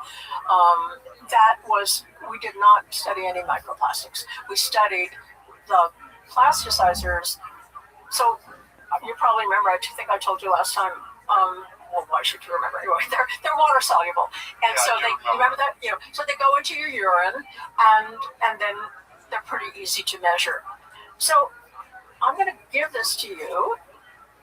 This is a kit. Open it up. I'll tell you what it is. Okay. Learn what's inside. It looks like you pee in that. Okay. That's right. Keep going. There's more stuff in there? Yep. Okay. Something to send it back. Right. And then this looks like biohazard bags. To put your pee in. Pee doesn't kill anybody. And this is, it's got a QR code on it. Say hello to a healthier you. So those are ways to find out ways to lower your exposure. Okay. Yeah. I know a lot of people get these harmful chemicals from drinking coffee, hot liquids, out of paper cups. Yeah, from the paper cups that are lined with, for example, bisphenols, but the coffee itself is made in most coffee makers contain a lot of plastic. So it comes in both the cups and in the device that's making the coffee. Metal. That's good. French press. I do that at home too. I got rid of my plastic coffee machine. Me too. I was thinking about it. I was like, why am I pouring hot water into this plastic thing? It can't be good. Yeah, it doesn't taste as good. You're learning. French press tastes better anyway. So here's my suggestion. If you're willing to do this. I am willing to do this. You are. Good, cool. So, not hard.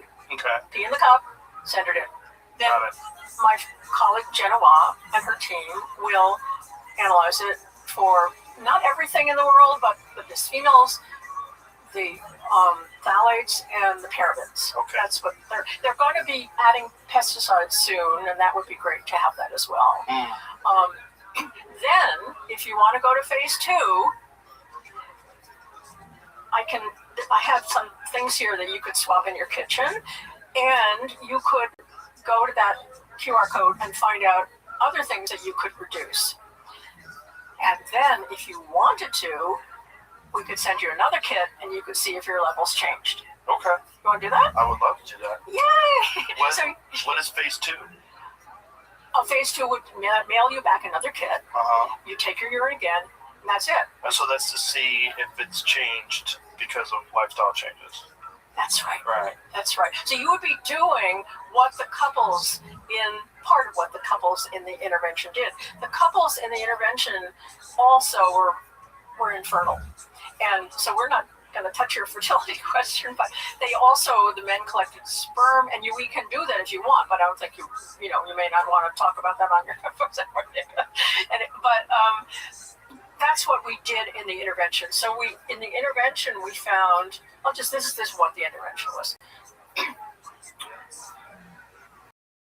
There's a company called, which is grown out of UCSF, and they're very big now. I think they have like 200,000 men in their files who have had their semen tested. Okay, and at the time they have their semen tested, they're asked, could we recontact you for research? That's one important question. And they're asked, why did you want your sperm tested? And if they say, because we're infertile or subfertile, or we're worried about our fertility, they ask, how long has it been that you've been having this problem with fertility? And if it's more than 12 months, then they're technically infertile, right? So if they said they would agree to be recontacted and they were infertile, they were potentially eligible for this intervention. You with me? Got it. So actually finding the couples that are in the film was a long process. They had to, of course, agree to be filmed. They had to have what we call, terrible word, idiopathic infertility, no known causes. So they couldn't be obese, they couldn't be smokers, they couldn't have a diagnosis, a medical diagnosis that explains. We don't want it to be unexplained, okay? So sort of we winnowed down to what was 6 couples. One of them dropped out for personal reasons, so I won't go into that. But that's how we got those couples. They had to be couples, by the way, and they had to be staying together for the next 3 months and not doing IVF. Okay. So that was the setup, and then the company called Million Marker that you're going to send your P to. They have an education program, and that's a lot of what they do: the testing and the education. And so all of those couples, they talked to them and said, "Tell me about what you put on your face this morning. Tell me what you washed your clothes with. tell me what you clean your counters with, and on and on and on like that, right? So they took an inventory of what the couples were doing. And then they started this educational program, which they're very good at it, doing for a while, once a week. They talk to them. So how's it going? Have you changed this? What are you using now? And so on. So it was not just a one-time thing. And if you were doing this, it would be short, just like use these things maybe. But along with that, we sent them the fellow kits to collect their semen. Okay, so we had beginning, middle, and end. It was 3 months, so beginning, 6 weeks, 12 weeks. And you know why 3 months? Why? It takes 70 days to make a sperm. So we wanted to have a turnover within the course of the intervention. So we sent them a kit, and they collected their semen at home, which is nice for guys because you don't have to go into the lab and do it there. And, it's much better at home, right? Yeah. And they sent it in, and they figured out how to get all the parameters right, even though it's mailed. And so the couples did that. So we had, over time, levels in their body of the chemicals, semen quality, what they were doing, what they changed in their life. So we had this record of everything they changed. And then finally, we saw who got pregnant. And I hope your listeners will watch The Plastic Detox. It's a movie that a lot of people love and find, really moving. And you should watch it. Can I ask you about the coffee question? When you go to a place like, let's just say Starbucks, not to single them out, but are they using plastic with their coffee machines? Are their coffee machines made with plastic? I don't know about any particular place except my kitchen. I was just question. Yeah, I suspect that they are using plastic. Right. Yeah. So if people stop at a place like that on a regular basis on their way to work in the morning to get coffee, and they bring their own they bring their own stainless steel thermos or mug, that would eliminate some of it, but perhaps one source. Yes. Yeah, but perhaps they're getting it actually from the coffee machine itself. Because I see when they slide those, when you see these big industrial machines, they slide those filters in. Those filters are plastic. Yeah. Well, they probably have bisphenol in them. Yeah. Right, it's a plastic tray. It seems like, I don't know. Yeah. But then there's a paper filter in the plastic tray. And so you're getting it no matter what. And if they use those pods, at home, Bruno, one of our guys in the film, wonderful guy, he was kind of addicted to his coffee machine, his pods. And we said, Bruno, I want you to stop using those pods. No, I don't want to stop using them. But he did. And they've had 2 babies. Yeah. Now, I'm not saying that's the reason, but, it's a contribution probably. Well, there is certainly an issue. Like I said with my friend Philip, that it made a radical difference in his sperm count, his testosterone levels. And so this is probably the case with so many Americans in this country that are dealing with infertility issues. A big part of it is probably these plasticizers. Is that how you heard them? Yeah. Plasticizers, all these various chemicals that are endocrine disruptors that are ubiquitous in the modern world. Yes, unfortunately. It's crazy. And by the way, not the women. Let me say something. We didn't talk about the women last time very much, right? Well, a little bit we did. Yeah. We I think we did. So the women need testosterone too. For sexual arousal and libido and so on, and muscle, and we in our our study for future families, I think, or maybe we got the urine, we saw what they, how much phthalates were in their urine, and then we asked them some questions about their sexual experience. So how satisfied were they with their sexual life, and frequency. And the women who had higher levels of phthalates had less satisfaction and lower frequency. So it's not just the men. Completely makes sense. Everyone needs testosterone. Yeah. My wife's friend got on testosterone. She's, I guess she's about 50. She got on testosterone, because her doctor put her on some low level of cream or something like that, and her response was like, "It makes me horny like a bloke." She's English. I thought it was a very funny thing that she said that way. Did she think that was a good thing? Yeah, she enjoyed it. Yeah. Apparently, allegedly. I didn't speak to her directly, but I think that's what she was saying. Like, whoa, just whoa. Yeah. Well, I mean, it's the thing that came out of your the episode that we did that shocked me the most is how little this is discussed in the mainstream. And I had not known until you brought it up, until you became a guest on the show, until I started researching. I was stunned. I couldn't believe that this was something that was so common. And so one of the things that comes up all the time is infertility with couples that are trying and they're using IVF, and it's more common now than ever before. And there's been a lot of things that a lot of factors that people have attributed to that reason. A lot of them being older people put their careers aside. In their 30s, they decided now it's time to have kids. They're worried that it's too late. But listening to you talk about it, it seems like that's only one part of the issue and not the big part. The big part seems to be the being poisoned. And we're doing it by virtue of our modern world that we live in, where so much of your life relies on plastic. And it's very difficult for people that are so set in their ways, they have routines, they don't really understand, like, what can I do to eliminate this stuff from my life? Just having the conversation and understanding that these things are having an impact is great, but the steps that people need to take in order to eliminate these things from their life, I think that's what's really important to get out there now. Thank you. You said it really well.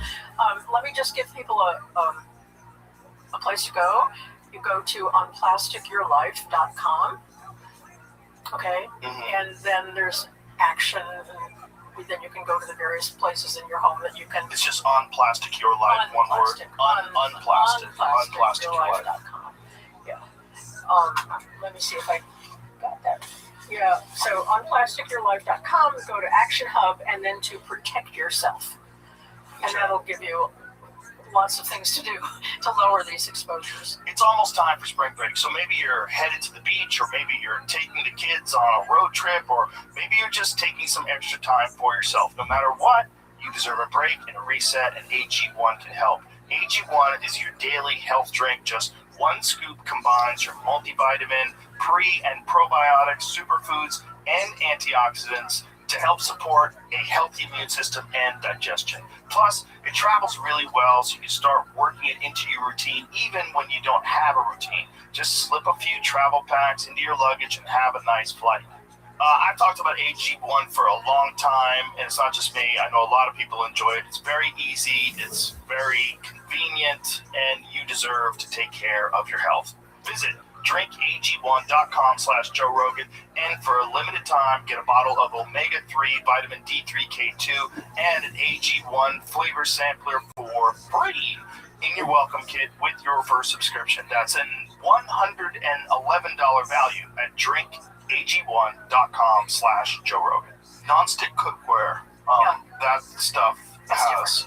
Is that different? Yes. Those, when you have non-stick cookware, does that have any endocrine disrupting chemicals as well? But different ones. Different ones? Yeah. Which ones are those? So those are what's called the PFAS chemicals, and it's actually not just cookware. It's anything that puts a barrier between two media, if you will.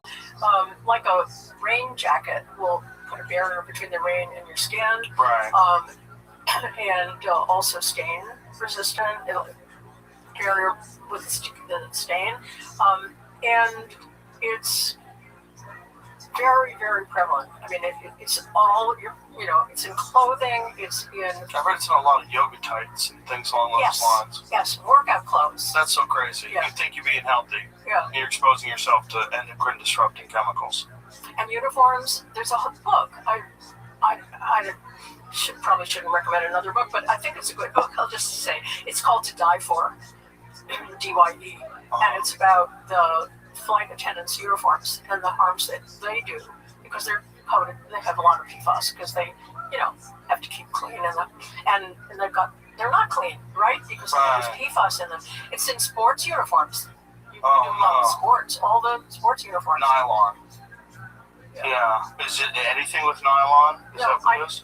Probably, but I'm not sure. I'm not, I could refer you to somebody, but I'm not the clothing expert. But I know that they're in these things. And one of the things that is kind of scary is school uniforms. A lot of kids have school uniforms that they're loaded with it. Oh. Yeah.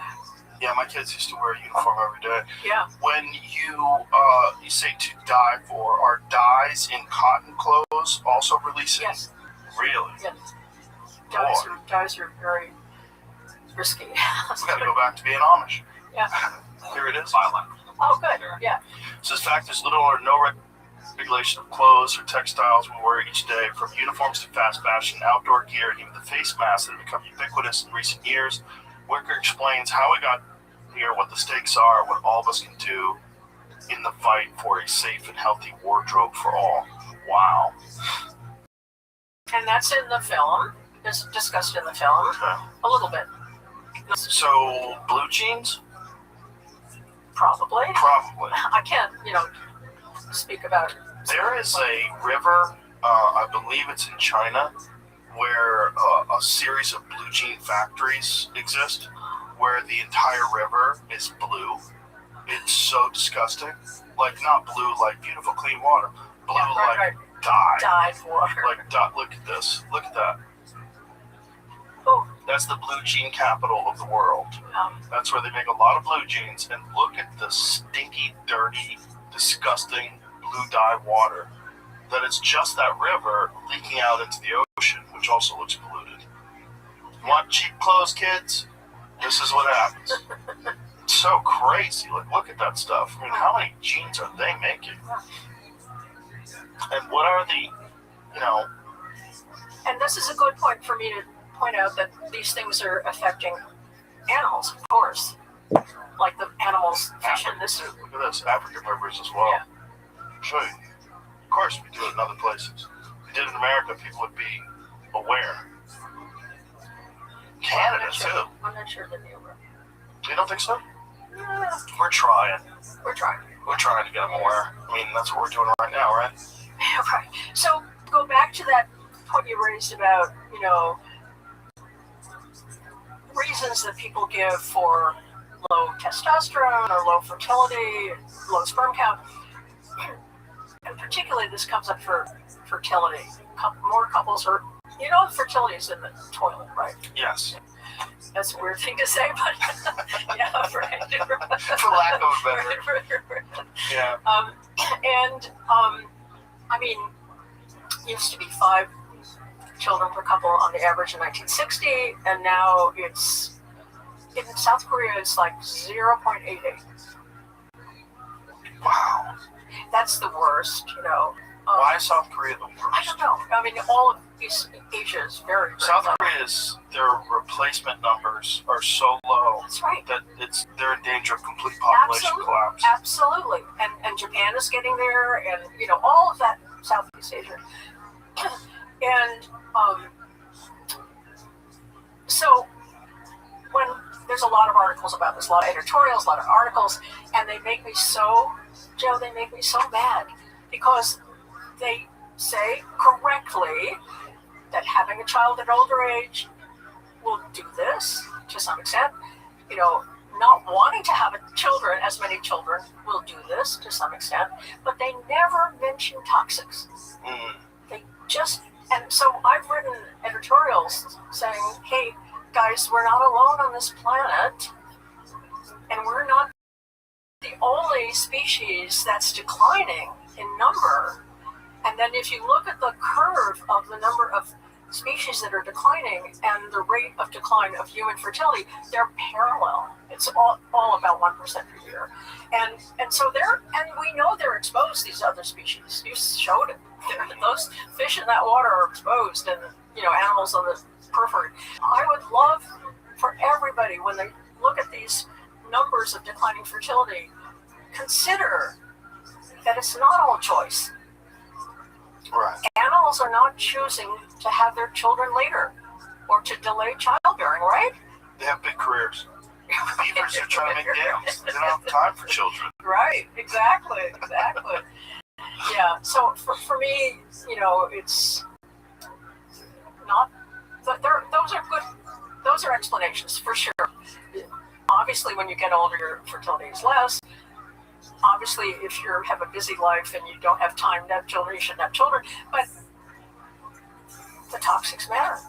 They matter a lot. 100%. Yeah. And the animals, is the issue exposure to water that has these chemicals in it because of pollution? What is causing it with that? It's in the water, it's in the soil, it's in what they eat because it comes in, in the plants. It gets into the plants? Yeah, do you know that phthalates, just a little fun fact, phthalates are put in pesticides. Why would they do that? Well, because one of the things that phthalates do is they increase absorption. That's why they're in hand cream. Right? You see, you put your hand cream on, that goes in your skin, right? Phthalates help that. You have the pesticide you wanted to go into the plant, phthalates help that. So, these exposures are all over the place, and animals are getting them too. A long time ago, I don't think we talked about this, but there was a wonderful scientist who's not living anymore. His name was Lou Gillette. He lived in Florida. And he showed that alligators swimming in a lake that had a lot of runoff of pesticides. Get this, their penises were small. He measured them. And he was a big guy. He had to do it at night. He went at night, wrestled them into the boat. And I have pictures of that. Took them to his lab. Measured their penises. They must have been very confused when they got let go. What is this guy kinky with? What is this thing? And they had fewer eggs. Right. So they're a declining species. That's just a very dramatic example of, can you put up penis size and alligator penis size? I'm just wondering. As if you don't already Google that, Jamie. Let me find you a photo. I asked our Perplexity this thing, and So our sponsor Perplexity said, yes, this has actually been documented in wild alligators. Males in heavily polluted lakes have, on average, smaller penises and other reproductive problems linked to hormone-disrupting chemicals. We are shrinking alligator penises, ladies and gentlemen. And not only alligator 20-25% smaller penis sizes compared to males from a cleaner reference lake. Males of lower testosterone levels, around 70% lower. Abnormal relationships between hormone levels and penis growth, unlike alligators from cleaner lakes. Alligators from polluted lakes also show other reproductive issues: abnormal sex hormone patterns, altered gonads, low hatching success, various birth defects, all consistent with exposure to endocrine-disrupting contaminants, EDC, such as DDT derivatives, dieldrin, PCBs, and related compounds. Wow. So it's all endocrine disruptors from pollution. Oh boy. Yeah, I mean, you would think that this would sound the alarm. Like, This is not new. This is who's dead. This is old work. Oh. And no one knows. Yeah, it's never discussed. First of all, it's not a lot of people that say, first problem on my list today, alligator penis size. It's a real issue. Like, you're in front of Congress, we gotta talk. Alligator penis sizes are shrinking. They'd kick you out of the building. Actually, Lou Gillette, went to Congress and he gave a talk. And he said, every man in this room is half the man his grandfather was. As far as testosterone levels, right? And penis size. Well, he didn't measure their penis. But he was making this point. And fertility and all this. Yeah. Well, I mean, it completely makes sense. But what doesn't make sense is how little attention is being paid. You would think that in a society that is, America is also facing a potential population collapse. People don't think about that, but our reproduction numbers, we're not reproducing. Yeah, they're down quite a bit, and they're not at the level that we need in order to keep our population. The normal shape population is here, not very many people, and down here, lots and lots of people. And it's just terms of age, It's older, like younger, at the going bottom. like this. Right. Lots of people are living longer, but few are down here. And then what that means is the ones down here are supposed to support the ones up here, But there's not enough of them. but not enough of them. Right. Yeah. So it's a huge societal problem. Well, it's just so confusing how few people are even aware of this. We were talking, I didn't realize it had been 5 years since our last podcast, which is pretty crazy. But in that 5 years, you barely hear about it. It's occasional. People bring up certain chemicals they think are bad. Oh, avoid this. Paul Saladino was the one that showed that the paper cups that you get from a coffee shop, that if you take that paper away, what you have is essentially this plastic membrane, and that's what you're drinking your coffee out of. You're not drinking your coffee out of paper. And how terrible these things are for you. But even that, it's like people just dismiss it. The line around Starbucks is always the same. There's always people going to get the coffee. They don't think anything of it, and they're just consuming these chemicals that mess up your health, mess up your vitality, your energy levels, everything, brain fog. But whose responsibility is it, Well, to talk about it, I think it's ours. It's certainly yours and mine, and we'll spread this word and more people discuss it. And I think more people need to be aware that this directly impacts you. Like, this is not like in the future, I don't have to think about it, I'll be dead. No, it directly impacts your health, your energy levels, your vitality right now as a living human being listening to this show. So, just to add to that, how it affects you, not you. Humans. Maybe your levels are lower, I don't know, but we'll find out. But both men and women who have lower fertility, on average, these are studies, there have been about 4 or 5 studies that have shown this, lower fertility and sperm count on the male side, die younger. Okay? This should be of concern to everybody. Yeah. Well, it makes sense. You have less vitality, less energy, and the things that affect your sperm, your vitality, your testosterone are also affecting. It's a canary in the coal mine, if you will, of lots of things that are going south. Right. At the same time. Which completely makes sense. And that's the case of all this fatigue, all these issues that he was experiencing. Yeah. Yeah, it's not just never just one thing. Right. It is quite disturbing how uncommon these discussions are, though. That's what's crazy. That this should be a huge factor. I mean, we get concerned with so many, there's people concerned with alcohol consumption. It's a big thing, and that has had an impact. Children today, or young adults, I should say, today are consuming much less alcohol than people in the past. Cigarette smoking, we're aware, very dangerous. Much less cigarette smoking than in the past. The consumption of these endocrine disrupting chemicals is essentially the same as when we talked 5 years ago. So I want to go back to this question I asked, is whose responsibility? So I don't think it's great for you and I to be concerned and for your listeners to be concerned, but in fact, it shouldn't be our responsibility because the drug FDA does drugs, right? Mm-hmm. Pretty good control of safety of drugs. Pretty good. Yeah. Okay, we can talk about, but compared to chemicals in our daily products we use every day, it's fantastic because the regulatory agencies are not doing the job. Right. Okay, and so that's why it's all out there because they're not doing the job. Here in Europe, it's much better, by the way. Is it? Yeah. Well, that's bad because they're going to beat us. They'll out-reproduce us. We'll go away. They'll take over. No more America. We have to get people angry enough to put pressure on.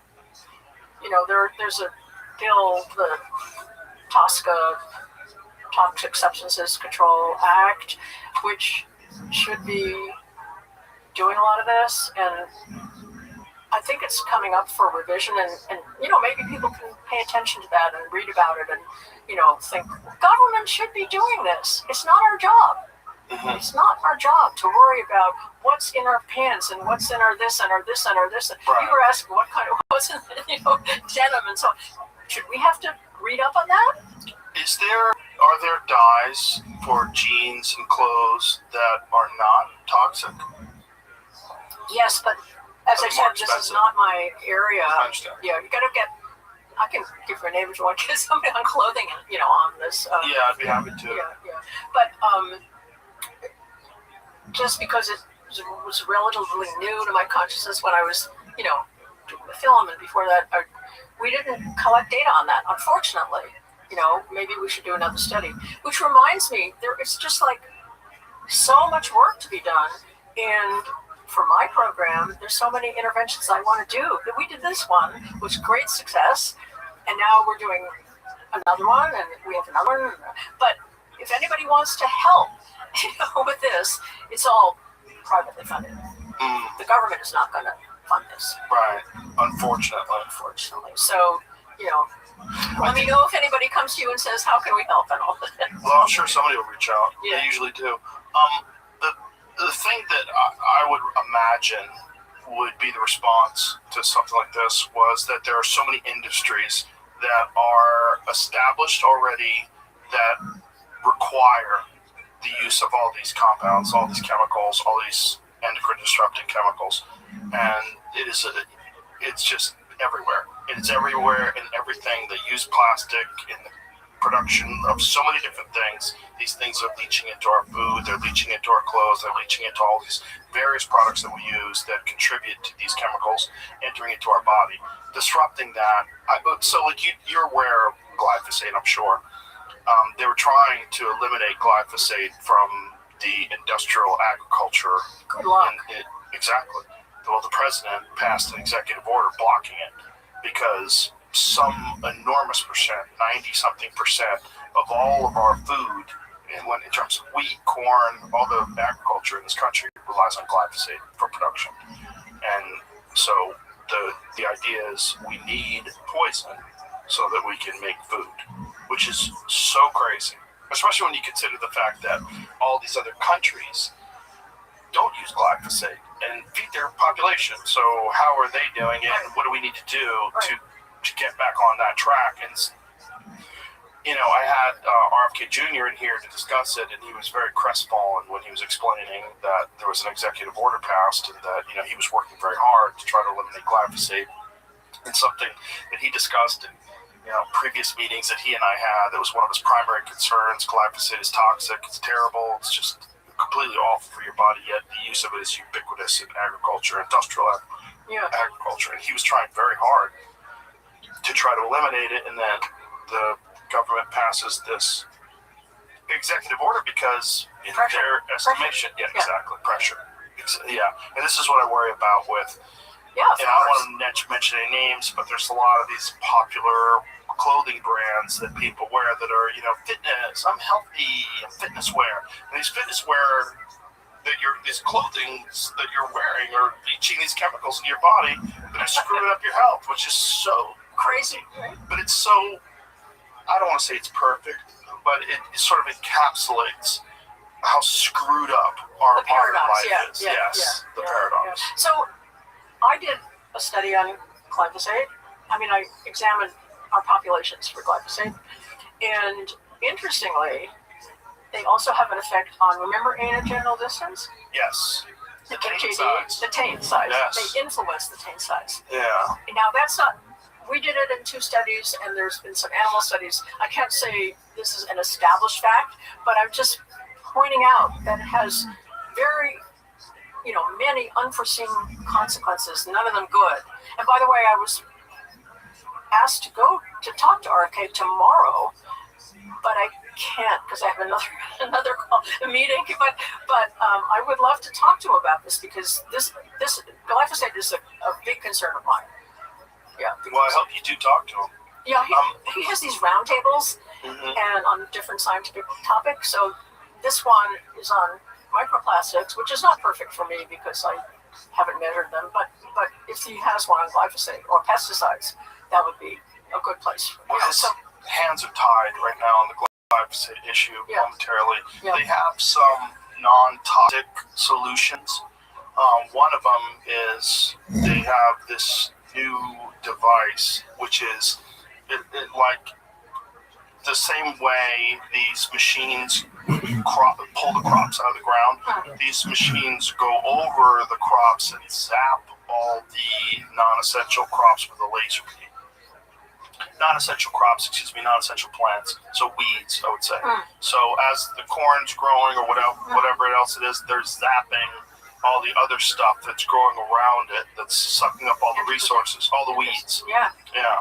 That sounds like a good step. That's a great step. Because it minimizes the use of pesticides. Exactly. Yeah. And I asked, does it have any residual effect on the food? He said, no. Well, that's great. But then, you know, farmers, one of the big problems is they're already barely making money. So if you now require them to spend, you know, X amount of dollars on some gigantic weed zapping laser that has to cover who knows how many acres, they're running these I mean, I'm sure you're aware, but monocrop agriculture, for people who've never seen, some of these places that grow corn and wheat, you're talking about these massive pieces of land that only grow one thing, which in nature doesn't exist. So, of course, nature wants to rectify that. Nature's like, why is there only wheat here? You need weeds. And so, you know, birds drop seeds, all these seeds fly in the wind, and then all these things grow. So you're going to have to get these machines that are capable of traveling over all of those crops and zapping out all the weeds. How much is that going to cost to people that are already struggling? You know, because the American farmers are barely getting by, barely, and we need them. And, you know, the last thing you want to do is burden them with another cost. But also, you know, the use of, especially when it comes to things like wheat, because they're using it after they harvest the wheat to dry it out quicker so it doesn't grow mold on it. That's why they're using glyphosate. So it's not even as a pesticide. Mm-hmm. It's I didn't know that. Yeah, they're using it as a desiccator. Wow. Yeah. And that's why so many theorized to be why so many people in this country have a problem with bread. You know?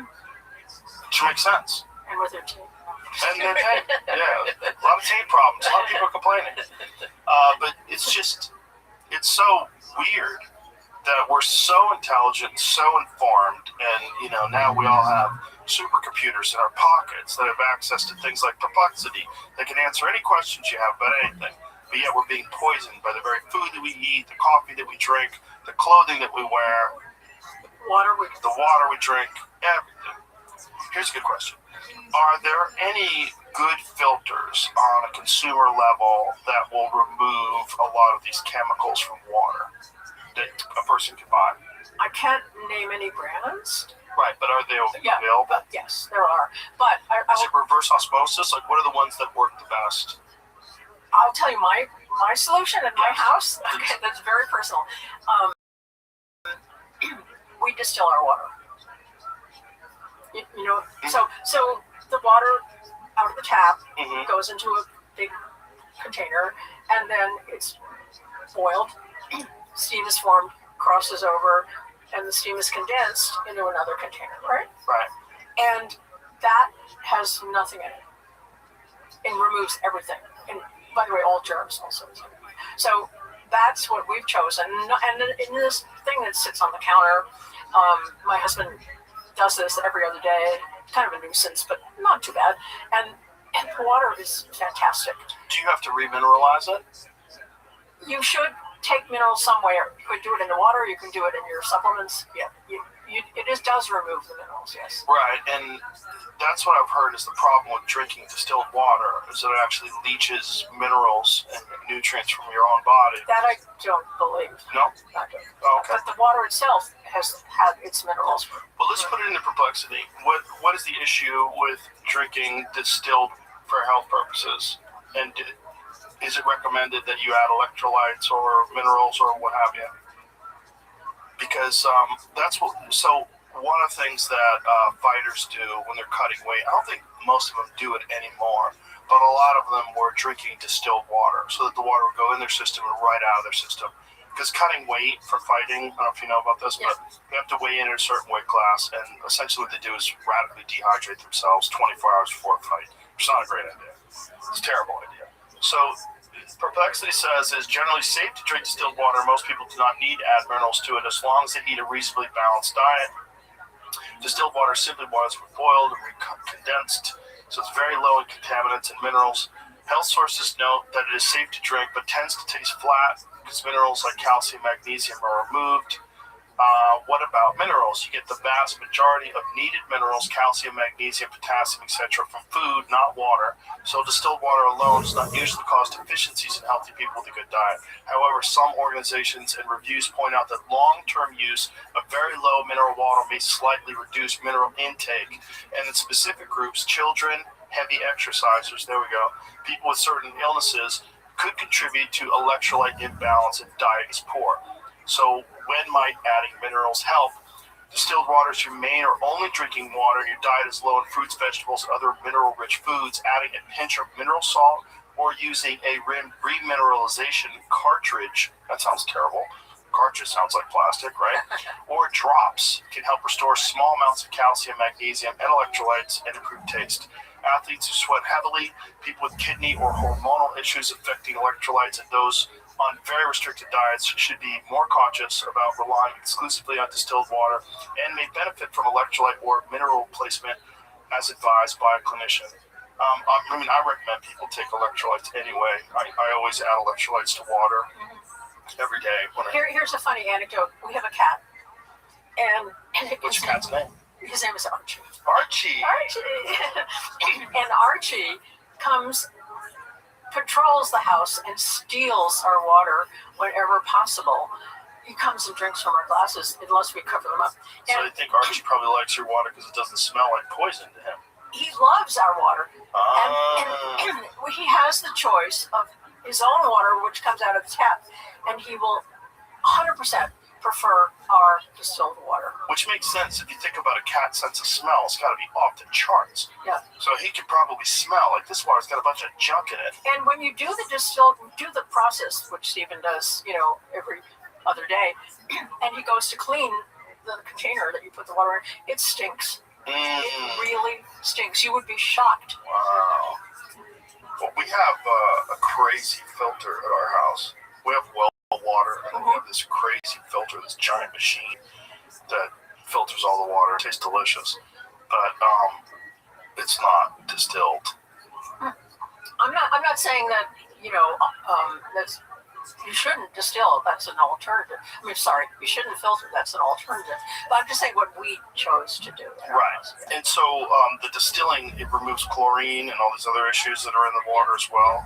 Yeah, and fluoride, everything. Yeah, fluoride is another one that's bananas that we add to water under the guise that it helps your teeth. Like, shut up, brush your teeth. I don't have any cavities. I don't use fluoride. I have fluoride-free toothpaste. I don't have fluoride in my water. It's dumb. It's not just dumb. It's completely connected to lower IQs. There's a direct correlation between higher fluoride content in water and lower IQs. But there's a giant business involved in selling fluoride to these municipal water supplies, which is nuts. More poison. And then we are so screwed up. Chlorination. Yeah. And for years I studied chlorination and byproducts, and they cause miscarriage. So it's got to be terrible for people that swim a lot in public pools, right? Yeah. Because then it's being absorbed by your skin. I don't know how much exposure you get in the relatively short time you're swimming. I don't know. Yeah. Let's find out. Put that into perplexity. How much of an issue is chlorine exposure in swimming pools? Let's find out. We don't know. We're learning so much. There's a little science. I feel like that question's going to get tossed around here by perplexity. Is there too much chlorine? Like, what are you, Right. Okay, let's say, is chlorine exposure in swimming pools a health concern? Yeah, that's good. There we go. Let's try that. I bet it is. It only makes sense. I would like to study someone like Michael Phelps, someone who spent his life thousands of hours in a pool, whether or not that's affected his thought in any way. Whether or not there's like measurable chlorine levels in his urine or what have you. Chlorine in properly maintained pools is generally considered safe, but it can cause irritation of eyes, skin, and airways. Well, that can't be good. And heavily frequent exposure, especially indoors, can contribute to respiratory problems in some people. What chlorine does in pools, it kills germs like bacteria and viruses in pools, and is key for preventing infections and diarrhea illnesses from contaminated water. Public health guidance typically recommends free chlorine about 1 to 4 parts per million, with pH 7.0 to 7.8 within this range. Disinfection is effective and side effects are usually mild. Common short-term effects, irritation of eyes, nose, throat, skin, common when levels are high. When chloramines build up, especially in indoor pools. Chloramines form when chlorine reacts with sweat, urine, and other organic matter. It can become airborne and irritate the respiratory tract, causing coughing, wheezing, or tight chest in some swimmers and staff. Long-term, regular heavy exposure in indoors, poorly ventilated pools has been linked to increased respiratory symptoms. Some studies suggest increased asthma risk. Okay, put this in as a follow-up question. Is exposure to chlorine through the skin responsible for any health issues? Let's just through the skin, see if there's any studies on that. Chlorine getting into the body through the intact skin from pool water does not appear to cause systemic whole body health problems in otherwise healthy people. Its effects are almost entirely local to the skin itself. What skin exposure actually does, chlorine is an irritant that strips the natural skin oils and disrupts the outer barrier, leading to dryness, tightness, itching. So put this in. What exposure does chlorine have to healthy skin flora? Because healthy skin flora, I do jiu-jitsu, and one of the things that happens with jiu-jitsu is you get a lot of skin diseases. Like people get ringworm, staph infections. Why? Well, you're getting scratched up a lot. You're rolling around on the mats, and if the mats are dirty, and if it's there's exposure to it, you can have a problem. And then one of the problems that people have is to treat that, they use antibacterial skin soap. So what that does is it strips the skin of all the healthy flora, which actually protects you. The counter to that, I always bring this up, I have no affiliation with this product, but it's an excellent product. It's called Defense Soap.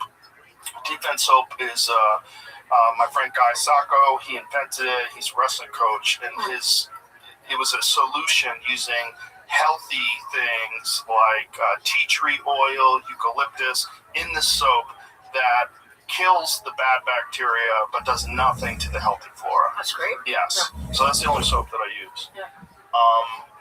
The chlorinated pool water does disturb normal skin flora temporarily, but in healthy people, the microbiome usually recovers within hours to a day or so after swimming. So that's a problem if you swim every day then. Yeah. Chlorine is a broad disinfectant, so it kills or suppresses both good and bad bacteria on the skin surface. Yeah. Reducing overall microbial diversity right after swimming. Experimental and field studies show that even short exposure can cut measured microbiome diversity markedly, often cited around 30 to 40%, with composition shifting away from the usual dominant groups right after a swim. How long disruption lasts after leaving the pool, many of the resident species begin to recolonize from deeper skin layers, hair follicles, and the environment, and community composition tends to drift backward towards baseline over the next 24 plus hours.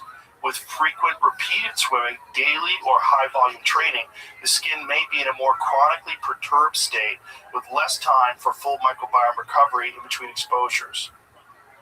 I know a lot of people have switched their pools over to saltwater pools for this very reason. I think there's a problem with saltwater pools in very high temperature areas, though, where it's not effective enough to stop mold and all of the junk. Yeah. Do you want to see these products I brought? I would love to see these products you brought. Here you go. These are for cleaning up your Just a note on what you kitchen. just What's said. up, Jimmy? A note on what you just said. A saltwater pool is still technically a chlorine pool. Oh, still a chlorine pool. It just makes the chlorine on site instead of pouring it in. Oh. Yeah. Salt systems work. The pool is ordinary salt, sodium chloride, dissolved in the water, usually around 2,700, 3,400 parts per million, which is about 1/10 the salinity of the ocean, and close to body fluid levels. The water passes through an electrically charged salt cell, which uses electrolysis to convert some of that salt into active chlorine, mainly hypochlorous acid and sodium hypochlorite, that sanitizes the pool. After chlorine does its job, it ends up back as chloride, and the cycle repeats, so you keep generating chlorine as long as the system runs and there's enough salt. What's different from your standard chlorine pool, you still have free chlorine in the water at typical pool levels, about 1 to 4 parts per million. The difference is the source, salt generator versus liquid tap chlorine, not the sanitizer itself. Most people find salt pools a bit gentler, the water feels softer, and continuous low-level generation can mean fewer chloramines, less smell and irritation if the system is sized and maintained correctly. Interesting. Okay, so it's still chlorine. So it still probably disturbs your microbiome, which sucks.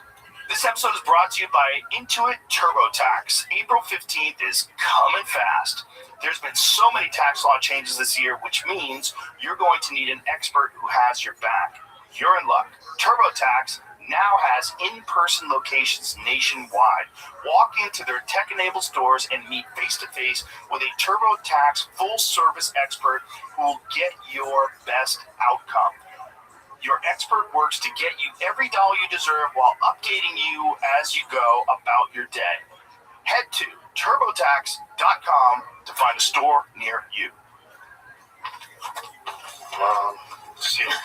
So should I open it? Should be open. No, it's not. It's sealed. It's tight. What do we got in here? A lot of stuff. So in the movie, you'll see that I came to the homes of the participants with a big box, about this big. Mm-hmm. So this is obviously a very small part of that. Okay. Yeah, this is just part of your kitchen. These are bags that are safe. Oven, freezer, microwave. It's called zip top. Yeah, they're silicone. They're made of silicone. Oh, okay. Yeah. So silicone's okay. Silicone, there is food grade silicone. Okay. And that is like spatulas. Yeah. And food grade silicone is free of phthalates and bisphenol, so you can use that. Oh, this is a lot thicker. It's just like a lot thicker, yeah. Yeah. And so this is reusable? Yeah, absolutely. And you just put your food in the fridge in that instead of in a... So you can buy these things? This company, Zip Top, do they make them specifically for that reason? Yeah, I'm sure. Yeah, there's one of many companies that makes... So this is essentially like a Ziploc bag, exactly. But it's way thicker. Yeah. Kind of cool. And so they make these larger as well? So yeah. Okay. There are a lot of good alternatives for food storage. Glass, of course, is really good. Mm-hmm. And ceramic. Well, this seems so much better too because it's not creating as much plastic waste since it's reusable. Right. Now, do you just run this through a dishwasher? Yeah. And what about dishwashing solvents and detergents and stuff like that? Yeah. No problems. Yeah. What's the problem, Jim? The pods are probably not great. Oh, right. Of course, right? And pods. Pods, tea bag, coffee pods, yeah. Remember when kids were eating Tide Pods? It's like nature's trying to get rid of some of the dummies. Okay. So this company... I think there's 2 of those in there. Yeah. These are just little examples, Give this company a shout out. It's called Zip Top. And I guess they make them all sizes. This is like sandwich size. Yeah. This is, I guess, a snack size. And they make them larger too. Yeah, and they seal well, That's another question that I had about sous vide. There's a lot of people that cook their food in these sous vide machines. Really? That's very common. Oh. Yeah. I thought it was kind of high, kind of in restaurants and stuff. Yeah. Well, I mean, I know there's consumer versions of it that I know a lot of my friends use it. Oh. Yeah, they use it for wild game. particular because you can slow cook. So one of the things about wild game, it has very low fat content, and a lot of people find that it's more tender if you slowly cook. So let's say if you like medium rare, it's like, what is medium rare? Like 135 degrees, I think. So what you would do is you would take this piece of meat and you would seal it up in a vacuum sealed container, and you dunk it in this sous vide machine, and it keeps the water at 135 degrees. You can cook it for several hours at 135, and then you sear the outside of it. Nice, yeah. And so a lot of people like that, and it's really good for breaking down some of the harder stuff, like the fascia, the gristle, yeah. So is that stuff leaking chemicals into your food? It has to be, right? Why? Well, because it's in plastic. You're getting these vacuum sealed plastic bags that the food goes in. And have you seen how sous vide works? You have to put it in plastic? Yes. Have you seen how these sous vide things work? No, then it's bad. Then it sounds just as bad as microwaving in plastic. Right. So what you do with sous vide is you season the food, and a lot of times you'll add like olive oil and things like that to the outside of it. You couldn't make it out of silicone? I would imagine you could, right? I don't know. Let's find that out. Has anybody made silicone-based sous vide bags? And do these sous vide bags leach chemicals? Some discussion on Reddit about this, but they didn't really have an answer. Like they were asking if the temperatures might not be high enough. I don't know. Yeah, what are the temperatures that you need that start these chemicals leaching into from the plastics into your water? Because a lot of times they say don't leave a bottle of water in your car. That's right. Because your car can get really hot. Yeah. So how hot does your car get? It doesn't get that hot. It doesn't get like cooking hot. So it's like, what is... But if the sous vide bags don't have plasticizers in them, like if they're made of silicone, food-based, what is it? Food grade silicone. Yeah, it's similar, right? So it says we use vacuum sealed bags. We're really going through them right now. Even our early sous vide, I tried silicone reusable, and I wasn't happy. I don't really recall why. I think it was hard to get stuff in without a mess. Okay, that doesn't make any sense. Just deal with the mess. We made a switch to vacuum bags. I love it, but oof, we use a lot of bags. Okay, put this into perplexity, please. Do sous vide bags leach endocrine disrupting chemicals into your food when you cook with them? Let's try that. So we're learning things. Yeah. Does it have to be vacuum sealed? Probably, Yes. right, because you don't want water leaking in there. Yeah, you don't want water leaking in. I have a machine, and I use this vacuum sealed machine. So if I get wild game and then I cut it up into pieces, and then I seal it in these vacuum sealed bags to freeze it. Silicone-based sous vide bags are generally considered safe for food use and do not significantly leach. Significantly is a weird word. Leach harmful chemicals under typical cooking conditions. High-quality food-grade silicone is inert, BPA-free. Right. This is silicone, though. Food-grade silicone shows minimal chemical migration, such as siloxanes. Especially compared to plastics that release microplastics like BPA. This is a silicone, though. What was the question that you asked? How'd you phrase it? Well, you were asking about you write silicone-based sous vide bags. Just not silicone-based. Just like plastic sous vide bags. Well, they're going to leach them. Let's find out. Regular plastic sous vide bags. Let's see what it says. Right.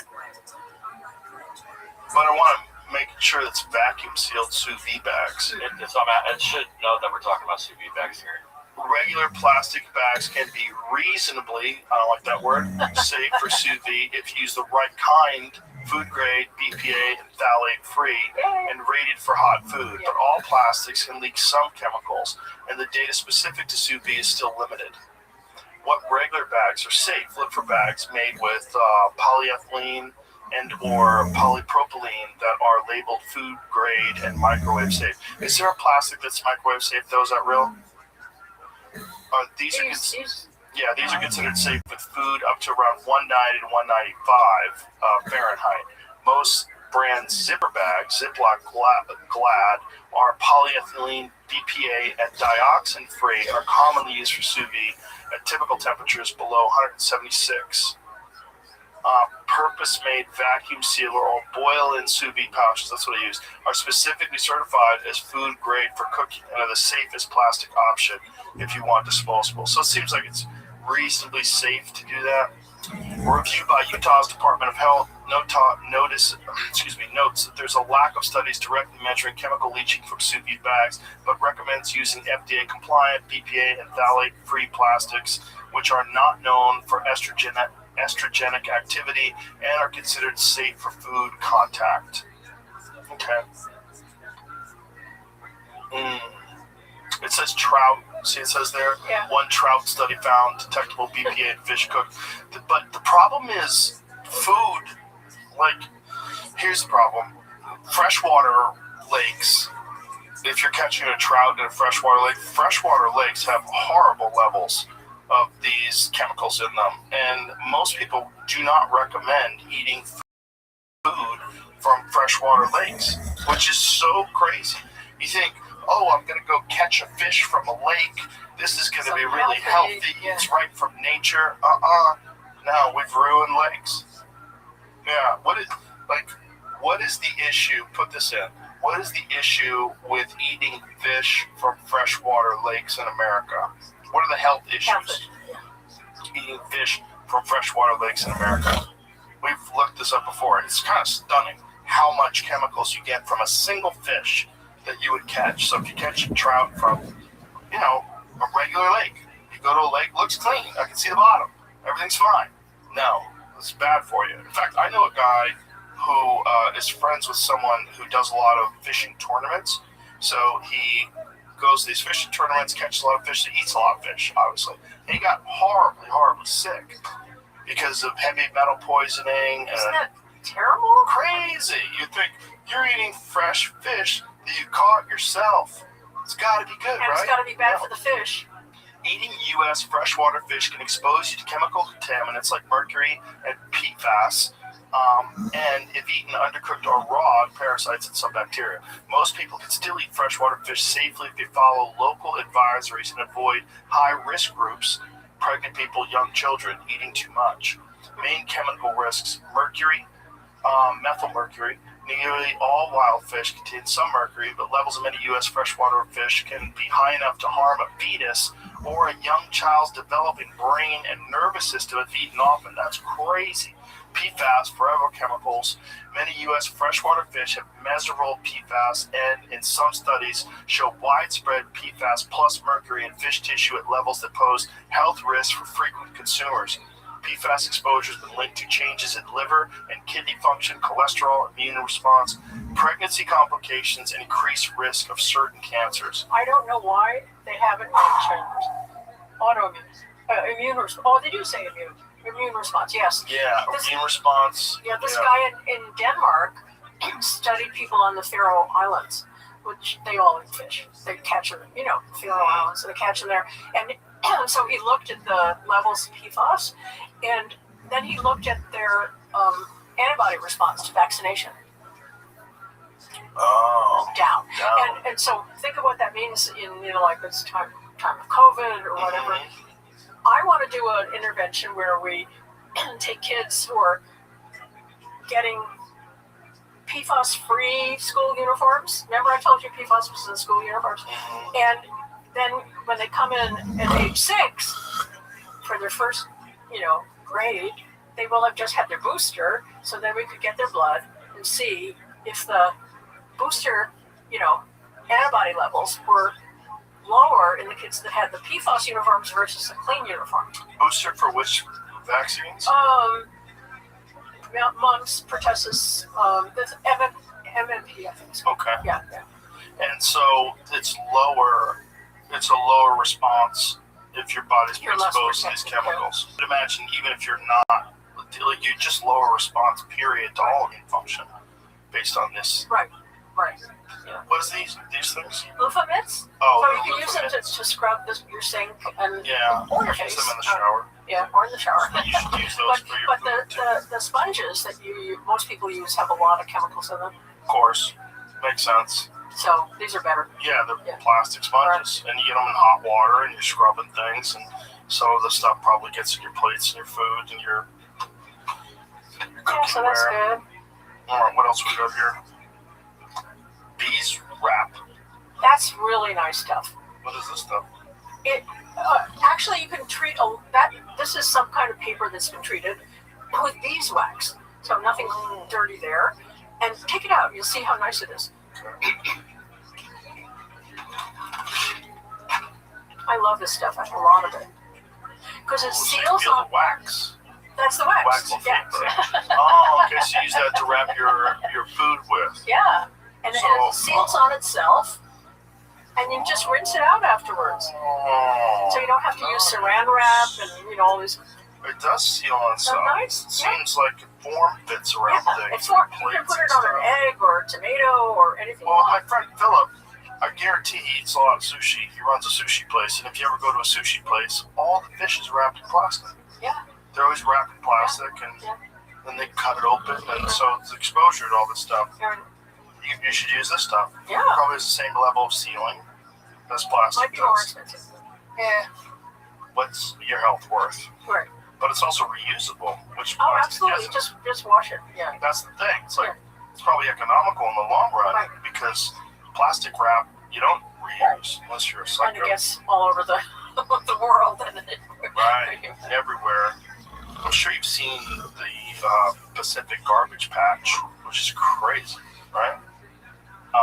These are bags, and these bags are called WOWE, WOWE. Right, and what is this? It's another food storage, choice option. Paper or no, it's cloth. Cloth, but clean cloth. Yeah. And she uses this just Like for bread, it's really good. Oh, Bread, okay. cookies, stuff like that. Okay. Yeah, we use those. And so, is this all these different products listed on your website so people can? They're listed on the Million Marker. There's a card there to scan the QR code, and you can go with that. And but it would be nice if it was like a one. So if you scan the QR code, is there a one-stop shop? Like people listening to this right now, can we send them to a website? What website would that be? I can't remember. Look at the card. This one, tips for a detox journey. So this is the QR. So if I scan this right now, it'll take me there. It's my phone. This world, we're not ready. Okay, it says the website is millionmarker.com. Chemical glossary. So this is the chemical glossary that's on this card, but it doesn't. Not the products, right? It doesn't say the products. It says partners. Is that? So there's products on that other website I told you, on Plastic Your Life. On plasticyourlife.com. So that's a place where people can go and see these products. And Here then, it is. so there's 3 steps. On plasticyourlife.com, Action Hub, protect yourself. And then it can tell you how to protect yourself against various things in different rooms. I have it by rooms, I think. What is this one, Jamie? This one says... This is the same website. I just already went to that. Oh, so when you go to unplasticyourlife.com, it takes you to OSP Society. Society. Yeah, it redirects to this website. Got it. And then go to the Action Hub, protect your family, and then are the products listed down there? Okay, yeah, there it is. Okay, okay. Non-plastic bags, steel cookware. Got it. Replace the plastic cutting boards with wood. So I think some people use titanium, which is fine too, right? And then what about that? What's about that? Steel single-use drinking water containers. Never use plastics to store your food in. Never heat plastics. Holy, save your skin by selecting personal care products with natural ingredients, such in glass or tin packaging. Oh boy, so disturbing. washing your clothes. Yeah. By the way, we didn't talk about smell, Smell. but everything that's fragranced has phthalates. Of course. And, you know, like you think you're doing good if you hang that little pine tree in your car. Not good? Not good. and you plug in things in the wall that are supposed to clean up your air and, you know, refresh your air and so on. Not good. There's ones that are in cars now, like certain cars. I think Mercedes has one where you refill it and you can, it actually will spray air freshener through the vents. Does Mercedes do that? I think it's Mercedes, which makes sense. You know, luxury. I want to smell like lavender as I'm driving. Ah, look at me in my luxurious car, smelling lavender, dying of chemical exposure. We asked women on this our study. We said, "What do you use?" And then we said, "Was it fragranced?" And anything where they said it was fragranced, their body burden of phthalates was higher. Of course. What about natural deodorants? I don't know. Yeah, because I use natural deodorant to try to avoid a lot of that stuff. On the product for it on the website, it says it's a miscellaneous dangerous good. I think. What? It says miscellaneous dangerous goods. Maybe it's when they ship it or something. Other dangerous substances. The interior of the vehicle will be fragrances. It says it right there. This is under Mercedes, under their smell. Aroma system, Pacific mood. Ooh, I want a Pacific mood. I'm living on the coast. It says miscellaneous dangerous goods, other dangerous substances. That's crazy that it's labeled that way. The interior of the vehicle can be fragranced to suit your own individual preference with the air balance package. Flacon Pacific Mood lemon and orange top notes accompanied by a blend of spices. But meanwhile, it's probably not good for you. So what is in there? They're engineered specifically, does it say what?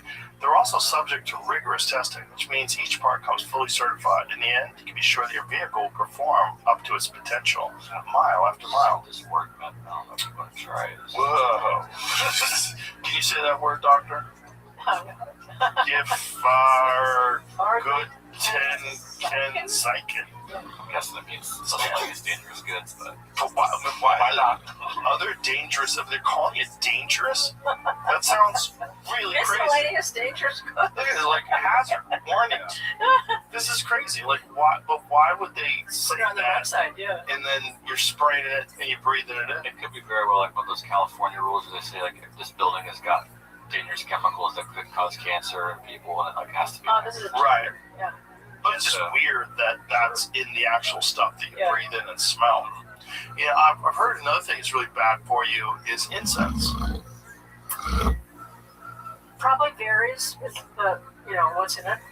I wouldn't blanket all incense. I haven't studied that. Well, let's put that in perplexity.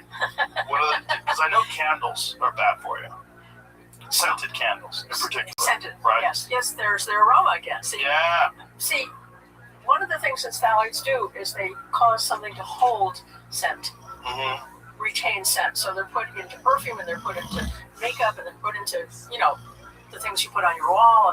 And so, you want something to smell for a long time, you're going to use phthalates. It says, burning incense products, smoke and chemicals that can irritate your lungs, worsen asthma and allergies, and with heavy long-term use in poorly ventilated spaces, may increase risks for heart disease and some cancers.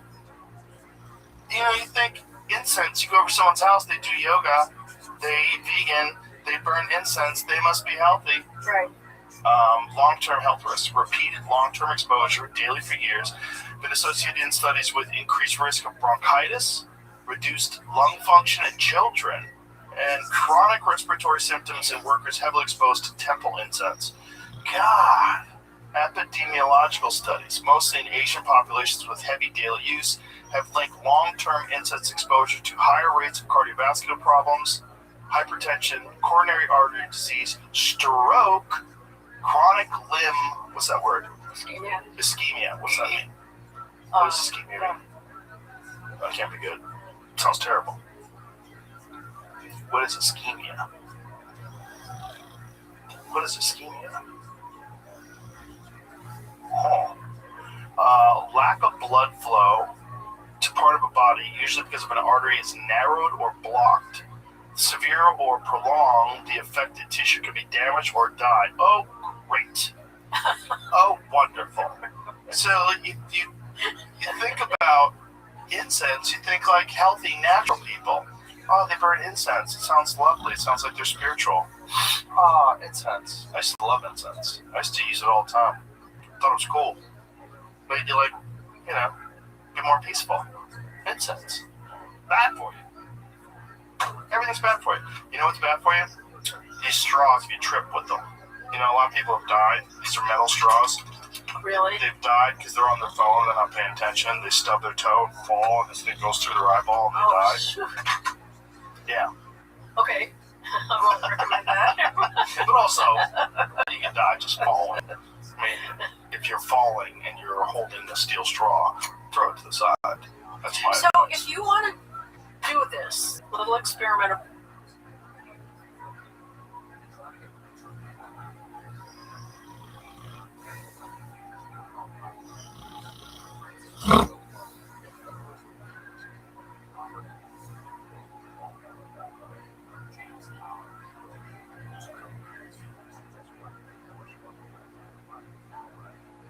one that we're talking about. Okay.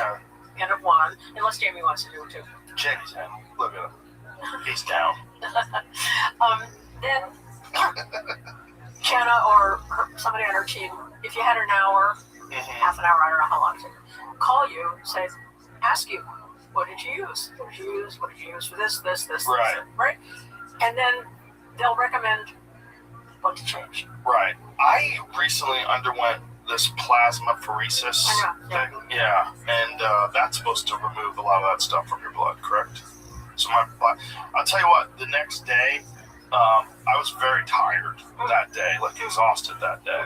But the next day afterwards, I felt like lighter. I felt like, oh, this is crazy. Like, I felt like I had more energy. Like it was like kind of late at night. I was like, I'm not tired at all. It was weird. Like I felt different, And so that would be great. Are you going to do it again? No, I just did it. I mean, I would do it again, but I just did it a few days ago. I was just wondering, if you measure chemicals in your urine before you did that. I should have done that. And then after that. I don't have any pee laying around from before. No. I don't like But I could do it now, and maybe I have very low levels, and we could attribute that to because I haven't done the best job. Well, like I said, I did get rid of my plastic coffee machine at home. I did that about 3 or 4 weeks ago. One of the things it's done is it's made my morning coffee a lot harder to get.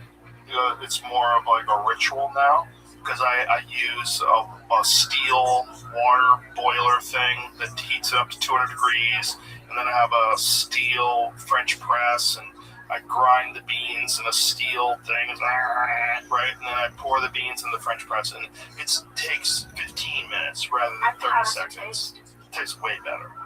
Well, I'm a big coffee drinker. I love coffee, but I like it black. Like, I love the flavor of coffee. I really do. And so it just tastes better. It tastes better. French press, I think, is the best way to drink coffee anyway. Yeah. And so I kind of decided, like, why am I'm avoiding all these microplastics. I don't drink out of plastic or paper cups. I do all these different things. Why am I still using a plastic coffee machine? I look at that thing every morning, and I was like, yeah, but it's going to give me coffee right now. So I press the button to get my coffee right now. And then I was like, that's stupid. So now I only use something like this. Cool. Yeah. So I'd be interested to see if maybe I have low levels because I certainly feel like my body, it felt refreshed. Like I had less inflammation, but that's like a 2-hour procedure. It's a pain in the butt. You gotta sit there for 2 hours. You look like a psycho. Like I should have taken a photo of what I looked like while I was doing it because I was laying there and I had like cords in this arm and cords in that arm. So I had blood coming out of that arm and going back out of that arm. It's really kind of nutty. How expensive? I don't know. Oh. Yeah, I don't know. But I'm sure it's not cheap. Yeah. But the benefits of it, in terms of like the people that I know that have done it, said it's a game changer in terms of your recovery, market recovery levels, much better sleep. Like if you're wearing an Oura ring or a Whoop strap or something along those lines, you get much better recovery. And I think that's probably the case with me. I feel pretty good. I do a lot of stuff, you know. I do a lot of things to maximize my health, so it's really kind of difficult to know like what's doing what. Yeah, I just know all in all. You know, well, we always say, you know, in my field, you know, do one thing at a time.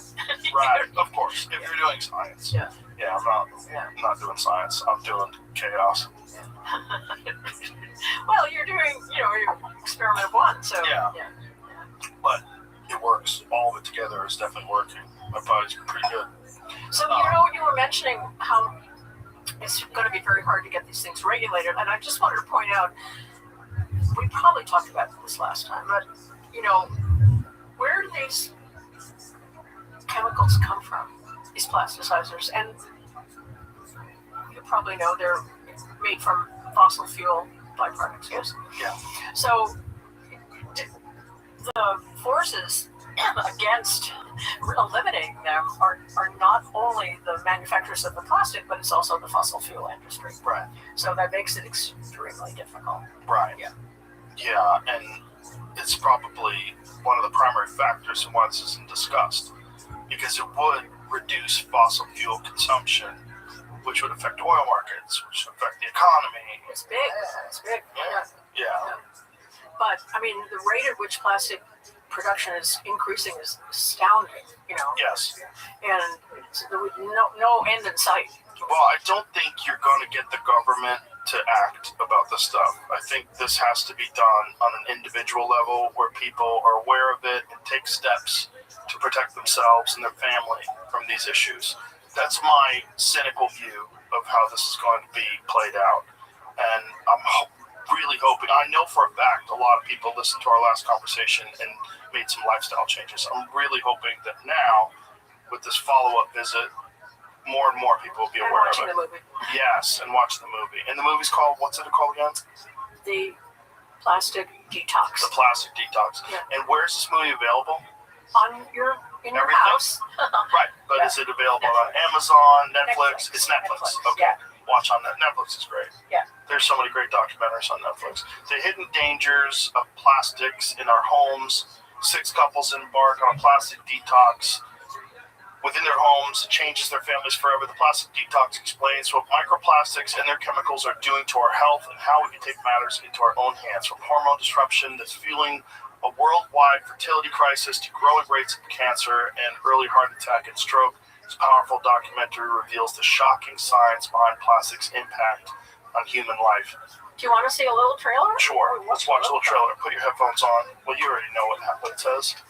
Basically, just a crap ton of chemicals. Even the smallest levels of exposure can have profound effects. Fertility worldwide is going Yeah, you are. and it is tightly goals that are commonly used in plastic. We have been trying to get pregnant for over 10 years now. 22 months. 2.5 years? Say what you always call yourself. I say, you know, Julie, I'm not a human dildo. This is a 3-month intervention where we recruited 6 couples who have unexplained infertility. We look at measures of semen quality. The cutoff for fertile is about 40. You're technically subfertile, infertile, so that's kind of scary, right? Yes. The question is, if we lower people's exposure to chemicals that are in plastic, can we change their fertility? These chemicals not only affect your fertility, they also have other health consequences. These chemicals can contribute to early heart attacks and stroke, autism, as well as obesogens. Learning more about plastics, it's opening my eyes to how much bigger it is. Many people think the government takes care of us, but very few chemicals are actually banned from personal care products, and over 1,100 are banned in the EU. To have a child, I believe it is a fundamental human right. I think you'd be the best mom ever, and I really want to see that for you. Plastic doesn't have to come from a toxic petroleum-based material. We can learn to do it other ways. You can change, and you can help with the change. That's another good point that he just said right there. That plastic doesn't have to come from petroleum-based materials, and most people aren't aware of that. But you can make plastic out of plant compounds, and it's biodegradable. Yeah. Which is like they make a hemp plastic. Right. And potatoes. Potatoes. Yeah, and probably a bunch of other stuff too, right? That you can make plastic out of that doesn't have these effects. Right. It would be really nice if we moved in that direction, wouldn't it? Absolutely. Yeah. Absolutely. The plant-based plastics have the cost of raising the plants, of course. There's that added cost. But, right. Yeah. But does that even compare to the cost of pulling oil out of the ground and refining it, then turning it into plastic through some horrific process that turns the rivers blue? Or whatever it does. God knows what color it turns us. Right. Is there a list of garments that people shouldn't wear? Are you aware of that? The plastic leaching garments? Well, the only specific ones I know are, because people have told me about them, are the sports uniforms, team uniforms.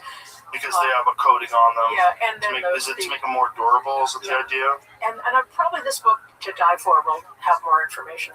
And I have it, and I'm just so busy, with this right now, but I'm going to read it. And uniforms, kids' uniforms, airline personnel uniforms. I think uniforms, firefighters are big exposure to these chemicals too.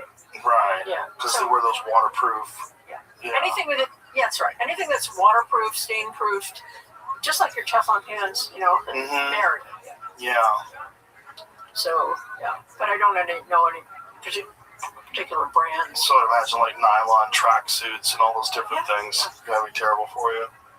So the worst offenders. Customers could look for, when they buy these things, they could look for PFAS-free.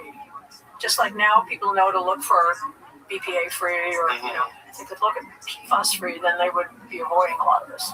So go back to the top, please. It says the worst offenders are synthetic plastic-heavy garments that are fuzzy, coated, or very tight to the skin, especially polyester fleece, recycled polyester fast fashion, and PFAS-coated water stain repellent outerwear and activewear. Polyester fleece jackets, blankets, loungewear, extremely high microfiber shedding.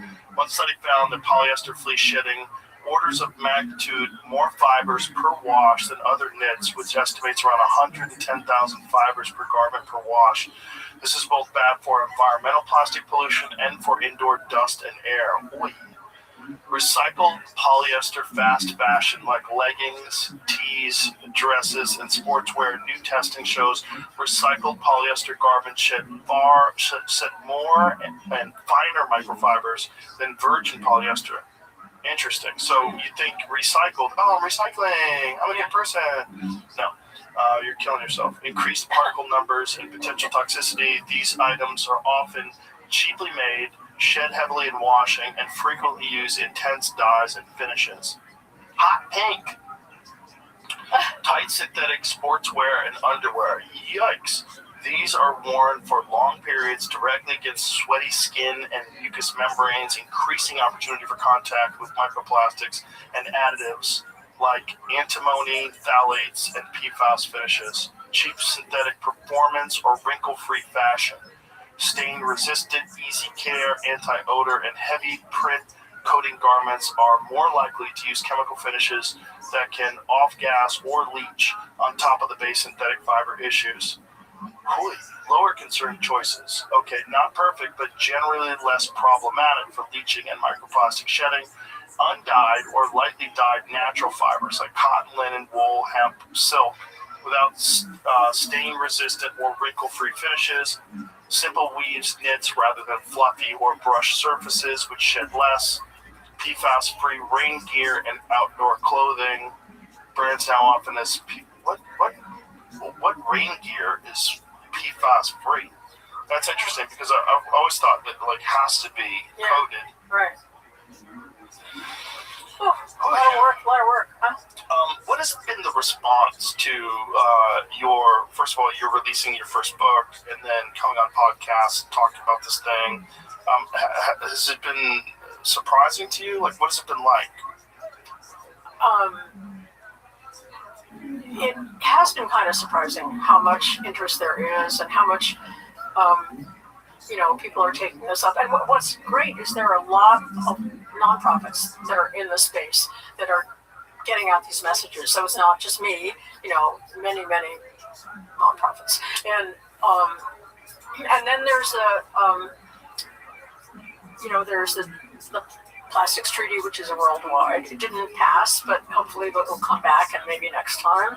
And then there's the work that the EU is doing, which is miles ahead of us. For example, I think I might have said this before, but just so in Europe, if you're going to put a new chemical into commerce, it has to pass certain tests to be safe. Right. Not here. Right. So the testing is on you and me and everyone listening. And I mean, we haven't really raised our hand and volunteered for that. Well, I mean, I don't want this to happen, but I think maybe what has to happen is these companies have to get in trouble, Well, some of them have, there are lawsuits, and that's... Are there lawsuits against, like, outerwear, clothing, like I don't know. yoga I don't pants? know, but... Because yoga pants are a problem, right? Yoga pants. Yes. Yeah, those tight nylon things that a lot of the gals wear to... I don't know where the lawsuits are. I might at some point get involved in that, but at this point, I don't know. But I know there are lawsuits and that they can be an effective way to push back. And by the way, you said we wouldn't get a federal law, and I think that's not for a long time, but states can do it. California, for example, is doing lots of good stuff. What are they doing about it? I can't name you the laws, but I know they're very active.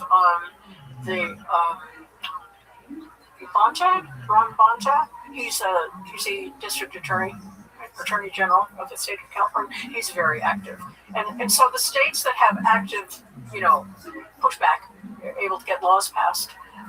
That kind of sets tone for for what's possible.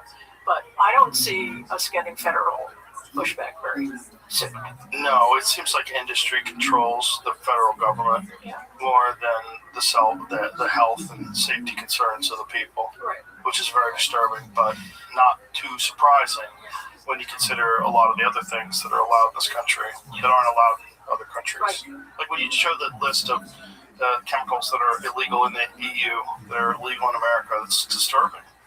Look, we're supposed to be number one. We're number one. We're number one in chemicals. Number one in chemicals. Probably. The response when you were on this podcast was pretty shocking for me. So many people reached out to me. A lot of my friends that watched the episode were like, I can't believe this. Oh, I have no idea. It was 5 years ago. But quite a few of my friends that, don't reach out with every episode, reached out and said, that is just nuts. Like, I can't believe this. And especially people with children.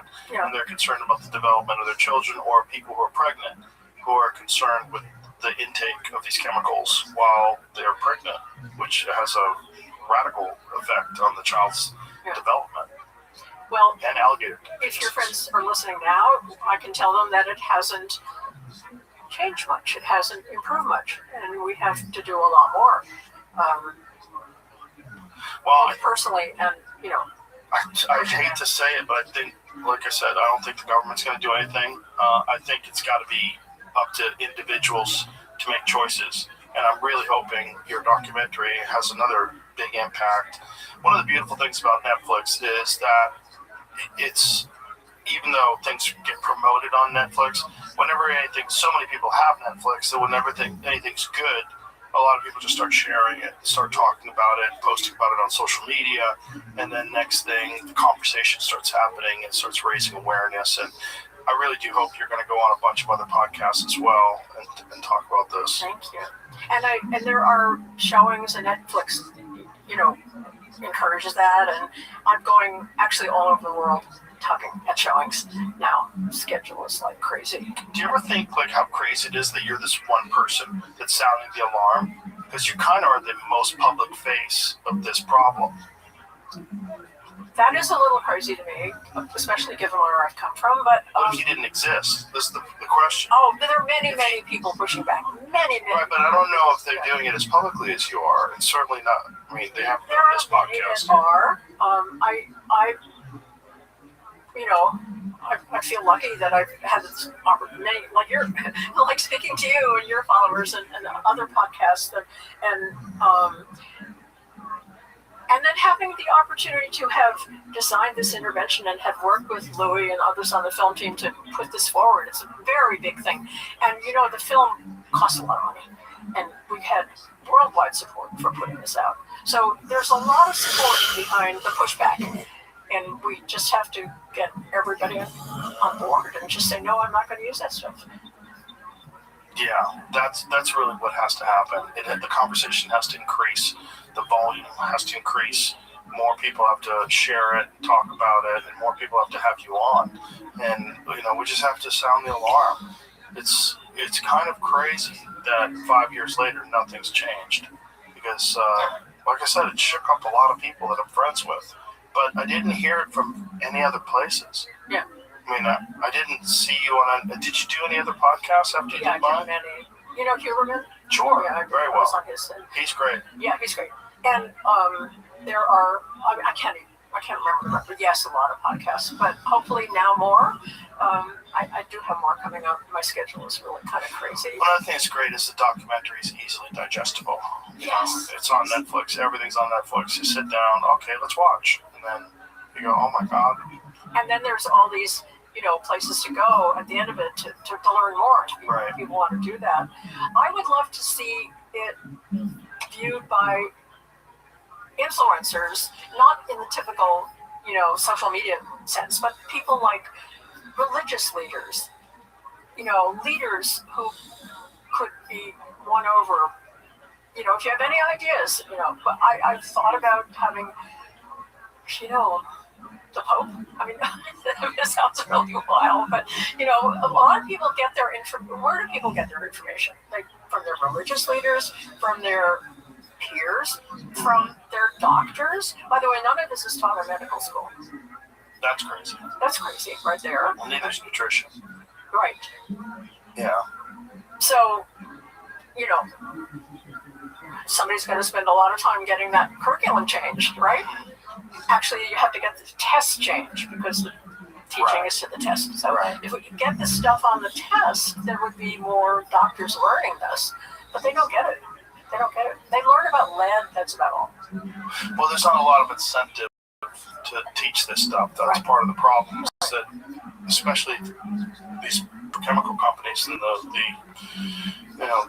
the use of these things is going to affect so many different industries, because if you cut that out, and how much of an impact is that going to have on the economy?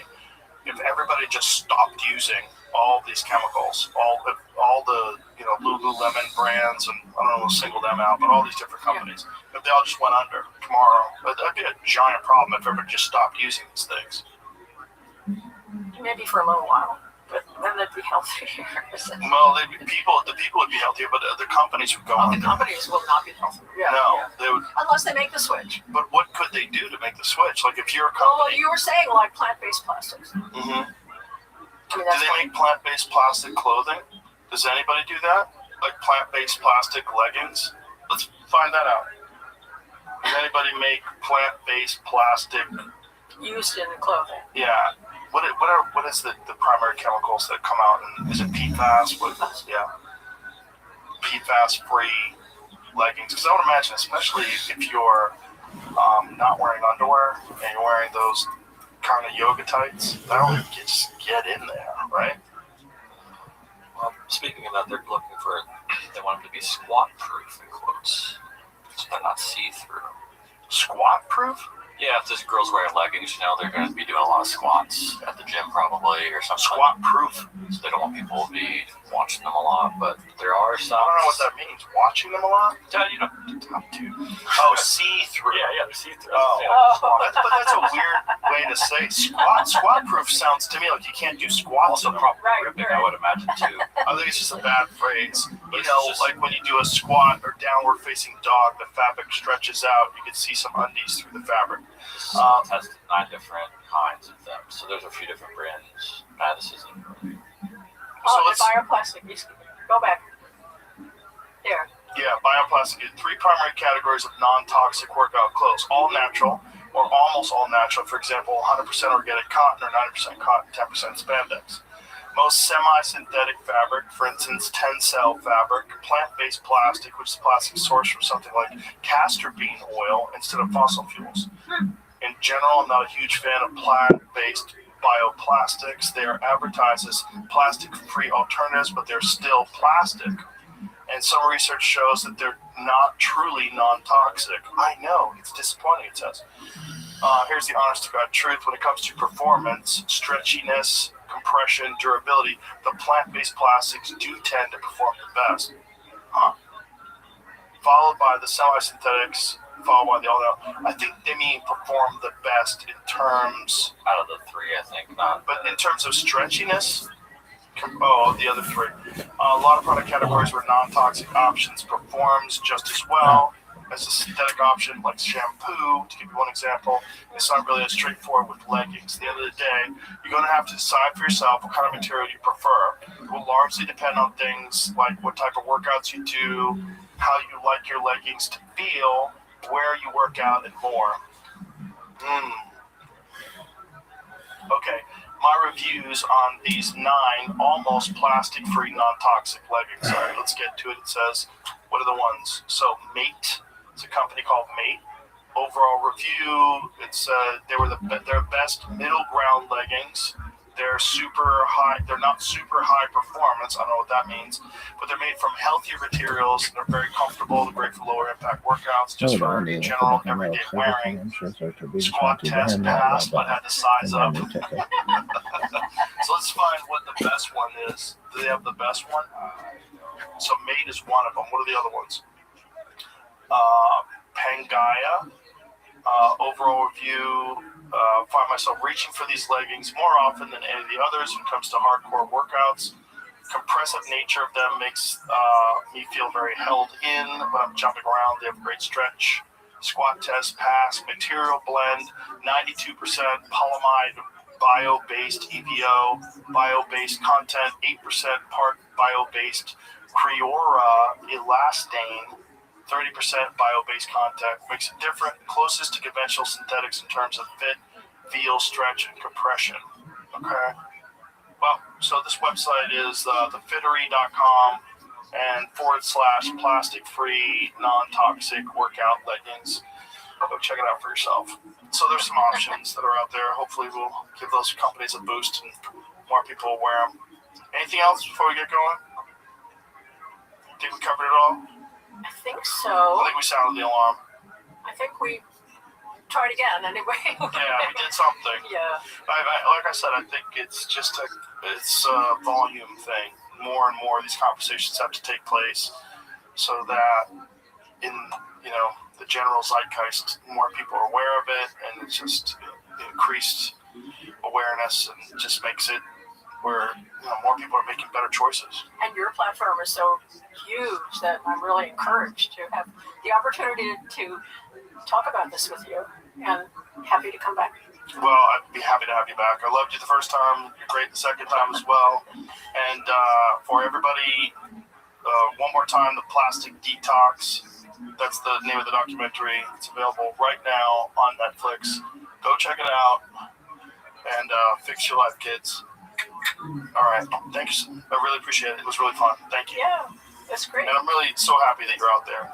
Because, like I said, if you weren't doing this very important work, I wouldn't know about it. And I think a lot of other people wouldn't either.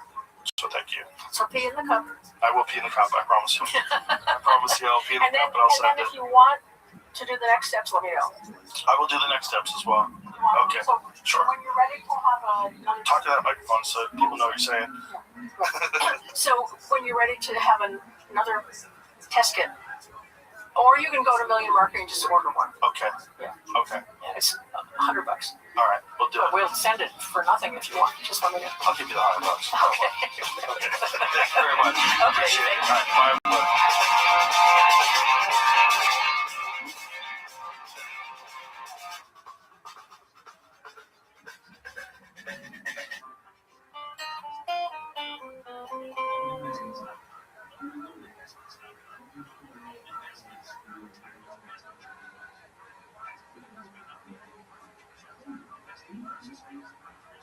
The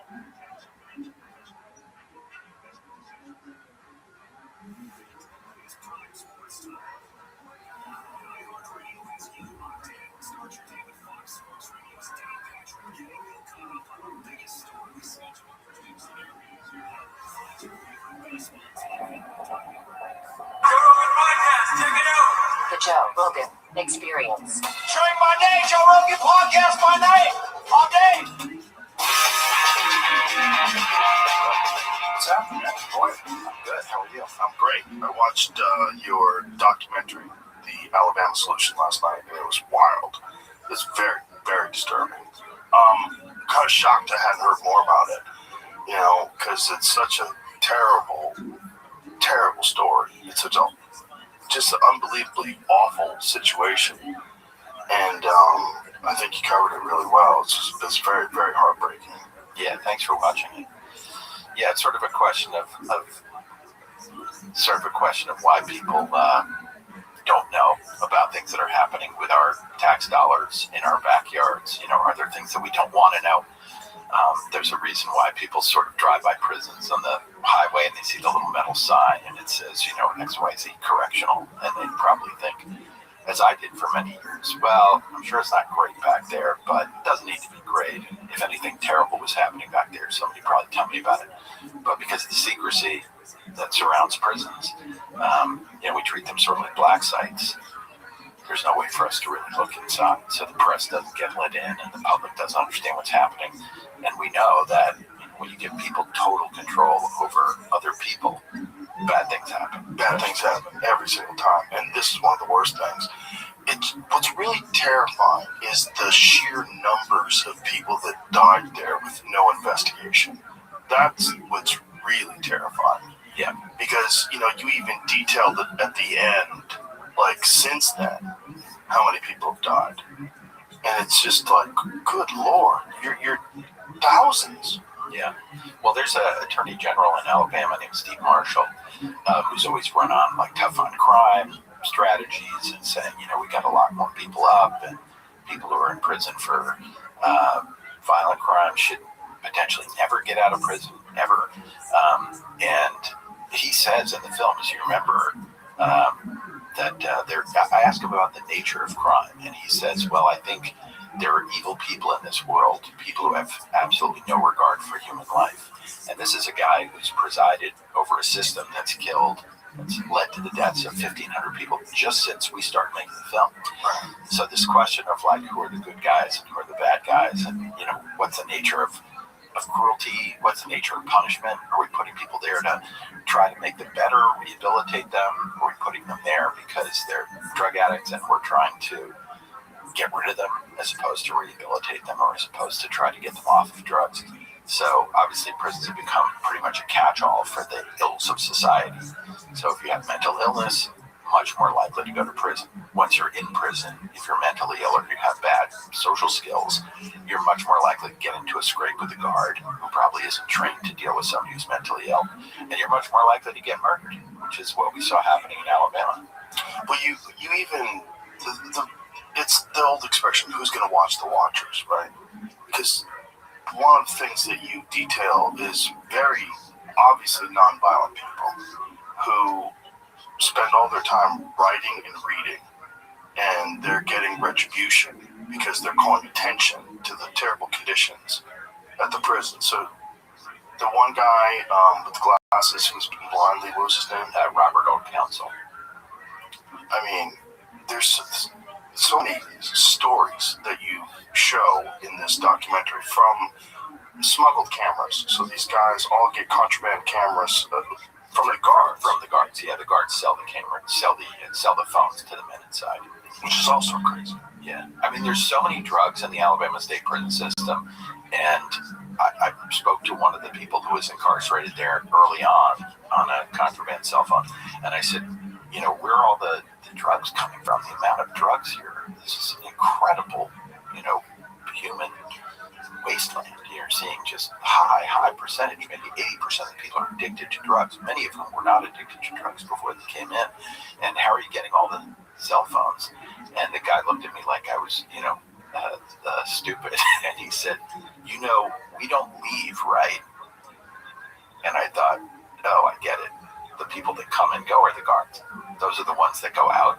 They get the packages. They bring them in.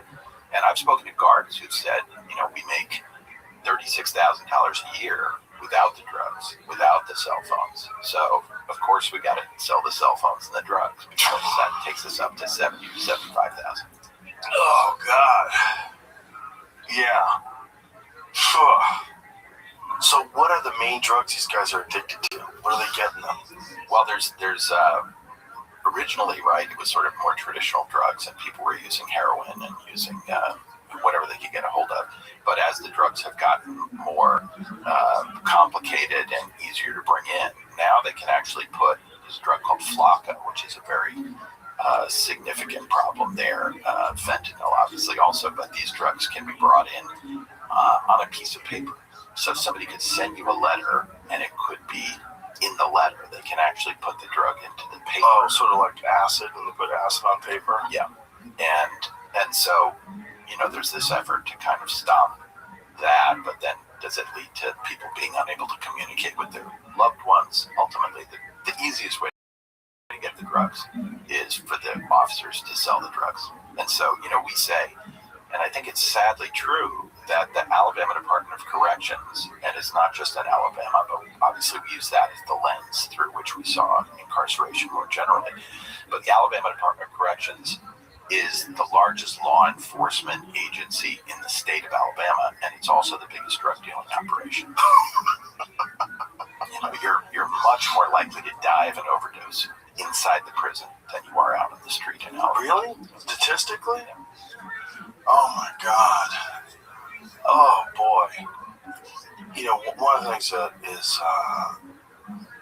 was very heart-wrenching is this callous approach. You showed at the one time where all these prisons were on strike, so they all communicated with each other through these contraband cell phones. They all got through the guard, so I guess it's ubiquitous throughout the state. It's not just this one. Correct. And these people on the radio were like, "Oh, it's prison. It's supposed to suck." Maybe if they had saw your film, they wouldn't have such a cavalier attitude about it. Yeah, it's that attitude. It's like, these are human beings, and some of them barely did anything. Like one guy that wound up dying from, you think they did something to, or they think they did something to a cigarette that they gave this guy. All he did was break into an abandoned building. Yeah. He didn't steal anything. And entering an unoccupied building. Yeah. His name is James. I don't even know if he broke in, right? It was unoccupied. It might have even been open. Yeah, it said entering. So he entered a building that he wasn't supposed to enter, and he got 15 years in a cage.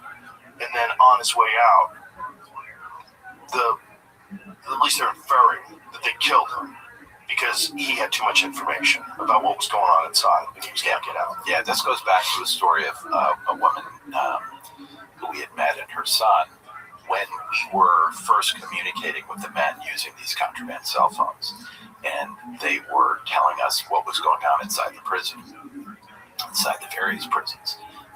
We sort of, in the early days, we couldn't believe it, because the way we got into the prisons to begin with is I had gone down to Alabama because I was always interested in incarceration and the problems of that system and the justice system. I had made other films about the justice system. And I was always curious about Alabama because it's sort of famously maybe the worst prison system in the country, but it mirrors a lot of others. And my daughter was 14 at the time, Jeremy, and she said, I'm reading this book by a guy named Anthony Ray Hinton, and it's a book about his wrongful imprisonment in Alabama, and maybe you should read this with me. So we ended up reading the book together, and then we both sort of just spontaneously decided to take a road trip to Montgomery because we just didn't know anything about it and had never been there. She was growing up in New York, and it was just not in her frame of reference. So we went down there, and we met a man who was the first black prison chaplain in the state of Alabama, Chaplain Browder. And I said, well, I'm really curious about what's going on in the prisons. And he said, well, you should just come in with me. And I said, well, I'm a filmmaker. They're not going to let me just walk into the prison in Alabama. And he said, well, just don't come in as a filmmaker. You just don't have to bring a camera. You just come in and talk to some of the guys. So I went in to film. Ultimately, we were allowed to film ultimately in one of the prisons. And when we were in there to film this revival meeting, just because we were lucky enough to find a warden who felt like, he wanted to show an example of how Christianity was active and important in the prison system, which I agree with. But then while we're in there filming with like 5 cameras, which was just unheard of, the men inside couldn't believe that there were any cameras in there. And they started taking us aside and saying, listen, what they're showing you here is a very curated version of what's going on in this prison. You have to get into these other buildings. You've got to see what's going on in that dorm over there called the behavior modification dorm, where guys have been killed by guards. And you've got to look at that dorm where people have been in solitary confinement for 5 years at a time. Don't let them show you just what they want to show you. And I felt much safer, even though the warden had said to us, when you go in there, don't talk to any of the men. They're all very dangerous. I immediately felt safer talking to the inmates than I did talking to any of the guards. And when we left, it was really because we got kicked out, right? We saw in the beginning of the film, we sort of start getting nosy and we start trying to look at some of these other areas, and then they shut down the filming, they throw us out. And then we thought, well, maybe we're stuck now. How are we going to make a film about this? We feel we have to, because we're the only people that know what's going on in here, but they're not going to let us back. So it was then that we found out that there was this network of men inside who had access to these contraband cell phones, who were documenting what was going on. So that was our way of getting into those buildings that we couldn't see inside. And one of the first things we learned was one of the guys inside, Melvin Ray, texted us to say, hey, this guard, it was a guard that we had been tracking already. He was a particularly violent guard. He just beat somebody very badly, and he's now, that person, the victim, is at UAB Hospital. So we jumped in a car, we went to UAB Hospital, and just walked up. I just put my iPhone in my pocket, and we just walked up to the intensive care unit. And when we got there, we found that this young man, Stephen Davis, had died from his injuries. And as we started to get deeper into it, we went and visited his mother, because we didn't even know if she knew that she had lost her son. But in fact, she had been with him when he passed away. She had sort of turned off the life support. And we said, we want to make a film about this. We're trying to tell the story. And she immediately said, I'm in. I want to help you. I don't want this to happen to any other mothers. This is a very nice white lady from Uniontown, Alabama, with an oxygen tank. I mean, she's not somebody that you would see ordinarily as kind of a heroic person. But when she loses her son, she really becomes so activated, and she ends up telling us the story. And then she says, look, they're lying to me already. My son just died last night, and they're already calling me and telling me things about how he was the one that attacked guards, and none of this is true. This all seems like it's fake. So teach me how to record my phone calls. So this older woman suddenly became a really important partner in making the film. And this gets back to your question about Stephen Davis. So her son, who was a drug addict, right, didn't kill anybody, but was in a car when a drug deal went bad. He went to try to buy drugs, and his friend went in the house, and they had a fight. Somebody got shot, and then he got arrested and was charged with murder, because that's how the felony murder statute works.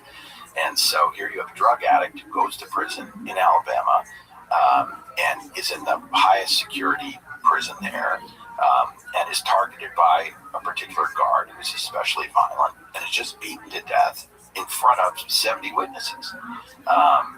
And then, of course, as we go through the film, we start tracking that in our investigation. We start looking into the cover-up and why they lied about how he had died, and how they scrambled witnesses, and how the Department of Corrections is organized so that they prevent people from finding out what really happened to their kids or their loved ones, liability and so on. And there was one person that we ended up hearing from, this guy James Sales, who originally tells just the police side of the story, just says, well, yeah, it's exactly the way that the guard said. But then he kind of hints on the phone, listen, when I get out of here, I'll I'll tell the real story. Now, do they have access to these communications? Is there a way they could be hacking into it and know that Sales had said that to you? Well, the person that he said it to was the lawyer for Sandy Ray. So he was supposed to be on a private attorney call, but we do think that the Department of Corrections doesn't abide by that. I think they do listen to attorney calls. Sales didn't say exactly on the phone what he was going to say, but I think they knew that he was a problem because he was a good person. I mean, Sales, the one who entered an unoccupied building and was locked up for 15 years for that, was obviously a decent person. That's why he says, you know, when I get out, I'll speak to that. I'm not going to lie to that man's mother. But right now, this is their world, bro. I'm not gonna say more. I'm not gonna put myself. But just by saying that, might have been his death sentence.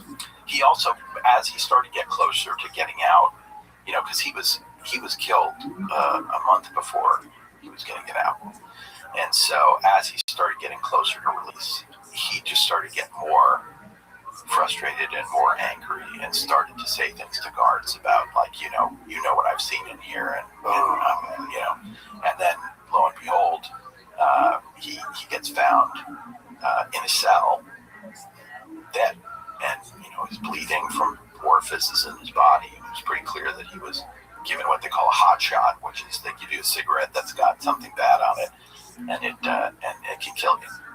Boy. So when you first started, when you first showed up with cameras, did you know basically what was going on? Do you have an understanding of what was going on? Like, what were you attempting to do when you got there? Were you just going to try to investigate and figure it out? Or did you already have reports? We knew a bunch of stuff. You know, we knew because we had we had visited some prisons as volunteers. And I had gone on the death row with my filmmaking partner, Charlotte Kaufman. We had gone into Easterling. We had gone originally into Holman Prison, where they have the death row. And we went in there with the chaplain, and the lieutenant came down and said, you know, unfortunately, we're so understaffed right now, which is an understatement, that, you know, we don't have anybody to take you around. But, you know, chaplain, I know you want to show your friends around the death row, so, you know, just go for it. So we ended up walking around the death row for like 2 or 3 hours, just talking to men. And those men were very helpful. They weren't, you know, we weren't talking to irrational people. We weren't talking to, you know, they're people who were trying to get the story out. And so we knew going in that there were a lot of bad things happening. We didn't know exactly what. And then when we went into Easterling and the men started calling us aside and saying, you know, they beat me so bad I defecated on myself, or, you know, I just saw there were 5 stabbings this week and none had been reported. We started to realize that it was really a huge crisis, but it was just being kept secret. This episode is brought to you by Surfshark. With the help of AI, scammers are getting smarter every day, sending emails that look legit but are designed to steal your data, passwords, and money. If you want to stay protected, you got to check out Surfshark. It's way more than your good old VPN. It's an all-in-one security tool. They have a ton of advanced features, and one in particular that's called Email Scam Checker. This thing notifies you if an email you received is a scam or a phishing attempt. So instead of just guessing whether the bank email is real, you can check it before you click.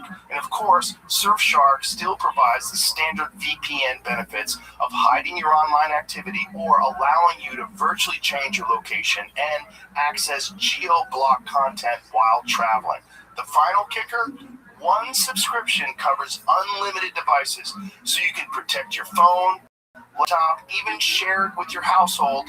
Paid for one tool, protect all aspects of your online life. Go to surfshark.com/Rogan or use code Rogan at checkout and get 4 extra months of Surfshark. Surfshark.com/Rogan or code Rogan for 4 extra months. So it's crazy that you're relying on these guards to get in the phones that they're using to expose the crimes of the guards. So, and it's like the guards are aware of the phones because they provided them to the inmates, and they're contraband. They're not supposed to have them, but yet they all do. And so they have to ignore it if they want to keep selling them phones. Well, another way of looking at it is that there's so little accountability that they don't actually think they're going to get in trouble for anything. And they're kind of right? And if you remember that guard who kills Stephen Davis, Rod Gadsden, this guy might be the most violent prison guard in America. He's still working in the Alabama State Prison System after he has a starring role, against his will, I'm sure, but after he has a starring role in our documentary, which has been seen by millions of people, they still have him employed there. They still have him interacting with people. And he got hired to a higher position. Yeah, he's been promoted twice, and now he's up for another promotion. So I think to some extent the guards just say, well, I can do whatever I want. I can sell the cell phones. By the way, not all the guards are bad, right? There are guards that we met there who were pretty heartbroken because they went into the system hoping to make change or trying to, maybe they wanted to work in the police department and there weren't any jobs.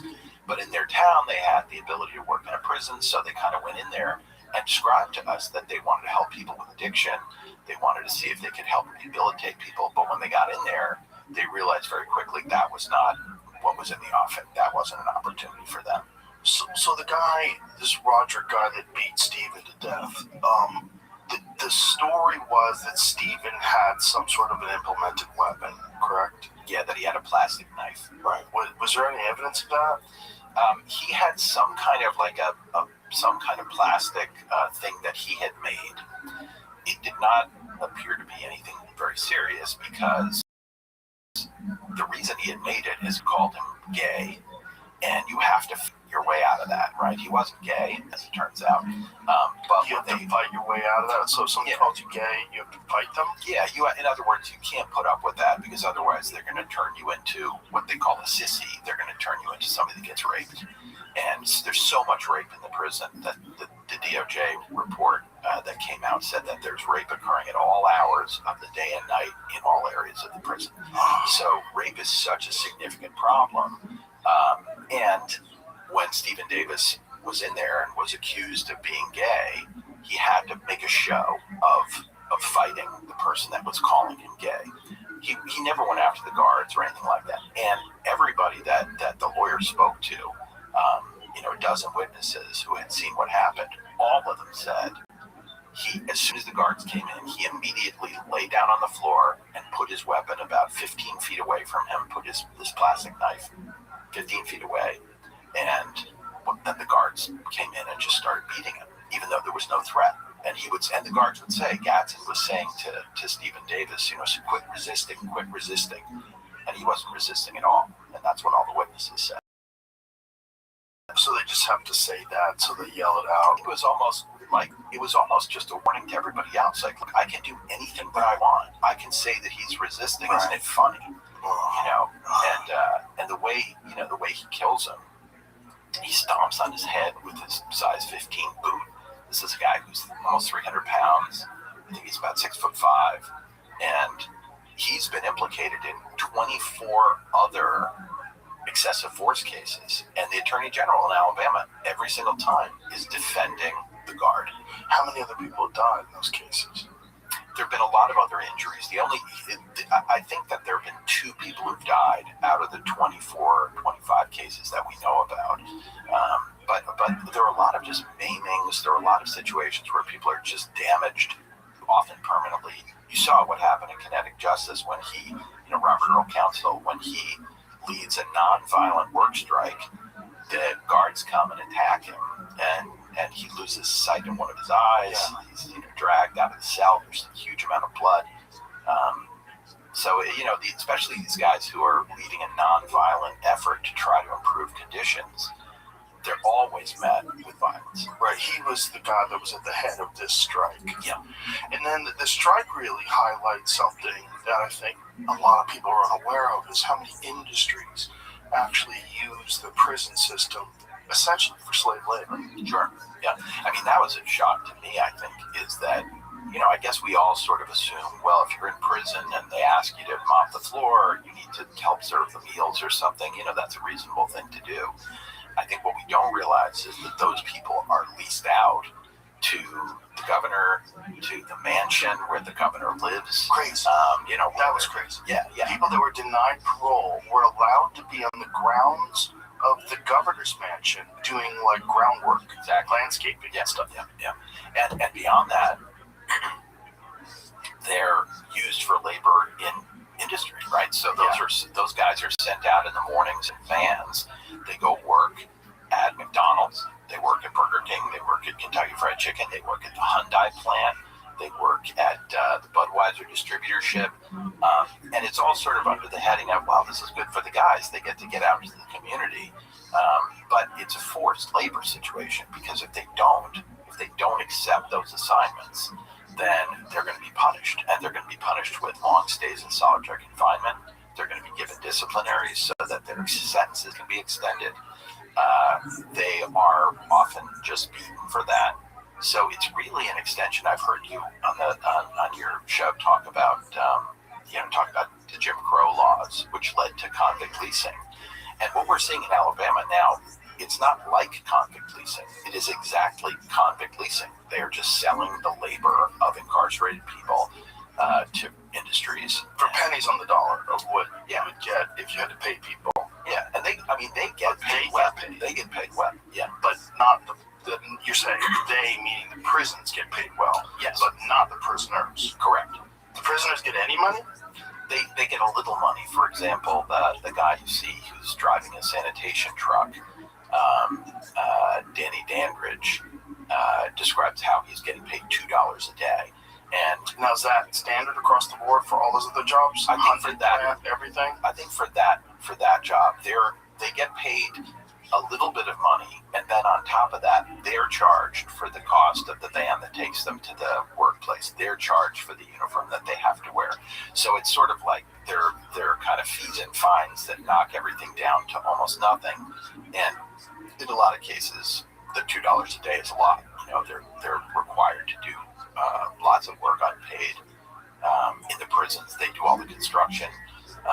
You could see that even the drug dorm, where the counselor decided to leave his job. There was a professional drug counselor in one of the prisons, and nobody replaces him. And so Raul Poole, one of the guys in our film, just starts running the drug dorm. And that's a drug dorm that's getting money from the federal government to pay for drug treatment program in prison. And that money's just not going anywhere. Or money's just going into the coffers of whoever's running the prison system. And is there any accountability for all the money? Do they do an audit of the money? There really is not any meaningful accountability. There's like the state auditor, who we actually interviewed and spent a lot of time with, just sort of threw up his hands. He said there's just no way for me to keep track of this money. And, for example, they got this incredibly horrible set of findings from the Justice Department, right? The DOJ went into the Alabama State Prison System and did an investigation because, for reasons I can explain, they're kind of incredible. But anyway, they went in there and they investigated the whole prison system, which I think they'd never done before. Usually they investigate an individual prison or something like that. And they went in and issued a report that said, this is beyond the pale. There are horrific things that are happening in your prisons. People being murdered, and there's the highest rate of drug overdose and highest rate of rape. And Alabama's response was to say, well, we think that's just anecdotal and you don't know what you're talking about. And then they decided that their solution, the Alabama solution that we sort of ironically talk about in the title of the film, the one the governor talks about, is just to build new prisons. And meantime, the DOJ did not say to build any new prisons. The DOJ said your problem is with corruption and brutality, and you're operating really a criminal enterprise, and therefore you need to address the underlying problems. And Alabama's response was, well, the DOJ says the prisons are no good, so we got to build new ones. Well, so they get a massive contract. Yeah, exactly. So we always call it the Alabama Department of Construction, because they don't really change anything unless they have the opportunity to build something. And that's really good for all the governor's supporters and all the other people who are, the construction industry. And, they've now started construction on these massive new prisons. You know, Alabama's a tiny state. It's like, smaller population, I think, than Norway. And they've got a tiny budget, and yet they figure out how to put together a multi-billion-dollar prison construction plan. They can't fund it at first. The governor announces she's going to build these new prisons, which the DOJ did not ask for, and are not going to solve the problem. And they admit, by the way, that they're not going to affect overcrowding, which is a huge problem. Prisons are operating at like 200% capacity. And, when they're asked about it, the head of the Department of Corrections, they ask him, is this going to affect the overcrowding? Or is it just the same number of beds? And he goes, no, it's the same number of beds. It's not going to affect overcrowding. So they're building these massive new facilities. The governor can't get them paid for. She can't raise the money in a bond offering. So they go after the COVID money that they got from the government, which is not designed to build prisons, right? It's very hard to argue that building prisons is something that's going to relieve some other kind of health problem or whatever. And then I think they get fined for that, or you have to pay a fine if you use government money for a thing that's not supposed to be for. And then when they start construction, they still can't raise the money, but they start building the new prisons even before they're authorized by the legislature. That's how clearly it was that these prisons were going to happen. In other words, we had a crew in Alabama that was watching this site of this one massive prison that they were planning on building, and there were just bean fields. And it was quite beautiful, actually. And one day I get a call from somebody, and they say, we got to start filming because there are 25 earth movers here. And I said, well, that's impossible because the legislature hasn't even approved the new prison construction. And they said, well, the prison construction companies know what's happening, and they're already spending hundreds of thousands of dollars just to clear the site. So the fix was in on this new prison construction. And the governor announced that it was going to cost $900 million to build 3 new prisons. So far, they've broken ground and are far along on the first prison, and it's up to $1.3 billion. So when you open that door, a whole lot of commerce comes in, a whole lot of companies come in, and they asked them why was it so expensive? Well, how did it go from $300 million for one prison to $1.3 billion for one prison and counting? And they said, well, it's inflation, and meanwhile, I'm pretty sure that the government's not going to say that we got 400% inflation at the moment. So it's